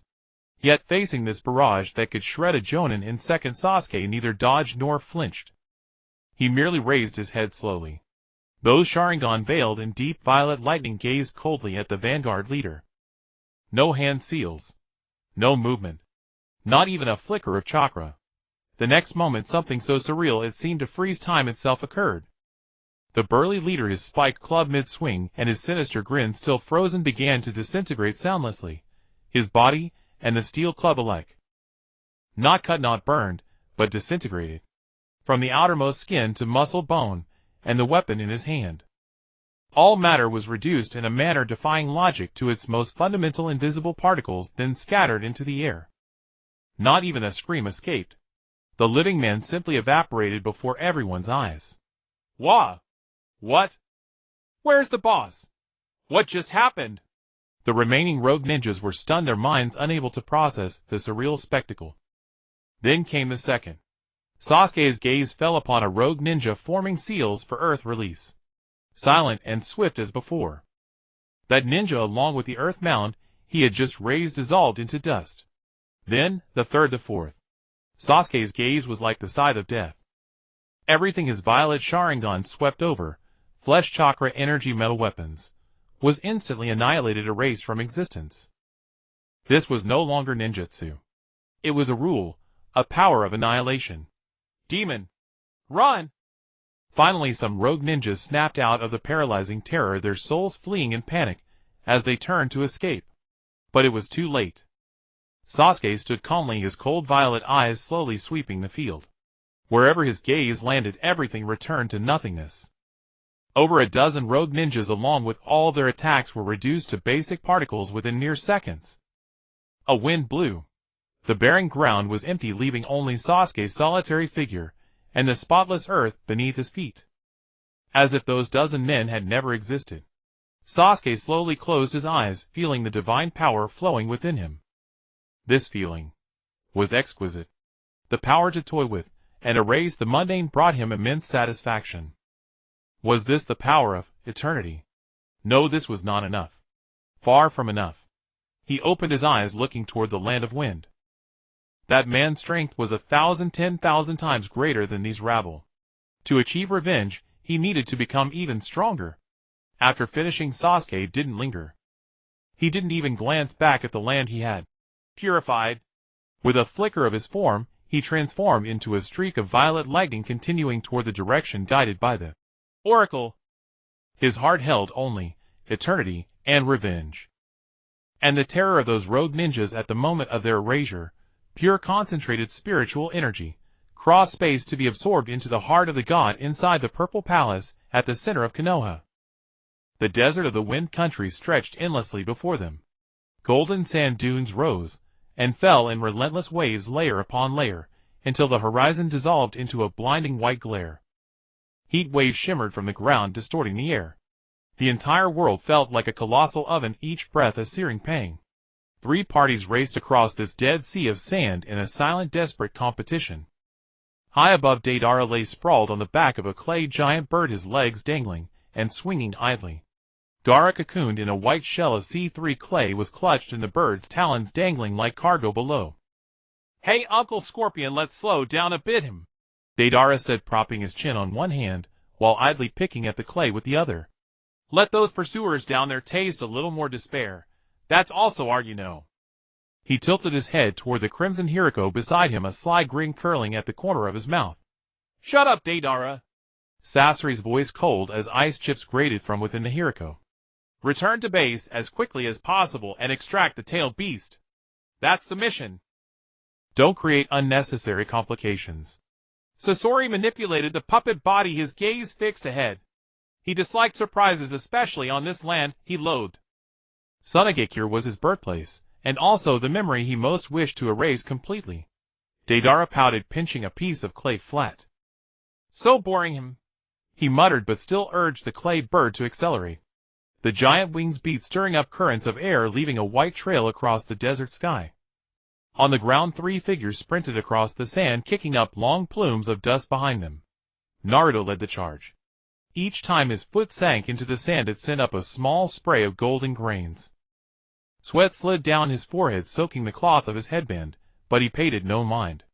"It's ahead. I can feel it." Naruto's blue eyes locked onto the tiny black speck at the edge of the sky, his breath rapid but steady. His training at Mount Myaboku had sharpened his perception of natural energy. Now the 2 chakra signatures of Akatsuki in the sky blazed like torches in his senses, glaringly bright. "Gaara, hold on." He clenched his jaw, his pace quickening even more. "Naruto, conserve your strength," Kakashi shouted from behind. "We're still far from them." Beads of sweat glistened on Kakashi's forehead. Under his forehead protector, his Sharingan remained active, locked onto the target in the sky. He knew in his heart that catching up to flying enemies at their current speed was nearly impossible. But he couldn't say it. Naruto was in no state to listen. Sakura ran at the rear, her legs already beginning to tremble, yet she gritted her teeth and pushed on. "I can't fall behind," she repeated in her mind, her palms clenched so tightly that her nails dug into her flesh. From another direction, a dazzling purple electric arc streaked across the sand. Where the arc passed, the sand instantly melted into glassy scorch marks, smoking with heat. It was Sasuke Uchiha following the Oracle's decree. His form was so fast, it was nearly invisible. Purple lightning wrapped around his entire body, the Tomo in his Sharingan slowly rotating, locked onto the white dot in the distant sky. Akatsuki. A cold smirk curled at the corner of Sasuke's mouth. Among the 2 chakra signatures in the sky, one felt familiar. Not Itachi, but still belonging to the Akatsuki organization. Perfect. He raised a hand to wipe away the sand grains that had splashed onto his face, his pace not slowing in the slightest. Let's test the extent of this newfound power on them. 3 threads of fate from different directions converged at high speed toward a single target. Kakashi's team aimed to rescue the Kazekage. Akatsuki aimed to return to base and extract the tailed beast. Sasuke aimed to track Itachi's trail and clear away any obstacles in his path. The nexus of all these paths was the red-haired youth trapped inside the clay cocoon. A storm that would soon engulf the entire Wind Country was brewing on the horizon. Konoha, the Eternal Residence. The Raikage sat upon her throne. Before her a purple holographic screen floated displaying a 3-dimensional map of the desert. A red dot representing Akatsuki, a green dot representing Kakashi's team, and a purple dot representing Sasuke. The 3 dots were closing in on each other at a visible pace. The Raikage's lips curled slightly upward. Excellent! Her voice echoed through the empty hall, tinged with pleasure. The plan was unfolding perfectly. Naruto's will to protect ignited by Gaara, Sasuke's flame of revenge fueled by the Oracle, Kakashi's urgency driven by alliance duty, and the malevolent aura of the Akatsuki members. All of these would transform into the highest grade narrative energy, becoming nourishment for the recovery of her divine heart. Then, the Raikage raised her right hand, her slender fingers lightly tapping the screen. An invisible force, a power to disturb world lines undetectable by mortals, crossed space and silently settled upon Kankuro. At that moment Gaara's elder brother was leading a squad of Suna shinobi through the desert, frantically searching for his sibling's trail. His face was etched with anxiety and rage, sweat mixing with sand on his forehead, his eyes bloodshot. Speed up! Don't let those bastards get away! Kankuro roared, swinging his arm to urge the shinobi behind him. Just then his steps suddenly faltered. A strange chill crawled up his spine, making every hair on his body stand on end. What's wrong? Kankuro stopped, pressing a hand to his chest. His heart was pounding, as if something was surging inside him. Lord Kankuro! The shinobi behind him paused, looking at him with concern. It's nothing! Kankuro shook his head, took a deep breath, and resumed walking. Found it! Kenjiolong stood atop a sand dune, his telescope locked onto the growing black dot on the horizon. It was that clay monster bird. Waifu is up there. Everyone prepare for battle. He lowered his telescope and issued orders to the elite Sharingan ninjas behind him. He knew that the enemy, this time, was the S-rank rogue ninja organization, Xiao, whose power was unfathomable. But he could not back down. Waifu was his younger brother, and also the wind shadow of Sharingan village. No matter what, he had to save him. Puppet technique, black secret art mechanism, one shot. Without a moment's hesitation, Kenjiolong instantly summoned his 3 puppets from the scroll on his back: Crow, Black Ant, and Salamander. His fingers flew and chakra threads extended like a spider's web connecting to the 3 puppets. Go! At the command, the 3 killing puppets transformed into 3 black shadows converging on Idala in the sky from different angles. Crow opened its mechanisms, unleashing a rain of poison saban like a storm. Black Ant burrowed into the sand, ready to launch a surprise attack from below. Salamander spread its massive shield in front of Kenjiolong, poised for defense at any moment. It was a perfect tactic, combining attack, ambush, and defense. However, he was facing Sia of the Red Sand, the pinnacle of all puppet masters in this world. Oh! A puppet master! Idala saw the attack from below, and was about to drop a bomb, but Sia stopped him. Leave it to me! A hoarse voice came from within Filyu. Sia didn't even leave his puppet shell, he merely manipulated Filyu's thick scorpion tail, casually flicking it through the air.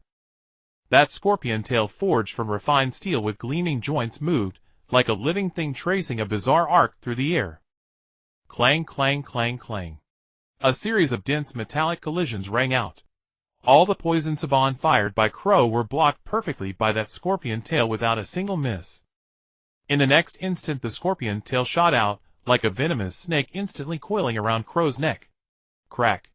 With a crisp sound, Crow's entire head was wrenched off. What? Kenjiolong was stunned, the chakra threads on his fingers tightening suddenly. The opponent's puppet manipulation skills were far superior to his. Before he could react, the scorpion tail swung again, like a whip, striking Salamander's shield with tremendous force. Boom. With a deafening roar, Salamander's sturdy shield capable of withstanding A-rank ninjutsu was shattered into pieces by that single blow, sending with splinters flying. Black Ant, which had burrowed into the sand for a sneak attack, was also precisely dug out by the scorpion tail, and then crushed underfoot. The battle ended almost in an instant. Kenjiolong's three prized creations were as fragile as children's toys before Xia of the Red Sand. The gap in their strength was too vast. Too weak. Xia's emotionless evaluation came from Filyu. You don't even have the right to make me come out of this. Kenjiolong's face turned pale, and cold sweat trickled down his forehead. He knew he had encountered the most supreme puppet master. Flee. That was the only thought in his mind. He had to bring this information back to the village. Without hesitation, he turned and tried to escape into the sand. Trying to leave. Xia's voice rang out again. That ferocious scorpion tail like a death warrant shot through the air once more. Kenjiolong used all his strength, rolling clumsily in the sand trying to dodge the lethal strike. But the scorpion tail was too fast. Shriek. The tip of the scorpion tail grazed the skin of his arm, as he failed to dodge, leaving a shallow bloody scratch.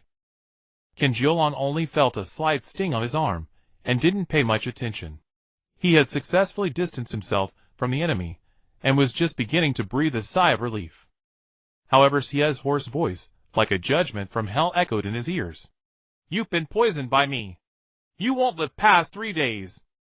As soon as the words fell, Kenjiolong instantly felt numbness in his arm. Then an indescribable, excruciating pain surged from the wound, like a tidal wave overwhelming his entire body. His breathing became labored, his vision blurred, and his whole body felt drained of strength, collapsing heavily onto the scorching sand.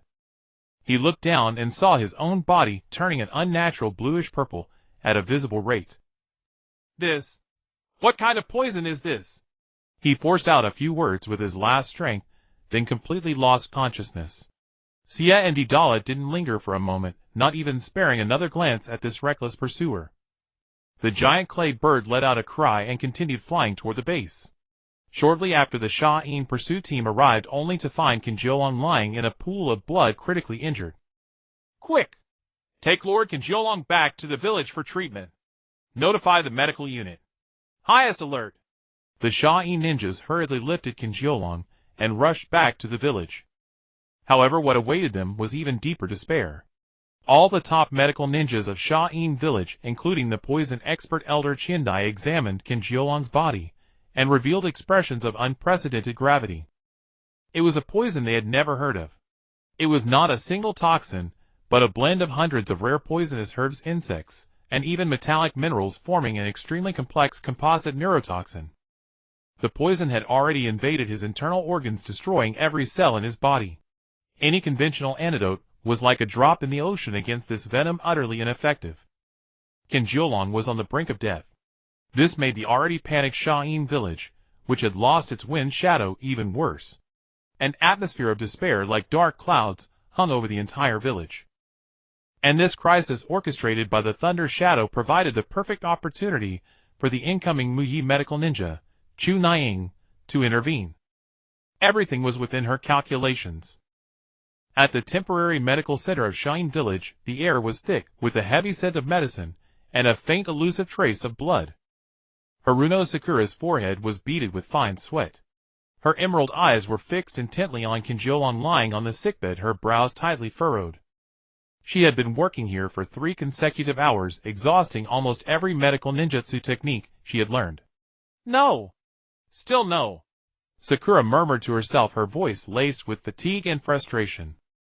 Upon arriving at Sha-in village, she was immediately sent by Kakashi to assist in treating Kenjiolong.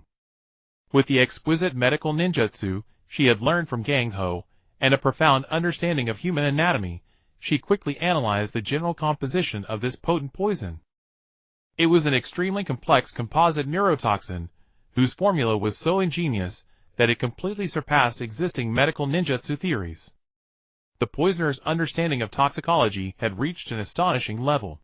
He did not simply mix various poisons, instead, he exploited their mutual generation and restraint to create a brand new, almost incurable lethal toxin. Conventional detoxification approaches, such as forcibly expelling the poison with chakra or neutralizing it with corresponding antidotes, were utterly futile against this venom. Whenever she attempted to neutralize one toxin with a method, the others would immediately trigger a chain reaction, generating even more violent new toxins. It was like a lock-precise chemical equation. Any tiny alteration would cause the entire system to collapse. Damn it! What should I do? Sakura paced anxiously around the ward, her hands unconsciously clenching. As time ticked by, Kinjiolong's vital signs grew weaker, the cyan-purple hue on his skin deepening, and his breathing becoming faint. The medical ninjas of Sharingan village stood by, their faces ashen and helpless. Even the most respected elder Chindai, after exhausting every method, could only shake her head in resignation. The atmosphere of despair was suffocating.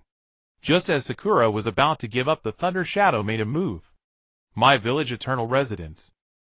The Thunder Shadow sat upon the throne, her violet eyes calmly watching Sakura's anxious figure on the light screen.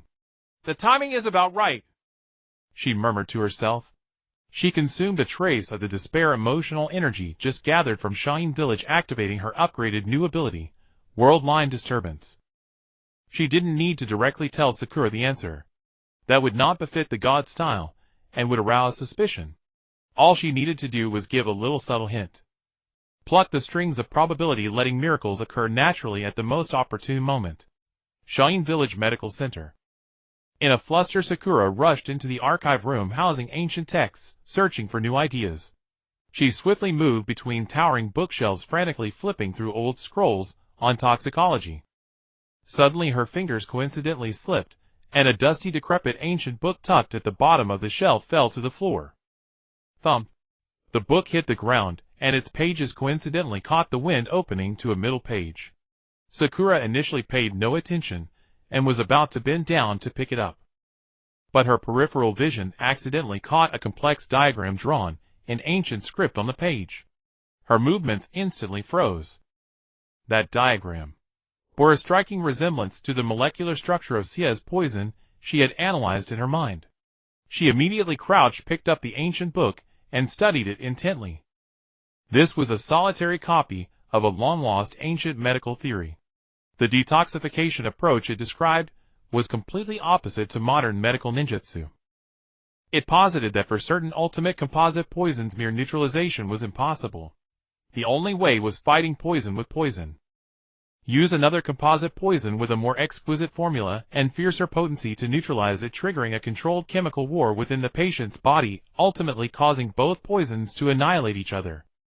The book also recorded a case almost identical to Kinjiolong's symptoms. A ninja stung by the legendary 100-poison Scorpion King was saved by an ancient master physician using an antidote composed of 7 deadly poisons, including 7 absolute herb and heartbreak flower, when everyone else had given up. So that's it. Not to detoxify, but to use another poison to neutralize it. This epiphany, descending like a gift from heaven, instantly illuminated Sakura's stagnant thinking and enlightened her. Hundreds of herb ratios and combinations flashed through her mind. I understand. She stood abruptly, her emerald eyes rekindling with a glimmer of hope. She immediately dashed to the herb storeroom, and armed with this new insight and her solid pharmacological knowledge, she began preparing the antidote at a nearly frenzied speed. The medical ninjas of Sharingan village watched her obsessed actions with confusion and worry. What? What is she doing? Those are all deadly poisons. Mixing them will kill someone. But Elder Chindai stopped them. Watching Sakura's focused and confident eyes, a flicker of surprise crossed her murky gaze. This young girl from my village might truly work a miracle. A few minutes later, a bowl of pungent, strangely colored liquid was brought to Kinjiolong's bedside by Sakura. Without any hesitation, she carefully poured the liquid into Kinjiolong's mouth. A miracle occurred. Under everyone's watch, Kinjiolong's originally cyan-purple skin began to regain its natural color at a visible rate. His faint breathing gradually became steady and strong. It worked. Above the vast sea of sand, the chase reached its climax. Rasengan! Naruto roared as he leaped from the ground. In his right hand, a blue sphere of chakra spun at high speed, emitting a piercing whir. He was going to blast that damn clay bird and the bastard on it out of the sky. You reckless brat. Deidara in the sky grinned. He took out several lumps of clay from his ninja tool pouch, stuffed them into the mouth on his palm, chewed a few times, and spat out several living clay spiders. Taste my art? He flicked his finger. The clay spiders shot downward like cannonballs. Kakashi's expression turned serious. He immediately shielded Sakura, raising his left hand, with lightning flickering in his palm. Chidori! An explosion seemed inevitable. Just at that critical moment, suddenly a change occurred. Boom! A thick purple lightning bolt, like a divine punishment spear, struck down without warning from the clear sky. This lightning was completely different from Kakashi's Chidori. It was not composed of chakra, but a purer, more domineering, more primal thunder. The energy it contained seemed capable of tearing space and annihilating all things. The lightning struck precisely between Kakashi's team and the clay spiders at a speed beyond visual limits. There was no earth-shattering roar. Only a moment of silence that made the whole world lose its voice. After the purple light, a bottomless giant chasm appeared on the originally flat desert. At the edge of the chasm, all the sand was instantly melted by the high temperature, forming a layer of smooth mirror-like black glass. A destructive aura emanated from the chasm, causing everyone present, whether Kakashi or Deidara in the sky, to tremble from the depths of their souls. What is this? The smile on Deidara's face froze. He widened his eyes, staring fixedly at the shocking chasm below. The clay spiders vaporized directly in midair, not even having a chance to explode. Kakashi halted his Chidori. In his exposed Sharingan, shock was written all over. This power that directly decomposed and annihilated matter. He had seen it. At the Chunin exam venue on that woman. The smoke slowly dispersed. A solitary figure stood quietly on the other side of the chasm. He had black hair and black eyes, a handsome yet cold face, and a simple Uchiha clan robe fluttering gently in the wind. Occasional faint purple arcs flickered around him. Those eyes, shrouded in deep purple lightning, with 3 slowly rotating tomos, silently proclaimed his extraordinary identity. The entire battlefield fell into dead silence. Time seemed to be paused at this moment. Sasuke! Naruto cried out in astonishment. The expression on his face shifted from anger to shock, then to disbelief.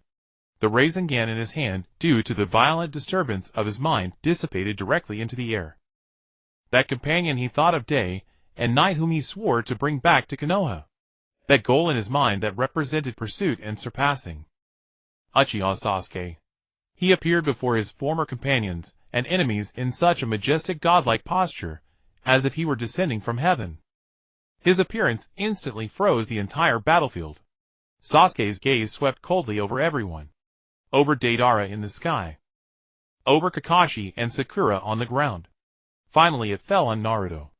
That gaze was so cold it carried not a trace of emotion. It was like looking at a roadside stone, an ant underfoot.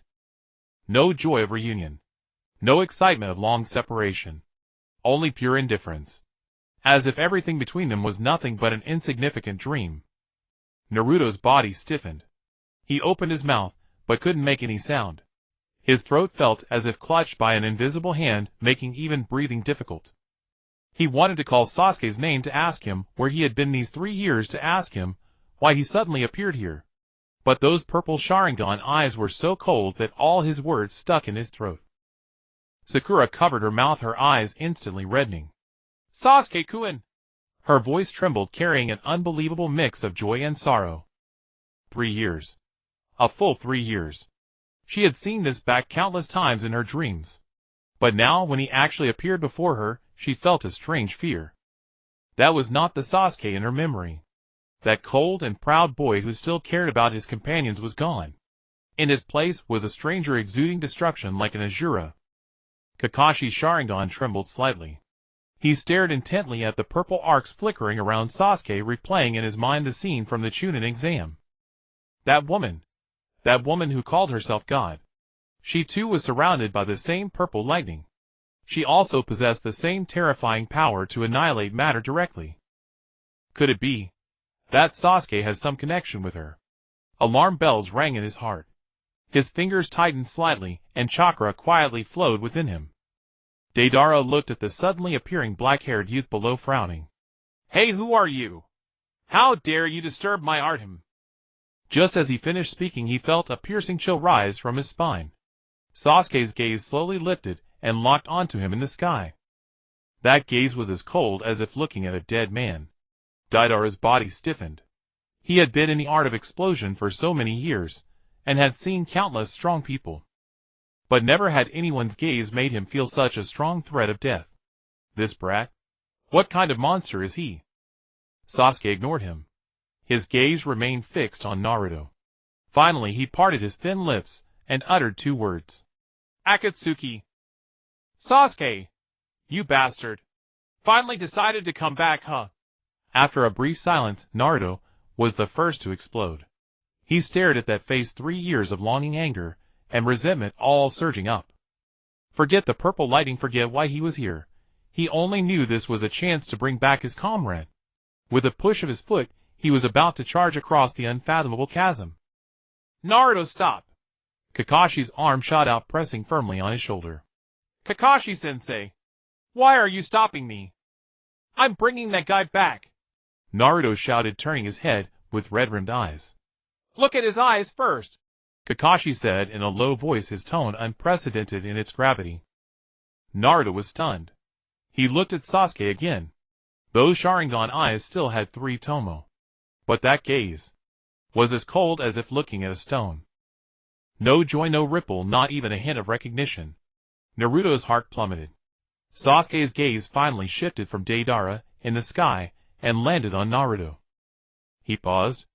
You have new power. His tone was as flat as asking about the weather. Naruto clenched his fists, nails digging into his palms.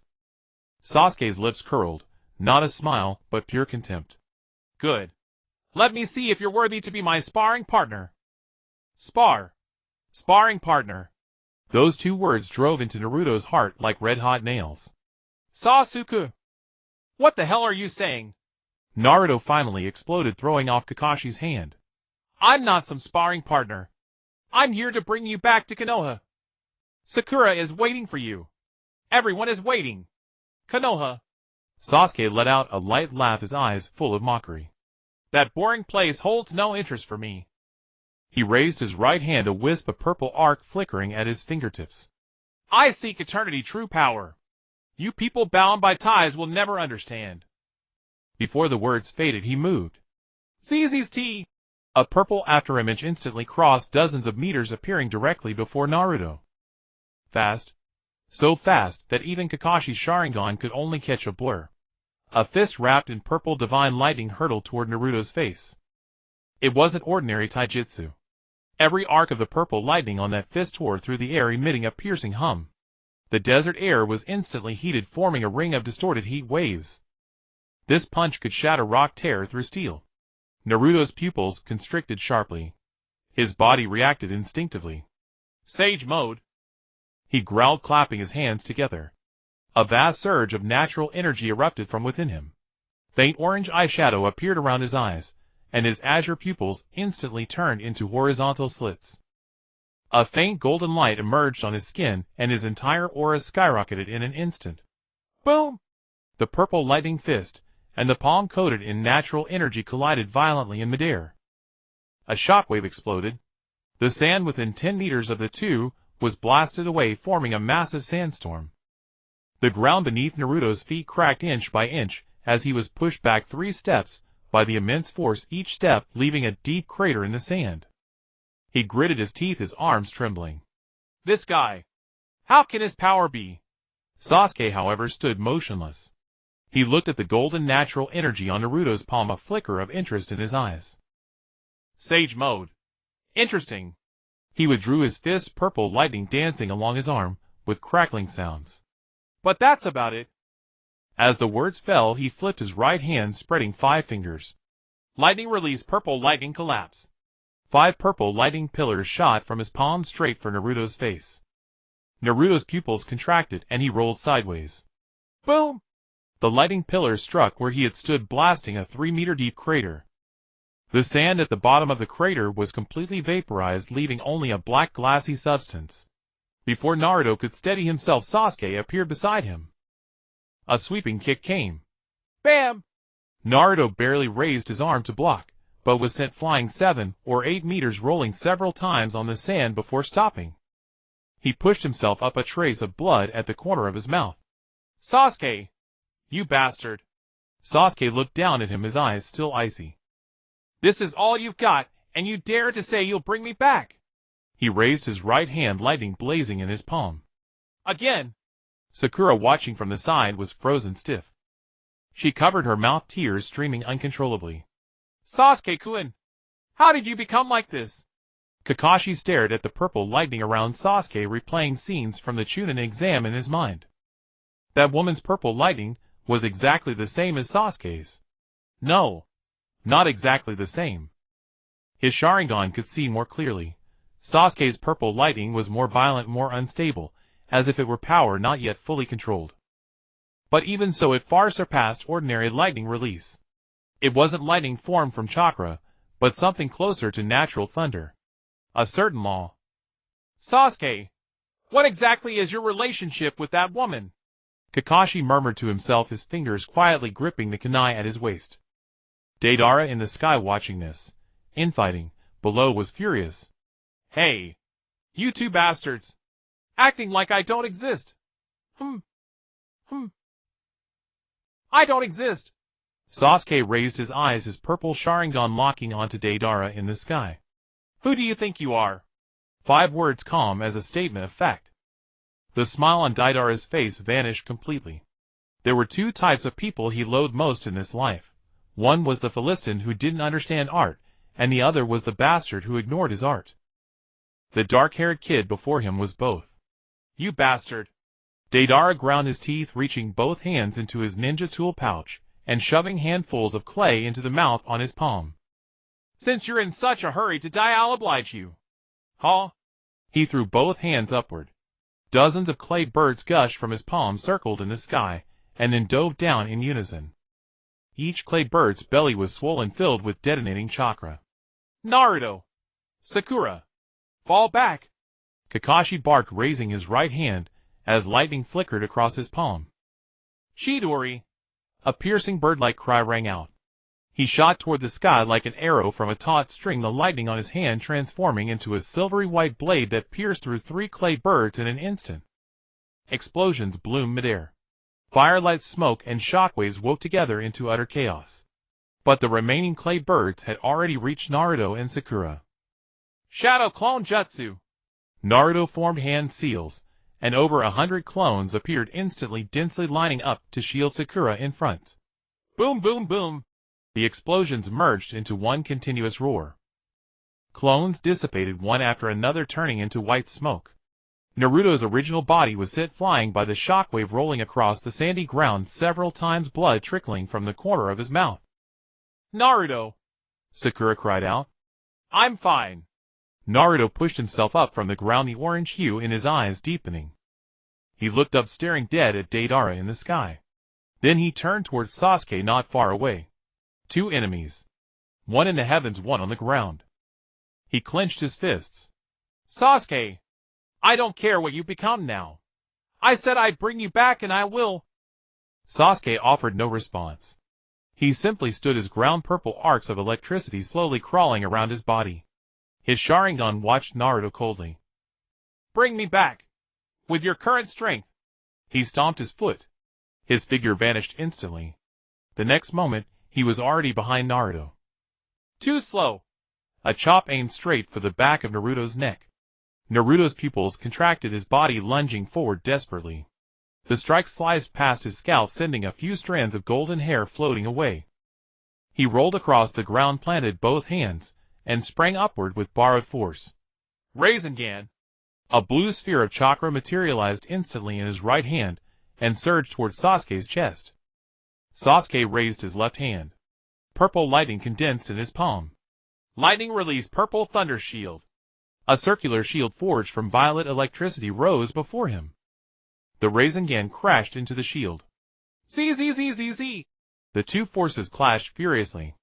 Blue chakra and purple lightning intertwined, producing a deafening detonation. Naruto clenched his teeth, pouring every ounce of chakra into the Rasengan. But the purple thunder shield didn't budge. Instead, a backlash force surged back through the technique. Bang! Naruto was sent flying crashing hard onto the sandy ground. Sasuke retracted his left hand, the purple thunder shield dissipating. Is that all you got?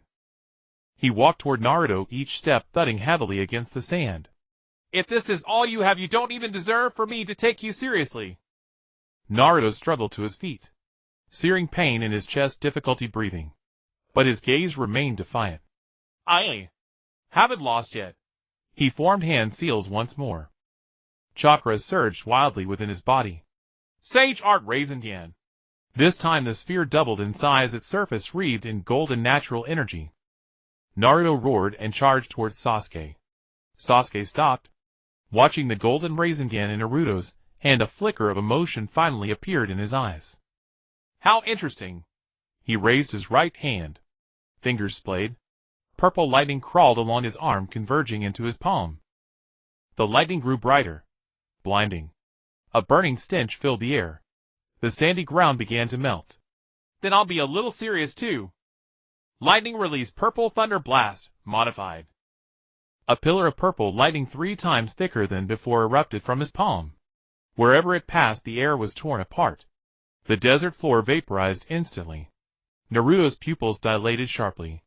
He could feel that this strike far exceeded any previous attack. But he did not retreat. Eh! He screamed, hurling the Sage Art Rasengan straight into the purple lightning pillar. The two forces collided midair. Time seemed to freeze at that moment. The next second, boom! A earth-shattering explosion erupted. Centered on the two of them, all the sand within 50 meters was blasted skyward. Countless grains were thrown into the air, forming a sandstorm that blotted out the sun. The shockwave swept across everything. Sakura was blown backward relentlessly, barely managing to grab hold of a rock to avoid being swept away. Kakashi landed and stared fixedly at the center of the explosion. Naruto! The dust slowly cleared. A figure knelt on the ground. It was Naruto. His body was covered in wounds, the sleeve of his right arm completely torn apart, revealing burned skin. Blood continuously dripped from his mouth. But he was still alive. Sasuke stood 10 meters away, the hem of his clothes slightly singed, otherwise unscathed. He looked at Naruto, a flicker of surprise passing through his eyes. You blocked 3/10 of my power. You've improved considerably since 3 years ago. Naruto lifted his head, locking his sapphire blue eyes onto Sasuke's. Sasuke! Why? Why are you? Why join the Akatsuki? Why have you become like this? Sasuke was silent for a moment. Then he turned around. Because Konoha slaughtered my entire clan. Because that so-called Will of Fire is nothing but a hollow lie. Because the power I need can only be found within the Akatsuki. He gazed at the sky. You wouldn't understand, Naruto. You've never known what it feels like to lose everything. Naruto opened his mouth, but could not produce a sound. He wanted to refute. Wanted to say that he was also an orphan, that he had lost everything too. But the words would not come. Because he knew. What Sasuke had lost was fundamentally different from what he himself had lost. Just then Deidara's maniacal laughter echoed from the sky. Hey, hey, hey. Have you two had enough fighting? Huh? It's my art's turn to make its entrance. He spread both hands. A massive clay bird flew from the ninja tool pouch on his back. Its size was 10 times that of the previous ones. Its belly was swollen as if about to explode. Taste my C-rank art. Huh? The clay bird dove downward. Its target, the area where Sasuke and Naruto stood. Kakashi's expression darkened. No good. If that thing detonates, everything within a kilometer will be flattened. Naruto, run. But Naruto could no longer stand. Sage mode had consumed too much of his chakra. That last strike had drained every last drop of his strength.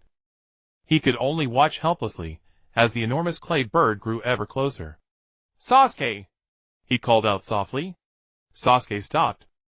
He looked up at the clay bird in the sky. His purple Sharingan began to rotate slowly. Annoying. He raised his right hand. His 5 fingers curled. Purple lightning condensed in his grasp. This time the lightning's color was deeper. Darker still, nearly black. A sense of destruction filled the air. Lightning released divine punishment. His finger opened. A strand of purple lightning, thin as a hair, shot from his fingertip. The bolt was silent. It carried none of the thunderous spectacle of before. Yet the space it traversed warped faintly. The lightning pierced through the clay bird's belly. No explosion.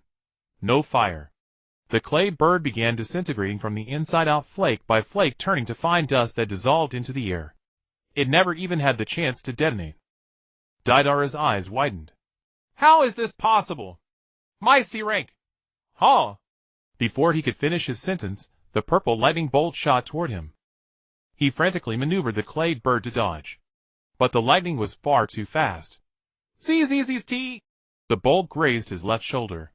Blood sprayed. Deidara screamed and fell from the clay bird. Kakashi, quick-witted, rushed over and caught him. Deidara clutched his shoulder, his face drained of color. He looked at Sasuke, terror filling his eyes. What kind of monster are you? Huh? Sasuke retracted his hand. The purple lightning faded. He turned and looked at Naruto. This is the gap between you and me.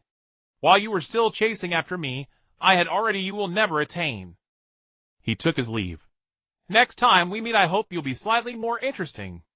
Otherwise, he paused, I will kill you with my own hands. With those words, his figure vanished into the sandstorm.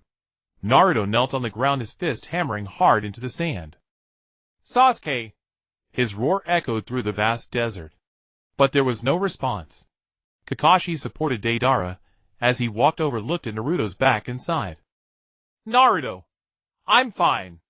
Naruto's head hung low, his voice hoarse. I'm too weak. Sakura walked over to him, crouched down, and gently embraced him. Naruto! We will definitely bring Sasuke-kun back. We will. Naruto said nothing. He simply clenched his fists. His nails dug into his palms, blood dripping between his fingers. He made a vow. Next time he saw Sasuke, he would use his strength to shake the guy out of his delusions. And bring him back to Konoha. Whatever the cost. The desert of Wind Country, where the blood-red sun sank below the horizon, dyeing the sky and sand a dark crimson. The massive chasm left by the battle had its edges fused into smooth black glass by the intense heat, reflecting an eerie purple glow under the afterglow. The air was thick with the stench of burning and blood, nauseating to the senses. Naruto knelt on the sand, his body trembling uncontrollably. Sasuke's icy gaze, those words, I will kill you with my own hands, echoed in his mind over and over. Why had it come to this? The one he had wanted to bring back had become an enemy he had to risk his life to oppose. A crushing sense of defeat and helplessness gripped his heart. Naruto! Sakura crouched down, gently embracing him, her tears, long dried, leaving only silent sobs. She didn't know what to say. Any words of comfort seemed pale and powerless before the cruel reality.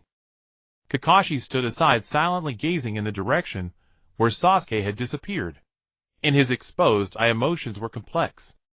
Sasuke's power, that ability to directly decompose matter, was identical to that of the mysterious lightning shadow in the center of Konoha. What connection existed between them? Was Sasuke's departure truly to seek power from the Akatsuki? Or had he been seduced by that woman? He dared not think further. Kakashi-sensei! Naruto's hoarse voice interrupted his thoughts. Am I really useless? Kakashi snapped back to reality, his heart tightening at the sight of Naruto's utterly dejected state. He walked over, placing his hand on Naruto's golden hair and ruffling it gently. No, you did well, Naruto. Kakashi's voice was soft. The Sasuke now is not someone we can easily bring back. But let's deal with the immediate trouble first. Kakashi cut him off, his gaze shifting to Deidara, who lay nearby, paralyzed and bound by his lightning cutter. We still have a mission. The wind shadow is still in their hands. At the mention of Gaara, Naruto's body shuddered. He looked up, a glimmer of light rekindling in his azure eyes. Right, Gaara was still waiting for him to rescue. He couldn't fall here. Konoha, eternal dwelling. Inside the magnificent palace, the lightning shadow sat upon a throne forged from dark star iron and amethyst. She was clad in a resplendent purple kimono, her face obscured in blurred light and shadow indistinct. Before her, dozens of massive purple light screens floated in the air, overlooking the mortal world. Each screen displayed everything on the battlefield of the Wind Country desert in real time. One of them clearly showed the real-time emotional fluctuation graphs of Naruto, Sakura, and Kakashi. The golden energy line representing Naruto's protective will had sharply weakened after the battle with Sasuke, now tightly entangled by gray and black energy lines. Those were frustration, self-doubt, and anger. The pink energy line representing Sakura was completely shrouded in deep gray despair. Meanwhile, the silver-white energy line representing Kakashi flickered, constantly interwoven with dark energy lines of confusion and vigilance. These high-quality spiritual energies from the front lines of the battlefield transformed into visible streams of energy that crossed space, continuously pouring into the center of the palace, where they were all absorbed by the lightning shadow on her throne. Plot energy income analysis. Uzumaki Naruto frustration 3200, anger 1800, protective will attenuation -2500. Comprehensive assessment high quality negative energy. Haruto Sakura despair 2800, sorrow 1900. Comprehensive assessment high quality negative energy. Hitotaki Kakashi confusion 2100, vigilance 1500, bewilderment 1300. Comprehensive assessment high quality mixed energy. The cold system notification sounded in the lightning shadow's mind. A good harvest. The lightning shadow's slender fingers gently tapped on the armrest, producing a crisp sound. The suffering of mortals was the finest nourishment for divine power. Especially these protagonists, tightly bound to the world's main storyline. The spiritual energy they produced was of far superior quality than that of ordinary people. Just then, on another screen, the glaring purple dot representing Sasuke began to flicker erratically, its frequency increasing rapidly. The lightning shadow frowned slightly. She pulled up Sasuke's detailed data stream. Thunder Seed, status abnormal. Emotion consumption rate exceeds preset value by 15. 7. Warning host, Uchiha Sasuke, personality data is being assimilated at an accelerated rate. It is estimated that in 48 hours his independent will be completely overridden by the Thunder Seed. Overspeed. The part of the lightning shadow's consciousness that belonged to a game planner began to race. The Thunder Seed was a backdoor program she had implanted in Sasuke's body, whose function was not only to grant power, but also to serve as an emotional energy converter. It would continuously devour Sasuke's negative emotions, especially his craving for power and obsession with revenge, converting them into the purest lightning elemental force. Part of it would be fed back to Sasuke, strengthening his body in power, while the other part would flow back to the lightning shadow's divine heart. This was a perfect, grazing plan. The more Sasuke suffered, the more he thirsted for revenge, the more energy he could provide. But now this goo seemed to be getting out of control. In the battle with Naruto, Sasuke's power surge and emotional release had greatly increased the Thunder Seed's consumption efficiency. It was now in turn accelerating the devouring of Sasuke's own personality. It seems I need to adjust the progress. If a pawn loses its self-awareness and becomes a mere killing machine, that's no fun. The lightning shadow murmured to herself. A puppet without independent thought could never generate so much interesting high-quality plot energy through collisions with others. Her fingers swept across the light screen, switching the perspective to another side. In the image, Deidara, bound hand and foot with a kunai pressed to his neck by Kakashi, lay on the sand wailing in agony. The shoulder grazed by Sasuke's divine punishment was charred black, with faint purple arcs still crackling, continuously destroying his cellular tissue. Farther away, the giant puppet Hiriko was carrying Gaara wrapped in white clay, moving at high speed over the desert sky. It's time to give Konoha's saviors a taste of hope. The lightning shadow's lips curled slightly. After all the energy that burst forth in the moment of falling from the peak of hope into the abyss of despair was the most delicious. She extended her fair slender index finger and traced lightly in the air. World line disturbance initiated. Target Konoha Hokage office, 5th Hokage Tsunade. Disturbance content probabilistic event. File spontaneous combustion. Information implant. Sand Village will fall within 3 days. Konoha Village Hokage office. Tsunade was irritably handling the tedious documents of post-war reconstruction.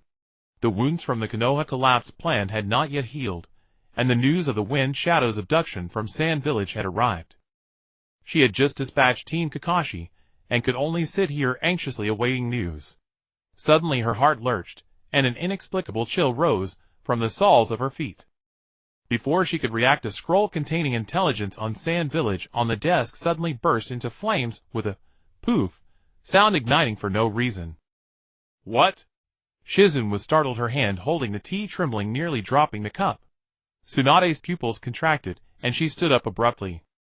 She did not try to extinguish the flames because she saw that within the orange-red fire several twisted characters formed of flames were slowly emerging.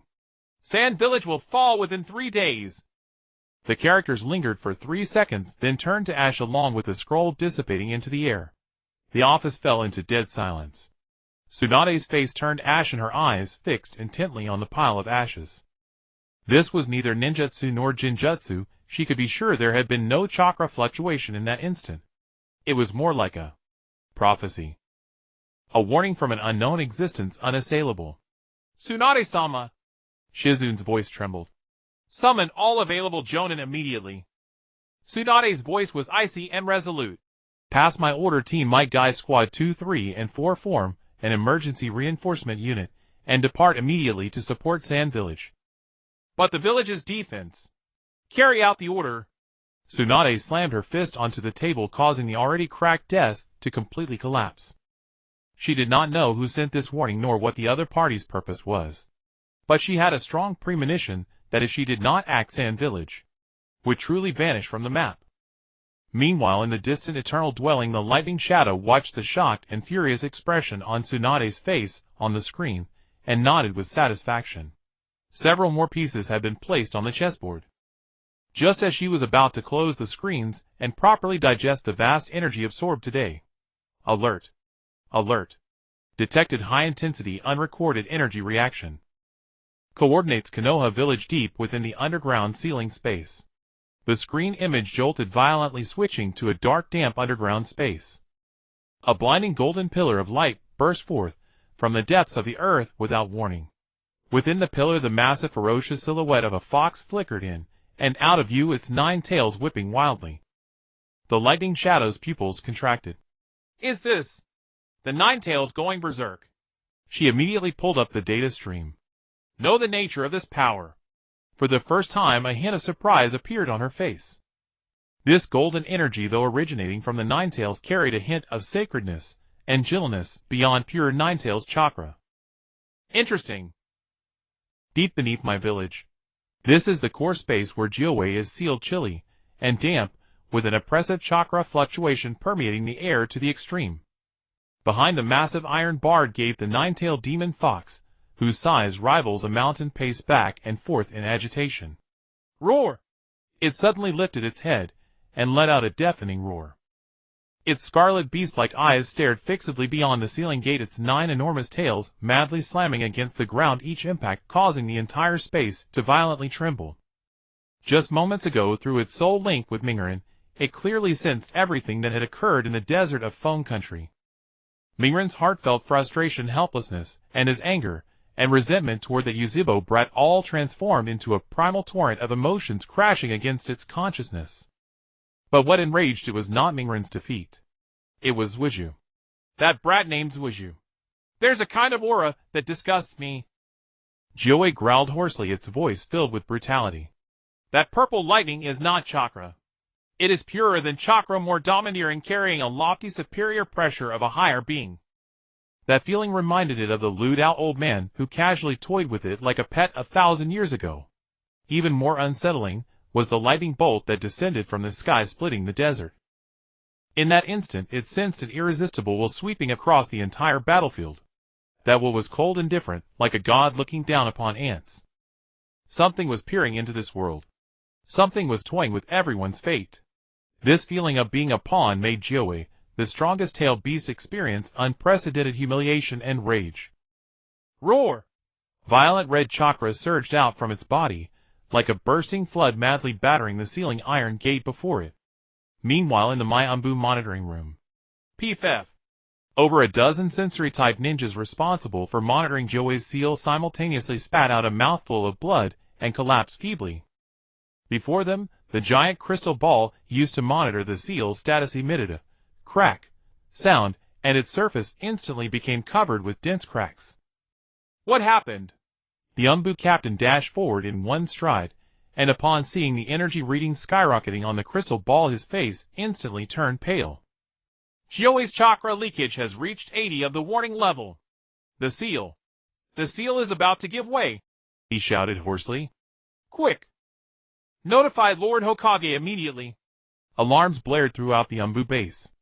Minutes later, Gongsho along with Zilai and several Umbu elites rushed into the underground ceiling space. When she saw the sight before her, her pupils sharply contracted. The massive iron gate inscribed with complex sealing formulas was violently trembling.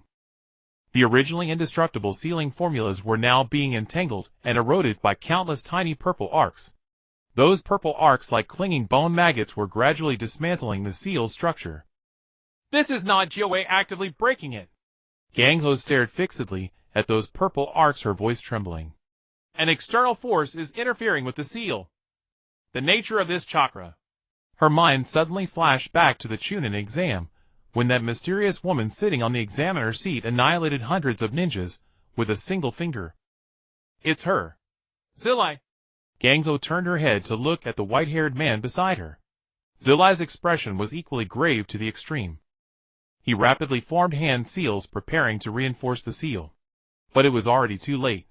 Inside a dark underground laboratory in Tian country, Yuen was gazing obsessively at the energy data analysis on the screen before him regarding the battle between Zuiju and Mingren. The purple power within Zuiju's body was violent, pure, and filled with destructiveness, yet subtly contained a trace of divinity. This made him immensely excited. The perfect vessel. This is the ultimate form for achieving immortality. He extended his long tongue, licked his dry lips, his eyes full of greed. At that moment, the purple clover mark branded on his chest by Laying suddenly emitted a scorching heat. A grand and majestic will spanning space directly descended into his mind. Analyze the soul resonance frequency of Jioei and Xuanhua Mingren. Find a method to strengthen their symbiotic relationship. The instructions were simple, direct, and unquestionable. Dashawan's body trembled, then he revealed an even more fanatical expression. It was the God's will. As you command, my great master. He knelt down without hesitation, responding in a nearly manic tone. So the god was also interested in that golden-haired brat. This is too interesting. The secrets of Jinchuriki and tailed beasts have always been the highest taboos in the ninja world. If he could unravel the mysteries and combine them with the data he obtained from Zuiju, immortality would no longer be a dream.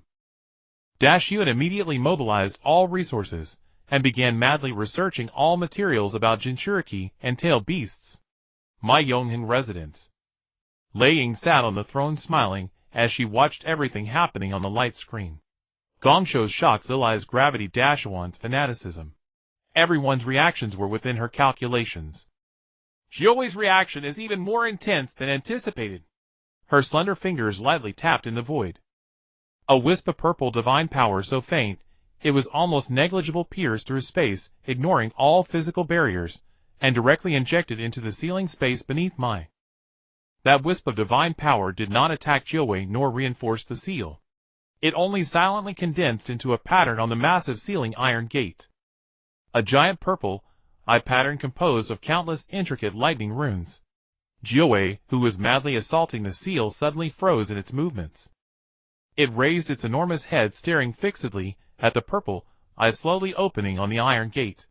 An indescribable fear emanating from the depths of its soul instantly seized its heart. It was not a suppression of power. It was an examination from a higher dimension, a level of life. This power. Who are you? Jioei stopped all movements, and for the first time its voice carried terror. The purple eye fully opened. A grand, majestic, emotionless voice directly resounded in the deepest part of Jioei's soul. That voice seemed to see through the most hidden desires in its soul. Tailed beast. Do you want freedom?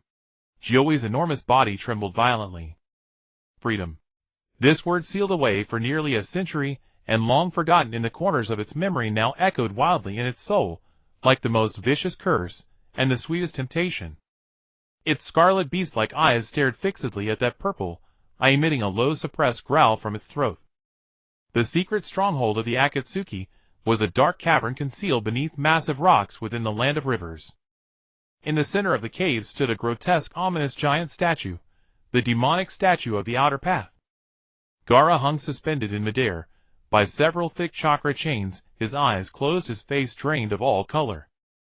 The intricate patterns on his exposed skin glowed with an eerie black hue beneath his tattered Kazekage robe. Pain, the leader of the Akatsuki, and wielder of the Rinnegan, stood atop the finger of the demonic statue, gazing down with cold indifference. Begin the extraction of the One Tail. As his command echoed, the 10 eyes of the demonic statue slowly opened. An invisible, overwhelming pull engulfed Gaara's body in an instant. Ugh! Hey! Gaara's eyes snapped open as an agonized scream tore from his throat. He could feel the Biju Shikaku within him being forcibly ripped from his soul by an irresistible force. It felt as though his very soul were being torn in half. Surging sand erupted uncontrollably from his body, only to be instantly suppressed and absorbed by the demonic statue's power. His consciousness grew increasingly hazy amid the excruciating pain. The Sand Village Kazekage building conference room. The atmosphere was suffocatingly tense. Damn it! It's been a whole day. Why hasn't Konoha's reinforcement army arrived yet? A tall sand elder slammed his fist on the table, roaring in fury. According to intelligence, they were ambushed by an unidentified force en route, which delayed their progress, replied another elder resembling a civil official, pushing up his glasses with a dry voice. Ambushed? The secret passage between us and Konoha is known only to our high command. How could they possibly be ambushed? Now is not the time to dwell on that. Lord Gaara is still in enemy hands. Every minute we delay increases the danger. I propose we mobilize all combat forces and strike proactively. Absolutely not. The Akatsuki's strength is unfathomable. A rash attack would only be throwing our lives away. We must hold the village and wait for Konoha's reinforcements. The conference room erupted into heated arguments among a dozen Sand Village elders, each refusing to yield. With the Kazekage abducted, the entire village plunged into chaos and panic without leadership. Enough! A powerful aged voice silenced the room instantly. All eyes turned to Elder Chiyo, hunched yet commanding, seated at the head of the table.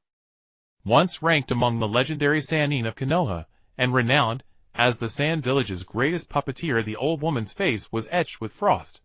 Her clouded eyes swept across those present, striking shame into every heart. This noisy squabbling is disgraceful.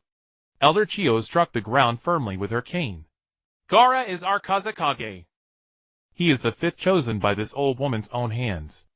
Now that he faces peril, and we stand here arguing over who is right and wrong, do you not feel ashamed? But Elder Chiyo, there are no buts.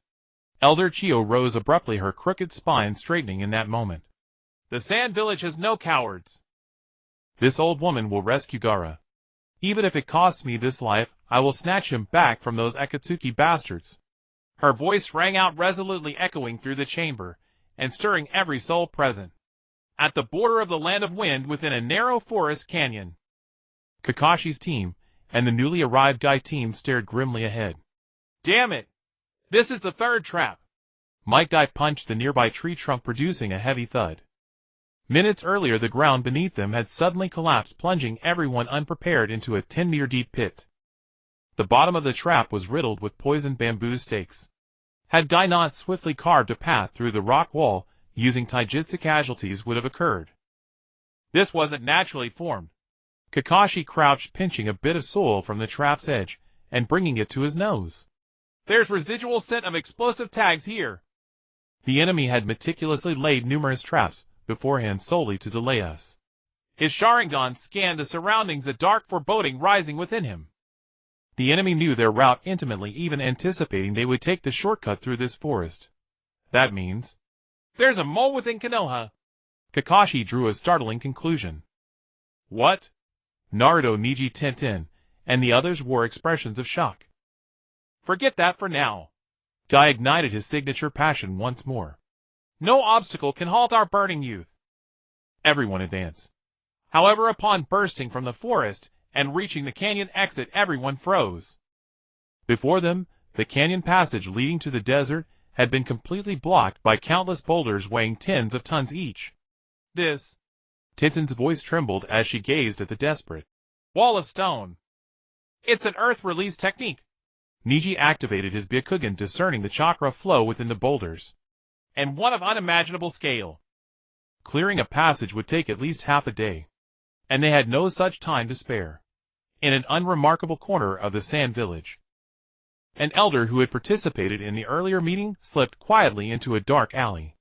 Glancing warily around and confirming no one was following, he withdrew a small communication scroll from his robes. Unrolling it, he read a line written in cipher: Konoha reinforcements have been detained. Proceed according to plan. A sinister smile curled across the elder's face. He rolled up the scroll and turned toward the core control room of the village's defensive barrier. As he walked, his mind raced with calculations. After the Kazekage's demise, with his seniority and influence backed by the Akatsuki behind the scenes, he would become the new ruler of the Sand Village. This decaying village was long overdue for a new order. In Konoha, the eternal residence, the Raikage sat upon her throne, before whom a purple luminous screen displayed the real-time positions and movements of 3 factions.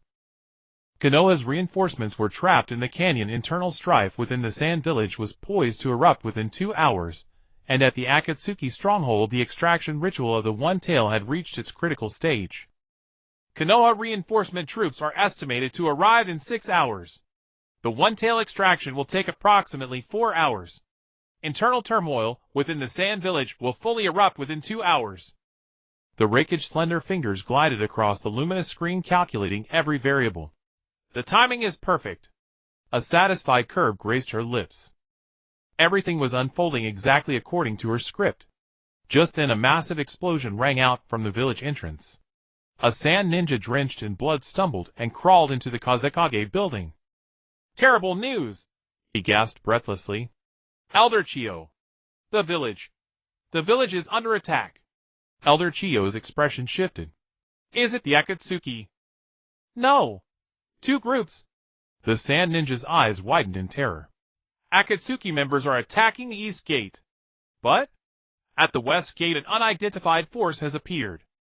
Their target is the confidential archive housing the forbidden scroll of seals. Elder Chiyo's face turned ashen in an instant. The forbidden scroll of seals.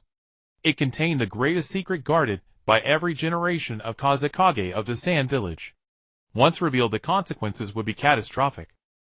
The hidden Sand Village, a ninja settlement forged within an endless desert, was now shrouded by the shadow of death. From the eastern gate explosions erupted one after another, plumes of fire shooting skyward. Kakuzu and Haiden, the immortal duo of the Akatsuki, launched their attacks with reckless abandon. Ha ha ha! Taste true suffering. This is the most magnificent sacrifice for the Lord. Haiden brandished his massive 3-section scythe, each sweep carving a grotesque wound into the walls of the hidden Sand Village. His assault was chaotic yet brimming with frenzied destructive force. Behind him, Kakuzu stood impassively, coldly controlling the 4 masked creatures lurking upon his back. Fire-style fireball jutsu. Wind-style pressured impact. Flames and gales interwove into a devastating sea of fire, swallowing the sand ninja, who came to intercept them in relentless waves. Damn brats. Grandma Chiyo stood atop the heights, watching her subordinates fall one by one, her entire frame trembling with wrath. She immediately dispatched 1/3 of the village's elite forces to reinforce the eastern gate. Yet this played precisely into the enemy's design. The assault at the eastern gate had been a feint from the very beginning. The true killing blow came from the western gate. A mysterious contingent of dozens clad in uniform black robes slipped into the hidden Sand Village, like phantoms moving with absolute silence. Their movements were perfectly synchronized and soundless. Every member wore a cold mask revealing only eyes that gleamed with an eerie purple luminescence. Wherever they passed, every sand ninja on patrol and guard duty collapsed, instantly rendered unconscious without explanation. The contingent's objective was unmistakable, directly toward the underground vault housing the scroll of sealing. In the canyon, Kakashi gazed at the passage entirely blocked by massive boulders, his expression dark enough to weep. We have no choice but to take another route. He turned to the group. Cross over the northern ridge. It will cost us several extra hours, but it beats standing idle here. Damn it. Who the hell is backing us into a corner? Naruto punched the stone wall, his knuckles splitting open. They not only know our route, but they have calculated our strength and countermeasures with precision. Shikamaru leaned against the rock face, his mind racing furiously. Such meticulous orchestration is beyond what a mere missing nin could achieve. Within Konoha, there must be a mole and one of considerable rank. Kakashi nodded, agreeing with Shikamaru's deduction. He glanced upward at the gloomy sky, his sense of foreboding intensifying with each passing moment. Konoha, the Eternal Village. Before the wreckage, over a dozen enormous purple screens encircled her like stars orbiting the moon. Each display revealed the real-time movements of different factions. The battlefield at the Hidden Sand Village, the plight of Konoha's reinforcements, the Akatsuki's stronghold, all lay within her grasp.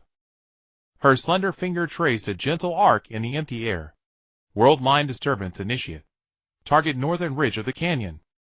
Disturbance parameters adjust structural stability of the rock formations. With her command, an imperceptible energy fluctuation traversed space, striking precisely the ridge where Kakashi and his team intended to deter. Rumble. Just as the Kakashi squad set foot upon the ridge, a colossal cliff face that had been weathered for a millennium suddenly collapsed without warning. Countless shards of stone tumbled down, severing both their forward path and their retreat. Damn it! Guy stared at the desperate tableau before him, his usually fervent countenance revealing grave concern. Once was chance, twice was coincidence, thrice. Now it was certainty. They had been orchestrated. At that moment Naruto suddenly emitted a pained groan, both hands clamping onto his head. Naruto. What's wrong? Sakura hurried to steady him. My head. It hurts so badly. Naruto gritted his teeth, veins throbbing upon his forehead. Within his mindscape the sealed Ninetales unleashed a roar of unprecedented fury. Brat! Someone has been watching us! Always. The Ninetales' voice detonated within his mind. That power. It is the same force that infiltrated the seal before. A streak of scarlet flashed across Naruto's azure pupils. He suddenly raised his head, gazing toward the sky. Though he could see nothing, he felt it. A pair of cold, indifferent eyes observing them from somewhere distant. Observing them, ants struggling within a trap. Kurama! Naruto's voice trembled with rage. Who? Who is that entity? Hidden Sand Village underground vault. The mysterious black-robed contingent had silently eliminated all guards. The lead figure approached the stone altar at the chamber center, his eyes gleaming with eager purple light as he beheld a massive scroll bound in thick exotic leather. The scroll of sealing. He extended his hand, disregarding the intricate sealing arrays woven across its surface, and directly flipped it open. ZZZRT. A torrent of chakra erupted from the pages, slowly condensing midair into rows of twisted ancient script. These were the foundational secrets of the Hidden Sand Village, known only to successive Kazekage. The land of sand was the burial ground of the ancient deity Susanoo. His disintegrated body formed the endless desert.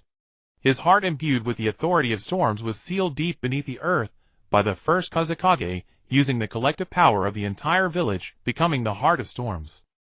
This is both the foundation upon which the Hidden Sand Village was built, and the root of its destruction. The black-robed figure read the inscription, a sinister smile curling beneath his mask. Found it! What master desired?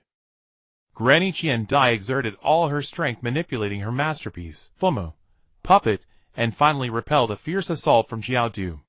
But she paid a heavy price with massive chakra consumption, her body swaying precariously.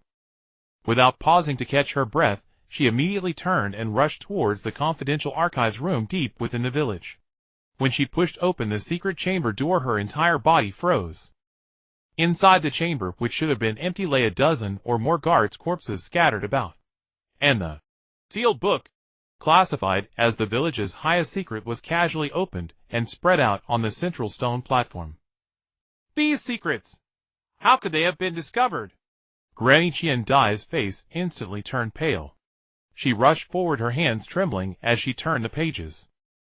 An ancient script detailed the truth behind the founding of Sha-In Village. The first generation Wind Shadow Feng-Ying did not establish a home on this barren land merely to settle. Rather, it was to suppress the remains of a deity that had fallen from the heavens. The so-called Storm Heart was not a sacred relic protecting the village, but a being terrifyingly powerful. Deity's heart. The entire Shain village from its very inception was a massive living seal designed to suppress the deity's power. So, that's how it is. Granny Qiandai collapsed to the ground, her eyes filled with despair. The secret she had guarded for a lifetime, the belief she had fought for, all collapsed in an instant. Muyi Eternal Abode. Lei Ying slowly rose from the throne and walked to the center of the palace. Before her a massive star map of the ninja world composed of pure energy slowly unfolded. On the star map 7 points of light flickered with strange brilliance. She extended her slender finger and pointed to one of the points located within the Wind Country. Suzhua Jinan Stormheart. Her gaze then slid over the other 6 points of light in turn. The sunlight remnant glory beneath Muyi. The abyss eye of the Mist Village. The thunder core of the Cloud Village. The immovable foundation of the Rock Village. The life spring of the Waterfall Village. And the eyes of the Rain Village. Collect these 7 fragments of the ancient deity, recast my shattered divine heart, and I can shed this mortal shell and ascend to become the true, eternal deity. Her voice echoed in the empty palace, carrying an indescribable excitement. This was the true purpose of her descent into this world. The so-called plot energy was merely fuel for repairing the divine heart and granting her the power to seize these fragments. Shao Organization Stronghold. The extraction ritual of the Outer Path demon statues suddenly stopped without warning. What's going on? Pei Yin frowned. He could sense that the tail beast chakra extracted from Wei Lu had suddenly become abnormal in its flow. It was as if a stronger attraction from another place was competing for this energy. Something is interfering with the extraction process. Deep beneath Shain village, 1,000 meters underground, the mysterious black-robed unit had already found the final altar sealing the Stormheart. In the center of the altar, a basketball-sized heart, made entirely of purple crystals, was beating slowly. Each beat released a terrifying storm powerful enough to tear space itself. This is Suzhua Jinan's heart. The lead black-robed figure's eyes were filled with fervor. He reached out his hand, slowly reaching toward the heart. Just as his fingertips were about to touch the crystal, buzz! The purple heart suddenly erupted with blinding light. A terrifying, indescribable energy instantly engulfed and absorbed his entire being. Not even a single scream escaped. Muyi Eternal Abode. Lei Ying's expression suddenly changed. The divine heart, condensed from thunder element power in her chest, began to beat violently, as if resonating with something. She looked down and saw an extremely complex ancient divine rune composed of countless lightning runes slowly emerging on her bare chest. Suzhua Jinan's will has not completely dissipated yet. She frowned. It seemed that obtaining this first fragment would not be as easy as she had imagined. Troublesome. It seems I need to act personally, she murmured. The next second her figure flickered and instantly vanished from the throne. Shain Village. The clear sky suddenly became overcast with dark clouds, lightning, and thunder. Boom! A thick purple lightning bolt, as wide as a water barrel, tore through the sky and struck directly on the central plaza of Shain Village. The lightning dissipated. A graceful figure clad in a magnificent purple kimono slowly materialized before the horrified gazes of all Shain ninja. She hovered in midair, her purple hair flowing without wind, her indifferent purple eyes overlooking everything below. Granny Qiandai struggled to her feet from the ground, looked up at the figure in the sky, and her pupils contracted violently. This chakra. No, this has surpassed the realm of chakra. In her mind, the legend of the ancient deity recorded in the sealed book flashed abruptly. Her lips began to tremble, her voice filled with disbelief and fear. Could it be? The legend is true. Deities really exist. The moment the lightning shadow's figure appeared above the hidden sand village, time seemed to have been paused. The entire village fell into a deathly silence. Whether it was the sand ninjas fiercely battling the Akatsuki, or the civilians wailing in the ruins, everyone stopped moving, gazing blankly upward at the figure in the sky that seemed otherworldly. She floated silently in midair without words or movement, but an invisible vast pressure radiated from her like a tsunami, enveloping the entire hidden sand village. Divine might domain expand. A cold system prompt echoed in the lightning shadow's mind. The next second, within 100 meters, centered on her, every sand ninja, whether Jinin Chunin or seasoned Jonin, simultaneously felt an irresistible pressure from the depths of their souls. Thud. Hundreds of ninjas, like harvested wheat, fell to their knees in unison. Their bodies trembled uncontrollably, lacking even the strength to lift their heads. Fear spread through the crowd like a plague. What power is this? She can't move. A god. Has a deity descended? Only a handful of top-tier elite Jonin and Kage-level experts, like Granny Chio, could barely withstand this pressure and remain standing. But their faces were also pale as paper. Bastard! Playing tricks! Granny Chio bit her finger and quickly formed hand seals. Puppet technique secret are 10 puppets of Chikamatsu. 10 white puppets reputed to be able to capture a city instantly appeared beside her. Each puppet held a different weapon emitting powerful chakra fluctuations. Go! Tear that woman to pieces! Granny Chio roared, her 10 fingers flying. The 10 puppets turned into 10 white lightning bolts, attacking the lightning shadow in the sky from different angles.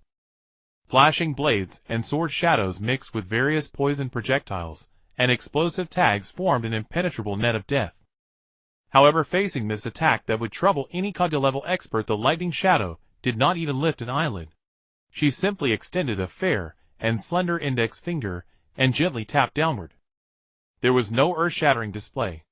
Only a purple arc of lightning finer than a hair flickered from her fingertip. Wherever the arc passed, space itself warped slightly. The next second, those 10 indestructible Chikamatsu 10 puppets, made of special material, along with all their attacks, in an instant silently turned to ash. They were not shattered, not burned, but completely decomposed, erased from this world. Puff! Granny Chio, as if struck by a heavy blow, violently spat out a mouthful of blood and flew backward, crashing heavily onto the ground. How is it possible? She looked at the unharmed figure in the sky, her eyes filled with despair. This is the power of a god. At the entrance of the hidden sand village, the Konoha reinforcements that had just arrived were also stunned into silence by the surreal scene before them. That woman! Kakashi stared at the familiar figure in the square, his pupils contracting violently. It is her! Damn it! Naruto looked at the kneeling sand ninjas and the bleeding Granny Chio, a surge of rage rushing to his head. He wanted to rush over, but found his body pressed down by an invisible wall, unable to move. Roar! The nine-tailed fox inside him, sensing that familiar divine, might let out a furious roar. Let me out! Brat! I want to tear the guy apart! The lightning shadow ignored the ants below. Her gaze pierced through layers of buildings, landing on the sealed altar underground. She could sense the energy fluctuations of the storm heart, growing stronger. She slowly descended and walked toward the entrance of the altar. Stop! Several surviving elders of the hidden sand village struggled to their feet and stood in her way. Even if you are a god, the leading elder said in a trembling voice, but with courage, don't think you can take the legacy guarded by the Kazakage-sama. The lightning shadow stopped, a faint trace of imperceptible mockery flashing in her purple eyes. Legacy? That has always been a divine object. You mortals have merely been custodians for 1,000 years. She raised her hand. The elder's body began to decompose and vaporize from the feet upward. No! The other elders screamed in terror. Just at that critical moment, Rudder! A terrifying, ferocious, demonic aura more intense than ever before suddenly erupted from the direction of the Konoha reinforcements. Everyone, including the lightning shadow in the sky, instinctively turned to look. They saw Naruto's body expanding and deforming at an incredible speed. Blood-red chakra surged out of his body, like a physical substance, instantly coalescing into a giant fox 10 meters tall with 9 tails. The nine-tailed fox, breaking free from Naruto's will, descended upon this world in an incomplete form. Brat! Lend me your body! The nine-tailed fox's voice roared in Naruto's consciousness. That woman! I will tear her apart with my own hands! Naruto's consciousness struggled in endless darkness. All right. He gritted his teeth and replied with his last strength. But? You must promise me not to hurt my comrades. Humph. Annoying. The nine-tailed fox paid him no more heed, raising its huge head, its crimson beast eyes locking onto the lightning shadow not far away. False god! The nine-tailed fox's roar thundered like rolling thunder across the entire hidden sand village. Let me have a go at you! The lightning shadow stopped, turned around, and looked at the enormous demon fox, radiating overwhelming malevolence. For the first time, a hint of amused smile appeared on her face. Interesting. A tailed beast dares to challenge a god. Then let me see how capable you are, this pet that has been caged for 1,000 years. Upon the ruins of Sharingan village, two forces beyond mortal comprehension stood in absolute opposition. On one side, the god, who descended to the mortal world wielding the divine authority of lightning, the Raikage. Her graceful figure, clad in flowing purple robes, was surrounded by a lightning radiance that exuded an aura of destruction capable of annihilating all things. On the other side stood the tailed beast Kurama, who had broken free from its seal and embodied pure devastation and hatred. Its 10-meter-tall fox body, cloaked in blood-red chakra, thrashed its 9 colossal tails furiously behind it. Each swing generated a wind pressure that tore through the atmosphere. False god! Your nauseating presence reminds me of that damn 6 paths old man.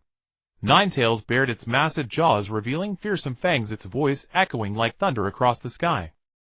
Its crimson beast eyes locked onto the Raikage's diminutive form. Today I will tear you to shreds. Before the words faded, Ninetails abruptly opened its mouth. Black and white chakra converged and compressed at an astonishing speed within its maw, forming a pitch-black energy sphere so dense that it warped the surrounding space. Tailed beast ball. Die! Ninetails roared, and the black sphere transformed into a devastating streak of light imbued with the force to rend everything, hurtling toward the Raikage. Where the tailed beast ball passed, the air was instantly vaporized, the ground gouged into a bottomless trench.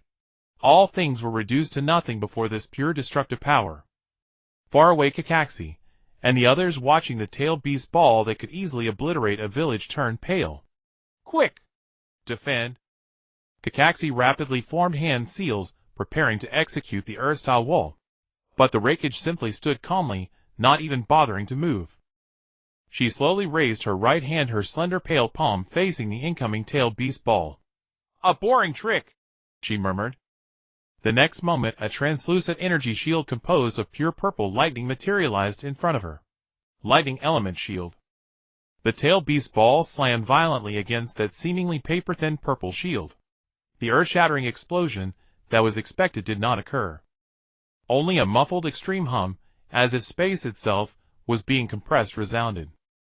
The moment the tailed beast ball containing the power to destroy heaven and earth touched the purple shield, it was like a rubber ball hitting a steel plate. All its energy was instantly absorbed, transformed, and then dissipated. As the dust cleared, the Raikage remained suspended in place, completely unharmed, not even a ripple stirring her clothes. So this is the power of a tailed beast. Her voice carried undisguised disappointment. It is indeed slightly stronger than an ordinary ninja. But that is all. Ninetail's pupils contracted sharply. Its full power attack had been blocked so effortlessly. Impossible. Ninetails was now utterly enraged. Its 9 tails, writhing like 9 furious giant serpents, began to converge chakra simultaneously. 1, 2, 3. In an instant, 9 black-tailed beast balls, like 9 ominous black suns, hovered before it. The entire sky above Sharingan village was stained an ominous dark red by the terrifying energy fluctuations. Far away, Kakashi's throat went dry as he stared at the 9-tailed beast balls. If that power were to erupt inside my village! He dared not think further. 9 simultaneous shots. Turn to dust. Ninetails roared, and the 9-tailed beast balls, like a meteor shower, sealed off all escape routes from different angles, hurtling toward the Raikage. This time a flicker of change finally appeared in the Raikage's eyes. It was not gravity nor fear. It was impatience. Since you are so eager to die, I shall grant your wish. The purple lightning around her suddenly surged. She formed an ancient, divine, and majestic hand seal that no one could comprehend. Divine punishment, worldline severance. Her voice was cold and indifferent, like a supreme judge pronouncing a mortal's death sentence. The moment the words fell, a slender purple line, thinner than a hair and utterly imperceptible to the eye, flashed from her fingertip. That line bore no sound, no light, not even a trace of energy fluctuation. It ignored space-time and all physical laws. It merely brushed lightly against one of Ninetales' 9 thrashing tails. Then a scene so bizarre it sent chills down everyone's spine occurred. One of Ninetales' tails suddenly vanished. Not severed, not shattered. It was completely and cleanly erased from the very concept of existence. As if it had never existed. What? Ninetales let out a piercing, terrified howl. It could clearly feel that the tail was not injured. It was simply gone. A part of its soul-linked being had been forcibly deleted by an incomprehensible power. Not a single trace remained. There was not even a possibility of recovery. For the first time, the emotion called fear appeared in its crimson beast eyes. You, what kind of monster are you? It stared at the wreckage in terror, its voice trembling. I told you I am a god. The wreckage slowly lowered her hands, looking down at it, with the pity one reserves for a pathetic creature. And you are merely a slightly more interesting piece on my chessboard. Just as the wreckage prepared to strike again to finish off this insolent fox once, and for all, a deep rumbling began. Rumble. The entire ground of Shine Village started shaking violently. A wave of energy more ancient, more vast, and more terrifying than Ninetales' demonic aura erupted from deep beneath the earth. An aged, majestic voice, filled with boundless fury, resounded across heaven and earth. Descendant, how dare you steal my heart, you seek death! At the village center, the entrance to the underground altar that the wreckage had blasted open exploded violently. A giant humanoid figure 100 meters tall, and formed from pure storm energy, slowly rose from the depths. The remnant will of Susanoo had awakened. A faint change finally appeared on the wreckage's face. Troublesome. A giant composed of condensed storm towering 100 meters high, reaching from earth to sky. Its body was formed by countless rapidly rotating cyan-colored air currents, and where its eyes should be, two profound whirlpools swirled, radiating a terrifying suction force capable of tearing apart the soul. Susanoo. Although it was merely a lingering will surviving within them. Part of the storm. The divine authority it exuded was by no means inferior to that of the wreckage at this moment. Child of the Thunder God! The voice of Susanoo echoed across heaven and earth like rolling thunder. Do you truly believe that by stealing my heart you could become a deity? His voice brimmed with boundless fury at being challenged by a junior. The wreckage hovered in midair, facing off against the colossal storm deity from afar. Her diminutive form appeared but a speck of dust before the 100-meter-tall giant. Yet the purple divine authority radiating from her never wavered, clashing fiercely with the cyan storm power in the air above, sparking countless lightning bolts and cyclones. Child of a god! A cold smirk touched the wreckage's lips. You've misunderstood. I have never been anyone's divine scion. I myself am the god. At that moment, the purple lightning surrounding her flared violently. Behind her, a colossal phantom of thunder, clad in armor and wielding a naginata, gradually materialized. This was the embodiment of her divine power given form. Usurper! You shall be executed! Susanoo roared, and its massive storm arms swept forward with tremendous force. Divine technique, Wrath of the Wind God! A colossal tornado exceeding 10 meters in diameter, woven from pure wind elements, erupted from the ground and stretched toward the heavens. Countless wind blades spun violently within the tornado, producing shrill whistles as they swept toward the wreckage.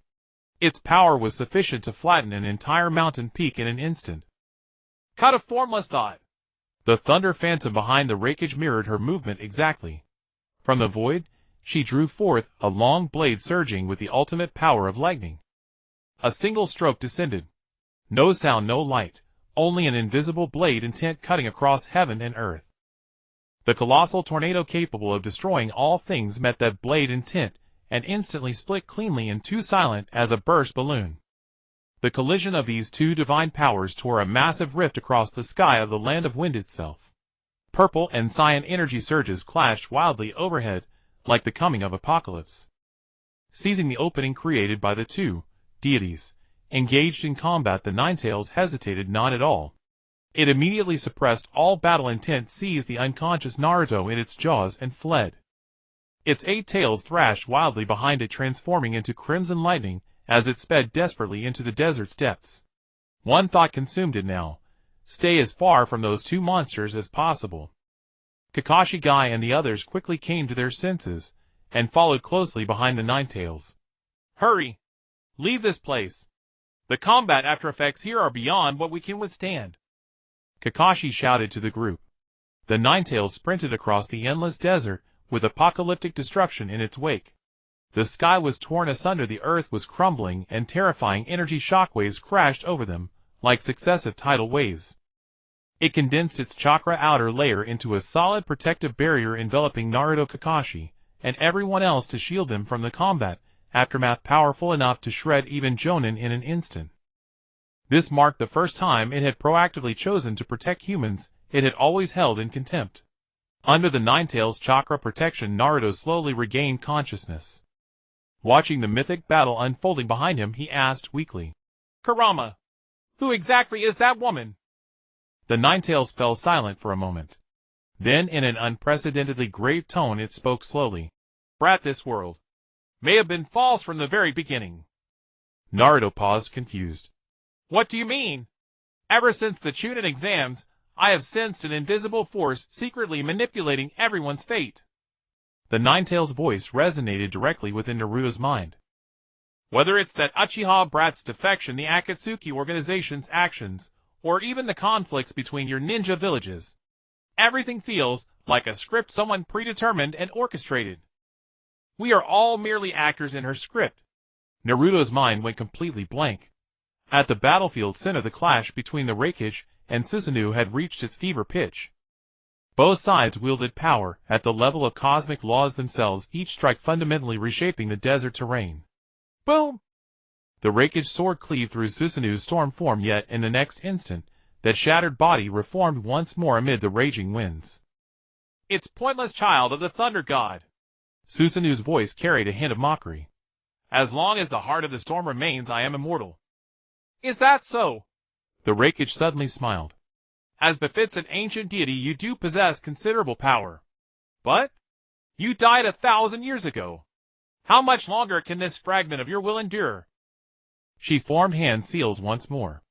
Divine Heart, overclock mode activate. The purple divine heart on her chest erupted with light 100 times more intense than before. An overwhelmingly terrifying purple lightning surge exploded from within her, transforming the thunder phantom behind her into the image of a true god of thunder descending upon the world. Divine punishment, endless thunder hell. Countless purple lightning chains materialized from the void like an inescapable net, binding and piercing Susanoo's colossal storm form layer after layer. Susanoo let out a roar of agony. The purple lightning was viciously devouring and dismantling his divine power. It's over. With ice-cold eyes, the Raikage clenched her right fist. Every lightning chain tightened violently. Boom! Susanoo's 100-meter storm body was crushed and torn apart, finally exploding into a million cyan particles scattered across the sky with one last unwilling roar. Yet at the precise moment Susanoo's will was about to vanish completely, his final curse, teeming with venomous hatred, echoed across the entire world. Usurper of thunder! You will pay for your arrogance! My elder brother Amaterasu has already awakened. Your end draws near. The Raikage's expression shifted ever so slightly. Amaterasu. Legend speaks of one of the primordial deities older and more powerful than Susanoo, who commands the sun and flames. If it truly had awakened. For the first time, the Raikage's brows furrowed tightly. This is troubling. The hidden sand village was razed to the ground overnight. The fifth Kazekage Gaara was abducted, his fate unknown. The village elder and master of puppet arts Grandma Chio fell in battle. This catastrophic event, later known as the Fall of the Sand, spread like a magnitude 12 earthquake across the entire shinobi world within a single day. All who heard the news felt a bone-chilling dread from the depths of their hearts.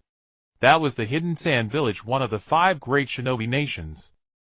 A formidable military force with a Kage-level leader, and thousands of shinobi annihilated in a single night. Who was the culprit? Was it the Akatsuki? Did they possess such overwhelming power? For a time, the entire shinobi world was on edge, fear and suspicion rampant. Konoha, the Hokage's office. The atmosphere was suffocatingly tense. Tsunade sat behind her desk, her face ashen. Before her stood Jiraiya Kakashi, who had just fled back from the land of wind in a sorry state, and all the jonin of the village. According to the intelligence Kakashi brought back, and the testimony of the Ninetales Jinchuriki Naruto Uzumaki, Jiraiya's voice was hoarse and heavy. The one who destroyed the sand village was not the Akatsuki. It was a mysterious woman calling herself a god, wielding the power of violet lightning. Moreover, according to Naruto, this woman is likely the same person who appeared out of thin air during the Chunin exams 3 years ago and vanished just as suddenly. A sharp intake of breath echoed through the meeting room. A god? Impossible. How could there be a god in this world? But to destroy an entire village in a single night. Such power. If not a god, who else could accomplish it? All the jonin were plunged into immense shock and panic. Silence. Tsunade slammed her hand on the desk, forcibly quelling the commotion. Her gaze swept across everyone present, finally settling on Kakashi. Kakashi, are you certain of what you saw? Kakashi nodded, his eyes saw him. I saw it clearly with my Sharingan. That power that directly disintegrates matter, that oppressive pressure that defies all physical laws. It was definitely not a ninjutsu. But? He paused, a look of confusion on his face. Strangely, after I returned, my memories of that woman began to blur. I could only recall a flash of violet lightning and an overwhelming terror.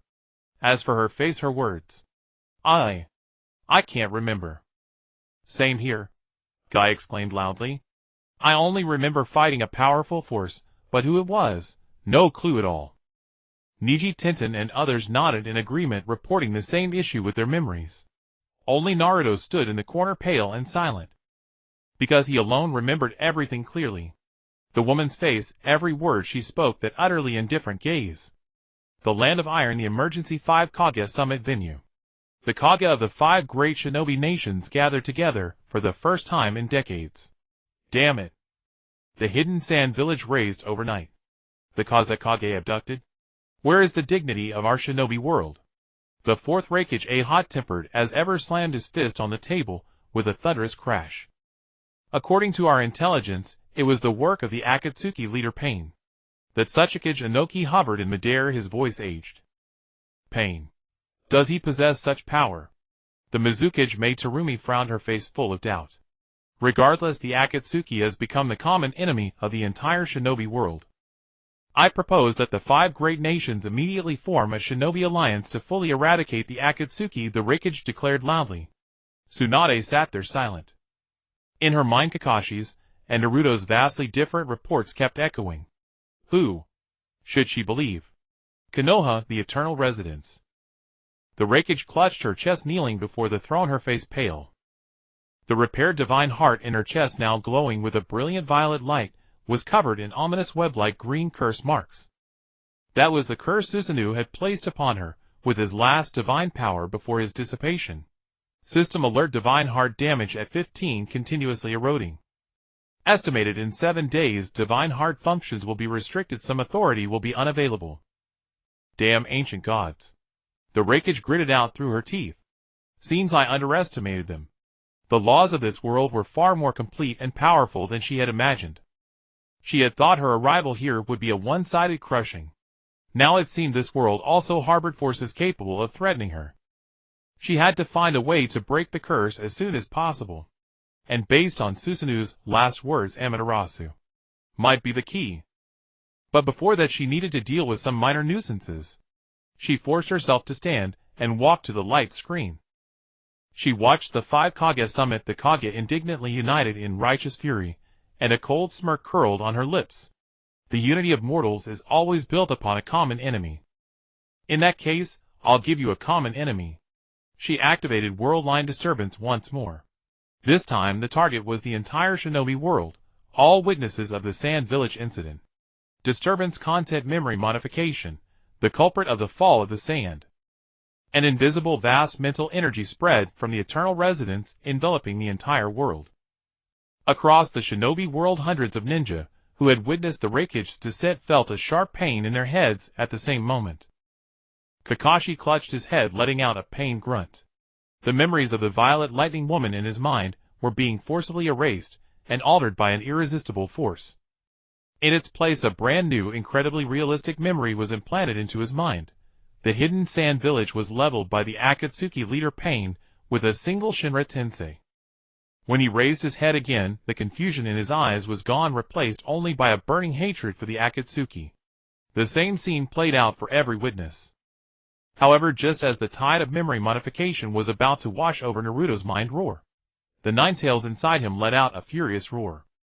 Kid, someone's tampering with your memories. Use my chakra to resist. Naruto's eyes instantly flashed with a crimson light. An immense surge of Ninetales chakra erupted within him, forming an impenetrable barrier that forcefully blocked the mental energy's erosion. When everything calmed down, Naruto realized with horror that everyone around him was discussing Pain and Shinra Tensei. Kakashi-sensei, Guy-sensei, Sakura. Everyone's memories had been altered. Only he still remembered the violet figure, still remembered the words, "I am God." A wave of immense fear and loneliness instantly engulfed him. If even memories could be arbitrarily altered, then did everything we stand for still have meaning? He wandered out of the Hokage's office in a daze, heading alone to the Hokage rock outside the village. He looked down at the still prosperous village, at his comrades busy rebuilding their homes, his eyes filled with confusion. Just then a gentle aged voice sounded slowly behind him. "It has meaning, child." Naruto spun around abruptly. A mysterious old man in a white robe, holding a staff, was smiling at him. Behind the old man floated 9 black truth-seeking balls, and in his eyes swirled purple rings filled with a sacred aura. The Rinnegan. As long as someone remembers the truth, hope will never be extinguished. On the Hokage rock the wind howled fiercely. Naruto stared intently at the old man floating before him, his throat dry. He had seen those purple Rinnegan eyes before on Pain, but the aura emanating from this elder was entirely different. It was the weight of a millennium, so heavy it was suffocating. Sage of Six Paths. Naruto didn't even know why he blurted that name, as if something deep in his soul spoke for him. Otsutsuki Hagoromo. The old man's voice was calm, devoid of emotion. He gently tapped his staff on the ground. The woman who has taken the Raikish's body is not of this world. The god's heart in her hand is rewriting the laws of this world. The current shinobi world is a canvas she has defaced at will. Naruto clenched his fists, his nails digging into his palms. She altered everyone's memories. Kakashi-sensei, the Purdy sage, and everyone has forgotten what she did. Old man, since you're a god, why didn't you show up earlier? God. A complex pattern rippled across Hagoromo's deeply wrinkled face. True gods never interfere in mortals' fate. But that woman, she is a thief. She stole cause and effect, and now she intends to steal the world's future. Hagoromo extended his withered fingers. The 9 truth-seeking balls rotated slowly. One broke away and hovered before Naruto's brow. My power has faded with time. This remaining chakra is not enough to oppose her. But you are different. You have Azura's chakra within you, and the assistance of that little fox. Reach out. Naruto instinctively raised his right hand. Hagoromo's palm gently covered it, and a sun-shaped mark slowly emerged, burning hot as iron. Find the reincarnation of Indra. Only the resonance of Yin and Yang can tear apart this false veil of heaven. Hagoromo's figure began to grow transparent, like a wisp of smoke about to dissipate. Remember, time is running out. That woman's heart is withering. She will drag the entire world down with her before she collapses. Wait. Who is Indra's reincarnation? Where do I find him? Naruto shouted in desperation. The one you have always been chasing. With those words, Hagoromo vanished completely. Naruto stood frozen, the image of that aloof back flashing through his mind. Sasuke. The final valley. A waterfall thundered, mist filled the air. Uchiha Sasuke stood atop a weathered stone statue, his gaze cold, as he stared into the distance. In his memory, Itachi Uchiha had died at the hands of the Akatsuki. His current goal was to destroy the Akatsuki, and their so-called leader Pain. Sasuke. A loud shout pierced through the roar of the water. Sasuke frowned slightly, turning his head to see the dead last in the orange tracksuit panting heavily as he landed on the opposite statue. You again. Sasuke's fingers rested on the hilt of his Kusanagi blade. I don't have time to play house with you now. Go back to Konoha. I'm not going back. Naruto's chest heaved violently as the golden ninetales chakra cloak erupted instantly. Listen Sasuke, your memories are fake. Itachi wasn't killed by the Akatsuki, and the Sand Village wasn't destroyed by pain. It was a woman, a mad woman who calls herself a god. Sasuke sneered, his Sharingan slowly rotating. You're the crazy one, Naruto. Caught in a Jinjutsu. Chidori. The piercing screech of lightning exploded. Without another word, Sasuke turned into a blue arc of electricity and lunged at Naruto. Nothing was more effective than knocking this idiot unconscious. Damn it. Naruto gritted his teeth, refusing to dodge, as a Rasengan rapidly condensed in his right hand. Rasengan. Boom. The two forces collided violently in midair. A massive geyser erupted from the water's surface, and the fierce gale uprooted the surrounding trees. In the moment of their stalemate, Naruto suddenly opened his right palm, the scalding mark of yang power, and pressed it firmly against Sasuke's chest. Kurama. Lend me all your chakra. Roar. Take it all, brat. Smash this damned illusion to pieces. The red chakra mixed with golden yang power surged through their connected arms, flooding into Sasuke's body. What are you doing? Sasuke's pupils contracted violently. The next second his brain felt as if struck by a hammer. Intense pain forced a grunt from his lips. The purple mist shrouding his soul, under the assault of this domineering six paths power, shattered inch by inch. The altered memories receded like a tide, and the true images flooded in. That purple woman. That bolt of lightning that casually erased the Susanoo. That was true despair. Sasuke's three tomos spun wildly, instantly linking together, evolving into a Mangekyo. Then a purple eye opened in his left eye. The Rinnegan had awakened. He gasped for breath, the Chidori in his hand dissipating. He looked at Naruto's resolute eyes, then at his own trembling hands. That woman. Sasuke's voice was hoarse, dripping with bone-chilling cold. Is in the land of iron. Naruto grinned, showing his white teeth, but tears glistened in his eyes. You finally knocked some sense into you, you bastard, Sasuke.